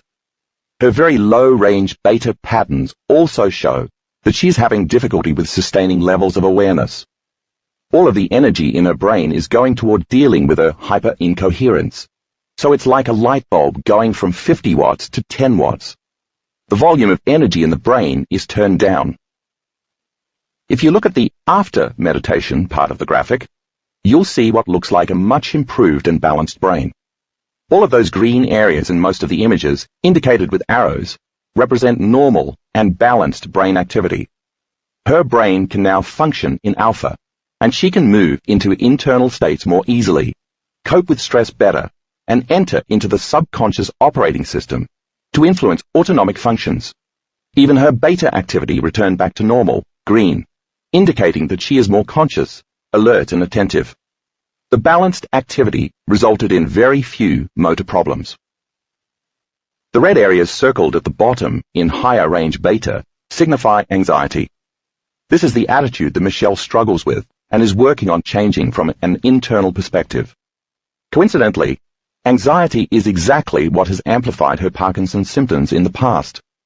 As she lowers her anxiety, she lowers the symptoms of Parkinson's. To Michelle, her tremors now represent when she's out of balance in her life. When she regulates her internal states, she produces changes in her external reality. 3 months later, Michelle again had her brain scanned at Dr. Fannon's office. The May 9, 2013 scan, in figure 10.6b, still shows her brain improving, which is exactly what Michelle reported. She's still getting better in the midst of all the different stresses in her life. Because she does her meditations every day, think of it as taking her placebo daily, Michelle is continually changing her brain and body to be greater than the conditions in her environment. The scan shows that she's dropped almost another standard deviation from her previous scan at the bottom of the graph. You can clearly see that her anxiety is still getting better, and as a result, so is her condition. Less anxiety means fewer tremors. She's sustaining and thus memorizing that state of being for a longer period of time, and her brain is showing the changes. If you look at Michelle's brain scan from June 3, 2013, in figure 10.6c, you'll see a slight regression of her progress, although she's still better than when she started. Here, she had stopped doing her meditation, and therefore stopped taking the placebo, so her brain slightly regressed to what it knew before. The brain with the arrow at the blue area of 13 Hz means she's hypoactive in the sensory motor area, and thus has less ability to control her involuntary tremors. In this brainwave pattern, Michelle has less energy to control her body. You can also see the red areas circled again in the bottom of the scan, returning in higher range beta, which correlate with her anxiety. By her June 27, 2013 scan, shown in figure 10.6d, Michelle had gone back to her meditations at the beginning of that month, and her brain scan showed a significantly better brain. She had less overall anxiety, as demonstrated in red at the bottom row, at 17 to 20 Hz. Now compare that scan to her next one, on July 13, 2013, after our workshop, as depicted in figure 10.6e. There's even less red, and the blue that showed up in her first scan in February, during alpha, indicating hypoactivity, is completely gone. Michelle continues to improve, and her changes are becoming more consistent. Michelle's new self. Today, Michelle hardly ever has any of the involuntary motor symptoms associated with Parkinson's disease. Very minor twitches do present themselves when she gets stressed or overtired at times, but for the most part she's high-functioning and normal. When Michelle is balanced and joyful, doing her meditations daily, her brain is working well, and so is she. From both our continued scans and her own reports, Michelle isn't merely maintaining her condition, she continues to get better and better. She keeps meditating because she understands that she has to be the placebo every day. John's old self. In November 2006, John broke his neck at the 7th cervical and 1st thoracic vertebrae while he was a passenger in a car that spun out of control and rolled at high speed. Due to the impact, he suffered a severe head injury as well. The doctors were quick and sure about his prognosis. He would be a quadriplegic for the rest of his life. He would never walk again, and he would have very limited use of his arms and hands. His vertebrae were 100% dislocated, resulting in spinal cord damage. It wasn't until John had surgery that his doctors saw the exact extent of his injuries. 2 days later, the neurologist told John's wife that his spinal cord was somewhat intact, but that his type of injury could have the same outcome as a complete cord severing. It would be, as with all spinal cord injuries, a waiting game. When you're caught up in the day-to-day reality of living in the intensive care unit, and later a rehab center, it can be extremely difficult not to get swept away by conventional thinking. When John and his family asked about his possible recovery, the doctors said that given the injury, and the lack of return to any kind of normal functioning up to that point, they should begin accepting the inevitable. John would be physically handicapped for the rest of his life. His doctors hammered this message home, over and over, as a necessary part of moving on. But somehow, both John and his wife couldn't accept it.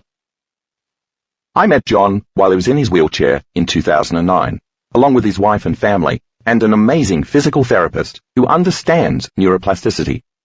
They are some of the most energetic and optimistic people I've ever met, and we eagerly began our journey together. John's scans. Take a look at John's before meditation brain scan in figure 10.7. His first picture demonstrates quite a bit of hypoactivity. It's more than 3 SD below normal. John's coherence measurement, with such significant thick blue lines, is the opposite of our study of Michelle's Parkinson's condition, which showed thick red lines. This scan reveals a diminished capacity for different parts of the brain working well together. His brain here is on idle and has no energy, and he has limited ability to respond to anything for any length of time. He couldn't sustain attention, and his awareness was limited. Because of his traumatic brain injury, his brain was in a state of super low arousal, and it showed a high degree of incoherence. Now look at his brain scan after 4 days of meditation. In the first image on the upper left margin, at 1 Hz delta, he has some more activity demonstrated in red. In this case, it's a good sign, because more coherence is happening in delta in both hemispheres. Here, John is starting to show more balanced, dual brain processing. Because his traumatic brain injury is most visible in delta and theta, the hyperactivity in delta suggests that his brain is waking up. The rest of his brain in alpha and beta is showing more balanced activity and better cognitive function. This shows he has more access to control his mind and body. Now view figure 10.8. The blue color starting from about the middle of the second row and to the end of the bottom row once again indicates that John has no alpha or beta brain waves. This blue color distributed throughout the alpha and beta realms in the left and right hemispheres suggests that he's vegetating and working on limited resources. The blue shows less cognitive ability and less capacity to control his body. John's mind is just not there. After 4 days of meditation, 90% of John's brain has returned back to normal, as shown by all the green. That's pretty good. He still has some hypoactivity in his left hemisphere, where the arrows are pointing, indicating some problems with verbal skills and expressing himself, but it's still so much better than his first scan. John continues to do his meditations, and his brain continues to show more energy, more balance and more coherence. John has regained access to the latent neuropathways that were there before. His brain woke up, remembered how to work again, and now has the energy to work better. John's new self. John stood up at the end of our February 2013 event. He has regained full control of his bowels and his bladder. To date, he is now standing in a more normal and integrated posture. His movements are more coordinated. The frequency, intensity, and duration of his spastic tremors have diminished considerably. He's even doing a total gym workout on a regular basis, thanks to the help of his amazing therapist, B. Jill Runyon, director of Synapse Center for Neuro Reactivation in Driggs, Idaho, who also studies my work and has the skills and unlimited mind to challenge John by setting up the right conditions. His unassisted vertical squat exercises have progressed from a 10-degree angle to a 45-degree angle. John is now in complete control of lowering his body to a seated position. He can also perform a specific physical therapy exercise that involves loading his leg and torso muscles and pushing a sled away from his body with resistance. John is now going from lying face down to supporting himself on all fours, completely under his own power, and he's now starting to crawl. Just months after the workshop, John astounded his medical team with all of his improvements in cognitive functioning. His advances exceeded anything any of the specialists had ever seen in a spinal cord injury patient. It was as if John finally woke up, and his scans showed that he now has more access to his brain and body. John is still demonstrating more control over dormant areas of his brain and body, because he now has more capacity to regulate his body. John's overall integration and coordinated movement patterns progressed considerably, enabling him to sit up at a table unassisted, with his feet planted on the floor. John's fine motor skills improved to the point where he can now hold a pen and sign his name, use a smartphone to send a text message, grip the steering wheel to drive, and hold a regular toothbrush. His cognitive changes demonstrate more self-confidence and greater inner joy. He has a much greater sense of humor and is more aware than ever. During the summer of 2013, John was able to go on a whitewater rafting trip, where he held himself unassisted in a raft for 6 hours a day and slept in a tent on the ground. He managed to live in the Idaho wilderness, away from contact with the outside world for 7 days and 6 nights. He couldn't have done this a year ago. Every time John and I talk, he always says the same thing. Dr. Joe, I have no idea what's happening. I always give him the same response.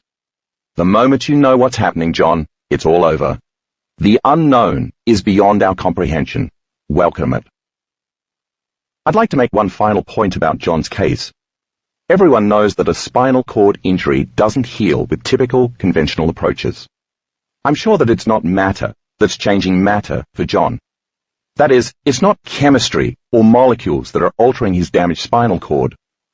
From a quantum perspective, he'd have to be in a coherent frequency of heightened energy that would have to consistently lift or entrain matter to a new mind.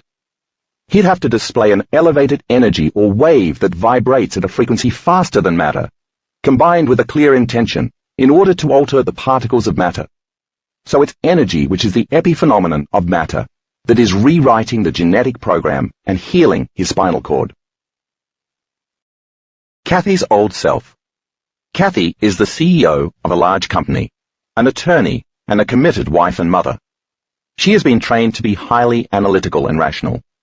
She uses her brain every day to anticipate outcomes and to be prepared for every possible forecasted scenario based on her experience. Before she was introduced to my work, she'd never actually meditated. In the beginning, Kathy became very aware of how much she was analyzing everything in her life. She had a huge daily to-do list and described her brain as never shutting off. In hindsight, she confesses that she was never in the present moment. Kathy scans. Take a look at Kathy's before meditation brain scan in figure 10.9. These delta to theta ratio measurements represent her ability to maintain focus and concentration in order to process and deal with intrusive and extraneous thoughts. The first arrow in the back of her brain on the right side, where the larger red spot is located, shows that she is seeing pictures in her mind. The second arrow, near the smaller red area on the left side, indicates that Kathy is internally talking to herself about those pictures. The imagery and constant mind chatter are causing her brain to be stuck in a loop. In the after meditation scan, taken at the end of the workshop, you can clearly see that Kathy's brain is more balanced, more whole, and more normal. She no longer has any brain chatter because her brain is integrating and processing information more efficiently. She's in a state of coherence, and the change in her brain state is accompanied by much greater joy, clarity, and love. Now let's look at her coherence measurements in figure 10.10. At the beginning of the workshop, Kathy's brain was in high-range beta, a state of high arousal, high analysis, and high emergency mode. The thick red lines in alpha and beta show that she's 3 SD above normal. Her brain is hyperactive, out of balance, and highly incoherent, and she's having trouble controlling her anxiety. Now take a look at the after meditation scan, taken on the last day of the February event. You should by now be able to recognize a more normal and balanced brain, which has much fewer high-range beta brainwaves and far more coherence. Kathy still has some work to do, so we set up an experiment after the workshop because she lives in the Phoenix area and could visit Dr. Fannon's clinic. Dr. Fannon showed her a picture of a healthy, balanced, and normal brain on a QEEG scan, in green, and told her that this was where she needed to focus her attention. He suggested that when she moved into a new state of being every day in her meditation, she should select that potential outcome for the next 29 days. Since she then could assign more meaning to the placebo, she held a greater degree of intention about the benefits of the outcome. It worked. If you look at figure 10.11, which shows the scans dated April 8, 2013, about 6 weeks later, you'll see an even more normal brain, with no evidence of anxiety seen in red. In addition, check out figure 10.12. Can you see the progression from February 20, 2013, where Kathy's brain scan is red in the higher brainwave frequencies, 21 to 30 Hz, to the end of the February event, where her brain scan has changed to green in the second image, and so is much more normal. The red areas represented show very high levels of anxiety, high-range beta, and over-analysis because her brain waves in the higher frequencies, 21 to 30 Hz, are hyperactive. Her brain was working too hard.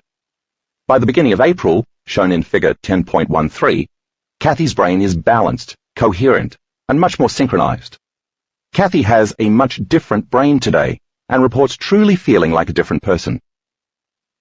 Kathy's new self. Kathy reports that she has seen numerous positive changes in her career, her daily life, and her relationships. She meditates daily, and when she thinks she doesn't have time to meditate, that's when she makes sure to find the time to do it. She understands that the attitude that created her out-of-balance mind and brain is related to time and the conditions in her external environment. Kathy says that the answers to her questions come more easily and with far less of a struggle. She listens to her heart more often, and she catches herself before she moves into cycles of vigilance. She rarely gets caught up in those loops, and she finds herself acting in a kinder and more patient manner. Kathy is happier from the inside out. Bonnie's old self. In 2010, Bonnie developed significant pain and excessive bleeding during her menstrual cycle. She was diagnosed with excessive estrogen production and was encouraged to begin bioidentical hormones. At age 40, she found this solution to her diagnosis to be extreme. Bonnie remembered that her mother had had the same symptoms at her age. Her mother had taken hormone pills and eventually died of bladder cancer. While there may be no specific connection between the hormone therapy and bladder cancer, what caught Bonnie's attention was that she was having the same physical symptoms as her mother. She didn't want to develop the same outcome. Her vaginal bleeding began to last even longer, sometimes up to 2 weeks, and Bonnie became anemic and lethargic and gained about 20 pounds. She would lose an average of 2 liters of blood each month during her menstrual cycle. A pelvic sonogram confirmed fibroid tumors.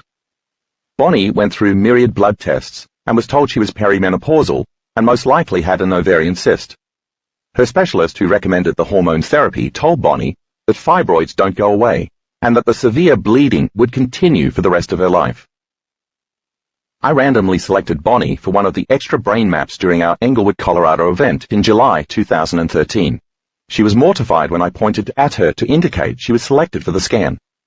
Bonnie's menstrual cycle had started the evening before the workshop, and she typically had to wear a large diaper to capture the amount of blood she lost during her period. When, after several meditations, I instructed the students to lie down, Bonnie was concerned that she would bleed all over herself and the floor. Because of the extreme pain that accompanied Bonnie's periods, even sitting was uncomfortable. Even so, she was determined to continue practicing the meditation techniques every day for her own peace of mind. During the first meditation in which she was being brain mapped, Bonnie had an experience that she can only describe as mystical. She felt her heart open and expand. Her head pushed back and her breathing changed. Bonnie saw light flood into her body, and she experienced a tremendous sense of peace. She also heard the words, "I am loved, blessed, and not forgotten." Bonnie burst into tears during the meditation, and her brain scan showed that she was in a state of bliss. Bonnie's scans. Take a look at Bonnie's EEG scan in figure 10.14. We were lucky enough to catch the whole experience in real time. The first graphic shows normal brainwave activity. Everything is in balance and quiet. If you review Bonnie's 3 scans in figure 10.15, which capture what was happening to her at different times during her meditation, you can see elevated energy and amplitude in her frontal lobes, which represents her processing quite a bit of information and emotion. She's in an expanded state of consciousness and is experiencing peak moments at different intervals. Most of the activity is happening in the theta brainwaves, and it signifies that she is in her subconscious mind. The inner experience is very real to her in that moment. She's so completely focused on the thought that it becomes the experience. The emotional quotient is represented by the amount of energy, amplitude her brain is processing. Take a look at the vertical length of the lines where the arrows are pointing. That's very coherent energy. Bonnie is in a heightened state of awareness. Now glance at figure 10.16. Bonnie's QEEG scan in real time has an arrow pointing to 1 Hz in delta brainwaves, illustrating her connection to the quantum field, shown in blue. Bonnie also has heightened energy in her frontal lobe in theta brainwaves, demonstrated in red, to match exactly what was happening in her EEG scan. Look at the red circle that is highlighting her frontal lobes, as well as the arrow pointing to the top view of the brain's frontal lobe immediately below. The image you are seeing is a snapshot of a motion picture of Bonnie's brain activity during her entire meditation. Because one of the functions of the frontal lobe is to make thoughts real, what she is experiencing in theta with her eyes closed is very real to her. We could say that Bonnie's inner experience was like a very vivid lucid dream. The red arrow at 12 Hz alpha, isolating the red spot in the center of her brain, shows Bonnie's attempt to make sense of her inner experience and then process what she was seeing in her mind's eye. The rest of her brain is healthy and balanced, shown in green. Bonnie's new self. Bonnie's experience that day changed her for good. The amplitude of energy related to the inward experience was greater than any past experience from her external environment, and thus her past was biologically removed. The energy of the momentous peak of her meditation superseded the hardwired programs in her brain and the emotional conditioning in the body, and her body instantly responded to a new mind, to a new consciousness. Bonnie had changed her state of being. In less than 24 hours, her bleeding stopped completely. She had no symptoms of pain and instinctively knew that she was healed. In the months since the event, Bonnie has experienced only normal menstrual cycles. She hasn't had any excessive bleeding or pain since the workshop. Genevieve's old self. Genevieve, a 45-year-old artist and musician, currently resides in Holland and travels quite a bit because of her vocation. During the February event, I was watching her brain scan with Dr. Fannin during her meditation. We started to notice some significant changes in her energy during the middle of her inward journey. When we both saw a particular reading on her scan at the same time, we looked at each other, knowing something was about to happen. Within moments, when we turned to look at her, we saw tears of joy running down her face. Genevieve was in ecstasy. She was in utter pleasure, and her body was responding quite readily. We'd never seen anything like this before. Genevieve's scans. If you look at figure 10.17, you'll see a relatively normal brain scan before Genevieve's meditation. The areas of green spread throughout the brain signify a healthy, well-adjusted woman with a balanced brain. The blue areas of lessened sensory motor activity before she begins, in alpha 13 to 14 Hz, where you see the arrows, probably indicate jet lag, because she'd just arrived from Europe that day. If you observe Genevieve's brain during the meditation, you see an overall increase in balance. What happens next is off the chart amazing. When we saw her reach this peak moment at the end of her meditation, we knew from watching her scans that she had quite a bit of energy in her brain. Now take a peek at figure 10.18. This type of red activity, showing high amounts of energy in all brainwave range frequencies, suggests that Genevieve is in a highly altered state. Someone who didn't know that she was meditating and who just saw the brain scan would say that she was experiencing an extreme level of anxiety or psychosis. But because her personal testimonial described her being in sheer ecstasy, we know that all of the red represents a lot of energy in her brain. Her brain is at 3 SD above normal. It's energy in the form of emotion, stored in her body as the mind, that is being released and is traveling back to her brain. Figure 10.19, which shows her EEG reading, validates this position. If you review the purple lines where the arrow is, you'll see that this part of the brain is processing 10 times the normal amounts of energy.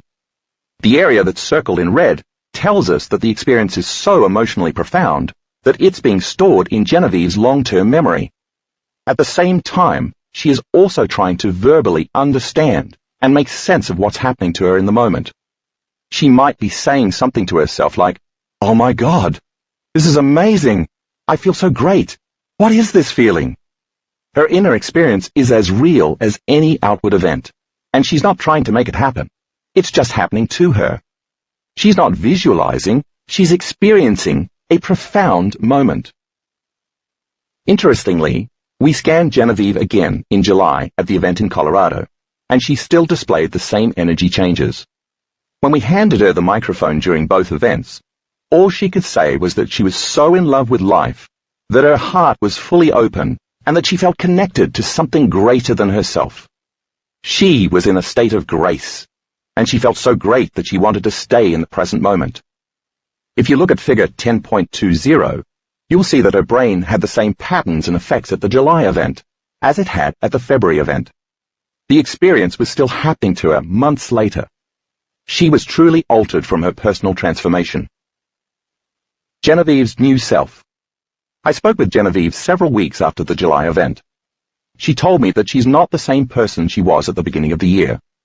Her mind has deepened, and she's more present and much more creative. She feels profound love for all things, and most important, she feels so lifted that she no longer feels as if she needs or wants anything. She feels whole. Maria's old self. Maria is a highly functional woman with normal brain activity. During the first meditation of the day, a 45-minute exercise, she experienced a significant change in her brainwaves within moments. Maria's scans. Look at figure 10.21 and notice the difference between Maria's normal brainwaves and her state of ecstasy. I watched her as she went into a heightened state of increased energy, and it appeared as though she were having an orgasm in her brain. Her scan shows a fully active brain having a full-on Kundalini experience. Kundalini is a latent energy stored in the body which, when aroused, brings on higher states of consciousness and energy in the brain. If you look at Maria's scans, you can see that all areas of her brain were experiencing a very heightened energy. When the Kundalini energy is awakened, it can rise from the lower spine to reach the top of the brain, at which point it can produce an extremely profound mystical experience. Many students in the workshops have these brain orgasms. In Maria's scan, all areas of the brain are fully engaged with energy, and her brainwaves show 3 to 4 times the normal amplitude. Her brain is coherent and very synchronized. If you look at the scans, you'll see that the ecstasy comes in waves, just like an orgasm. She was not trying to do any of this. It was actually just happening to her. Her entire brain was engaged in the inner event, and as a result, she was filled with profound energy. Maria's new self. Today, Maria continues to have similar mystical experiences. Each time they occur, she reports feeling more relaxed, more conscious, more aware, and more whole. She welcomes the next unknown moment. These few examples, out of many that were documented, prove that it is indeed possible to teach the placebo effect. Now that you've received all of the information, stories, and proof of what's possible, it's time for you to learn the how-to so that you can experience your own transformation. The next 2 chapters will outline the steps you can take to begin your personal meditation process. It's my desire for you to put into practice all of the knowledge you've learned so far so that you experience the truth of your efforts. Once you receive the tools that you need to cross the river of change, I hope to see you on the other side. Part 2. Transformation. Chapter 11. Meditation Preparation. Now that you've read and absorbed all the information in Part 1, you're ready to move to transformation. In this chapter, I'll go over what you need to know to get ready to meditate, so that when you get to the next chapter, you'll be ready for me to walk you through the actual meditation. All of the participants in this book who changed something about themselves had to first go inward and change their state of being. So think of your meditation practice as a way for you to take a placebo every day. But instead of taking a pill, you'll be going inward. In time, your meditation will become like your belief in taking medication. When to meditate. There are 2 times a day that are the most conducive to meditation. Right before you go to bed at night, and right after you get up in the morning. That's because when you fall asleep, you naturally shift through the entire spectrum of brainwave states, going from your waking beta state to the slower alpha state when you close your eyes, to the slower still theta state when you're half asleep and half awake, all the way down to the deep sleep delta brainwave state. And when you wake up in the morning, you do the same thing in reverse, rising from delta to theta to alpha to beta, where you're fully awake and conscious. So if you meditate when you're getting ready for sleep, or just coming out of sleep, it's easier to slip into alpha or theta brainwaves. You're more primed for being in an altered state, because it's the direction you either have just come from or are slipping into. You could say that the door to the subconscious mind is open during these two times. I personally prefer to meditate in the morning, but either time is fine. Pick what will work best for you, and then stick with it.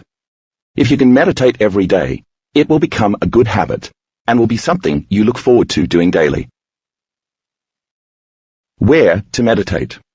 The most important consideration in selecting a place to meditate is to choose a place where you won't be distracted. Because you'll be unplugging from the external physical world, pick a quiet place where you can be alone and uninterrupted, either by other people or by pets, a place that you can return to every day and use as your regular sacred meditation spot. I don't recommend that you meditate in bed, because you associate bed with sleep. For the same reason, I don't recommend that you lie down or use a recliner when you meditate. Pick a chair to sit in, or arrange a spot on the floor where you'll be able to sit for up to an hour, a spot away from any drafts and in a room where the temperature is comfortable.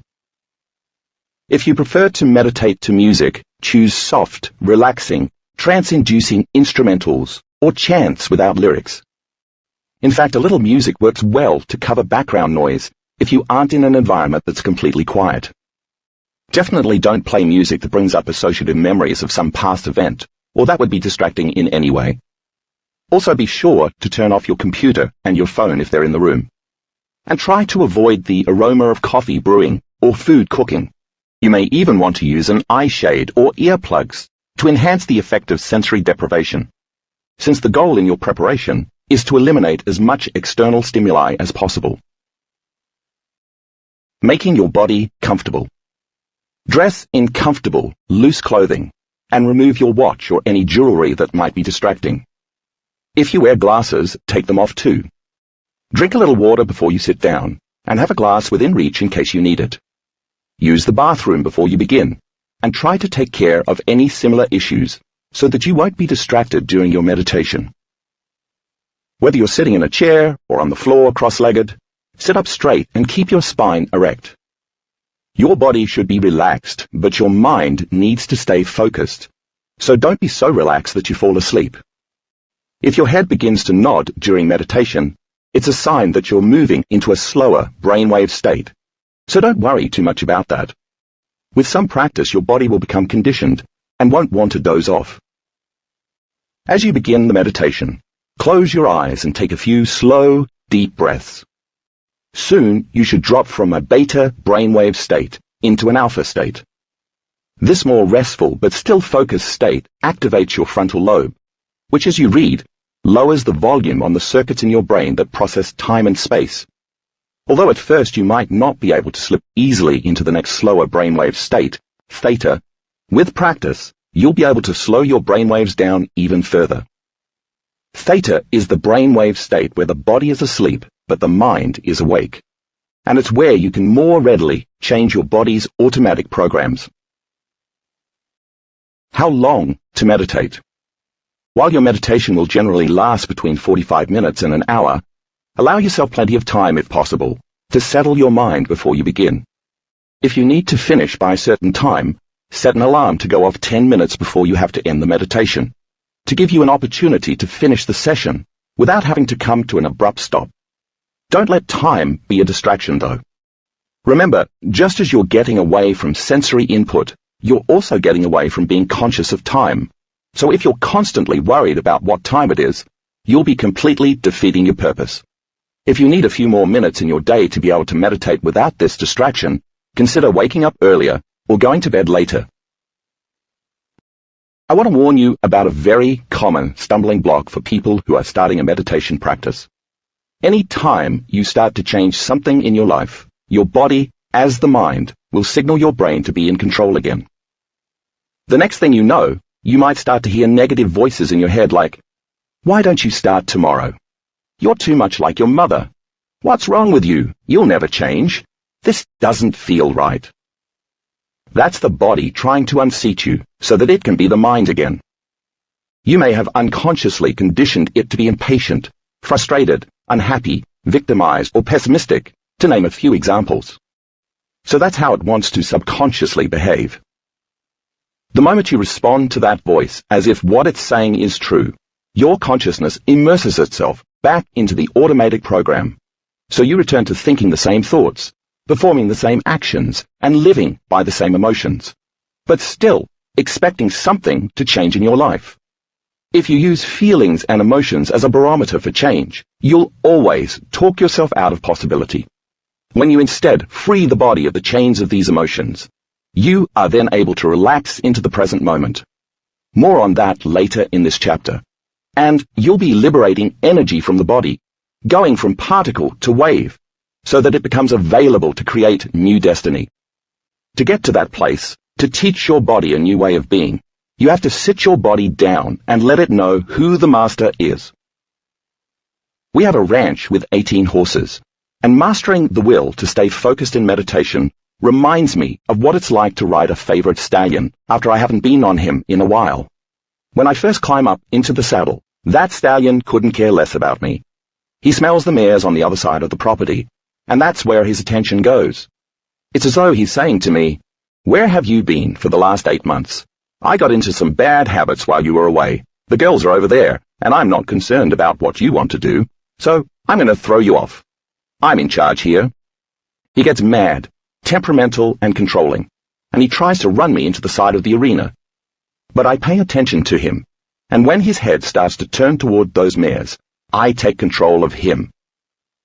So the moment I see him start to move away from my lead, I slowly but firmly grab the reins and pull them in, and I just wait. And before long, he stops and lets out this big snort, and I stroke him on the side and tell him, "That's right." And we take 2 steps, and then I see his head starting to turn just slightly again, and I stop him and wait. And he lets out another big snort. And once he knows I'm in charge, we start to move forward again.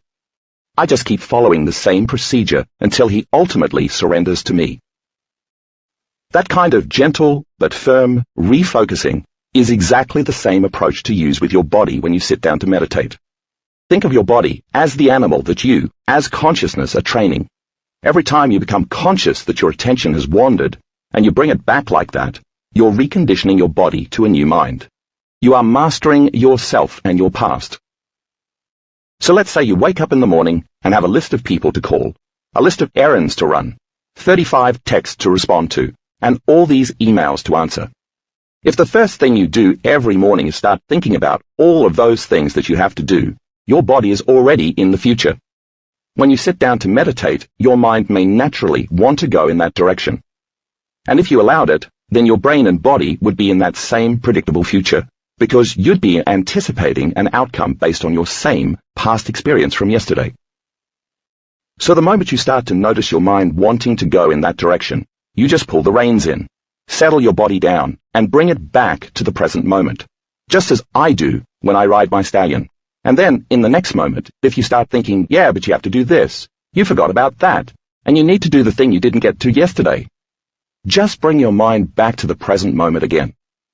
And if it keeps happening, and that brings up the emotions of frustration, impatience, worry, and so on, just remember that whatever emotion you're experiencing is merely part of the past. So you just notice it, you become aware, my body-mind wants to go to the past.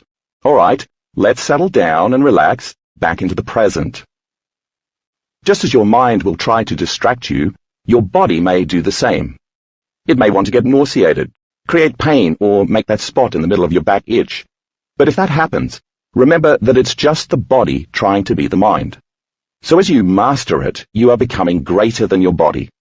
If you can master it during your meditation each time, then when you walk back into your life, you're going to be more present, more aware, and more conscious, and less unconscious. Sooner or later, just as my stallion surrenders to me and follows my commands without letting the mares or anything else distract him, Your body will also acquiesce to your mind during your meditation without getting hijacked by any stray thoughts. And when the horse and rider are one, when the mind and body are working together, there's simply no greater feeling. You're in a new state of being. It's incredibly empowering. The meditation I'm going to walk you through in the next chapter begins with a technique the Buddhists call open focus. It's very helpful for getting into the altered state we're trying to achieve, because in our normal day-to-day existence, living in survival mode and marinating in stress hormones, we're naturally very narrow-focused. We put all our attention on things and people and problems, focusing on the particle or matter, not on the wave or energy, and we define reality by our senses. We can call that type of attention object-focused. With all our attention on the outer world, which in this state appears more real to us than the inner world, our brains pretty much stay in a higher range beta brainwave state, the most reactive, unstable, and volatile of all the different brainwave patterns. Because we're on high alert, we aren't in a position to create, daydream, solve problems, learn new things, or heal. It's certainly not a state that's conducive to meditating. The electrical activity in our brains increases, and thanks to the fight-or-flight response, our heart rate and respiration naturally increase. Our bodies can't spend much, if any, of their resources for growth and optimal health, because they're always on the defensive, trying to protect us, just trying to help us make it through the day. Under these less than favorable conditions, our brains tend to compartmentalize, meaning that some regions of the brain begin to work separately from the others instead of working together, and some even work in opposition to each other, like stepping on the brake and the gas at the same time. It's a house divided against itself. In addition to the parts of the brain not communicating well with each other, the brain no longer communicates with the rest of the body in an efficient, orderly manner. Because the brain and the central nervous system control and coordinate all the other systems of our bodies, keeping our hearts beating and our lungs breathing, digesting food and eliminating waste, controlling our metabolism, regulating the immune system, balancing our hormones, and keeping countless other functions working. We become unbalanced. Our brains send very disorderly messages and disintegrated signals down the spinal cord to the rest of the body. As a result, none of the body's systems get a clear message. Instead, the message is very incoherent. Picture the immune system responding. I don't know how to make a white blood cell out of that instruction. And then picture the digestive system saying, I can't tell if I should secrete acid in my stomach first, or if I should secrete it in my small intestine. These orders are pretty mixed up.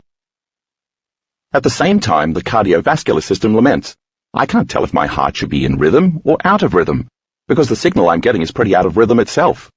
Is there really a lion around the corner again? This state of imbalance keeps us out of homeostasis or equilibrium, and it's easy to see then how it sets us up for disease, producing arrhythmias or high blood pressure, unbalanced cardiovascular system, indigestion and acid reflux, unbalanced digestive system, and a preponderance of colds, allergies, cancer, rheumatoid arthritis, and other conditions, unbalanced immune function, to name just a few examples. That state, with our brainwaves becoming scrambled and filled with static, is what I referred to in the last chapter as a state of incoherence. There's no rhythm or order to our brainwaves, or to the messages the brain sends the body. It's total cacophony. In the open focus technique, on the other hand, we close our eyes, take our attention off the outer world and its trappings, and instead open our focus to pay attention to the space around us, on the wave instead of the particle. The reason it works is that when we're sensing this space, we're not giving our attention to anything material, and we're not thinking. Our brainwave patterns shift to the more restful and creative alpha, and eventually theta as well. In this state, our inner world now becomes more real to us than the outer world, which means we're in a much better position to make the changes we want to make. Research shows that when we use the open focus technique properly, the brain starts to become more organized and more synchronized, with the different compartments working together in a more orderly fashion. And what syncs together, links together. In this level of coherence, the brain can now send more coherent signals throughout the entire nervous system to the rest of the body, and everything starts to move in rhythm, working together. Instead of cacophony, Now our brains and our bodies are playing a beautiful symphony. The end result is that we feel more whole, integrated and balanced.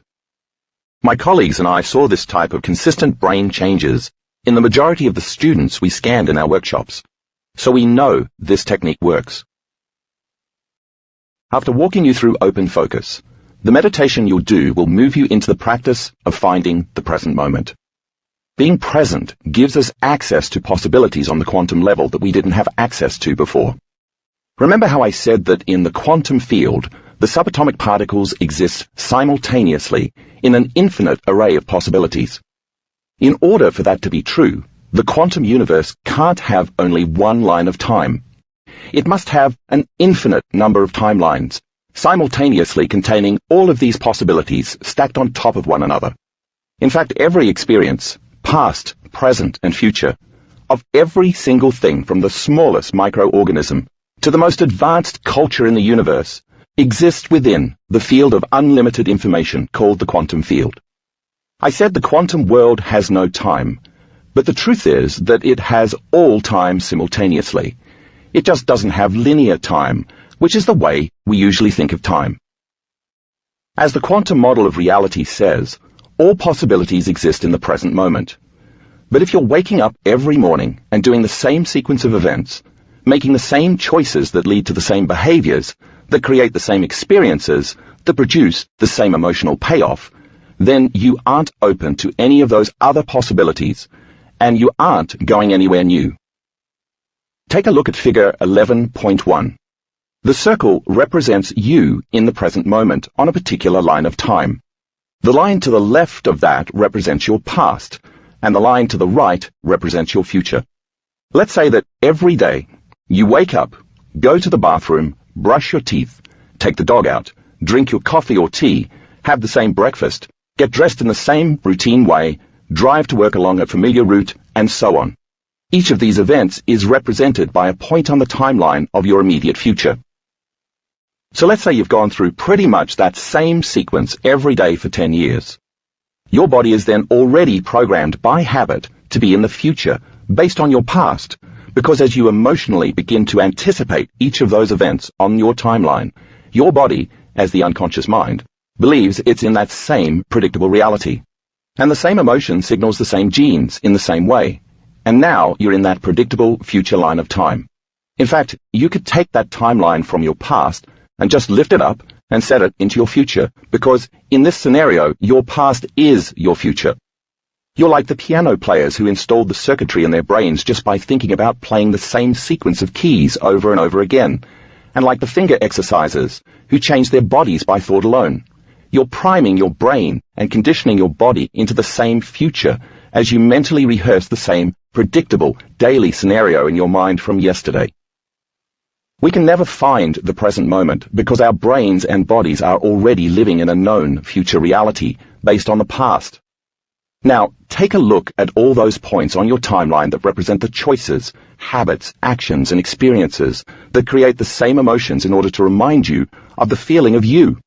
There's no room for something new or unknown, something uncommon or miraculous to show up in your life, because those points are so closely knit together. It would be too inconvenient, and frankly, it would disrupt your routine. How upsetting it would be for something new to show up in the life of a personality that's unconsciously anticipating the future based on the past. I should warn you here that when you begin a meditation practice, if you just insert your meditation as another event on your timeline, there's a danger that you'll merely be adding another item to your to-do list. And if that's how you approach it, you still won't be able to find the present moment. To accomplish what you're after here, healing and making lasting changes, you have to be fully in the present moment, not thinking about what the next predictable event is on your timeline. That's true because wherever you place your attention is where you're placing your energy. So if you're paying even the smallest bit of attention to things, people, places, or events in your external environment, then you're reaffirming that reality. And if you're in the habit of obsessing about time, thinking about either the past, the known, or the future, which is based on your past, and so is also the known, then you're missing the present moment, where all possibility exists. When you focus on the known, you as the quantum observer, can only get more of exactly that. You'll be collapsing all those possibilities in the quantum field into the same patterns of information called your life. In order to access the unlimited potential that's waiting for you in the quantum field, you have to forget about the known, your body, your face, your gender, your race, your profession, and even your concept of what you have to do today, so that you can remain for a while in the unknown, where you are no body, no one, no thing, and in no place and in no time. You have to become pure consciousness, nothing but a thought or an awareness that you're aware in a void of potentials, so that your brain can recalibrate. And when the body wants to distract you, but you keep mastering it and settling it back into the present moment over and over again until it acquiesces, the way you read about earlier, then that line that goes into the future no longer exists because the body is no longer living in that predictable destiny. You've disconnected from it or unplugged your energy circuits from it. Similarly, if your body is conditioned and addicted to emotions you've memorized that keep you connected to the past, but you manage to bring your body back and settle it down every time you feel angry or frustrated until your body finally surrenders into the present moment, then that line that goes into the past no longer exists either. You've unplugged from that line too. And when both your past and your future lines disappear, your predictable genetic destiny vanishes as well.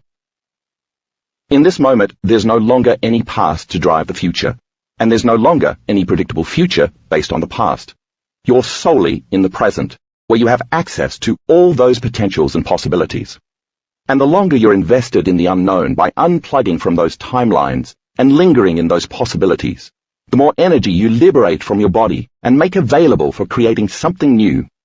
Figure 11.2 demonstrates how the past and the future no longer exist when the brain and the body are totally in the present moment. The predictable reality of knowns does not exist. Therefore, you're in the unknown realm of possibilities.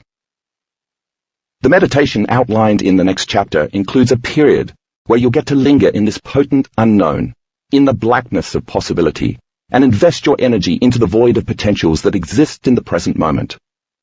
Remember that even though it may look as if there's nothing there, it really isn't just empty blackness. It's the quantum field, and it's just bursting with energy and possibility. When my colleagues and I examined our advanced workshop students, who were able to become pure consciousness, a thought separate from this known reality, we saw the greatest strides in their ability to change their brains, their bodies, and their lives. If the placebo is about changing the body by thought alone, then a very important step is to become a thought alone. Here's one of my favorite examples of what can happen when you focus on the unknown in meditation. Not long ago, I was doing a workshop in Sydney, Australia, in which I was leading a meditation where I'd asked the participants to be no body, no one, no thing, and to be in no place and in no time, to become pure consciousness, lingering in the unknown, just as you're about to do in the next chapter. As I was watching the group meditate, I happened to notice a woman named Sophia, sitting in the third row, meditating with her eyes closed, just like everyone else. And all of a sudden, I saw her energy change. Something just told me to wave to her, so I did. And still, with her eyes closed, Sophia waved back. I motioned for two of my trainers who were at the other end of the room to come over. When they got to me, I pointed directly at Sophia, and she waved back at me again, without ever opening her eyes. "What's going on?" my trainers whispered. "She's seeing without eyes," I told them. As I said, when you focus on the unknown, you get the unknown. After we finished the event in Sydney, we had a more advanced workshop in Melbourne 1 week later, and Sophia came to that workshop as well. "Hey, I saw you, and I saw the trainers," she told me, proceeding to describe everything that had happened in the room during the meditation, when she had her eyes closed. She was extremely accurate. After the workshop, Sophia decided to apply to become one of my corporate trainers, and I selected her because of her ability.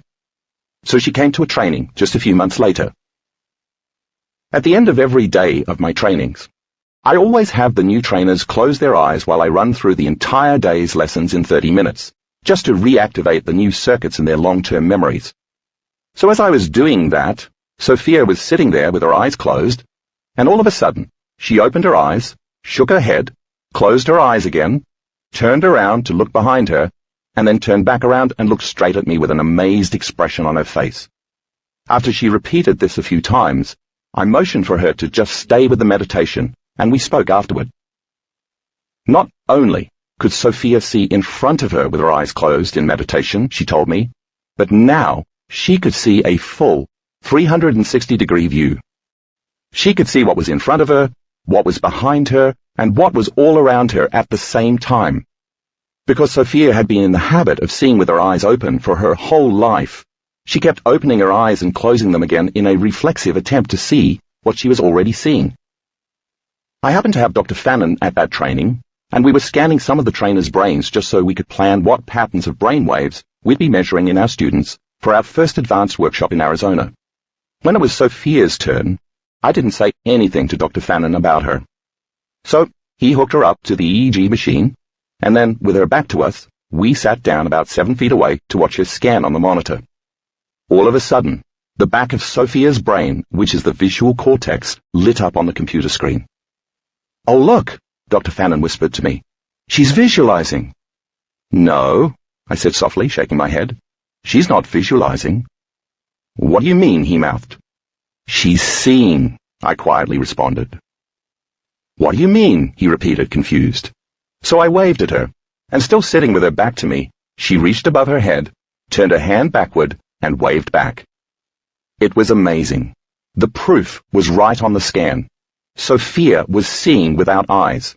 Her visual cortex was processing information, just as though she was seeing, but it was her brain that was doing the seeing, not her eyes.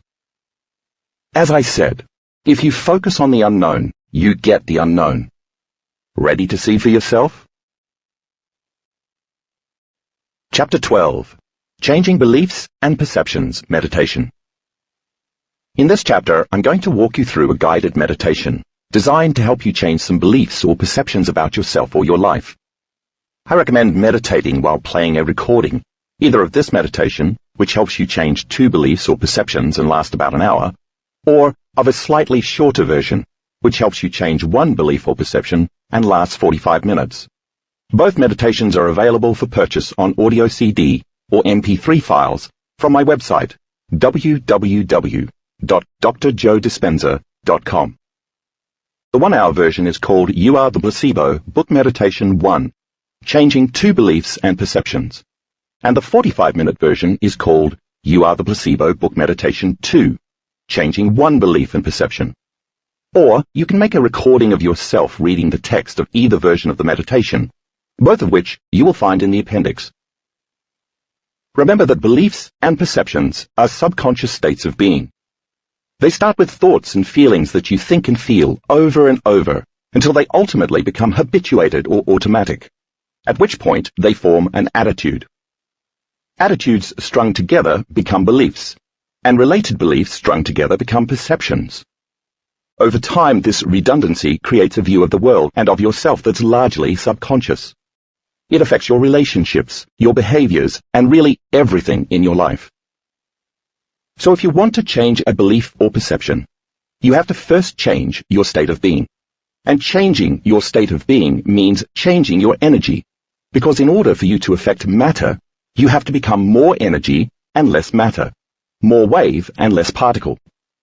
That requires you to combine a clear intention and an elevated emotion. Those are the 2 ingredients.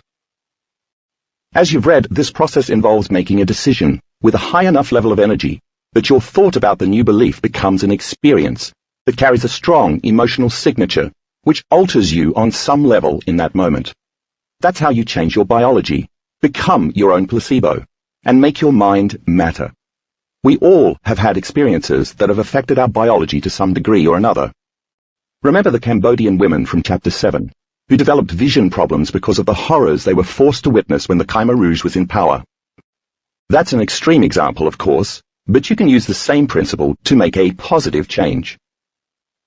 In order for this to work, the new experience has to be greater than the past experience. In other words, the internal experience you have when you meditate has to have a greater amplitude, greater energy than the external past experience that created the belief and perception that you want to change. The body must respond to a new mind. So you have to put your heart into that elevated emotion. You really have to get goosebumps. You have to feel lifted, inspired, invincible, and empowered. I'll be giving you the opportunity to change 2 beliefs and perceptions about yourself in this meditation. So before you begin, decide which 2 you want to change. You can select one of the common limiting beliefs listed in Chapter 7, or you can come up with something else on your own, such as I'll always have this pain or condition. Life is too hard. People are unfriendly.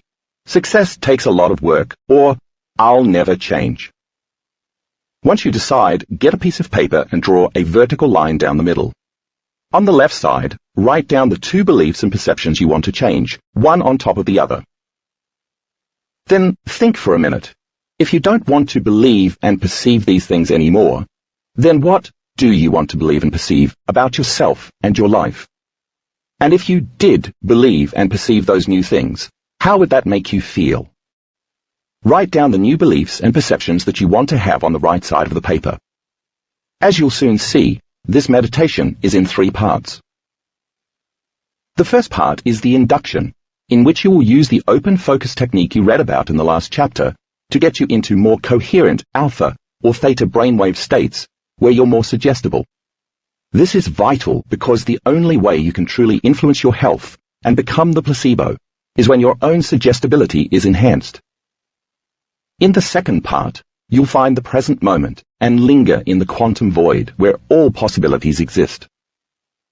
And in the third part, you'll change your beliefs and perceptions. Here, to walk you through what you'll be doing when you actually sit down to meditate, I'll give you some direction at the beginning of each part, and then the text of the meditation will follow in italics.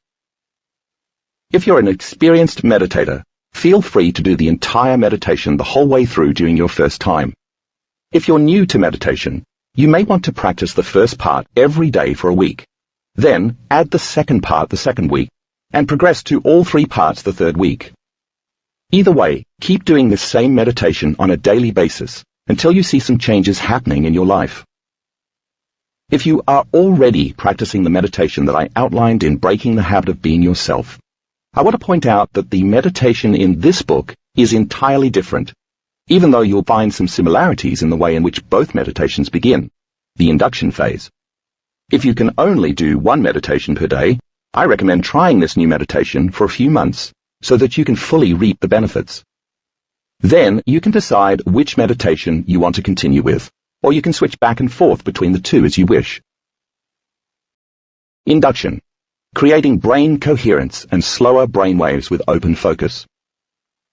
When you move into the open focus meditation, you'll be going from particle to wave, from the narrow focus you usually have on people, places, and things in the outer world, to a more open focus, where you'll be concentrating not on any physical thing, but on space. After all, if an atom is approximately 99.9% energy, and we're always focusing on the particle, maybe it's time we paid some attention to the wave, because our awareness and our energy are intrinsically combined. Putting attention on our energy is what amplifies our energy. When you use this technique, your brain naturally recalibrates because, to do it correctly, you have to let go of your analytical mind, which is very busy thinking in high beta as an identity. That identity, who you know yourself to be, is connected to the external environment, to your emotional addictions and habits, and to time. The moment you get beyond those elements, you're nothing but pure consciousness. And as you read earlier, the different compartments of your brain begin to communicate better, and your brain waves become very orderly. They start sending a coherent signal to the rest of the body, just as you saw in the workshop participants. Stay present during this meditation. Don't try to figure anything out, and don't try to visualize. Just sense and feel. If you can sense where your left ankle is, if you can feel where your nose is, and if you can sense where the space between your sternum and your chest is, then you're resting your awareness, your consciousness, and your attention in those places. You might get a picture or an image in your head, say of your chest or of your heart, but you don't have to strive for that. You just have to become aware of the space within and around your body in space. The first part of the meditation should last for approximately 10 to 15 minutes. Refer Figure 12.1 for the verbiage of Meditation Part 1. Becoming possibility, finding the present moment and lingering in the void. In this next part of the meditation, you'll find the sweet spot of the present moment, where all things are possible. To do that, you must lay down your identity and disconnect from your body, the environment and time, because the longer you linger in the unknown, the more you draw the unknown to you. And if nerve cells that no longer fire together, no longer wire together, you'll be silencing the circuits in your brain that are connected to the old self. As you've read, those circuits maintain a hardwired program, so if you successfully disconnect from them, you'll also be disconnecting from the program. You'll no longer be emotionally signaling the same genes in the same way.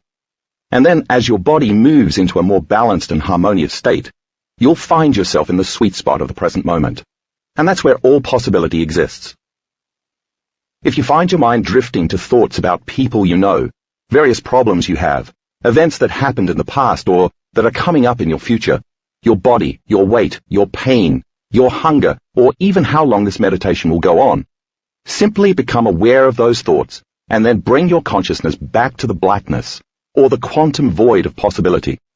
And then, once more, surrender into nothing. This second part of the meditation should last for approximately 10 to 15 minutes. Then, allow 10 to 15 minutes after here for you to linger. Refer Figure 12.2 for verbiage of Meditation Part 2. Changing beliefs and perceptions about yourself and your life. In the final section of the meditation, it's time to bring up that first belief or perception about your life that you want to change. I'll ask you if you want to continue believing and perceiving in that way. If your answer is no, then you'll be invited to make a decision with such firm intention that the amplitude of energy related to that decision is greater than the hardwired programs in your brain and the emotional addictions in your body. Your body will then respond to a new mind, to a new consciousness. Next, I'll ask you, what do you want to believe and perceive about yourself and your life, and how would that feel?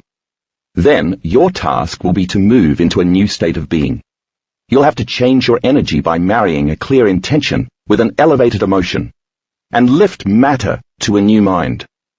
You should get up feeling different from when you sat down. If so, then you changed biologically. At that point, the past will no longer exist, because that higher amplitude experience will have just overridden the program of the old experience. That's why making that choice becomes an experience that you never forget, because now it's a long-term memory.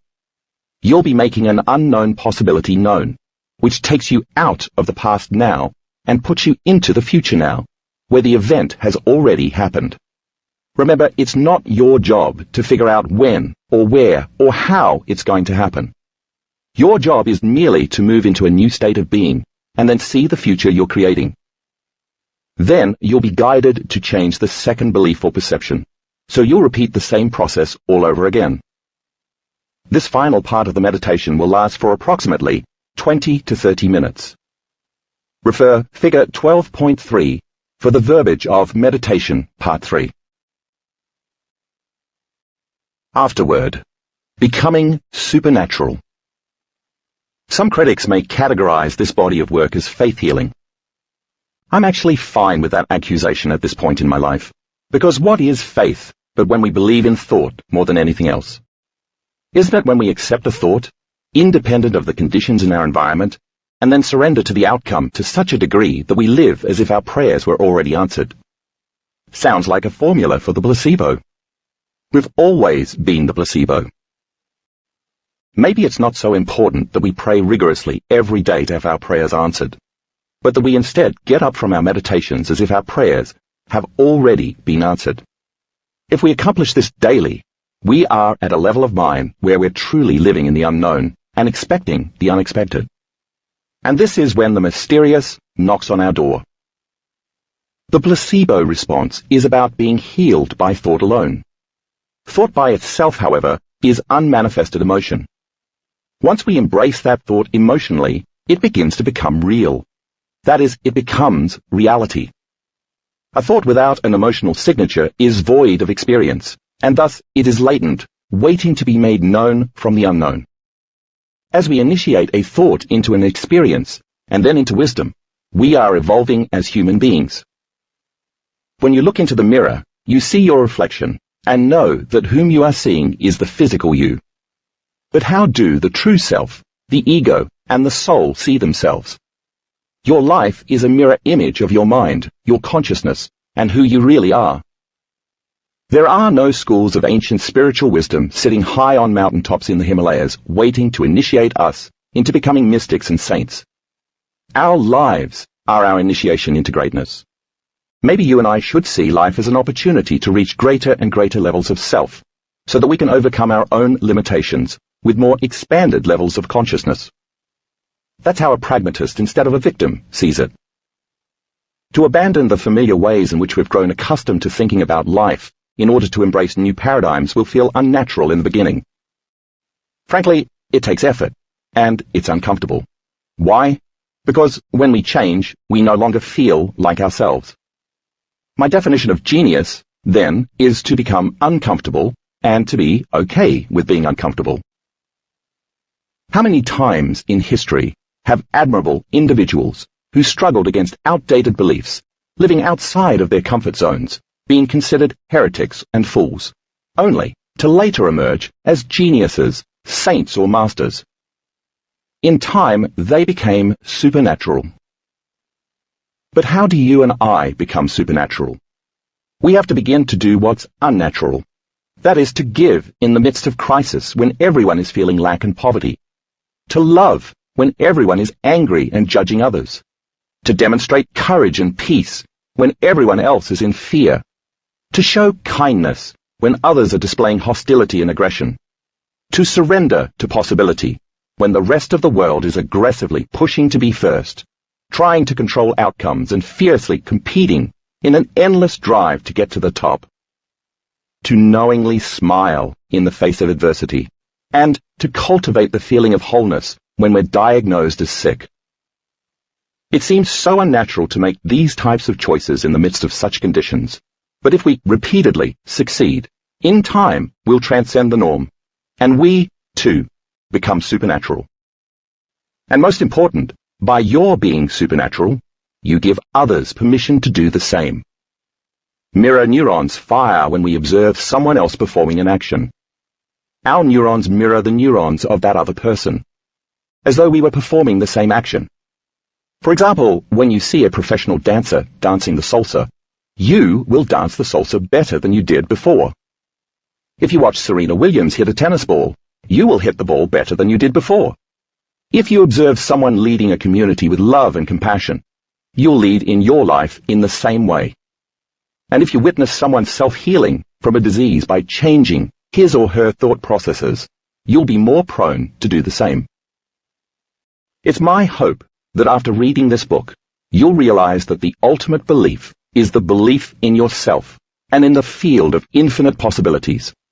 And when you merge the belief in yourself as a subjective consciousness with your belief in an objective consciousness, then you're balancing intention and surrender. It's tricky though.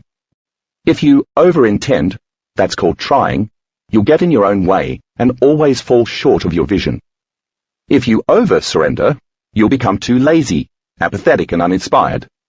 But if you combine a clear intention with an uncompromising trust in possibility, then you'll step into the unknown, and that's when the supernatural starts to unfold. I think that you and I are at our best when we're in this state of being. When these two states merge, I believe that we drink from a deeper well. And when wholeness, self-satisfaction and self-love truly come from within, because you've ventured beyond what you believed was possible, and you overcame your own self-imposed limitations, that's when the uncommon occurs. To be happy with yourself in the present moment, while maintaining a dream of your future, is a grand recipe for manifestation. When you feel so whole that you no longer care whether it will happen, that's when amazing things materialize before your eyes. I've learned that being whole is the perfect state of creation. I've seen this time and time again in witnessing true healings in people all over the world. They feel so complete that they no longer want, no longer feel lack, and no longer try to do it themselves. They let go, and to their amazement, something greater than they are responds, and they laugh at the simplicity of the process. This book and my research are, hopefully, a beginning and not the end. I'll certainly be the first to raise my hand to confess that I don't know it all. My greatest joy, though, is when I've contributed to someone's personal growth in some way. I've seen transformation on many faces, and I can say that independent of culture, race, or gender, we all look the same when we're freed from the bonds of our own self-limiting beliefs.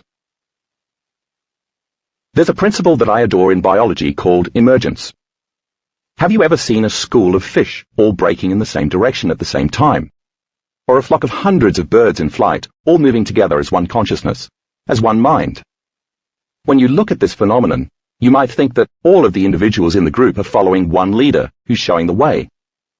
It appears that the synchronistic movements of hundreds or even thousands of individual organisms all doing the same thing at the same time is a top-down phenomenon.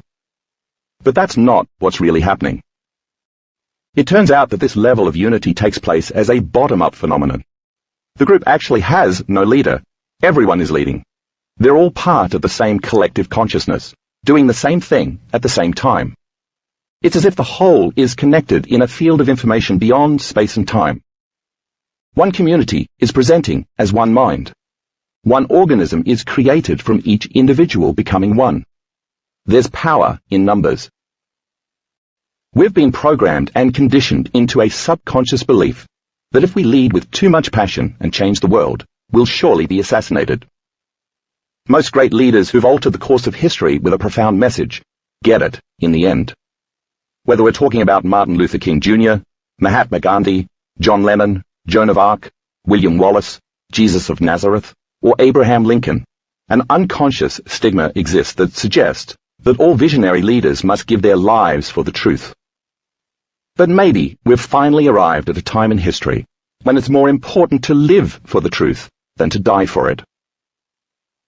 If hundreds, thousands, or even millions of human beings embrace a new consciousness based on possibility, align their actions with their intentions, and live by greater universal laws of love, kindness, and compassion, a new consciousness will emerge, and we'll experience true oneness.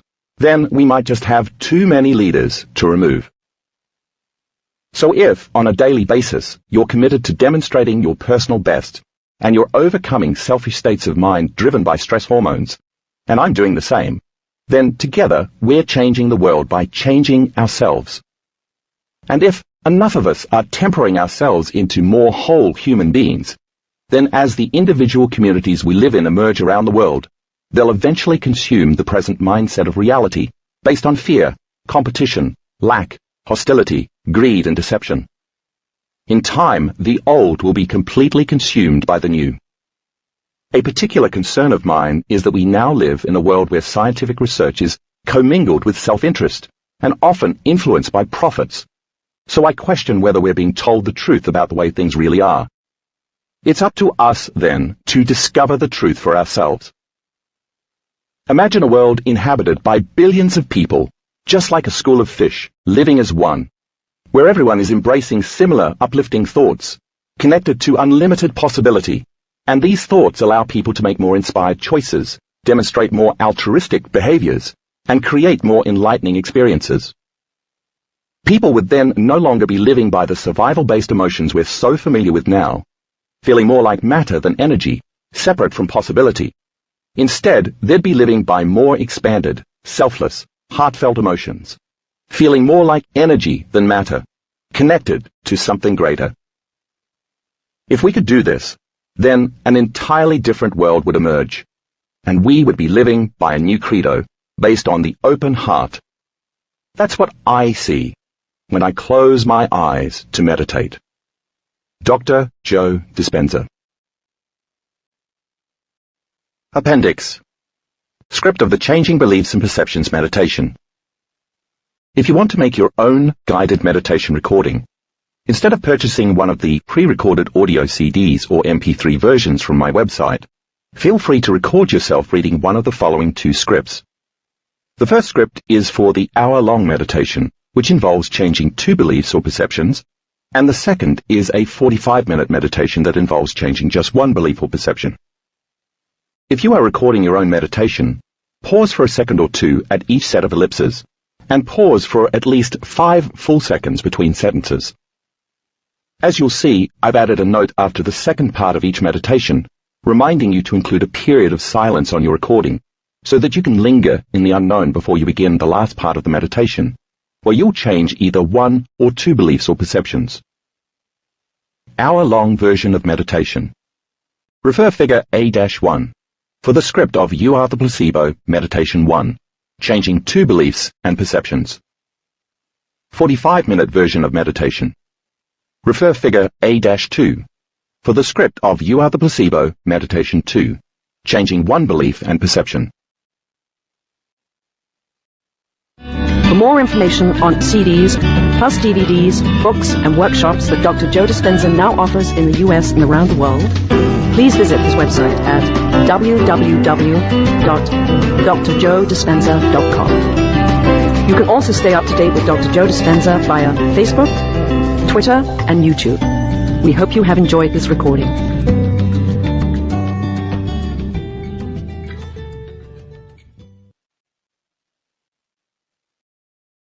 Audible hopes you have enjoyed this program.